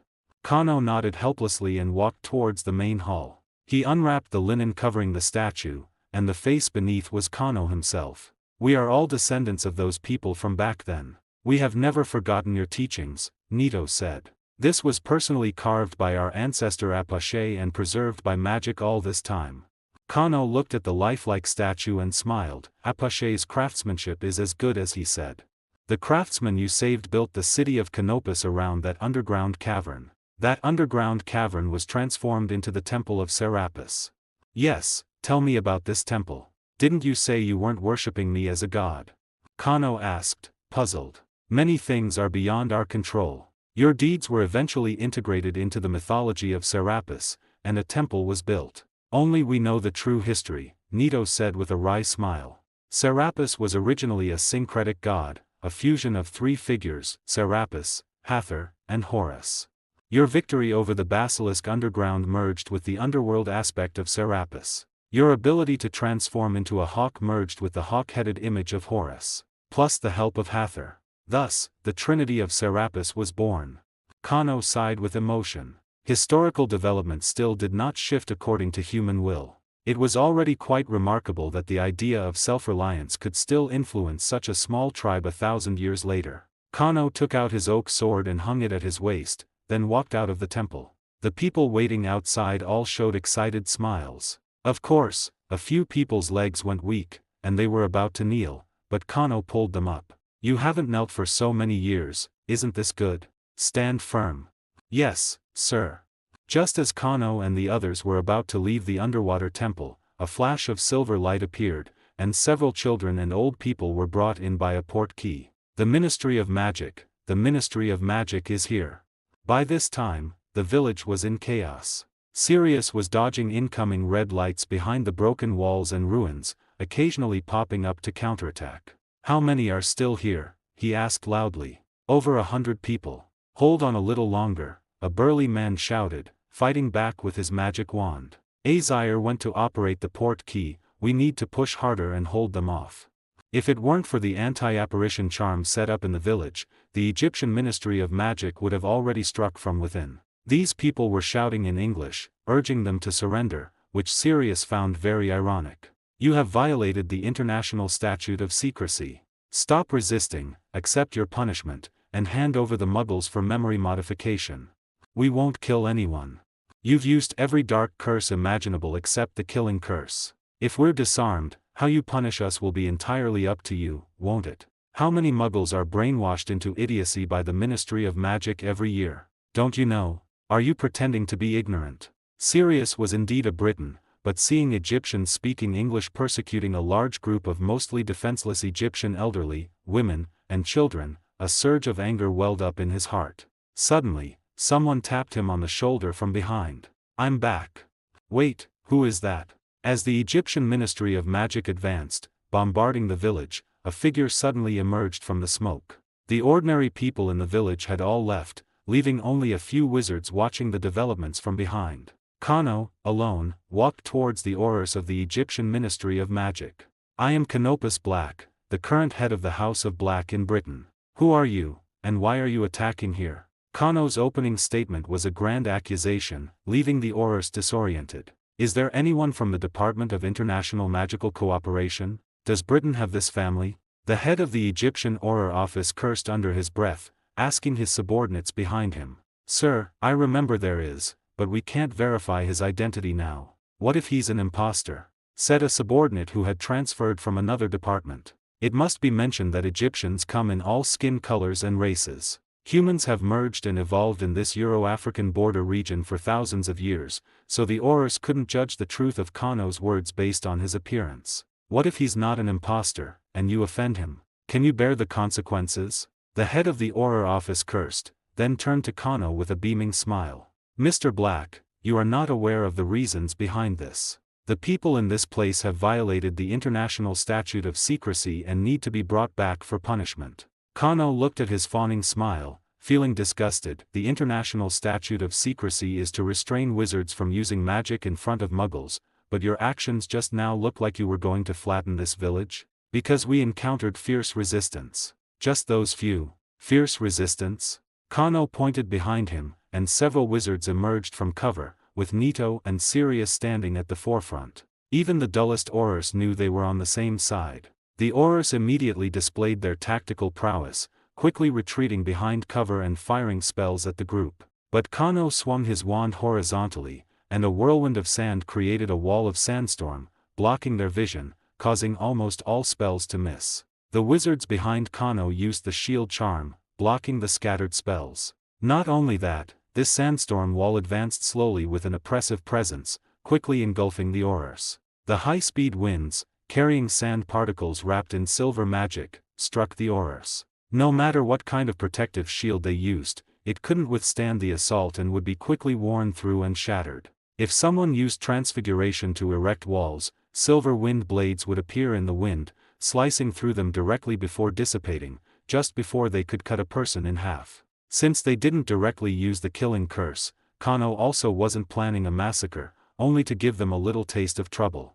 A little taste of trouble, in the eyes of a rigorously trained knight. Soon, the bruised and battered Aurors were buried up to their necks in sand, with only their heads remaining exposed. Magic had transformed the sand into a dense, viscous state, making them feel like flies thrown into glue. The Aurors' wands had long been knocked from their hands by the wind and sand, sticking in the ground. You can come out in an hour. Kano pinched the chin of the head of the Auror office. Look at my face carefully, so you don't blame the wrong person when you settle accounts. Nito and the others had already packed up the remaining items and returned to the underground temple with Kano using a port key. You were quite well prepared, Kano said with a smile, looking at the now calm crowd. We've been hunted for so many years, but thankfully everyone is united, and many people have been helping us in secret. Nito said nonchalantly, even the Ministry of Magic, not all employees are willing to act as dogs for outsiders. However, sir, aren't you afraid of trouble once you return to Britain? It would be good if they had the guts. Kano sneered. Would they really run to Britain to look at my face and then ask the British Ministry of Magic to arrest me? I don't think they'll even report this matter. But what about you all? That village is gone, where will you settle down now? Kano asked, looking at the group of elderly and weak with concern. It's all right, magic is very convenient for construction. Nito said with a smile, just like the magical workers in China, we learned a lot of practical magic from the construction teams that came from China a few years ago. Kano's mouth hung open, dumbfounded. This style seemed a bit off. What exactly happened in China? The British magical world seemed to have intentionally cut off communication with them, and there wasn't much historical data. They probably suffered losses when dealing with them. Kano temporarily set aside his thoughts. It was time to say goodbye. Sir, although you are not a deity, we have regarded you as our inspirer and fellow traveler for generations. And we have always tried to tell your ideas to more people. Nitocris said earnestly, do you have any further instructions for us now? Kano smiled and shook his head. A great person once said, no investigation, no right to speak. You teach and travel throughout Egypt, understanding your own situation better than I do. I no longer have the right to guide you. As long as it is a path you have carefully considered in conjunction with reality, it will certainly not be wrong. After speaking, he looked at the people standing around. Over the years, although you have not stepped onto the front stage, I wonder how many people have learned self-reliance and independence because of you. With you here, with the ideas you spread, Egypt will one day regain its former glory and rise again as an independent entity. Everyone nodded silently, and Kano did not linger, waving goodbye to them. Everyone bowed with their hands over their chests, and Kano and Sirius were taken away by the port key. Nito turned to the crowd and began to give orders. Full of vigor, everyone took their families and moved to the new location, eagerly starting to rebuild their homes. Batch after batch of people were brought by magic to various parts of Egypt, continuing the education of the next generation, planting seeds in their hearts, hoping that one day they would grow into towering trees. Is that how it ends? Sirius scratched his head and asked. My goal has been achieved, and I even had an unexpected gain. Kano replied naturally, everything is perfect. What will become of them, and this country, in the future? Sirius asked, somewhat heavily. I don't know. Perhaps there will be bloodshed, perhaps sacrifice. As for whether it's worth it, that will be left for future generations to judge. Kano walked away with a light heart. He needed to return to Britain to discuss next year's strategy with Dumbledore. Will the so-called plot really happen? Should he let it happen? The statue in the underground temple glowed faintly in the darkness. In the jungles of Albania, Peter Pettigrew was prostrate on the ground, his face buried in dead leaves and branches, drenched in sweat. Master, I'm so glad to see you're well. Well. A resentful question came from the shadows. Does this look like I'm well? Wormtail screamed, and his dark mark became as hot as a branding iron. But he dared not struggle, only lay there motionless, sweating profusely. Heh, Wormtail, it's been many years. I never thought I'd have to rely on you one day. I suppose you were very reluctant to come find me, weren't you? What are you saying, Master? I will always be loyal to you. Lies. Lord Voldemort's voice turned incredibly cold. A gaunt deer walked out of the shadows, and Lord Voldemort's face appeared on its belly. For all these years, my truly loyal Death Eaters have been in Azkaban. Those who roam free are cowards and traitors. But it doesn't matter, Lord Voldemort's voice was chilling, I still have use for them, so I will be very magnanimous.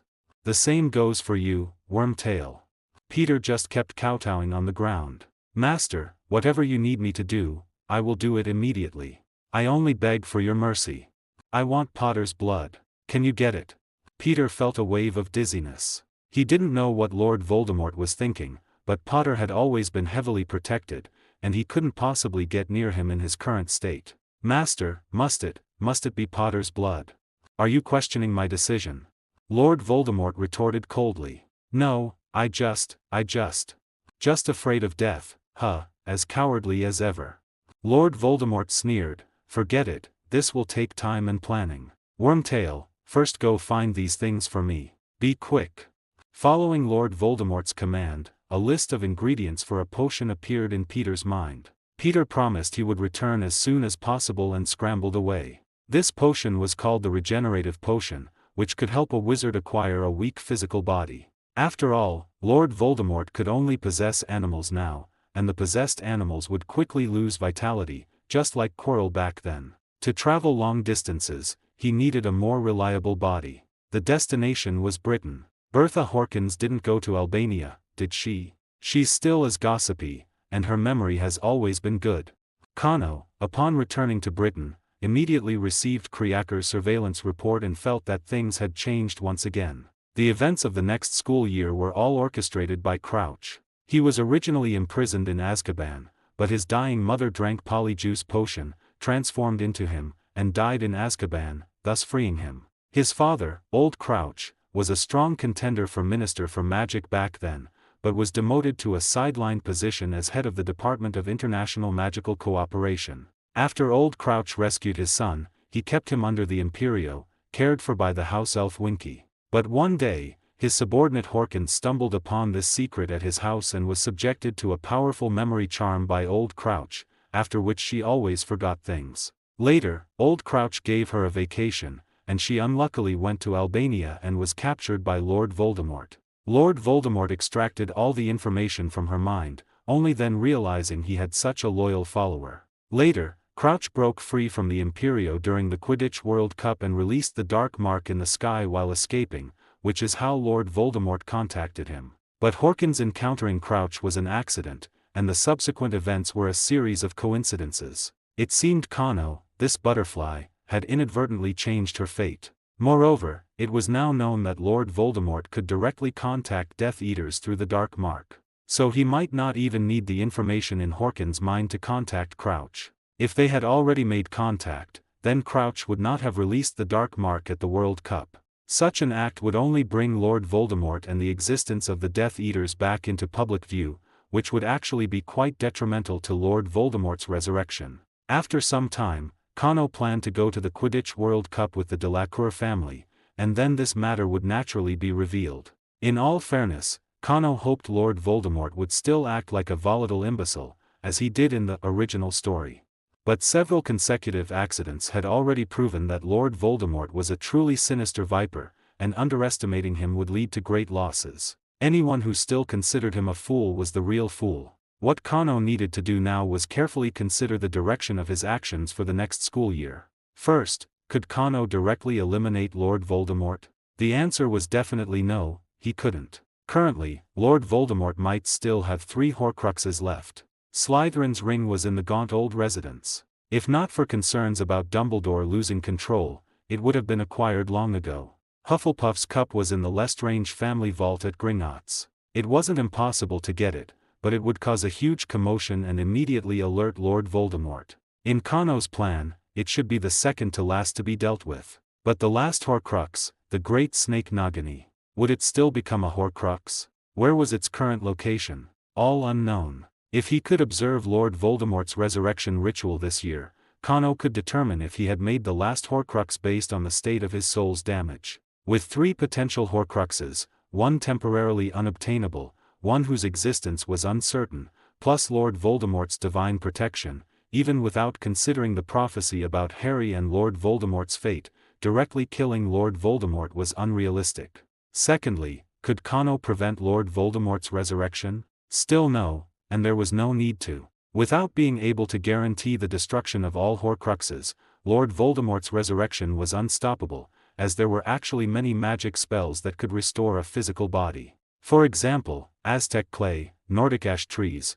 Too many magic spells could create a body, and changing gender wouldn't even be difficult. Lord Voldemort was merely coveting the protective magic in Harry's blood, which is why he chose what he believed to be the best magic. Ironically, one of the reasons for Lord Voldemort's ultimate defeat was that he used Harry's blood in his resurrection, preserving Lily's protective magic on Harry. In this situation, as long as Lord Voldemort was alive, Harry could not die. If he couldn't prevent his resurrection, what was wrong with planting a trap for him? So, should he play dumb this year? Watch Moody suffer? Kano thought carefully for a while and finally decided to let the more capable ones handle it. Call Dumbledore. This is not something a mere third-year student like me can decide. Even if Moody wanted to settle accounts later, it wouldn't be with me. The next morning, Kano sat at the table, ready for breakfast. Soon, he would go to Hogsmeade to meet Dumbledore and discuss next year's plans. As for why not at Hogwarts, no student would like to go to school during the holidays, no matter if his grades were good or bad. But as soon as he opened the newspaper, he couldn't control the expression on his face. It was a personnel change notice that occupied a small section of the page. Mr. Barty Crouch, head of the Department of International Magical Cooperation, has resigned from all his duties as of today due to poor health and will recuperate at home. Mr. Crouch's work will be temporarily handled by his assistant, Percy Weasley.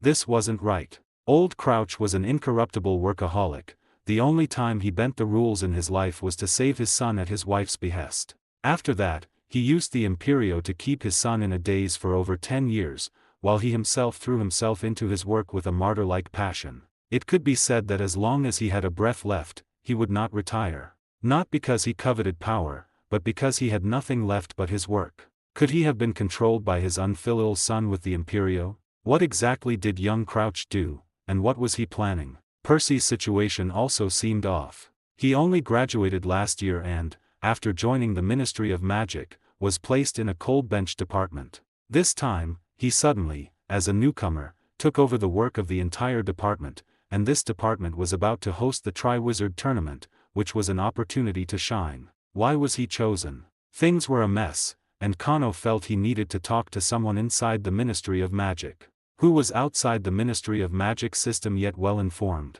So, at 9 in the morning, Kano sat in the Daily Prophet editor's office. A distinguished guest visits, my humble abode is truly honored. Gu Fei was still the same, smiling as he poured Kano a cup of black tea. May I know the purpose of your visit today? What's going on with Crouch? There's been a lot of movement in the Ministry of Magic recently. Kano picked up the black tea, took a sip, and glanced at Gu Fei. You wouldn't think I know. Gu Fei's fake smile froze on his face because Kano's eyes were fixed on him, unblinking. Alright, you guessed it right, I do know some gossip. Just listen to it and don't take it seriously, Gu Fei began casually. As the saying goes, gossip is the most accurate information, and rumors are the most reliable indication of higher intentions. Kano knew exactly what Gu Fei meant and immediately put down his teacup and sat up straight. Minister Fudge is having a tough time and is almost certainly going to step down within a year. Recently, many of his trusted subordinates have been active, and those talented pureblood families newcomers to the Ministry of Magic have become targets for several strong contenders to win over. Like young Weasley. Nothing escapes you. He's connected with Mr. Scrimgeour, the head of the Auror office, Gu Fei whispered. Old Crouch's son implicated him, causing him to be sidelined for over 10 years. Now his health isn't great, and coupled with this being a position where results can be quickly achieved, it's naturally given to one of their own. So he was retired. Kano still found it hard to believe. Oh, don't say that, Gu Fei waved his hands repeatedly. He voluntarily retired, no one truly forced him. Back then, he was full of vigor. Now, with the Crouch family line ended, his later years are truly bleak. Gu Fei was also getting on in years and sighed empathetically. However, thinking of the wealth he had accumulated over the years, he found considerable comfort. This still didn't allow him to determine whether old Crouch resigned of his own free will. He couldn't just barge into his house and ask, could he? While Kano was troubled, Gu Fei, unaware, continued to tell Kano about the recent undercurrents in the Ministry of Magic. Scrimgeour was currently the strongest challenger, with several powerful departments showing signs of aligning with him. His superior, Amelia Bones, was initially the most popular unofficial candidate for the successor, but she publicly stated she had no interest in the minister's position. But, Mr. Fudge never listened to anyone. He stubbornly believed that Madame Bones' statement was to lull him into a false sense of security, so he rigorously guarded against both Madame Bones and Scrimgeour. Madame Bones was utterly fed up with Fudge's petty tricks and now came to work with a long face every day. Ministry of Magic members who supported Madame Bones, seeing this, also knew she was very displeased with Fudge. Despite her repeated declarations of no interest in running, they began to help Scrimgeour. Fudge's maneuver alienated most of the onlookers, pushing them to his opposition. Now, except for the members of the Department of Mysteries, who were indifferent to everything, there were no neutral parties left in the entire Ministry of Magic. Unless one was a silent from the Department of Mysteries wearing dark blue robes, that person had only two positions, either one or the other. Every day, the Ministry of Magic engaged in seemingly calm battles, with swords clashing between signatures and seals. Who knows how many people, like Percy, were inexplicably promoted, and how many would face repercussions later, losing their positions of power. The consequence of this was that the already bloated and slow Ministry of Magic became even less efficient. Mutual sabotage and underhanded tactics made everyone disinclined to work and afraid to act. Kano couldn't do much. This year, taking advantage of Lord Voldemort's resurrection, he needed to get this idiot Fudge out of office quickly. The method was simple: make the pureblood families realize that Lord Voldemort had returned and that they needed a stronger, more capable minister. Again, the pureblood families members who were truly devoted to Lord Voldemort were already in Azkaban. Those outside were all shrewd individuals. To avoid being held accountable by Lord Voldemort later, they would definitely fully support Scrimgeour, or at least ensure Fudge was out. No matter who it was, he hoped the next minister could sort out the chaotic affairs within the Ministry of Magic as soon as possible. If the Ministry of Magic remained this disorganized when full-scale war broke out, then there would truly be no hope. In the original story, the Ministry of Magic was destroyed overnight in the later stages, with high-ranking officials dying or being controlled by the Imperio. Scrimgeour died in office, and the strongest force, the Aurors, were invisible throughout, with some even aiding the evil later on. How many people died because of their incompetence? No one could say for sure. Thinking of this, Kano suddenly remembered someone. Mr. Gu Fei, have you heard of Umbridge? Gu Fei patted his forehead, a little confused, and then remembered, that woman who looks like a toad. It's rumored in the ministry that she and Fudge have something going on. No, I don't want to know that. Kano instinctively showed a disgusted expression. Has she tried to switch allegiances? No, she's still firmly on Fudge's side, and her position within the Fudge faction has been rising very quickly recently, Gu Fei replied. Kano paused slightly, then smiled. This toad is quite a master. Kano knew the plot and understood Umbridge's personality. She would not be loyal to anyone, her only love in this life was power and status. Even after Fudge's downfall, she remained in a high position, and even during Lord Voldemort's control, she was in her element. Therefore, her current actions could only be interpreted as an attempt to inherit Fudge's political legacy. After all, according to tradition, even if a struggle failed, the magic world rarely implicated others. At most, Fudge himself would step down, and others would not be affected. By then, the loyal Umbridge would become the spokesperson for Fudge's original faction, the so-called new party leader. Thinking of this, Kano interrupted his thoughts and got up to bid farewell to Gu Fei. He needed to discuss the situation with Dumbledore and come up with a concrete plan. In the afternoon, at the appointed time, Kano and Dumbledore sat in a small room in the Hog's Head Inn. "This is the cleanest room Abeforth has. He never liked tidying up since he was little," Dumbledore explained with a smile. "You haven't talked to me since you returned from Egypt, let's have a good chat today." Kano then described the function of the Pharaoh's god-sealing technique and the relationship between divine fire, divine authority, and divine power. "So, Lord Voldemort is currently in a state of fallen divinity?" Dumbledore asked, stroking his beard. "Exactly. Unless his divine power is exhausted, he will remain immortal even if all Horcruxes are destroyed," Kano confirmed with a nod. "To exhaust his divine power, one must use divine power of the opposite attribute or magic containing strong will to wear it down, or he can use it up himself. Last time he rescued Peter Pettigrew, he must have used a lot of divine power. Now, I don't know how much is left. Perhaps we can force him to consume divine power to rescue his subordinates through similar methods." Dumbledore shook his head. "Tom, I don't think he would do that. If his divine power is used up, he will die, and he is inherently a cold-hearted person. He won't be bled dry by you using this method. But in this era, gods have long since departed. Where can we find the divine power of good gods to deal with him?" Kano spread his hands, indicating his helplessness. Dumbledore seemed a little troubled, his slender fingers unconsciously tapping the dirty tabletop. Finally, he asked a question that made Kano not know whether to laugh or cry. "Do you speak Chinese?" "Of course. Wait a minute." Kano suddenly reacted. "Are you saying there are still gods in China who haven't left?" Dumbledore hesitated for a moment. "It's just a rumor, but I think you could find time to go and see." Kano's mood was quite complex. He had never quite figured out how to face the China of this world. "All right, after this year's matters are handled, I'll take a trip there."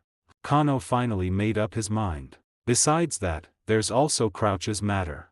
After Kano finished talking about the younger Crouch and old Crouch's resignation, Dumbledore fell into a strange silence. "You must already know about the Triwizard Tournament. This holiday, I, Madame Maxime, and Mr. Karkaroff have been busy with this matter," Dumbledore recalled slowly. "Mr. Crouch's condition has been getting worse, and I think it's possible he resigned due to health and political reasons. But do you know, the information in the newspapers is delayed. As far as I know, he submitted his resignation the day before yesterday and left for a trip yesterday." "So, when you last saw him, was he still normal?" Kano quickly pressed. "Of course. The last time I saw him was when he brought Mr. Percy Weasley to the school to hand over the related work for the Triwizard Tournament. He was indeed very tired, but there were no signs of him being controlled by the Imperio," Dumbledore stated definitively. "That's right. If old Crouch was manipulated, the younger Crouch should have ordered him to intervene in the Triwizard Tournament, or at least to stay in Britain. But now he has stepped down and disappeared, seemingly with no intention of reappearing. Was the younger Crouch taken with him, or had he already broken free from the Imperio and escaped? So now the only option was to find and keep an eye on the younger Crouch, and the last clue to finding him was Moody. If he truly chooses to attack Moody, I'm afraid we can only stand by," Dumbledore finally decided. "To obtain a continuous supply of Polyjuice Potion, Moody should not be in danger. Afterwards, I will personally apologize. But Kano, have you ever thought, will the younger Crouch really attack Moody? He is a powerful Auror, usually so on edge that people think he has a mental illness. He's not that easy to defeat. Moreover, the news of me looking for a defense against the dark arts class teacher is not made public. Each time, I introduce the new teacher to everyone only at the start of term feast." Dumbledore looked at Kano seriously. "Let's not be superstitious about prophecies. It's better to be cautious." Kano was speechless for a moment. He was still misled by the original work. During the Triwizard Tournament, the campus was a mixed bag, a large school open day, so to speak. Anyone could enter, and anyone could be disguised. There were many benefits to impersonating Moody, but compared to the risks, it didn't seem so worthwhile. The fanatical younger Crouch, personally commanded by Lord Voldemort, might not necessarily go looking for Moody's trouble. "All right, I understand," Kano nodded helplessly. Creaker will keep an eye on Moody's house. If anything happens, I'll be there immediately." Just like that, the holiday passed peacefully. Until the Quidditch World Cup began, there was still no activity at Moody's house. Moody lived a regular life every day, diligently practicing magic, exercising, having a small drink in the evening, and going to bed on time. He wasn't married, nor did he seek entertainment, and he didn't even have the common veteran's habit of finding people to brag to. He was like someone constantly preparing for the next battle, and now was merely a lull in the fighting. After a month of surveillance, Creaker couldn't help but voice his evaluation. "Little Master, even the most fanatical house elf couldn't do this. He's practically honing himself into a weapon. His talent surpasses 99% of people, and through his own efforts, he has realized every bit of that talent," Kano summarized, looking at Moody's file. "If he lost an eye, he'd put in a magical eye. If he broke a leg, he'd put on a wooden leg and adapt again. To maintain such combat power at this age, he's truly a formidable person." "Alright, Creaker. The World Cup is about to start. You continue to watch Moody, I'm heading out." Kano arranged his post-departure matters and once again traveled to France with his luggage to meet up with the Delacour family. The Delacour family was as warm as ever, and a few days later, everyone traveled together to the secluded World Cup campsite. Harry had a dreamlike summer vacation. Sirius lived in Kano's house, and Harry could visit him anytime. As long as they returned to the Dursleys' house to sleep at night, they could go anywhere they wanted during the day. Sometimes Harry had so much fun that he considered staying out overnight. But Sirius would always firmly object, looking very displeased. The shadow of James's death had been tormenting him, making him afraid to joke about Harry's matters ever again. Perhaps this was what they called getting older in the Jianghu, and becoming more cautious. There was also something else that had been bothering Harry recently. He started having nightmares again. Lately, he would always dream of dark and terrifying scenes, waking him up in a fright, and his scar would become very painful after waking. But when asked what he had dreamed of, Harry couldn't answer. After he woke up, the memories of his dream would vanish quickly, like breath on glass. Harry was convinced that if his scar hurt, Lord Voldemort must be making a move. When Sirius heard about it, he nervously took him to Dumbledore, asking the principal to give him a thorough examination. Dumbledore fully understood the situation. Harry was both Lord Voldemort's half-finished Horcrux and the most crucial component in the God-sealing ritual. Now, Harry constantly having nightmares was partly due to Lord Voldemort's own emotional fluctuations, and partly, it was very likely that he was trying to bypass the restrictions of the God-sealing ritual to reconnect with his divine authority. Harry heard a few lukewarm words of comfort from Dumbledore, but his worries didn't lessen at all. However, strangely, after 10 consecutive days of nightmares, with the content becoming increasingly terrifying, Harry's sleep suddenly stabilized. The nightmares completely disappeared. Harry didn't know why, but not having nightmares was a good thing after all. The remaining days returned to peace, and before the World Cup final, Harry rode Sirius's motorcycle, leaving Privet Drive under the strange gaze of the Dursley family. Sirius was dressed like a pilot, wearing a bomber jacket, goggles on his face, his medium-length hair flying in the wind, straddling a modified Harley-Davidson motorcycle. On the road, many girls' eyes lit up for him, while men stared at the motorcycle, whistling as if they had seen a beautiful woman. This motorcycle was custom-made by Sirius, black and blue all over, with a black dog pattern, and his initials engraved on the bumper. After returning, Sirius modified it himself with magic, and to avoid trouble, he even registered it with the Ministry of Magic. Mr. Weasley's job at the Ministry of Magic involved this kind of work, and during the inspection, he almost drooled on the motorcycle. He swore that now that he had money, he would get one himself. But after Mrs. Weasley heard the price of the Harley, Mr. Weasley's dream was shattered. After leaving the city, Sirius pressed a button, and the motorcycle suddenly lifted off the ground, disappearing into the air with both vehicle and rider, leaving only the roar of the engine. "When I was a kid, I dreamed I was flying on a motorcycle," Harry shouted from the back seat. "You must have dreamed of the day Hagrid took you to your aunt's house. That big motorcycle was mine." Sirius also shouted loudly, "Back then I liked heavy motorcycles, otherwise Hagrid wouldn't have been able to ride it at all." The two quickly landed at the Weasleys' doorstep, and when Sirius slammed on the brakes, the lawn at the entrance was plowed with 2 grooves by the wheels. "Sirius! Mrs. Weasley's scream echoed through the sky. I didn't harm the garden this time, Molly. Sirius quickly explained. Harry had already taken out his luggage and ran into the burrow. Mrs. Weasley came out of the kitchen and hugged Harry without a word. Mr. Weasley hadn't finished work yet. Hermione still had her bushy hair, and Ron had grown quite a bit taller. Ginny came out, blushing, to say hello, and Harry noticed that the girls seemed to have grown up a lot and become prettier. The twins only made a brief appearance, then ran back to their room, up to who knows what. Percy only poked his head out of the room, nodded, and then withdrew. The trio entered the house and exchanged greetings. How was your holiday, Harry? Hermione pulled Harry to sit on a chair, and Ron took his luggage and put it in the closet. Not bad, my cousin is on a diet this holiday, and the entire Dursley family has to diet with him. Harry leaned back relaxedly, but I can go out and eat with Sirius, and when I get home, seeing Dudley's hungry expression and thinking about the ice cream and cake I just ate, I couldn't be happier. Ron and Hermione laughed heartily. Eating and drinking freely in front of someone on a diet was indeed very satisfying. The pain in his scar was a thing of the past, and Dumbledore was also aware of it, so he wasn't going to tell his two friends about these matters. By the way, where is Kano? Didn't he say he was also going to watch the World Cup? Didn't he come to the burrow to meet us? Harry remembered Kano, who hadn't shown up all holiday. He bought tickets for the entire event. He's been watching Quidditch there for half a month already. Ron said enviously, he's there with his girlfriend's family. I think he'll get married right after graduation. It seems our family has had some spare money these past few years, or maybe Dad got these tickets from the Department of Sports. Ron touched his chin, a bit uncertain. I couldn't have imagined our whole family watching the World Cup from the VIP box before.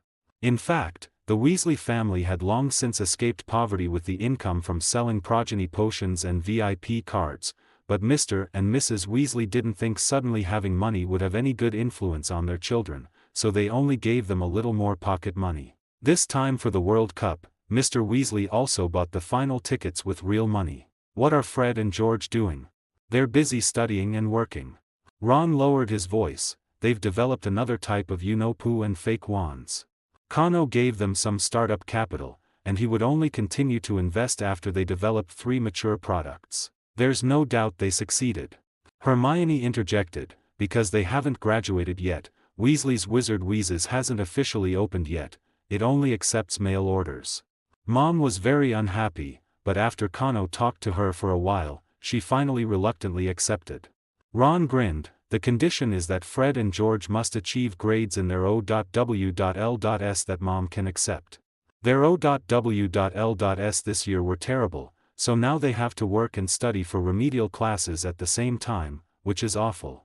Harry shook his head helplessly. That condition was too vague. Kano probably just wanted to appease Mrs. Weasley, and once she realized the twins could really support themselves with this work, she probably wouldn't object.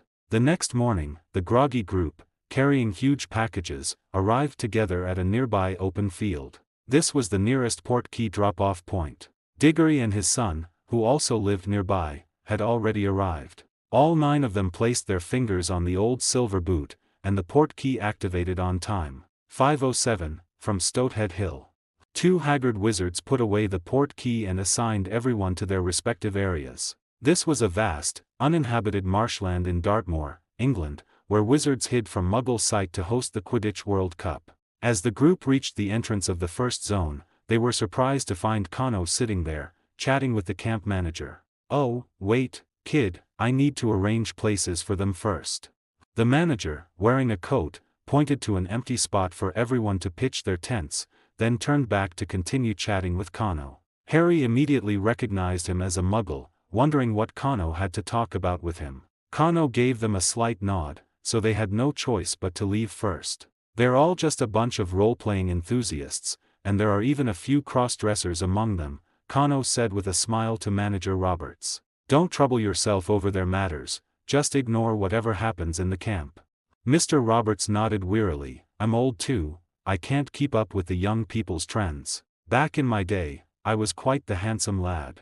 Kano bid farewell to Mr. Roberts and walked towards the Delacour family's tent, carrying a bucket. "Thank you so much, Mr. Black," said a Ministry of Magic employee nearby. If it weren't for your ability to subtly influence muggles with words, I don't know how many memory charms I'd have to use on him every day. Kano nodded, but did not smile. The camp manager was responsible for assigning camping areas to each family. The wizards were unfamiliar with the area, so they could only let the original manager, the Roberts family, continue this work. But wizards were here to party. Why would they be so careful not to use magic just for one muggle? So, before Kano arrived, poor Roberts had to endure at least a dozen memory charms a day. If this continued, he would surely suffer from early onset dementia. Now, Kano would come over every day to chat with the Roberts family, reinforcing their crumbling worldview.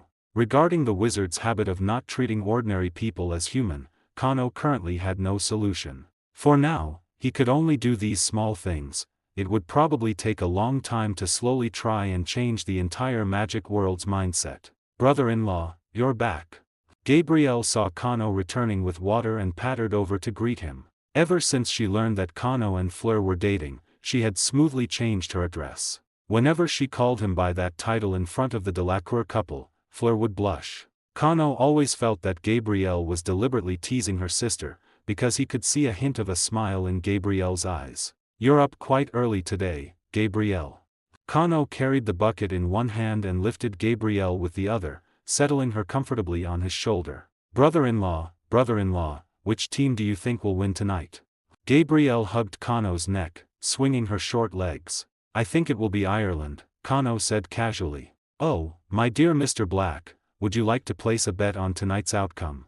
Ludo Bagman appeared out of nowhere, enthusiastically waving his ledger and money pouch, from which came the sound of galleons clinking. Higher odds than the official ones, and more ways to play.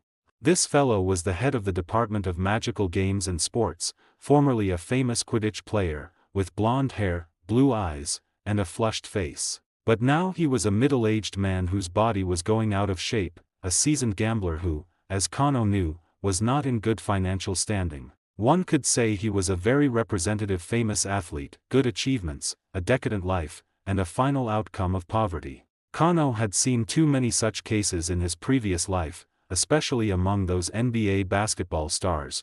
He truly didn't know how they managed to squander so much money. There's a child here, Mr. Bagman, Kano replied with a cold face.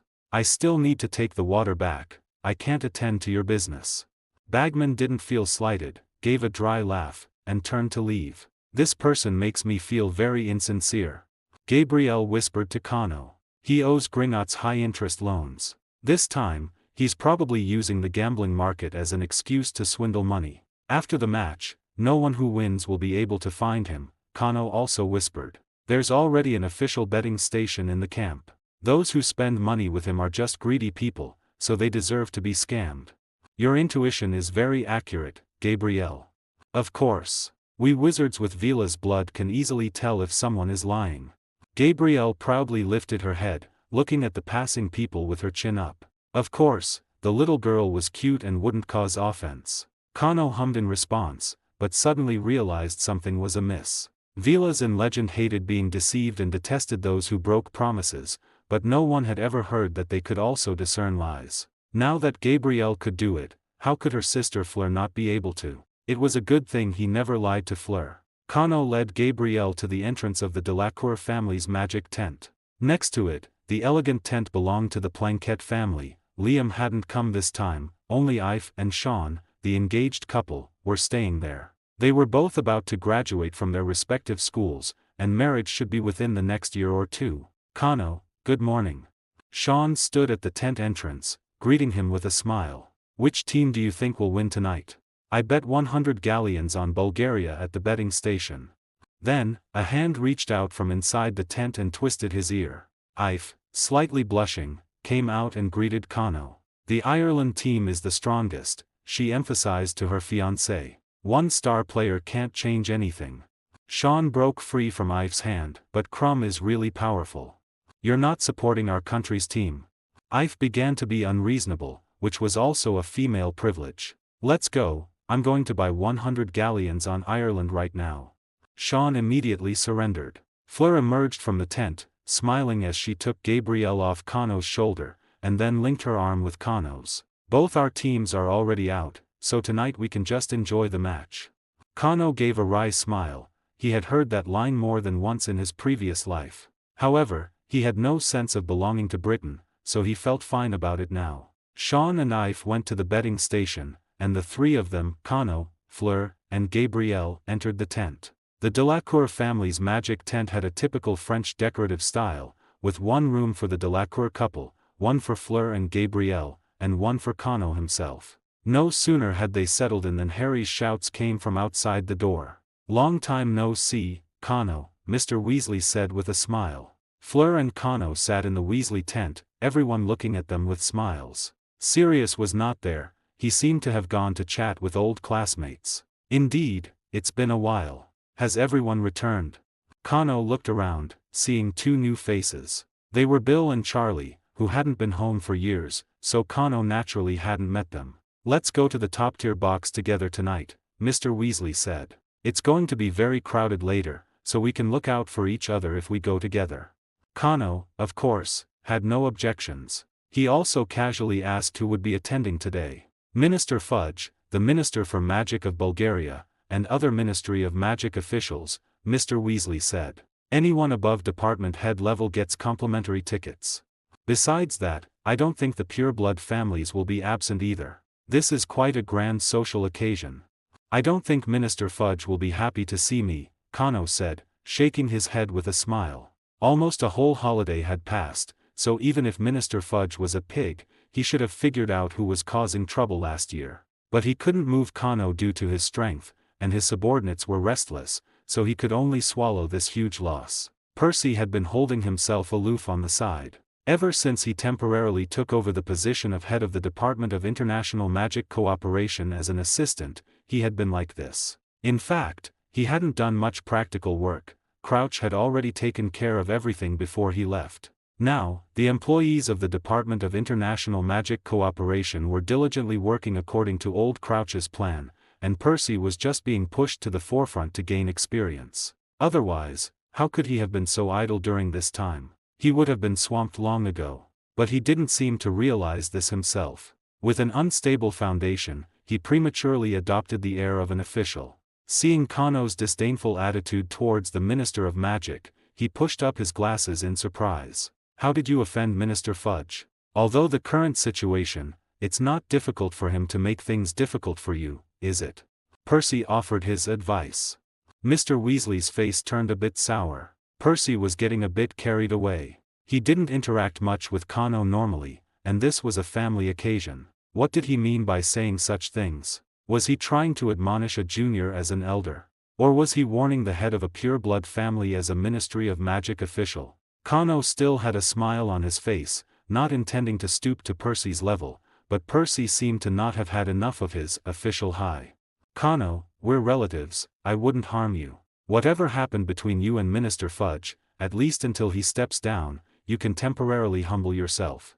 Kano waved his hand, too lazy to say more to Percy. He didn't even know what happened and immediately told someone to humble themselves. Percy had been obsessed with official positions since he was a child, starting to read Prefects Who Gain Power in his 5th year, but his mind didn't seem very sharp. He always believed that official positions were the most valuable thing. In his mind, as long as the Minister of Magic was in office for a day, he had the power to command the winds and rain, to decide life and death. Only officials with exceptional prestige like Scrimgeour could resist, and commoners like Kano absolutely could not oppose him. It could be said that Weasley's background limited his vision, preventing him from seeing that in the magic world, family influence and personal strength were the true foundations of power. But he only half learned the Weasley family's virtues. He didn't learn his father's equanimity in the face of favor or disgrace, nor did he learn his mother's emphasis on family very well. Seeing that Kano was unyielding, Percy still wanted to say something, when Fred,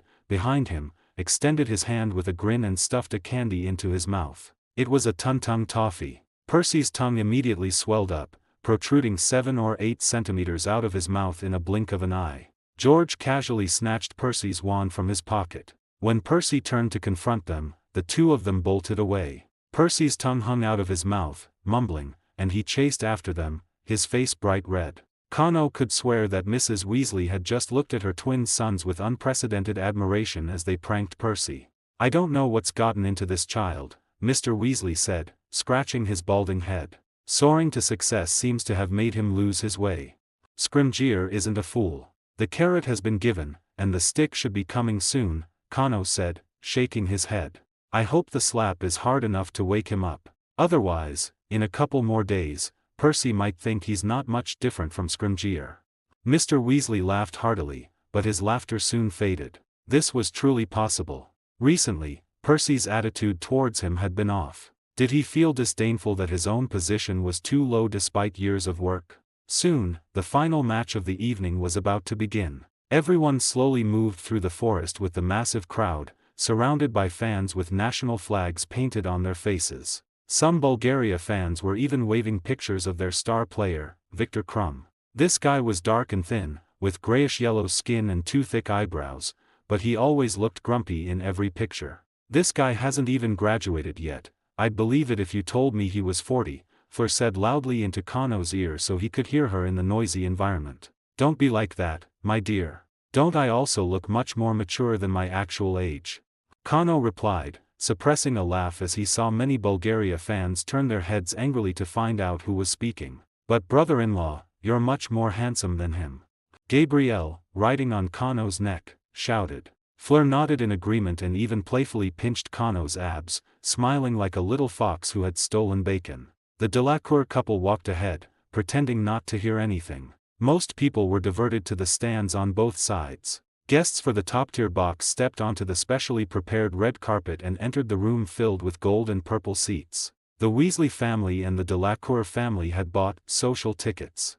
The first 3 rows were, of course, reserved for officials and VIPs. Soon, Minister Fudge and the Bulgaria Minister for Magic led the way into the box, followed by the Malfoy family. It seemed Minister Fudge's flattery had worked. Lucius's willingness to appear with him indicated continued support for Minister Fudge. However, when they saw Kano sitting cheerfully on the edge of the 5th row, they all instinctively shivered. Minister Fudge was even worse, taking a step back and stepping on the hem of the Bulgaria Minister for Magic's robe beside him. The officials of the Ministry of Magic of Bulgaria were all wearing black velvet robes with gold trim, and the Bulgaria Minister for Magic almost stumbled and fell. Kano extended his hand with a gentle smile, gesturing for them to take their seats, as if this were his home turf. Percy, the follower at the end of the line, almost dropped his glasses on the ground. Kano had no interest in changing seats to chat with Fudge and others. He generously took Fleur's hand beside him and whispered jokes into her ear.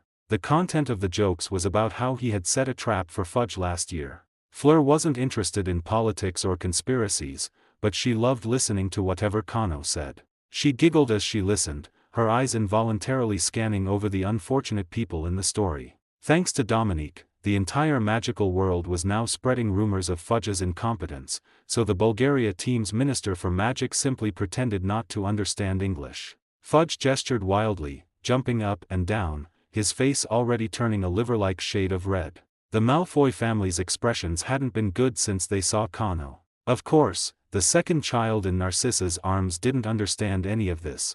Instead, he extended his chubby little hand, curiously waving in Kano's direction. Without Kano's fertility potion, this child would not have been born. Kano thought it was funny and waved back gently. Unexpectedly, Narcissa spun around like a cat with its tail stepped on, blocking her little son's view of Kano with her body. "Humph, how petty. I own at least 1/3 of this child, all right? Speaking of which, why aren't the ministers for magic of the 2 countries in the finals sitting together this year?"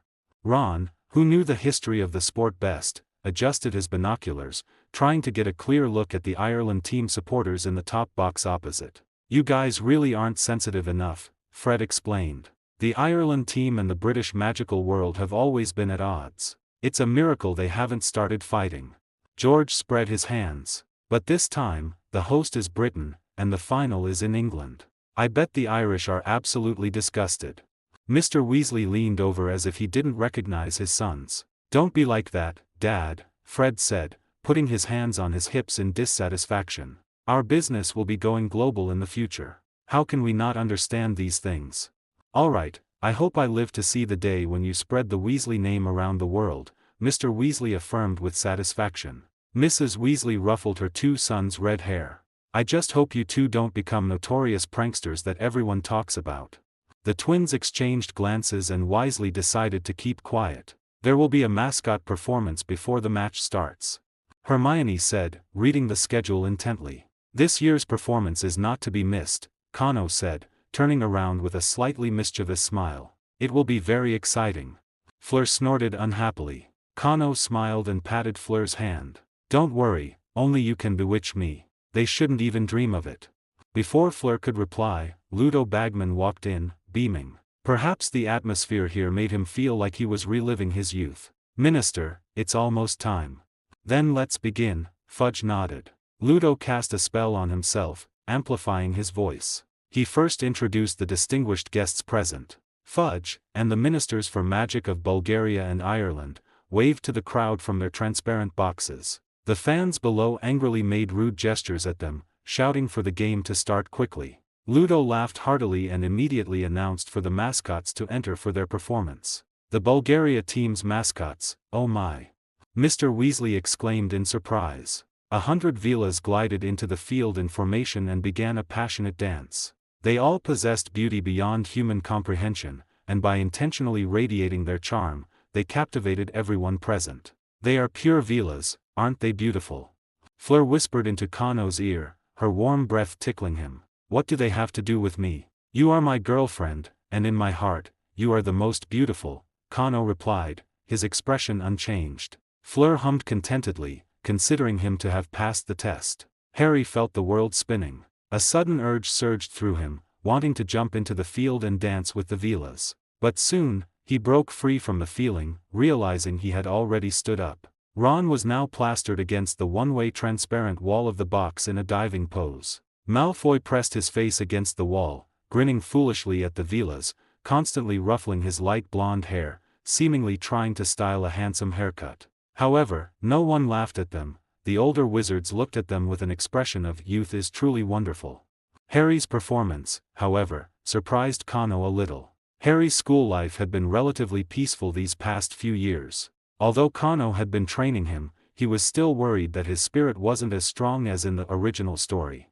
Now it seemed he had transformed from a super soldier with bravery written on his chest into someone who could better control his emotions. After a few more dangerous experiences, he would become a mature warrior, and perhaps even a competent leader. The Velas exited amidst the audience's reluctant farewells. Next, the Ireland team's leprechauns entered, forming various shapes in the sky, finally transforming into a green shamrock. Fleur instinctively clutched the pendant at her chest. Kano smiled and nodded. Ireland indeed retained a lot of druid culture. People who had expected the Velas' performance to overshadow the leprechauns found that it began to rain, and the raindrops were all golden coins. These were the leprechauns' gold coins, which would disappear shortly. Of course, some of the wizards scrambling below didn't know the truth, but many who did also scrambled for the fake gold coins. Whether real or fake, what's wrong with having a little fun when you get your hands on them? Ron was the one who took it seriously. Kano saw him give away more than half of the coins he found, placing them into Harry's hand.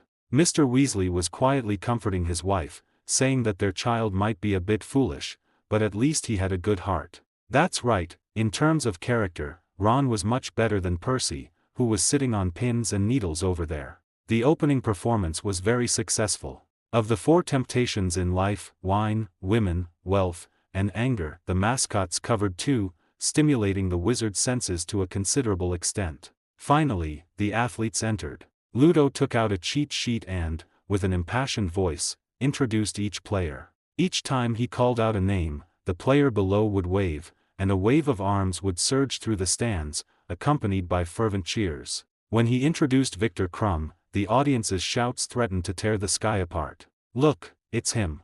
Ron, who had just been enchanted by the Velas, waved his hands wildly. "He's looking at me, what a calm expression." Kano could only see Crumb's 2 thick eyebrows twisted together like knots. Finally, the Bulgaria team, in their bright red uniforms, and the Ireland team, in their green uniforms, rose into the air, ready for the match. As Ludo introduced him, the bearded referee from Egypt entered the field with the match ball. He mounted his broom, kicked open the box, and the golden snitch, quaffle, and bludgers inside ascended with him. The referee took the silver whistle, put it to his lips, and blew it forcefully. The match begins. Ireland team scores again. The Leprechauns once again rose into the air on the sidelines, forming a giant green shamrock, while the Vilas watched them with dark expressions. The Ireland team's chasers were highly skilled, the three of them seemed to share a single mind. The quaffle passed back and forth between their hands, while they weaved through the field like lightning. The Bulgaria team players had no power to retaliate and could only constantly try to disrupt the trio's coordination with bludgers. Finally, after the Ireland team scored their third goal, the Bulgaria team also got on the scoreboard, scoring 1 goal. Now it's up to Crum to catch the golden snitch as quickly as possible to end the match before the score gap widens too much, Ron said, nervously watching his idol, Crum, constantly circling the field. Although the officials in this box supported the Bulgaria team, the spectators who bought public tickets further back didn't care as much. Every time Ireland scored, someone would shriek with joy, waving rustling hard cardboard in their hands. Cano recognized them as betting slips. This was only in the box where everyone still had some self-control. The fans below had automatically divided into 2 groups, and now it seemed they were ready to fight the opposing side. Another goal. Ireland. Ludo's voice was still enthusiastic, and Cano inexplicably felt that this guy supported the Ireland team more than Bulgaria. Did someone pay a large sum for Bulgaria to win? Was he excited about getting a big payout? Suddenly, Crum and Ireland's seeker, Lynch, began to dive towards the ground, one after the other, and the audience held their breath, watching them rapidly approach the ground. Harry held his telescope, constantly observing with his seeker talent, but he didn't see the golden flash of the golden snitch. Rinsky faint. Just as Harry made this assertion, Crum sharply pulled up his broom, the powerful acceleration distorting his face. And although Lynch also slowed down as if waking from a dream, he ultimately crashed into the soft ground with a thud, looking like a potato that had fallen into a field during autumn harvest. The referee blew for a timeout, and the medical team quickly flew over, pulling Lynch out of the ground. It seemed he was fine. The broom's excellent maneuverability and the soft ground saved him. Lynch identified the number of fingers the healer held up, took a drink of water, and ascended again. Cano felt that, based on Crum's maneuver just now, he could at least be an astronaut. The Ireland team already understood that Crum was more skilled than Lynch, so they decided to score more quaffle points before the match ended. They launched a more ferocious attack, and the Bulgaria team, inferior in skill, had no choice but to start using their dirty tricks. Harry had also read the so-called Quidditch fouls encyclopedia, but he was usually reluctant to use them at school, and the other players' skill levels were far below his. But in this highest-level professional match, Harry's eyes were truly opened. Black elbows brushing past, collisions in blind spots, quaffles that were meant to incapacitate rather than score, not to mention bludgers that were inherently designed to hit people. Rather than a match, it was more like an aerial battle. Or perhaps the essence of competitive sports is combat, merely cloaked in a veneer of civilization, with the core still being struggle and slaughter. Harry seemed to hear the dull thuds of bodies colliding through the images in his telescope. He was sure that beneath their robes, these people must have been covered in bruises. Every time Bulgaria scored a point, the Vilas would perform an enchanting dance on the sidelines. Unfortunately, in the eyes of the excited athletes, they were certainly not as captivating as the golden snitch. And if any of the Ireland team supporters were enchanted, his good brother next to him would slap him awake with a friendly, loud smack. So, the only one who fell victim was the bearded referee from Egypt. The elderly referee seemed to be experiencing a second spring, throwing his work aside, landing in front of the Vila cheerleaders, rolling up his sleeves, and starting to show off his muscles. The athletes continued the match oblivious without a referee until the medical team ran over and kicked the embarrassing referee awake. Oh, my goodness, what am I seeing? The referee is asking the Vilas to leave the field. This is truly a rare sight. Ludo watched gleefully as the referee and the Bulgaria team players argued, and the Ireland fans and Bulgaria fans also did not stop cursing at each other. The situation quickly neared out of control. After an Ireland player was maliciously collided with, the Leprechauns in the air made an internationally recognized gesture to greet the Vilas families. The Vilas immediately transformed. Pure-blood Vilas, after transforming, had long bird-like beaks and a pair of scaled wings extending from their shoulders. The two cheerleading squads mixed in a chaotic brawl, they fought with passion, with style, knocking out the leprechaun's crooked teeth and stripping the silver scales from the Vila's wings. The Vila's enchantment wore off after their transformation, and now the audience had calmed down considerably. Some fans whose own teams had been eliminated early were now happily watching the cheerleaders fight. Fleur uncomfortably held Kano's hand, and Kano gently comforted her. "It's okay, it'll be over soon. But the World Cup final has no time limit, it only ends when the golden snitch is caught, and I'm worried that by the time the match ends, the field will be littered with corpses."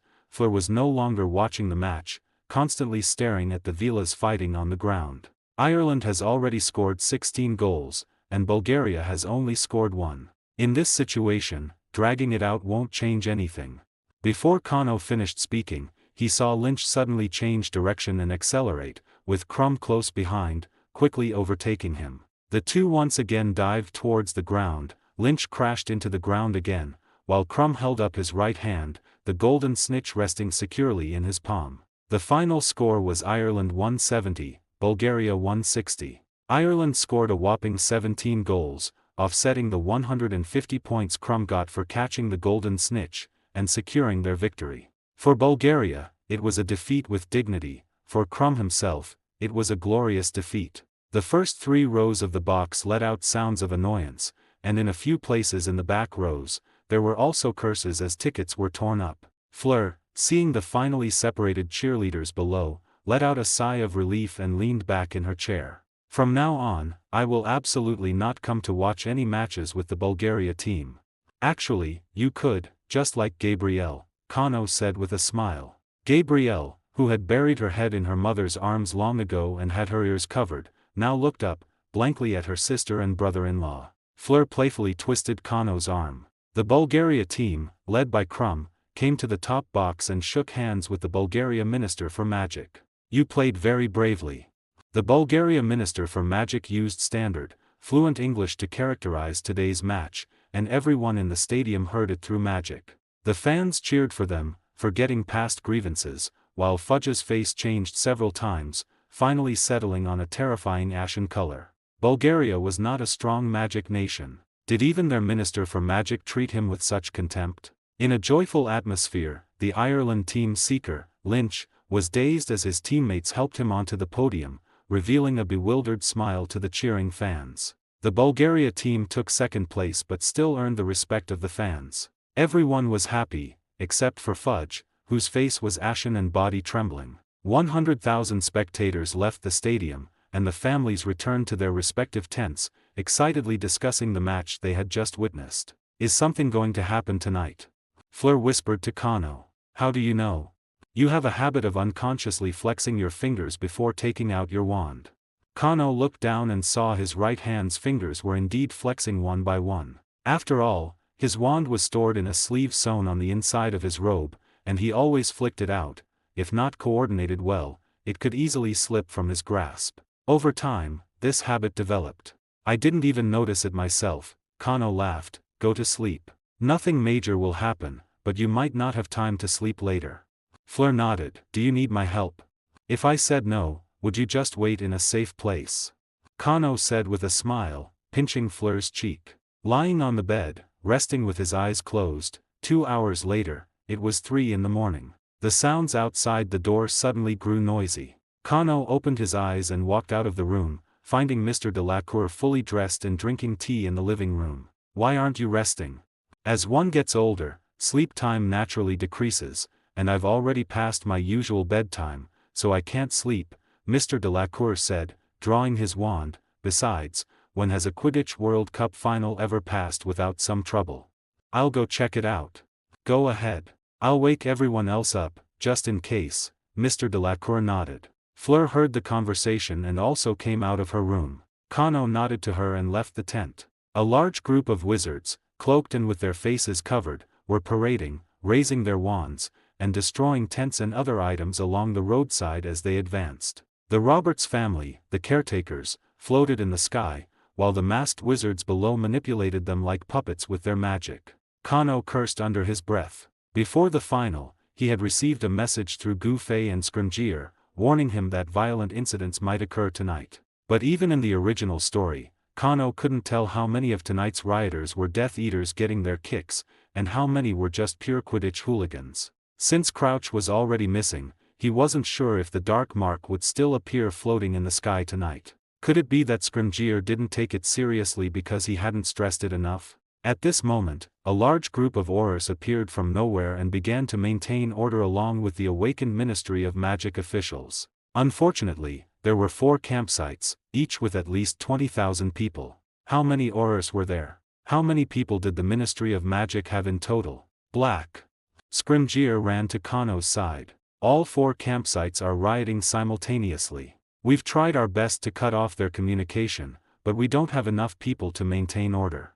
This was Kano's first direct conversation with Scrimgeour, and he expressed his goodwill and apology. I understand. If you don't have the strength to seize this opportunity, then I can only solve the problem my own way. Kano also expressed his intentions sincerely. Scrimgeour gave a wry smile. Suit yourself. The heads of state have already been gathered and protected. Let's go deal with those particularly violent fellows first. Mr. Weasley and Mr. Delacour had already emerged from their tents. After Kano discussed a few words with them, they both nodded.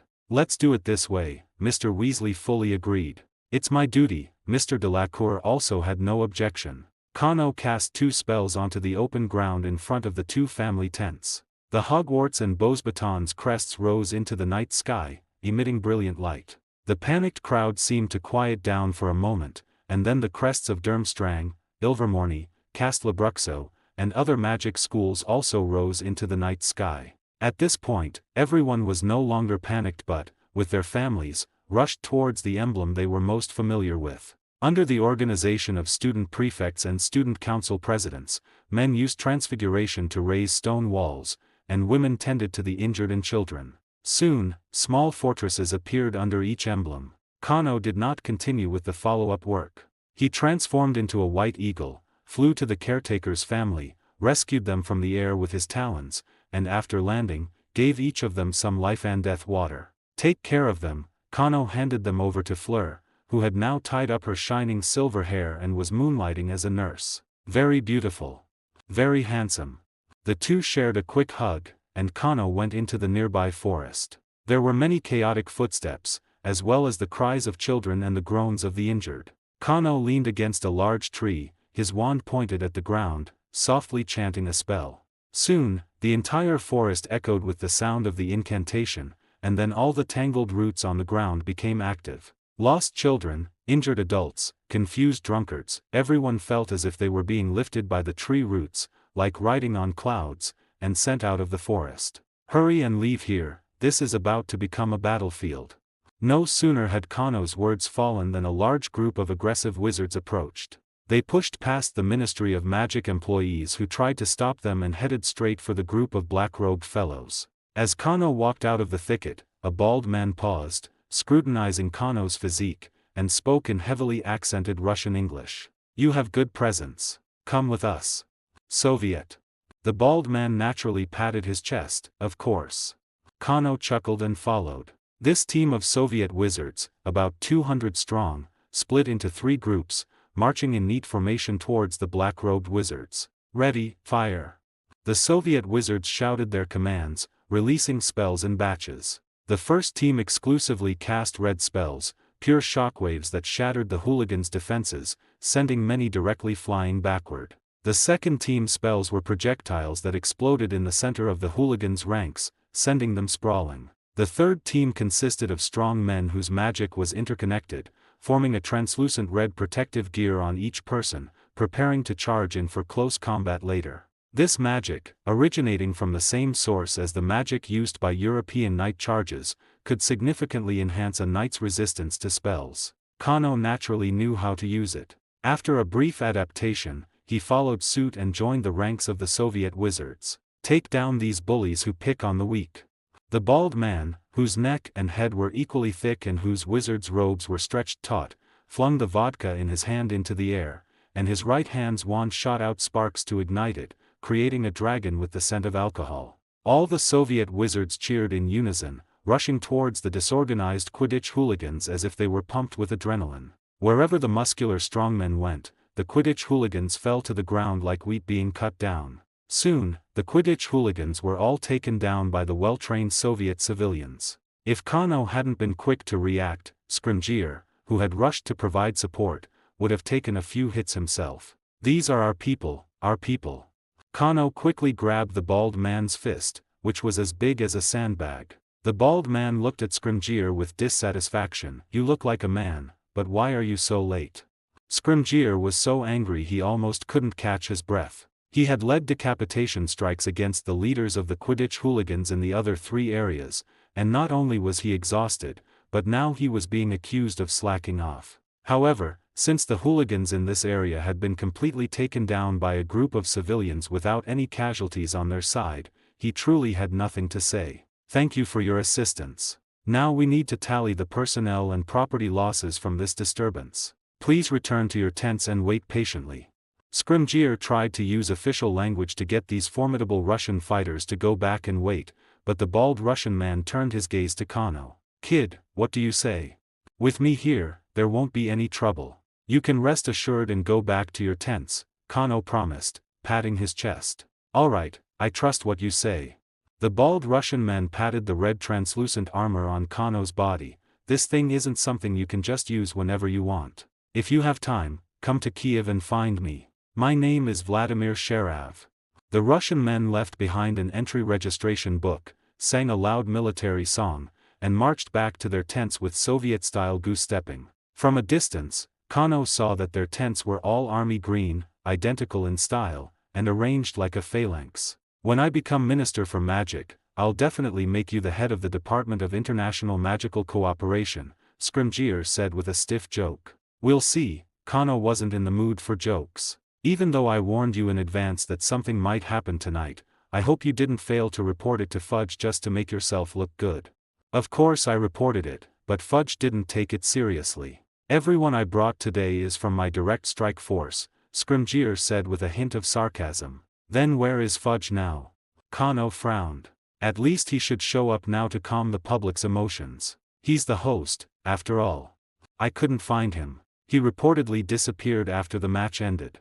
2 hours later, Fudge was dragged out of his wine cellar. He was reportedly sprawled in a barrel, exhaling bubbles with every breath. After being outmaneuvered by the Bulgarian Minister for Magic during the match that evening, Fudge deeply realized a fact. He was beyond saving. Having completed his scheduled work, Fudge returned home via a special port key, plunging into his wine cellar to drown his sorrows. He drank glass after glass, from one barrel to another, until he could no longer stand it and fell into one of the wine barrels. If the oars hadn't arrived just in time, he might have drowned in there. Fudge, forcibly pulled up, sat before the news media with bleary, drunken eyes. After a barrage of biting questions, all the alcohol he had consumed evaporated into cold sweat. Quidditch hooligans attacked the camp, which housed wizards from all over the world. The Quidditch hooligans were dealt with by Scrimgeour and others, along with Soviet wizards. Fudge could have struggled for a few more months, but now he was completely finished.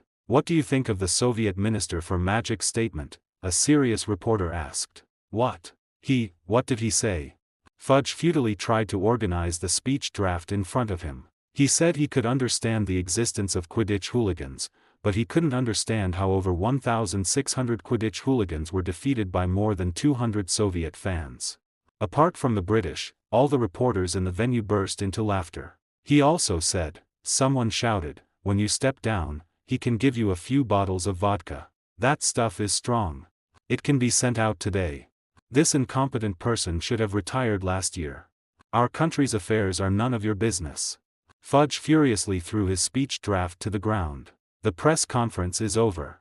The next day, he received a notice from the Wiesengamot. All 7 departments under the Ministry of Magic jointly filed a motion of no confidence against the incumbent Minister for Magic, Fudge. He had to appear before the Wiesengamot court to defend himself. Standing in court to defend himself under the gaze of the Wiesengamot members in their magenta robes was a scene that often appeared in Fudge's nightmares. Today, the nightmare came true. Each department brought out explosive information they had collected over many years, starting from the least regarded departments, revealing the most authentic details. The content ranged from mismanagement and corruption to incompetence, with such detailed data and exaggerated scale that the Wiesengamot members cheered with satisfaction. Fudge had no choice but to try his best to exonerate himself, and the Wiesengamot members who had benefited under his tenure also defended him. Unfortunately, people always get tired. When the representative of the 4th Department came up to reveal more, Fudge and his supporters finally ran out of things to say. An impatient mood also appeared among the Wiesengamot members. This also marked that more than half of the Ministry of Magic's departments had begun to attack Fudge. Even if the pureblood families still wanted to protect him, he, having lost all prestige, could no longer command the Ministry of Magic to carry out its work. After all 7 departments had finished speaking, Fudge slumped in his chair as if lifeless, awaiting the final verdict. Dumbledore, as the chief wizard of the Wiesengamot, had remained silent throughout. But not taking a stance was a stance in itself, and everyone understood this clearly. "Cornelius, please make your final statement." Dumbledore's voice was still as gentle. Fudge gave a weak smile. "I only hope that everyone can consider tradition and not be too ruthless." The so-called tradition was not to hold a deposed minister for magic accountable. No matter who he harmed or what chaos he caused during his tenure, he could not be thrown into Azkaban after his resignation. This was also to allow ministers for magic to act freely in office, without being hesitant or timid. Of course, this did not stop private revenge. Several ministers for magic died under mysterious circumstances. Then, members who agree to dismiss the current minister for magic, Cornelius Fudge, please raise your hands. More than 3/4 of the members raised their hands without hesitation, and Fudge watched them without any reaction. Then, from now on, Mr. Cornelius Fudge is stepping down. Now, please raise your hands if you agree to continue investigating Cornelius Fudge's corrupt activities during his tenure. No one raised a hand, and a little color returned to Fudge's face. The investigation is terminated. The gavel fell, and the matter was settled. A slight smile also appeared on Dumbledore's face. He and Fudge had no animosity at the moment. It was simply because Fudge could not adapt to the turbulent situation ahead, and thus Dumbledore had no choice but to cooperate with Kano to bring him down. In a way, this was also a good thing for Fudge. "Now, we will immediately begin the next round of elections for Minister for Magic." Dumbledore tapped the gavel. "Please, candidates, enter." As Fudge walked out, he brushed past Rufus Scrimgeour. Updates are the fastest. Little brothers and sisters, remember to bookmark it. The news of Fudge's abdication spread throughout the global magical world that very day, which was not surprising. Rufus Scrimgeour becoming the new Minister for Magic of Britain, however, greatly surprised many countries unaware of the inside story. Scrimgeour had risen through the Auror system, and his style of conduct bore the deep imprint of a violent institution. Some newly independent countries even worried that the British Ministry of Magic was about to restart external wars. These are all misunderstandings. I was chosen simply because the Wiesengamot wanted to inject a bit of decisiveness from the Action Department into the Ministry of Magic.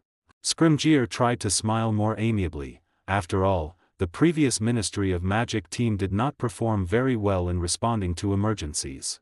"Can I interpret that to mean that during your tenure, you will place greater emphasis on handling emergencies?" a reporter asked, raising his hand. This was Scrimgeour's first press conference since taking office, and it was meant to convey his governing tone to the outside world. "That's right, I will lead the British Ministry of Magic to better respond to future risks and challenges." Scrimgeour became serious. "No matter where they come from, there will be no exceptions. So why did you call me here today?" Now, Kano sat in the new Minister for Magic's office, looking curiously at Scrimgeour opposite him. "Nothing, I just felt we needed to have a good talk," Scrimgeour said politely. Although he leaned back in his chair, trying to appear relaxed, Kano saw that his hands were still clasped on the table. Was he hiding his nervousness? "Can you tell me why you targeted Fudge?" Kano was momentarily stunned. "Is that important?" Scrimgeour nodded without hesitation. "Very important." A moment later, Kano smiled helplessly. Indeed, if Fudge was targeted by him because he provoked him, then it was purely Fudge seeking his own demise. Scrimgeour would keep his distance from Kano in the future, no trouble if he didn't touch him. But Fudge, strictly speaking, had not directly provoked Kano. Instead, Kano had dug one pit after another for him, and after he fell in, filled the pit with earth, and finally called Dumbledore to stomp the loose soil firm. The former Scrimgeour would have cheered Kano on and helped him bury Fudge, but now he was the Minister for Magic, and Kano had become the biggest unstable factor. Scrimgeour also had no confidence in dealing with Kano's schemes with Dumbledore's tacit approval, so he had to ascertain Kano's true motive for targeting Fudge. "I am very surprised that you can maintain good relations with those Soviet wizards," Scrimgeour mused, thinking about it. "There must be a straightforward side to your personality as well. And pointless probing is likely to annoy you, so I chose to forego probing and ask directly." Scrimgeour looked at Kano gravely. "I hope you can give me a clear answer." Kano assessed Scrimgeour's tolerance in his mind and finally nodded in agreement. Incompetence is a virtue for Fudge, but once something unexpected happens, he will drag the entire British magical world into a pit. "What unexpected event?" Scrimgeour asked anxiously. "Lord Voldemort is returning, likely this year." Kano observed Scrimgeour's reaction. Scrimgeour twitched as if he had been electrocuted, closing his eyes tightly. But he quickly opened them again, his gaze once more filled with a certain resolve. "It seems I wasn't wrong," he said with a bitter smile, shaking his head. "Dumbledore is almost free of desires. As long as Hogwarts isn't touched, it won't provoke his retaliation. The only thing that could make him tacitly approve of you harming Fudge could only be this matter. I also know about Peter Pettigrew's escape, but I was unwilling to believe it was Lord Voldemort's doing. Now it seems I have no choice but to believe it." Kano nodded, confirming Scrimgeour's guess. "That was Lord Voldemort's only direct action last year, and it seems to have alerted some people instead. Everyone who knew about it, except Fudge, became vigilant," Scrimgeour said, looking at Kano. "You don't understand the terror of that era. When you got home and the dark mark was floating in the sky, your family members were already. It was too tragic." Kano's spiritual perception detected a slight anomaly, and he quietly opened his life vision, finding a trace of dark energy being drawn from Scrimgeour's body. He was now expressing his fear of Lord Voldemort. Kano's heart sank. The most severe situation had arisen. Dumbledore had told Kano about Harry's nightmares during the holidays. But these past few days, Harry had told him that he no longer had nightmares. Coupled with this new situation, the only explanation was that Lord Voldemort had already bypassed the soul core within Harry and connected with his divine office through other means. From now on, every time someone thought of Lord Voldemort and feared his actions in their hearts, it would make him even stronger. Perhaps even uttering Lord Voldemort's name would increase his power, as this was the divine name he had chosen for himself. Black. My apologies, I was a bit distracted." Kano came back to his senses, mentally planning a new strategy. "Since Lord Voldemort is returning, and you helped me ascend to power, we should discuss future cooperation plans," Scrimgeour said. "Neither Dumbledore nor I are interested in power. My parents both died because of Lord Voldemort, so you don't have to worry about us seizing power." Kano first stated his position clearly. If Dumbledore wanted to be minister, he would have taken it this time. "As for you, I'd be happy to step aside when you graduate." "Forget it, Lord Voldemort's demise will leave a huge mess, don't expect me to clean it up." Kano waved his hand in refusal. "The Ministry of Magic is the domain of pure-blood families, and their relationship with Lord Voldemort is very ambiguous. We don't know who is human, who is a ghost, or who will suddenly turn from human to ghost." "Are you suggesting a screening before Lord Voldemort returns?" Scrimgeour was a bit nervous. That could severely weaken the Ministry of Magic, and the effect might not even be good. "No, what I mean is that all these messy affairs are up to you. Dumbledore and I don't have the energy to interfere. We are a surprise force, specializing in the most critical point of Lord Voldemort's faction." Scrimgeour frowned. "You intend to assassinate Lord Voldemort himself?" "I admit that the Death Eaters are held together by Lord Voldemort through fear and self-interest. They will scatter once Lord Voldemort dies. But if Dumbledore could directly defeat Lord Voldemort, what would we have to worry about? The target is correct, but the method is not. What we need to do is to abolish his ability to resurrect, weaken his power, and finally eliminate him." Kano clarified his meaning. "We have already completed more than half of the work, but the remaining work still requires time.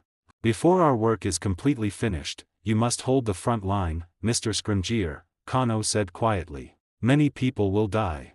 Updates are the fastest, little brothers and sisters remember to collect them." Scrimgeour and Kano reached a consensus. From now on, the Aurors would undergo targeted training, striving to completely refresh their mental outlook in a short period. At the same time, the order quantity for common potions like antidotes and blood-replenishing potions would slowly increase, with the reason being the high intensity of Auror training, requiring more potion guarantees. In addition, Scrimgeour's direct subordinates began to massively purchase and hoard strategic materials from abroad, such as food and magic consumables. All transactions took place abroad. Apart from changes in the accounts, no one would discover anything. Some departments of the Ministry of Magic began to operate at an overheated pace, but on the surface, this large and bloated organization still moved slowly, working methodically. London, Grimmauld Place, number 12. Kano returned home from the Ministry of Magic and wrote the results of his discussions in a letter using code. Although school was starting tomorrow, it was better to convey such matters early. After summoning an owl to carry the letter away, Kano opened the parcel from France. These were high-end formal robes made by the Elegance Wizarding Apparel store. Fleur had taken Kano's measurements during the World Cup. Although the Elegance Wizarding Apparel store was a multinational chain with a branch in London, Fleur firmly believed that Parisian designers were world-class, so this year, both their robes were made by the same Frenchman. The robes were made of velvet and designed for ease of movement. Considering Kano's habits, a wand holster was still sewn into the inner side of his right sleeve. The main color of the robes was black, exuding a mysterious feeling, with golden piping along the cuffs and collar, and the black family crest outlined in silver thread on the chest. It seemed Fleur was determined to dance her heart out with Kano at Christmas this year. After several years of training, Kano could now at least avoid stepping on her feet while dancing. Little Master, should the surveillance on Mad-Eye Moody continue? Kriaker asked for instructions. No need, school starts tomorrow. If Little Crouch was going to make a move, he would have done so already.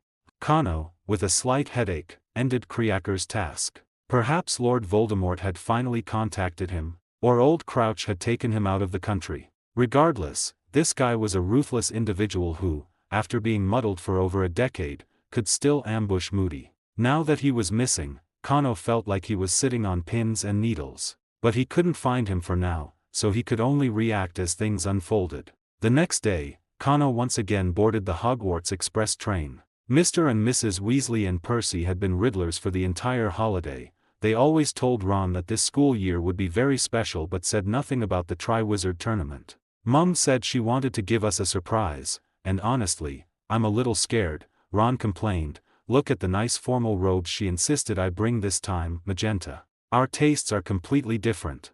Aren't they second-hand?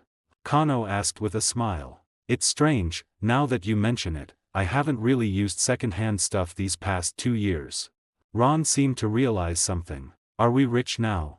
Ginny, who was chatting with Hermione nearby, rolled her eyes at this, feeling speechless at her brother's obtuseness. After boarding the train, she had pulled Luna to this compartment, wanting to get close to Harry. Luna didn't mind covering for her little friend, she would space out anywhere anyway. However, when she saw Kano, she looked him up and down with great interest. What's wrong? Is something amiss? Kano was puzzled. Everyone should be used to his advanced development by now. There was nothing special. It's my first time seeing it too. Luna's voice was still as ethereal. Your demeanor has changed a lot. More specifically. I can't describe it well. Luna's silver-gray eyes swept over Kano again. It's very complex, but purer. Kano knew Luna could see many things others couldn't, but this time her words were still too abstract. If it were something bad, Luna wouldn't react this way, so Kano just let it be.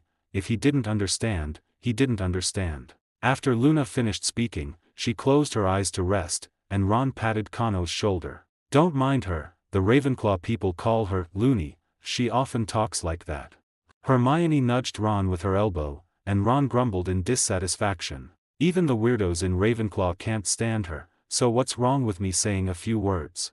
Luna didn't care and kept her eyes closed. Harry, however, suddenly remembered the Ravenclaw seeker, Cho Chang. She was a spirited and pretty girl, not at all like a member of that strange Ravenclaw house. Ginny felt an inexplicable surge of displeasure, as if something was happening. In the evening, the express train finally arrived at the station, and everyone, braving the torrential autumn rain, climbed into the carriages pulled by Thestrals and entered the magnificent Hogwarts Great Hall. "This happens every year, I'm really fed up with it." Ron patted his robes, and a puff of steam evaporated. "If I ever become principal, I'll definitely build a covered walkway straight to the school gates. So, should we start working hard today and finish reading Hogwarts, a History?" Hermione asked with amusement. Ron simply turned his head away, pretending not to hear, and the Gryffindor students burst into laughter. The sorting ceremony proceeded as usual. This year, Colin's brother Dennis also entered Hogwarts, and under his brother's influence, he also seemed to be a little fan of Harry. Harry just felt a bit of a headache. "This year, we will welcome a new defense against the dark arts class professor." Without Dumbledore's introduction, everyone had already noticed the conspicuous man. Moody's face was scarred, a large piece of his nose was missing, and one eye was gone, replaced by a brilliant blue magical artificial eye that was now spinning rapidly in its socket. Kano could be sure that this overly suspicious former Auror was observing every student sitting below. "I am honored this year to have invited Mr. Alastor Moody to serve as the defense against the dark arts class professor. He is an experienced former Auror, and you will greatly benefit from his lessons." Dumbledore finished speaking and led the applause. Kano also clapped, but most people, intimidated by the name Mad Eye, kept their heads down, not daring to meet that mesmerizing artificial eye. "The second piece of good news is that our Quidditch matches will be suspended this year." Dumbledore looked with satisfaction at the bewildered little wizards below. "Because we will be hosting the Triwizard Tournament, this is its first restart after several centuries." The murmuring in the Great Hall disappeared, replaced by the students' excited shouts and applause. Harry and Hermione looked blankly at the excited Ron, hoping someone in the fervent crowd could explain it to them. The Triwizard Tournament is a traditional event jointly organized by the three schools of magic, Hogwarts, Beauxbatons, and Durmstrang, aimed at promoting academic exchange among the younger generation of wizards from various countries and enhancing the overall strength of the magic world. Dumbledore spoke in official tones. Everyone else, except for little wizards like Harry and Hermione who grew up in the Muggle world, was already familiar with it. Since its establishment 700 years ago, the Triwizard Tournament has been held every 5 years. Each time, 3 champions from the 3 schools must overcome 3 preset obstacles to win honor for their schools, and they themselves receive a prize of 1,000 galleons. The little wizards shouted wildly. Perhaps some didn't care much for challenges and honor, but everyone understood 1,000 galleons. Kano could only sigh that inflation in the magic world was not severe. Otherwise, whether the prize money from 700 years ago could still make people cheer today was indeed a big question. Harry had no interest in money, but he inexplicably wanted to impress Cho Chang, and becoming a champion and winning might be a good opportunity. But why was this competition suspended back then? Hermione asked, somewhat puzzled. "Because too many people died," Kano explained. "For example, Durmstrang's dark arts have always been very strong, so they would set up an obstacle that required fierce combat, allowing their champion to stand out. Several of Beauxbatons' champions died at the hands of various dangerous magical creatures." "That's too awful," Hermione said with disgust. "Then why are we still holding the competition with Durmstrang?" "Hogwarts wasn't much better," Kano quietly replied. "Could you handle a giant stone golem made with transfiguration?" Although the contestants that year only needed to solve the riddle carved on the golem's chest and use their wands to light specific candles in a set guarded by the golem in sequence. But Durmstrang's champion fell during the competition, hitting the back of his head squarely on a stone. One year, Beauxbatons set an alchemy device puzzle, and Hogwarts' champion tried to brute force it, getting half his head blown off on the spot.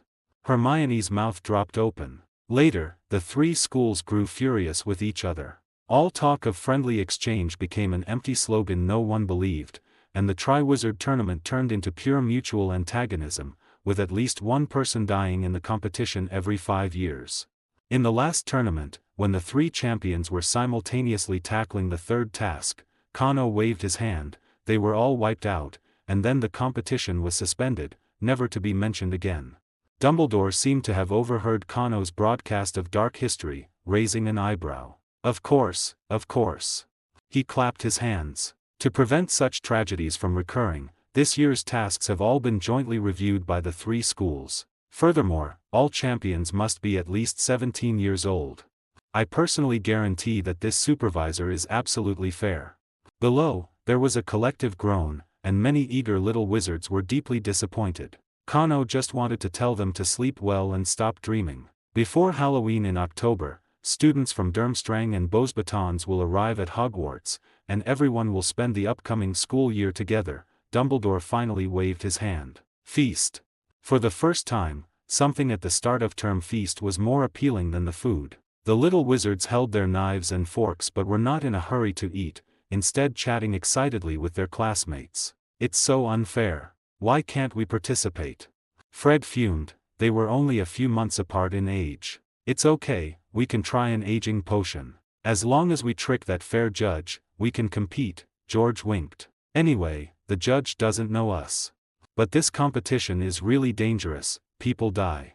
Hermione anxiously warned them. "Don't worry, little Hermione. Based on what we know about the principal, he wouldn't let overly dangerous tasks pass review. And this is the first Triwizard Tournament to be held again after many years. No one wants anyone to die, from any perspective." Fred was absolutely right. The biggest proponent for restarting this competition was the former Minister for Magic, Fudge. He pushed the Triwizard Tournament as a political achievement, hoping to restore his reputation with it, and naturally didn't want any mishaps. Unfortunately, he didn't live to see that day, having been ousted by Kano and Scrimgeour working together. Scrimgeour only needed to reap the benefits and have someone monitor the progress. Perfect, this way he could also free up his hands to prepare for battle. "Why do you want to participate? You haven't gambled away the money I invested in betting on Quidditch, have you?" Kano suddenly remembered the twins using their savings to bet on Quidditch with Ludo in the original story, ultimately not getting a single galleon back, and couldn't help but ask, "How could we?" "Ludo did come to us, asking if we wanted to place a bet." Fred shook his head. "But we're not short on money now, just the regular mail orders are exhausting, and we're raking in money hand over fist. And we heard him grumbling that you didn't place a bet, so we wouldn't jump into that pit either," George added. "You never make mistakes, after all. We just want some excitement. An event like this only happens once in our entire student life." Kano breathed a sigh of relief. "All right, just remember, gambling addicts don't come to a good end." However, thinking about it this way, since the twins didn't place a bet, Ludo didn't owe the twins a large sum of money, and naturally wouldn't be pursued by them for debt. This meant that he might be able to use the betting money others lost to him to pay off some of the high-interest loans he borrowed from the goblins. Had he indirectly saved him? Kano scratched his head. Perhaps this time Ludo wouldn't have to run away after the competition. The feast ended amidst the students' excited chatter. The little wizards, their stomachs full, became drowsy and finally quieted down. Kano, as always, came to the headmaster's office for a cup of digestive tea, watching him take out the box containing the locket. "Although I'm mostly certain, it's still better to see it with my own eyes."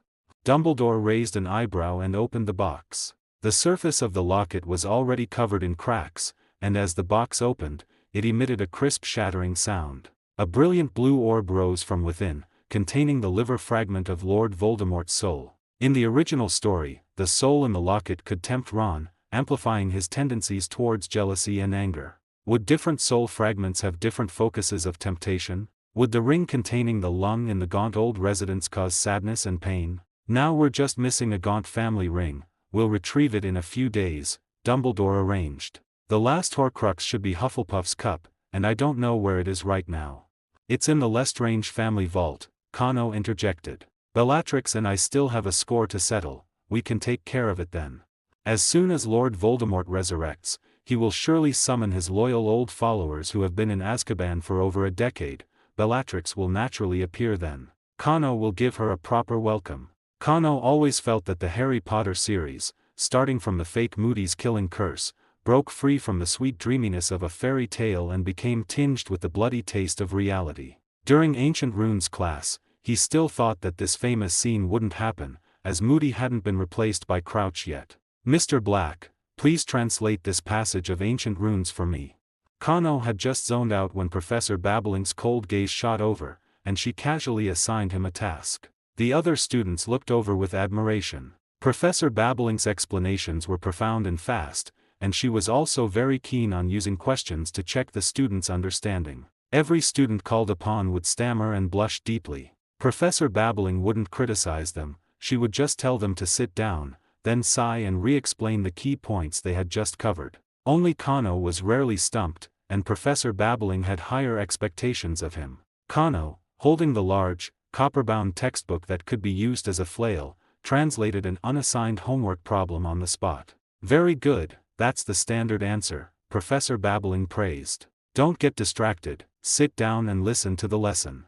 Kano obediently sat down. After a year of study, the difficulty of ancient runes class had sharply increased. Last year, it was just about recognizing characters and learning grammar. This year, it required translation, and it was said that by the end of the semester, they would even need to write short essays in ancient runes. It was said that by the time they reached the advanced courses, this class would begin to analyze the role of ancient runes corresponding to spells in magic, starting from the simplest incantations to more complex ones like Expelliarmus, with the final graduation exam requiring them to improve a magic spell using ancient runes. It could be said that this was the magic course closest to the classes Kano took in his previous life. Both the teaching format and the professor's style made him feel incredibly familiar. Finally, Thursday's defense against the dark arts class began. Everyone was eager to know what knowledge Moody, the former Auror, would teach them, and Kano was no exception. But when Kano saw Moody hobbling in with a glass bottle, he immediately realized that today's topic would be the unforgivable curses. Perhaps Moody had prepared his lesson plan before the start of the term, and Crouch was simply following his teaching schedule. "Dumbledore invited me to teach for a year, and I agreed. On one hand, he has a lot of influence, and on the other." Moody's magical eyes swiveled around. "I also want to see the caliber of your generation of students." Did Dumbledore reveal some inside information to Moody? Or did Moody himself sense something unusual? Kano felt Moody's gaze was like he was sizing up a batch of new recruits. "You have already learned how to deal with dark arts creatures under Professor Lupin, but your understanding of dark arts is not enough. Logically, these things should only be taught in 6th year, but Dumbledore and I both believe you should learn and understand them as early as possible, so you can protect yourselves in the future." The air pressure in the classroom seemed to drop with Moody's opening remarks, and the little wizards nervously clutched their robes tighter. "Now, does anyone know which spells receive the most severe punishment under wizard law?" Moody asked, his magical eyes sweeping around. Kano raised his hand. "Imperio, Crucio, Avada Kedavra." Neville was trembling beside him. This class was torture for him, and Kano felt it would be better for him if it ended quickly. Moody nodded. "Gryffindor, 5 points. These are the 3 unforgivable curses, and as for why they are unforgivable." Moody reached into the glass jar and pulled out a large black spider. He pointed his wand at the large spider. "Imperio." The spider immediately stopped struggling and began to swing on its silk, defying logic, doing somersaults and rolling on the rostrum, finally breaking into a tap dance. Someone laughed, and Moody also curled his lips in a sneer. "Is that funny? What if I did that to you?" The laughter immediately ceased. Many years ago, this spell caused a lot of trouble for the Ministry of Magic. Many Death Eaters claimed they were under the Imperio, and some of them indeed escaped imprisonment with galleons and lies. Moody's tone shifted, "But that's not the worst of it. I've seen people controlled by the Imperio. Husbands killing wives, mothers strangling infants, and the caster would eventually release their control, enjoying their suffering for amusement." Feelings of disgust and anger simultaneously arose in the little wizards' hearts. Kano always felt that such perverted acts were something Bellatrix would do. "Next." Moody pointed at the spider and chanted, "Engorgement charm." The spider grew to the size of a basketball. "This way, it's clearer."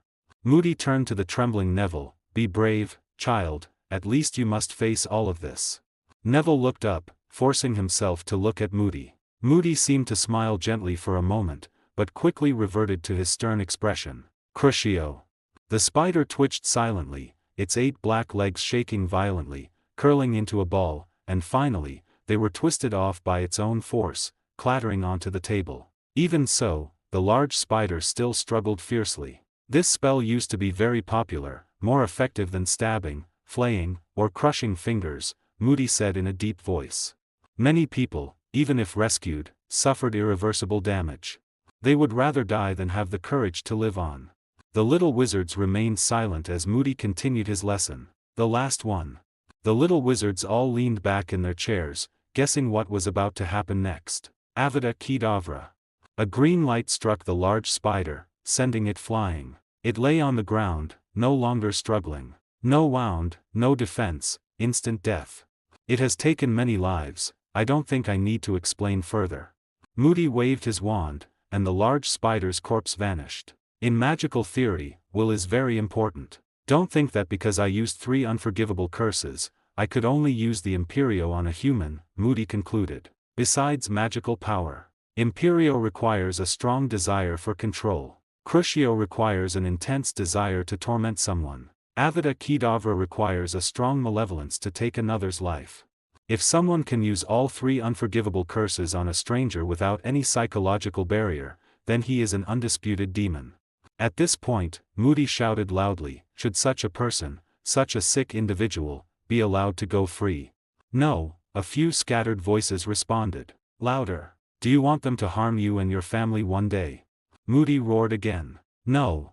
This time the answer was uniform and loud, Neville's voice particularly clear. A slight smile appeared on Moody's lips. Remember, unforgivable. Class dismissed. When the class ended, the little wizards applauded. Kano also looked at Moody with new eyes. Although he had some old soldier habits and was prone to excessive tension, he truly grasped the essentials of being a teacher. Compared to the younger Crouch, Moody's teaching objective for this class was not to intimidate the little wizards with unforgivable curses, but to give them a direct understanding of these spells and to help them comprehend why their users are evil. Interestingly, after class, Moody kept a few students behind, and Neville, Harry, and others were among them. Professor Moody told us some things about Azkaban, Neville said to Kano at noon. After hearing about the lives of those dark wizards in prison, it felt really satisfying. He also told me not to be obsessed with power, and that people with righteous hearts will help us and stand with us, Harry added. And another thing, constant vigilance. Kano sighed, he's truly a good and capable teacher. His thoughts are really meticulous, completely different from his outward appearance, Hermione said with a smile. You call him Mad Eye, is there some misunderstanding? Unfortunately, Hermione didn't know an old saying, there are only mistaken names, never mistaken nicknames. In the next defense against the dark arts class, Moody was going to cast Imperio on everyone to train their resistance. Isn't that illegal? Hermione argued, surprised. Dumbledore and the Ministry of Magic have both agreed, Moody said succinctly. The effectiveness of unforgivable curses varies depending on who uses them. If you used the killing curse on me, at most I'd get a nosebleed, but if I used Imperio on you, I could achieve complete control. You don't want to be controlled by a dark wizard in the future, do you? Hermione shivered and fell silent. Moody waved his wand, making the tables and chairs move to either side, clearing a space. He clanked and dragged his fake leg to the very center. Who's first? Hermione walked straight forward. Moody was initially surprised, then nodded in satisfaction. Very good, let's begin. Imperio.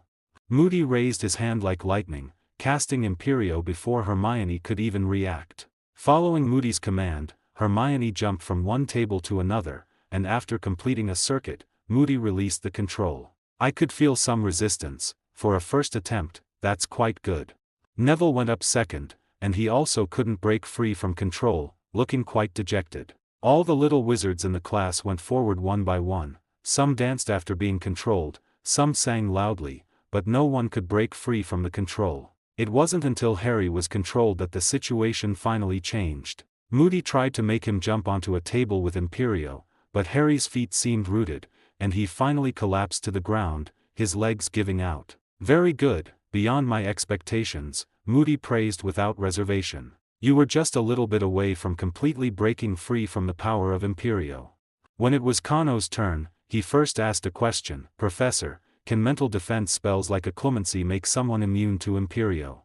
A glint flashed in Moody's eyes, and he replied in surprise, your occlumency is very good, I wouldn't be able to break through it. But Imperio isn't about reading your memories and thoughts, it's about making you feel a pleasant illusion, making you willingly obey commands, Moody explained. So occlumency isn't very effective against Imperio. You'll understand if you try it. Imperio. Kano controlled himself from fighting back, and soon, his mind began to feel drowsy. Sing a song. What? Sing a song, it will be very relaxing. No, I shouldn't be doing this right now. Kano's expression became somewhat distorted. Moody watched him with satisfaction, continuing to increase the intensity. Sing, no one will blame you. No, I don't accept it. Silver magic suddenly erupted, sending several little wizards flying and sticking to the wall with a thud. Kano looked at his body in surprise. He hadn't expected Imperio to force out his unique characteristic. Ah, a knight, very good. Moody waved his wand to release the little wizard stuck to the wall. That's enough for now, I need to take these children to the school hospital.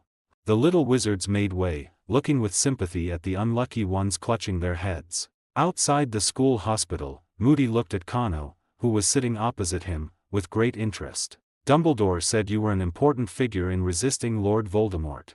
I didn't believe it at first, but I didn't expect you to be an invested knight. I also didn't expect Imperio to make me lose control, Kano said, shrugging helplessly. Actually, it's not strange, Moody whispered. Just as I said, will. The will infused into many low-level spells is too simple, so people only care about the incantation and hand gestures, but will is actually the most important part. A spell is a combination of magic and will. When a wizard's strength reaches a certain height, and it becomes difficult to advance further in magic, or even when it weakens, will becomes even more important. The key to resisting Imperio is the will to resist and refuse. Kano nodded. His characteristic, spell-breaking, was essentially a negation of abnormality. Imperio had aroused his will to resist, and his characteristic naturally activated. From this perspective, knights and wizards indeed originated from the same source. Knight characteristics were a type of extremely specialized magic, unanalyzable and unreplicable, but their effects were more unreasonable than any other spell. So, when he eliminated Hailbow, the combination of magic flames and the sun god's will he used achieved the same effect as a pure sun god divine power attack. And for a deity to gain divine power, the crucial step is to convert the faith of believers through their divine office. Could divine power be the combination of an even stronger will and magic? Collecting faith from many people, using divine office to filter out impurities, extracting the purest will, achieving a qualitative change from quantitative accumulation, and finally combining it with magic to form divine power? Professor, I wanted to ask, if one's will is strong enough, can it resist the killing curse?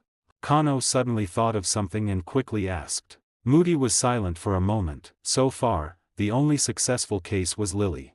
She used the most selfless motherly love to cast a spell that protected Harry from the killing curse. In fact, it wasn't even really a spell, just an unreplicable miracle created by her entire magic and love. Such a powerful will might never exist again, Moody sighed. The killing curse is the killing curse after all. What if several people jointly cast a protective spell, could it resist the killing curse? Are you talking about a defensive spell similar to a super protego? That would require at least 3 people to cast it together, and the protected area couldn't be too large, to defend against the killing curse. Moody thought for a moment. Yes, the will of 3 powerful wizards would be just about sufficient. Kano pondered for a moment. A question that had bothered him for a long time seemed to have an answer. On the second weekend after school started, Dumbledore called Kano, and they arrived near the gaunt old residence via a port key. Riddle Manor has remained quiet, and that old caretaker, as you requested, was sent home by me with magic for a rest before the holidays, Dumbledore said with a smile. Don't worry, he won't be killed by running into Tom. But Lord Voldemort has still made contact with the Divine, perhaps he has killed again and created a new Horcrux. Kano was a bit frustrated. Right now he's so elusive, we can't even find a trace of him to ambush him. Dumbledore pondered for a moment and said, Kano, I know you can foresee many things, but many things cannot be changed just because we know them. Responsibility can make us quicken our steps, but it can also become a burden. Dumbledore patted Kano's shoulder. You've done very well, don't push yourself too hard. Kano sighed.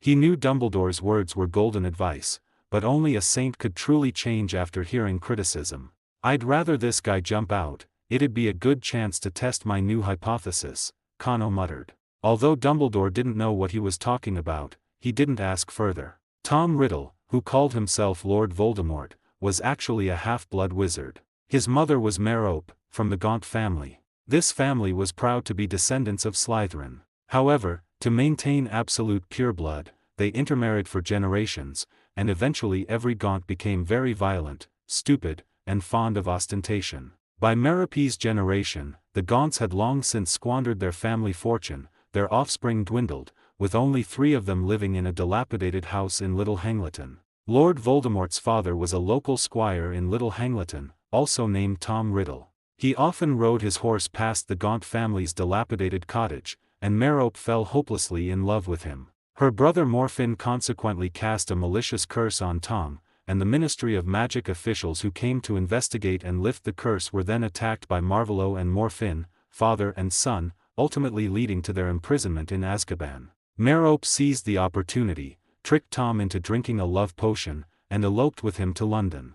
As time passed, Merope became pregnant. She couldn't bear the happiness brought by the love potion, and she unilaterally believed that Tom would still love her after she stopped administering it. The result we already know: Tom returned home, Merope died in London during childbirth, and Tom grew up in Wool's orphanage. Dumbledore pointed at the Gaunt old residence, which was half collapsed, and shook his head helplessly. A wrong beginning, a wrong process, a wrong outcome, plus inherited mental illness. Kano also sighed. Lord Voldemort truly had the standard childhood of a serial killer. Dumbledore let out a long sigh. "Let's go, we'll go in." Kano raised his wand, and the ruins floated silently. Broken bricks and tiles, and rotten furniture that had long since decayed, were swept aside. Anyway, Lord Voldemort wouldn't come back to check this place for no reason, so Kano waved his wand broadly, and a magical impact radiated in a fan shape. A corner flashed with light, and a red spell flew out, heading straight for Kano's face. Protego. Silver light swirled around Kano as a precaution, and at the same time, an invisible shield charm rose in front of him, barely deflecting the spell. Phew, it actually worked. Kano looked at the shield charm in front of him with some surprise, letting out a sigh of relief. "You've reached this point. It's still a bit early, your spellcasting hasn't reached its limit yet," Dumbledore instructed. "Do you feel the effect of this spell? Unconsciousness and memory modification, not fatal." Kano savored the feeling he had just experienced. The first round is a banishing type of spell, which is reasonable. After all, if people kept dying at the entrance of the Gaunt old residence, it would eventually attract attention. As Kano approached that corner, more lethal spells began to appear. Kano had no choice but to summon walls of vines to block the increasing number of malicious curses, and various triggered traps also bared their fangs, forcing Kano into precarious situations. Dumbledore always stood by, holding the Elder Wand, ready to help Kano if he couldn't hold on. "For me, Horcruxes aren't as dangerous as these traps," Kano said, wiping away sweat. Dumbledore put his wand back in his robe and said, "Indeed, you have no desire for the Resurrection Stone, and the allure of the Horcrux itself is not strong for you." "You knew?" Kano looked at him in surprise. "Ever since you wouldn't let me come to the Gaunt old residence alone to get the Horcrux, I started to get curious," Dumbledore chuckled. "The smarter a person is, the more easily he gets curious, and I just happen to be very smart.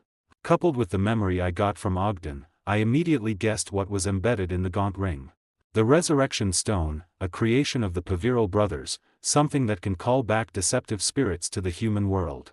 The Resurrection Stone cannot truly resurrect the dead, but is that important to the user of the Resurrection Stone? Many times, people don't need truth, because truth is often cruel. Instead, virtual things are more beautiful. At least they can bring some comfort to people's hearts. Even if it's false, it still makes people indulge in it and unable to extricate themselves." Among the Peveril brothers, the second brother, who held the Resurrection Stone, committed suicide in pursuit of this false happiness. "How did you manage to endure it?" Kano couldn't help but ask. Dumbledore smiled and pointed to his temple. "I knew I couldn't resist, so I put this memory in the pensieve and only retrieved it this morning." Kano was silent for a moment, then stepped forward, opened the small box, and took out the Gaunt ring inside. Dumbledore vigorously covered his face, tears flowing through his fingers.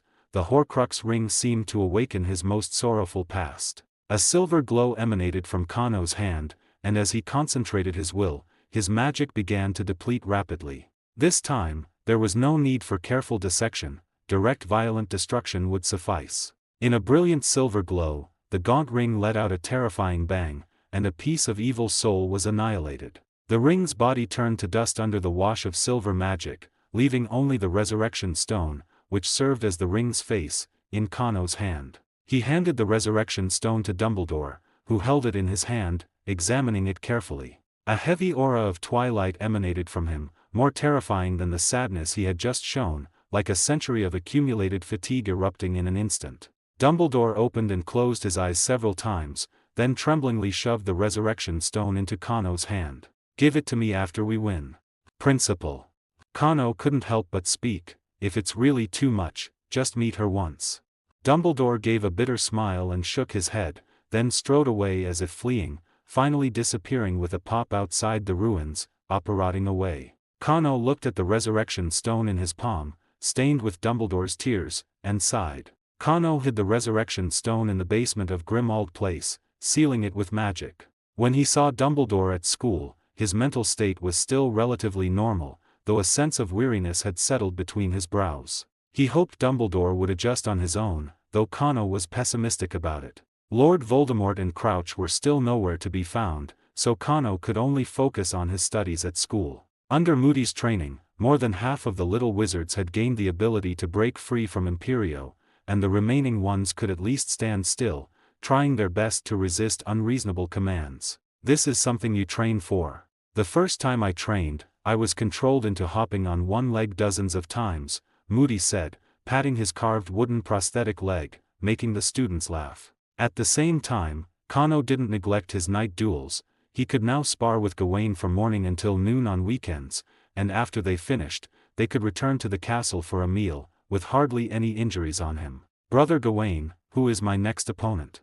Kano asked, wiping sweat from his face and looking at Gawain. "Already want to change sparring partners? Next month your opponent is Lamorak, a scoundrel, but also one of the 3 lions of the Round Table Knights," Gawain snorted coldly. Kano could only give a dry laugh. This was somewhat expected. Among the Round Table Knights, only the 3 lions were stronger than Gawain at his peak. The 3 lions included Lamorak, Tristan, and Lancelot. Lamorak was the son of King Pellinore, Percival was his full brother. King Pellinore had once defeated King Arthur, who wielded the Sword of Selection, and his son Lamorak was even more outstanding. He once defeated 30 knights by himself, his spearmanship was unrivaled, and his bravery was peerless. So why did Gawain call him a scoundrel? Gawain, Gaheris, Gareth, and Mordred were all sons of King Lot of Orkney. King Arthur's maternal half-sister Morgause married King Lot, becoming the Queen of Orkney. King Lot died at the hands of King Pellinore,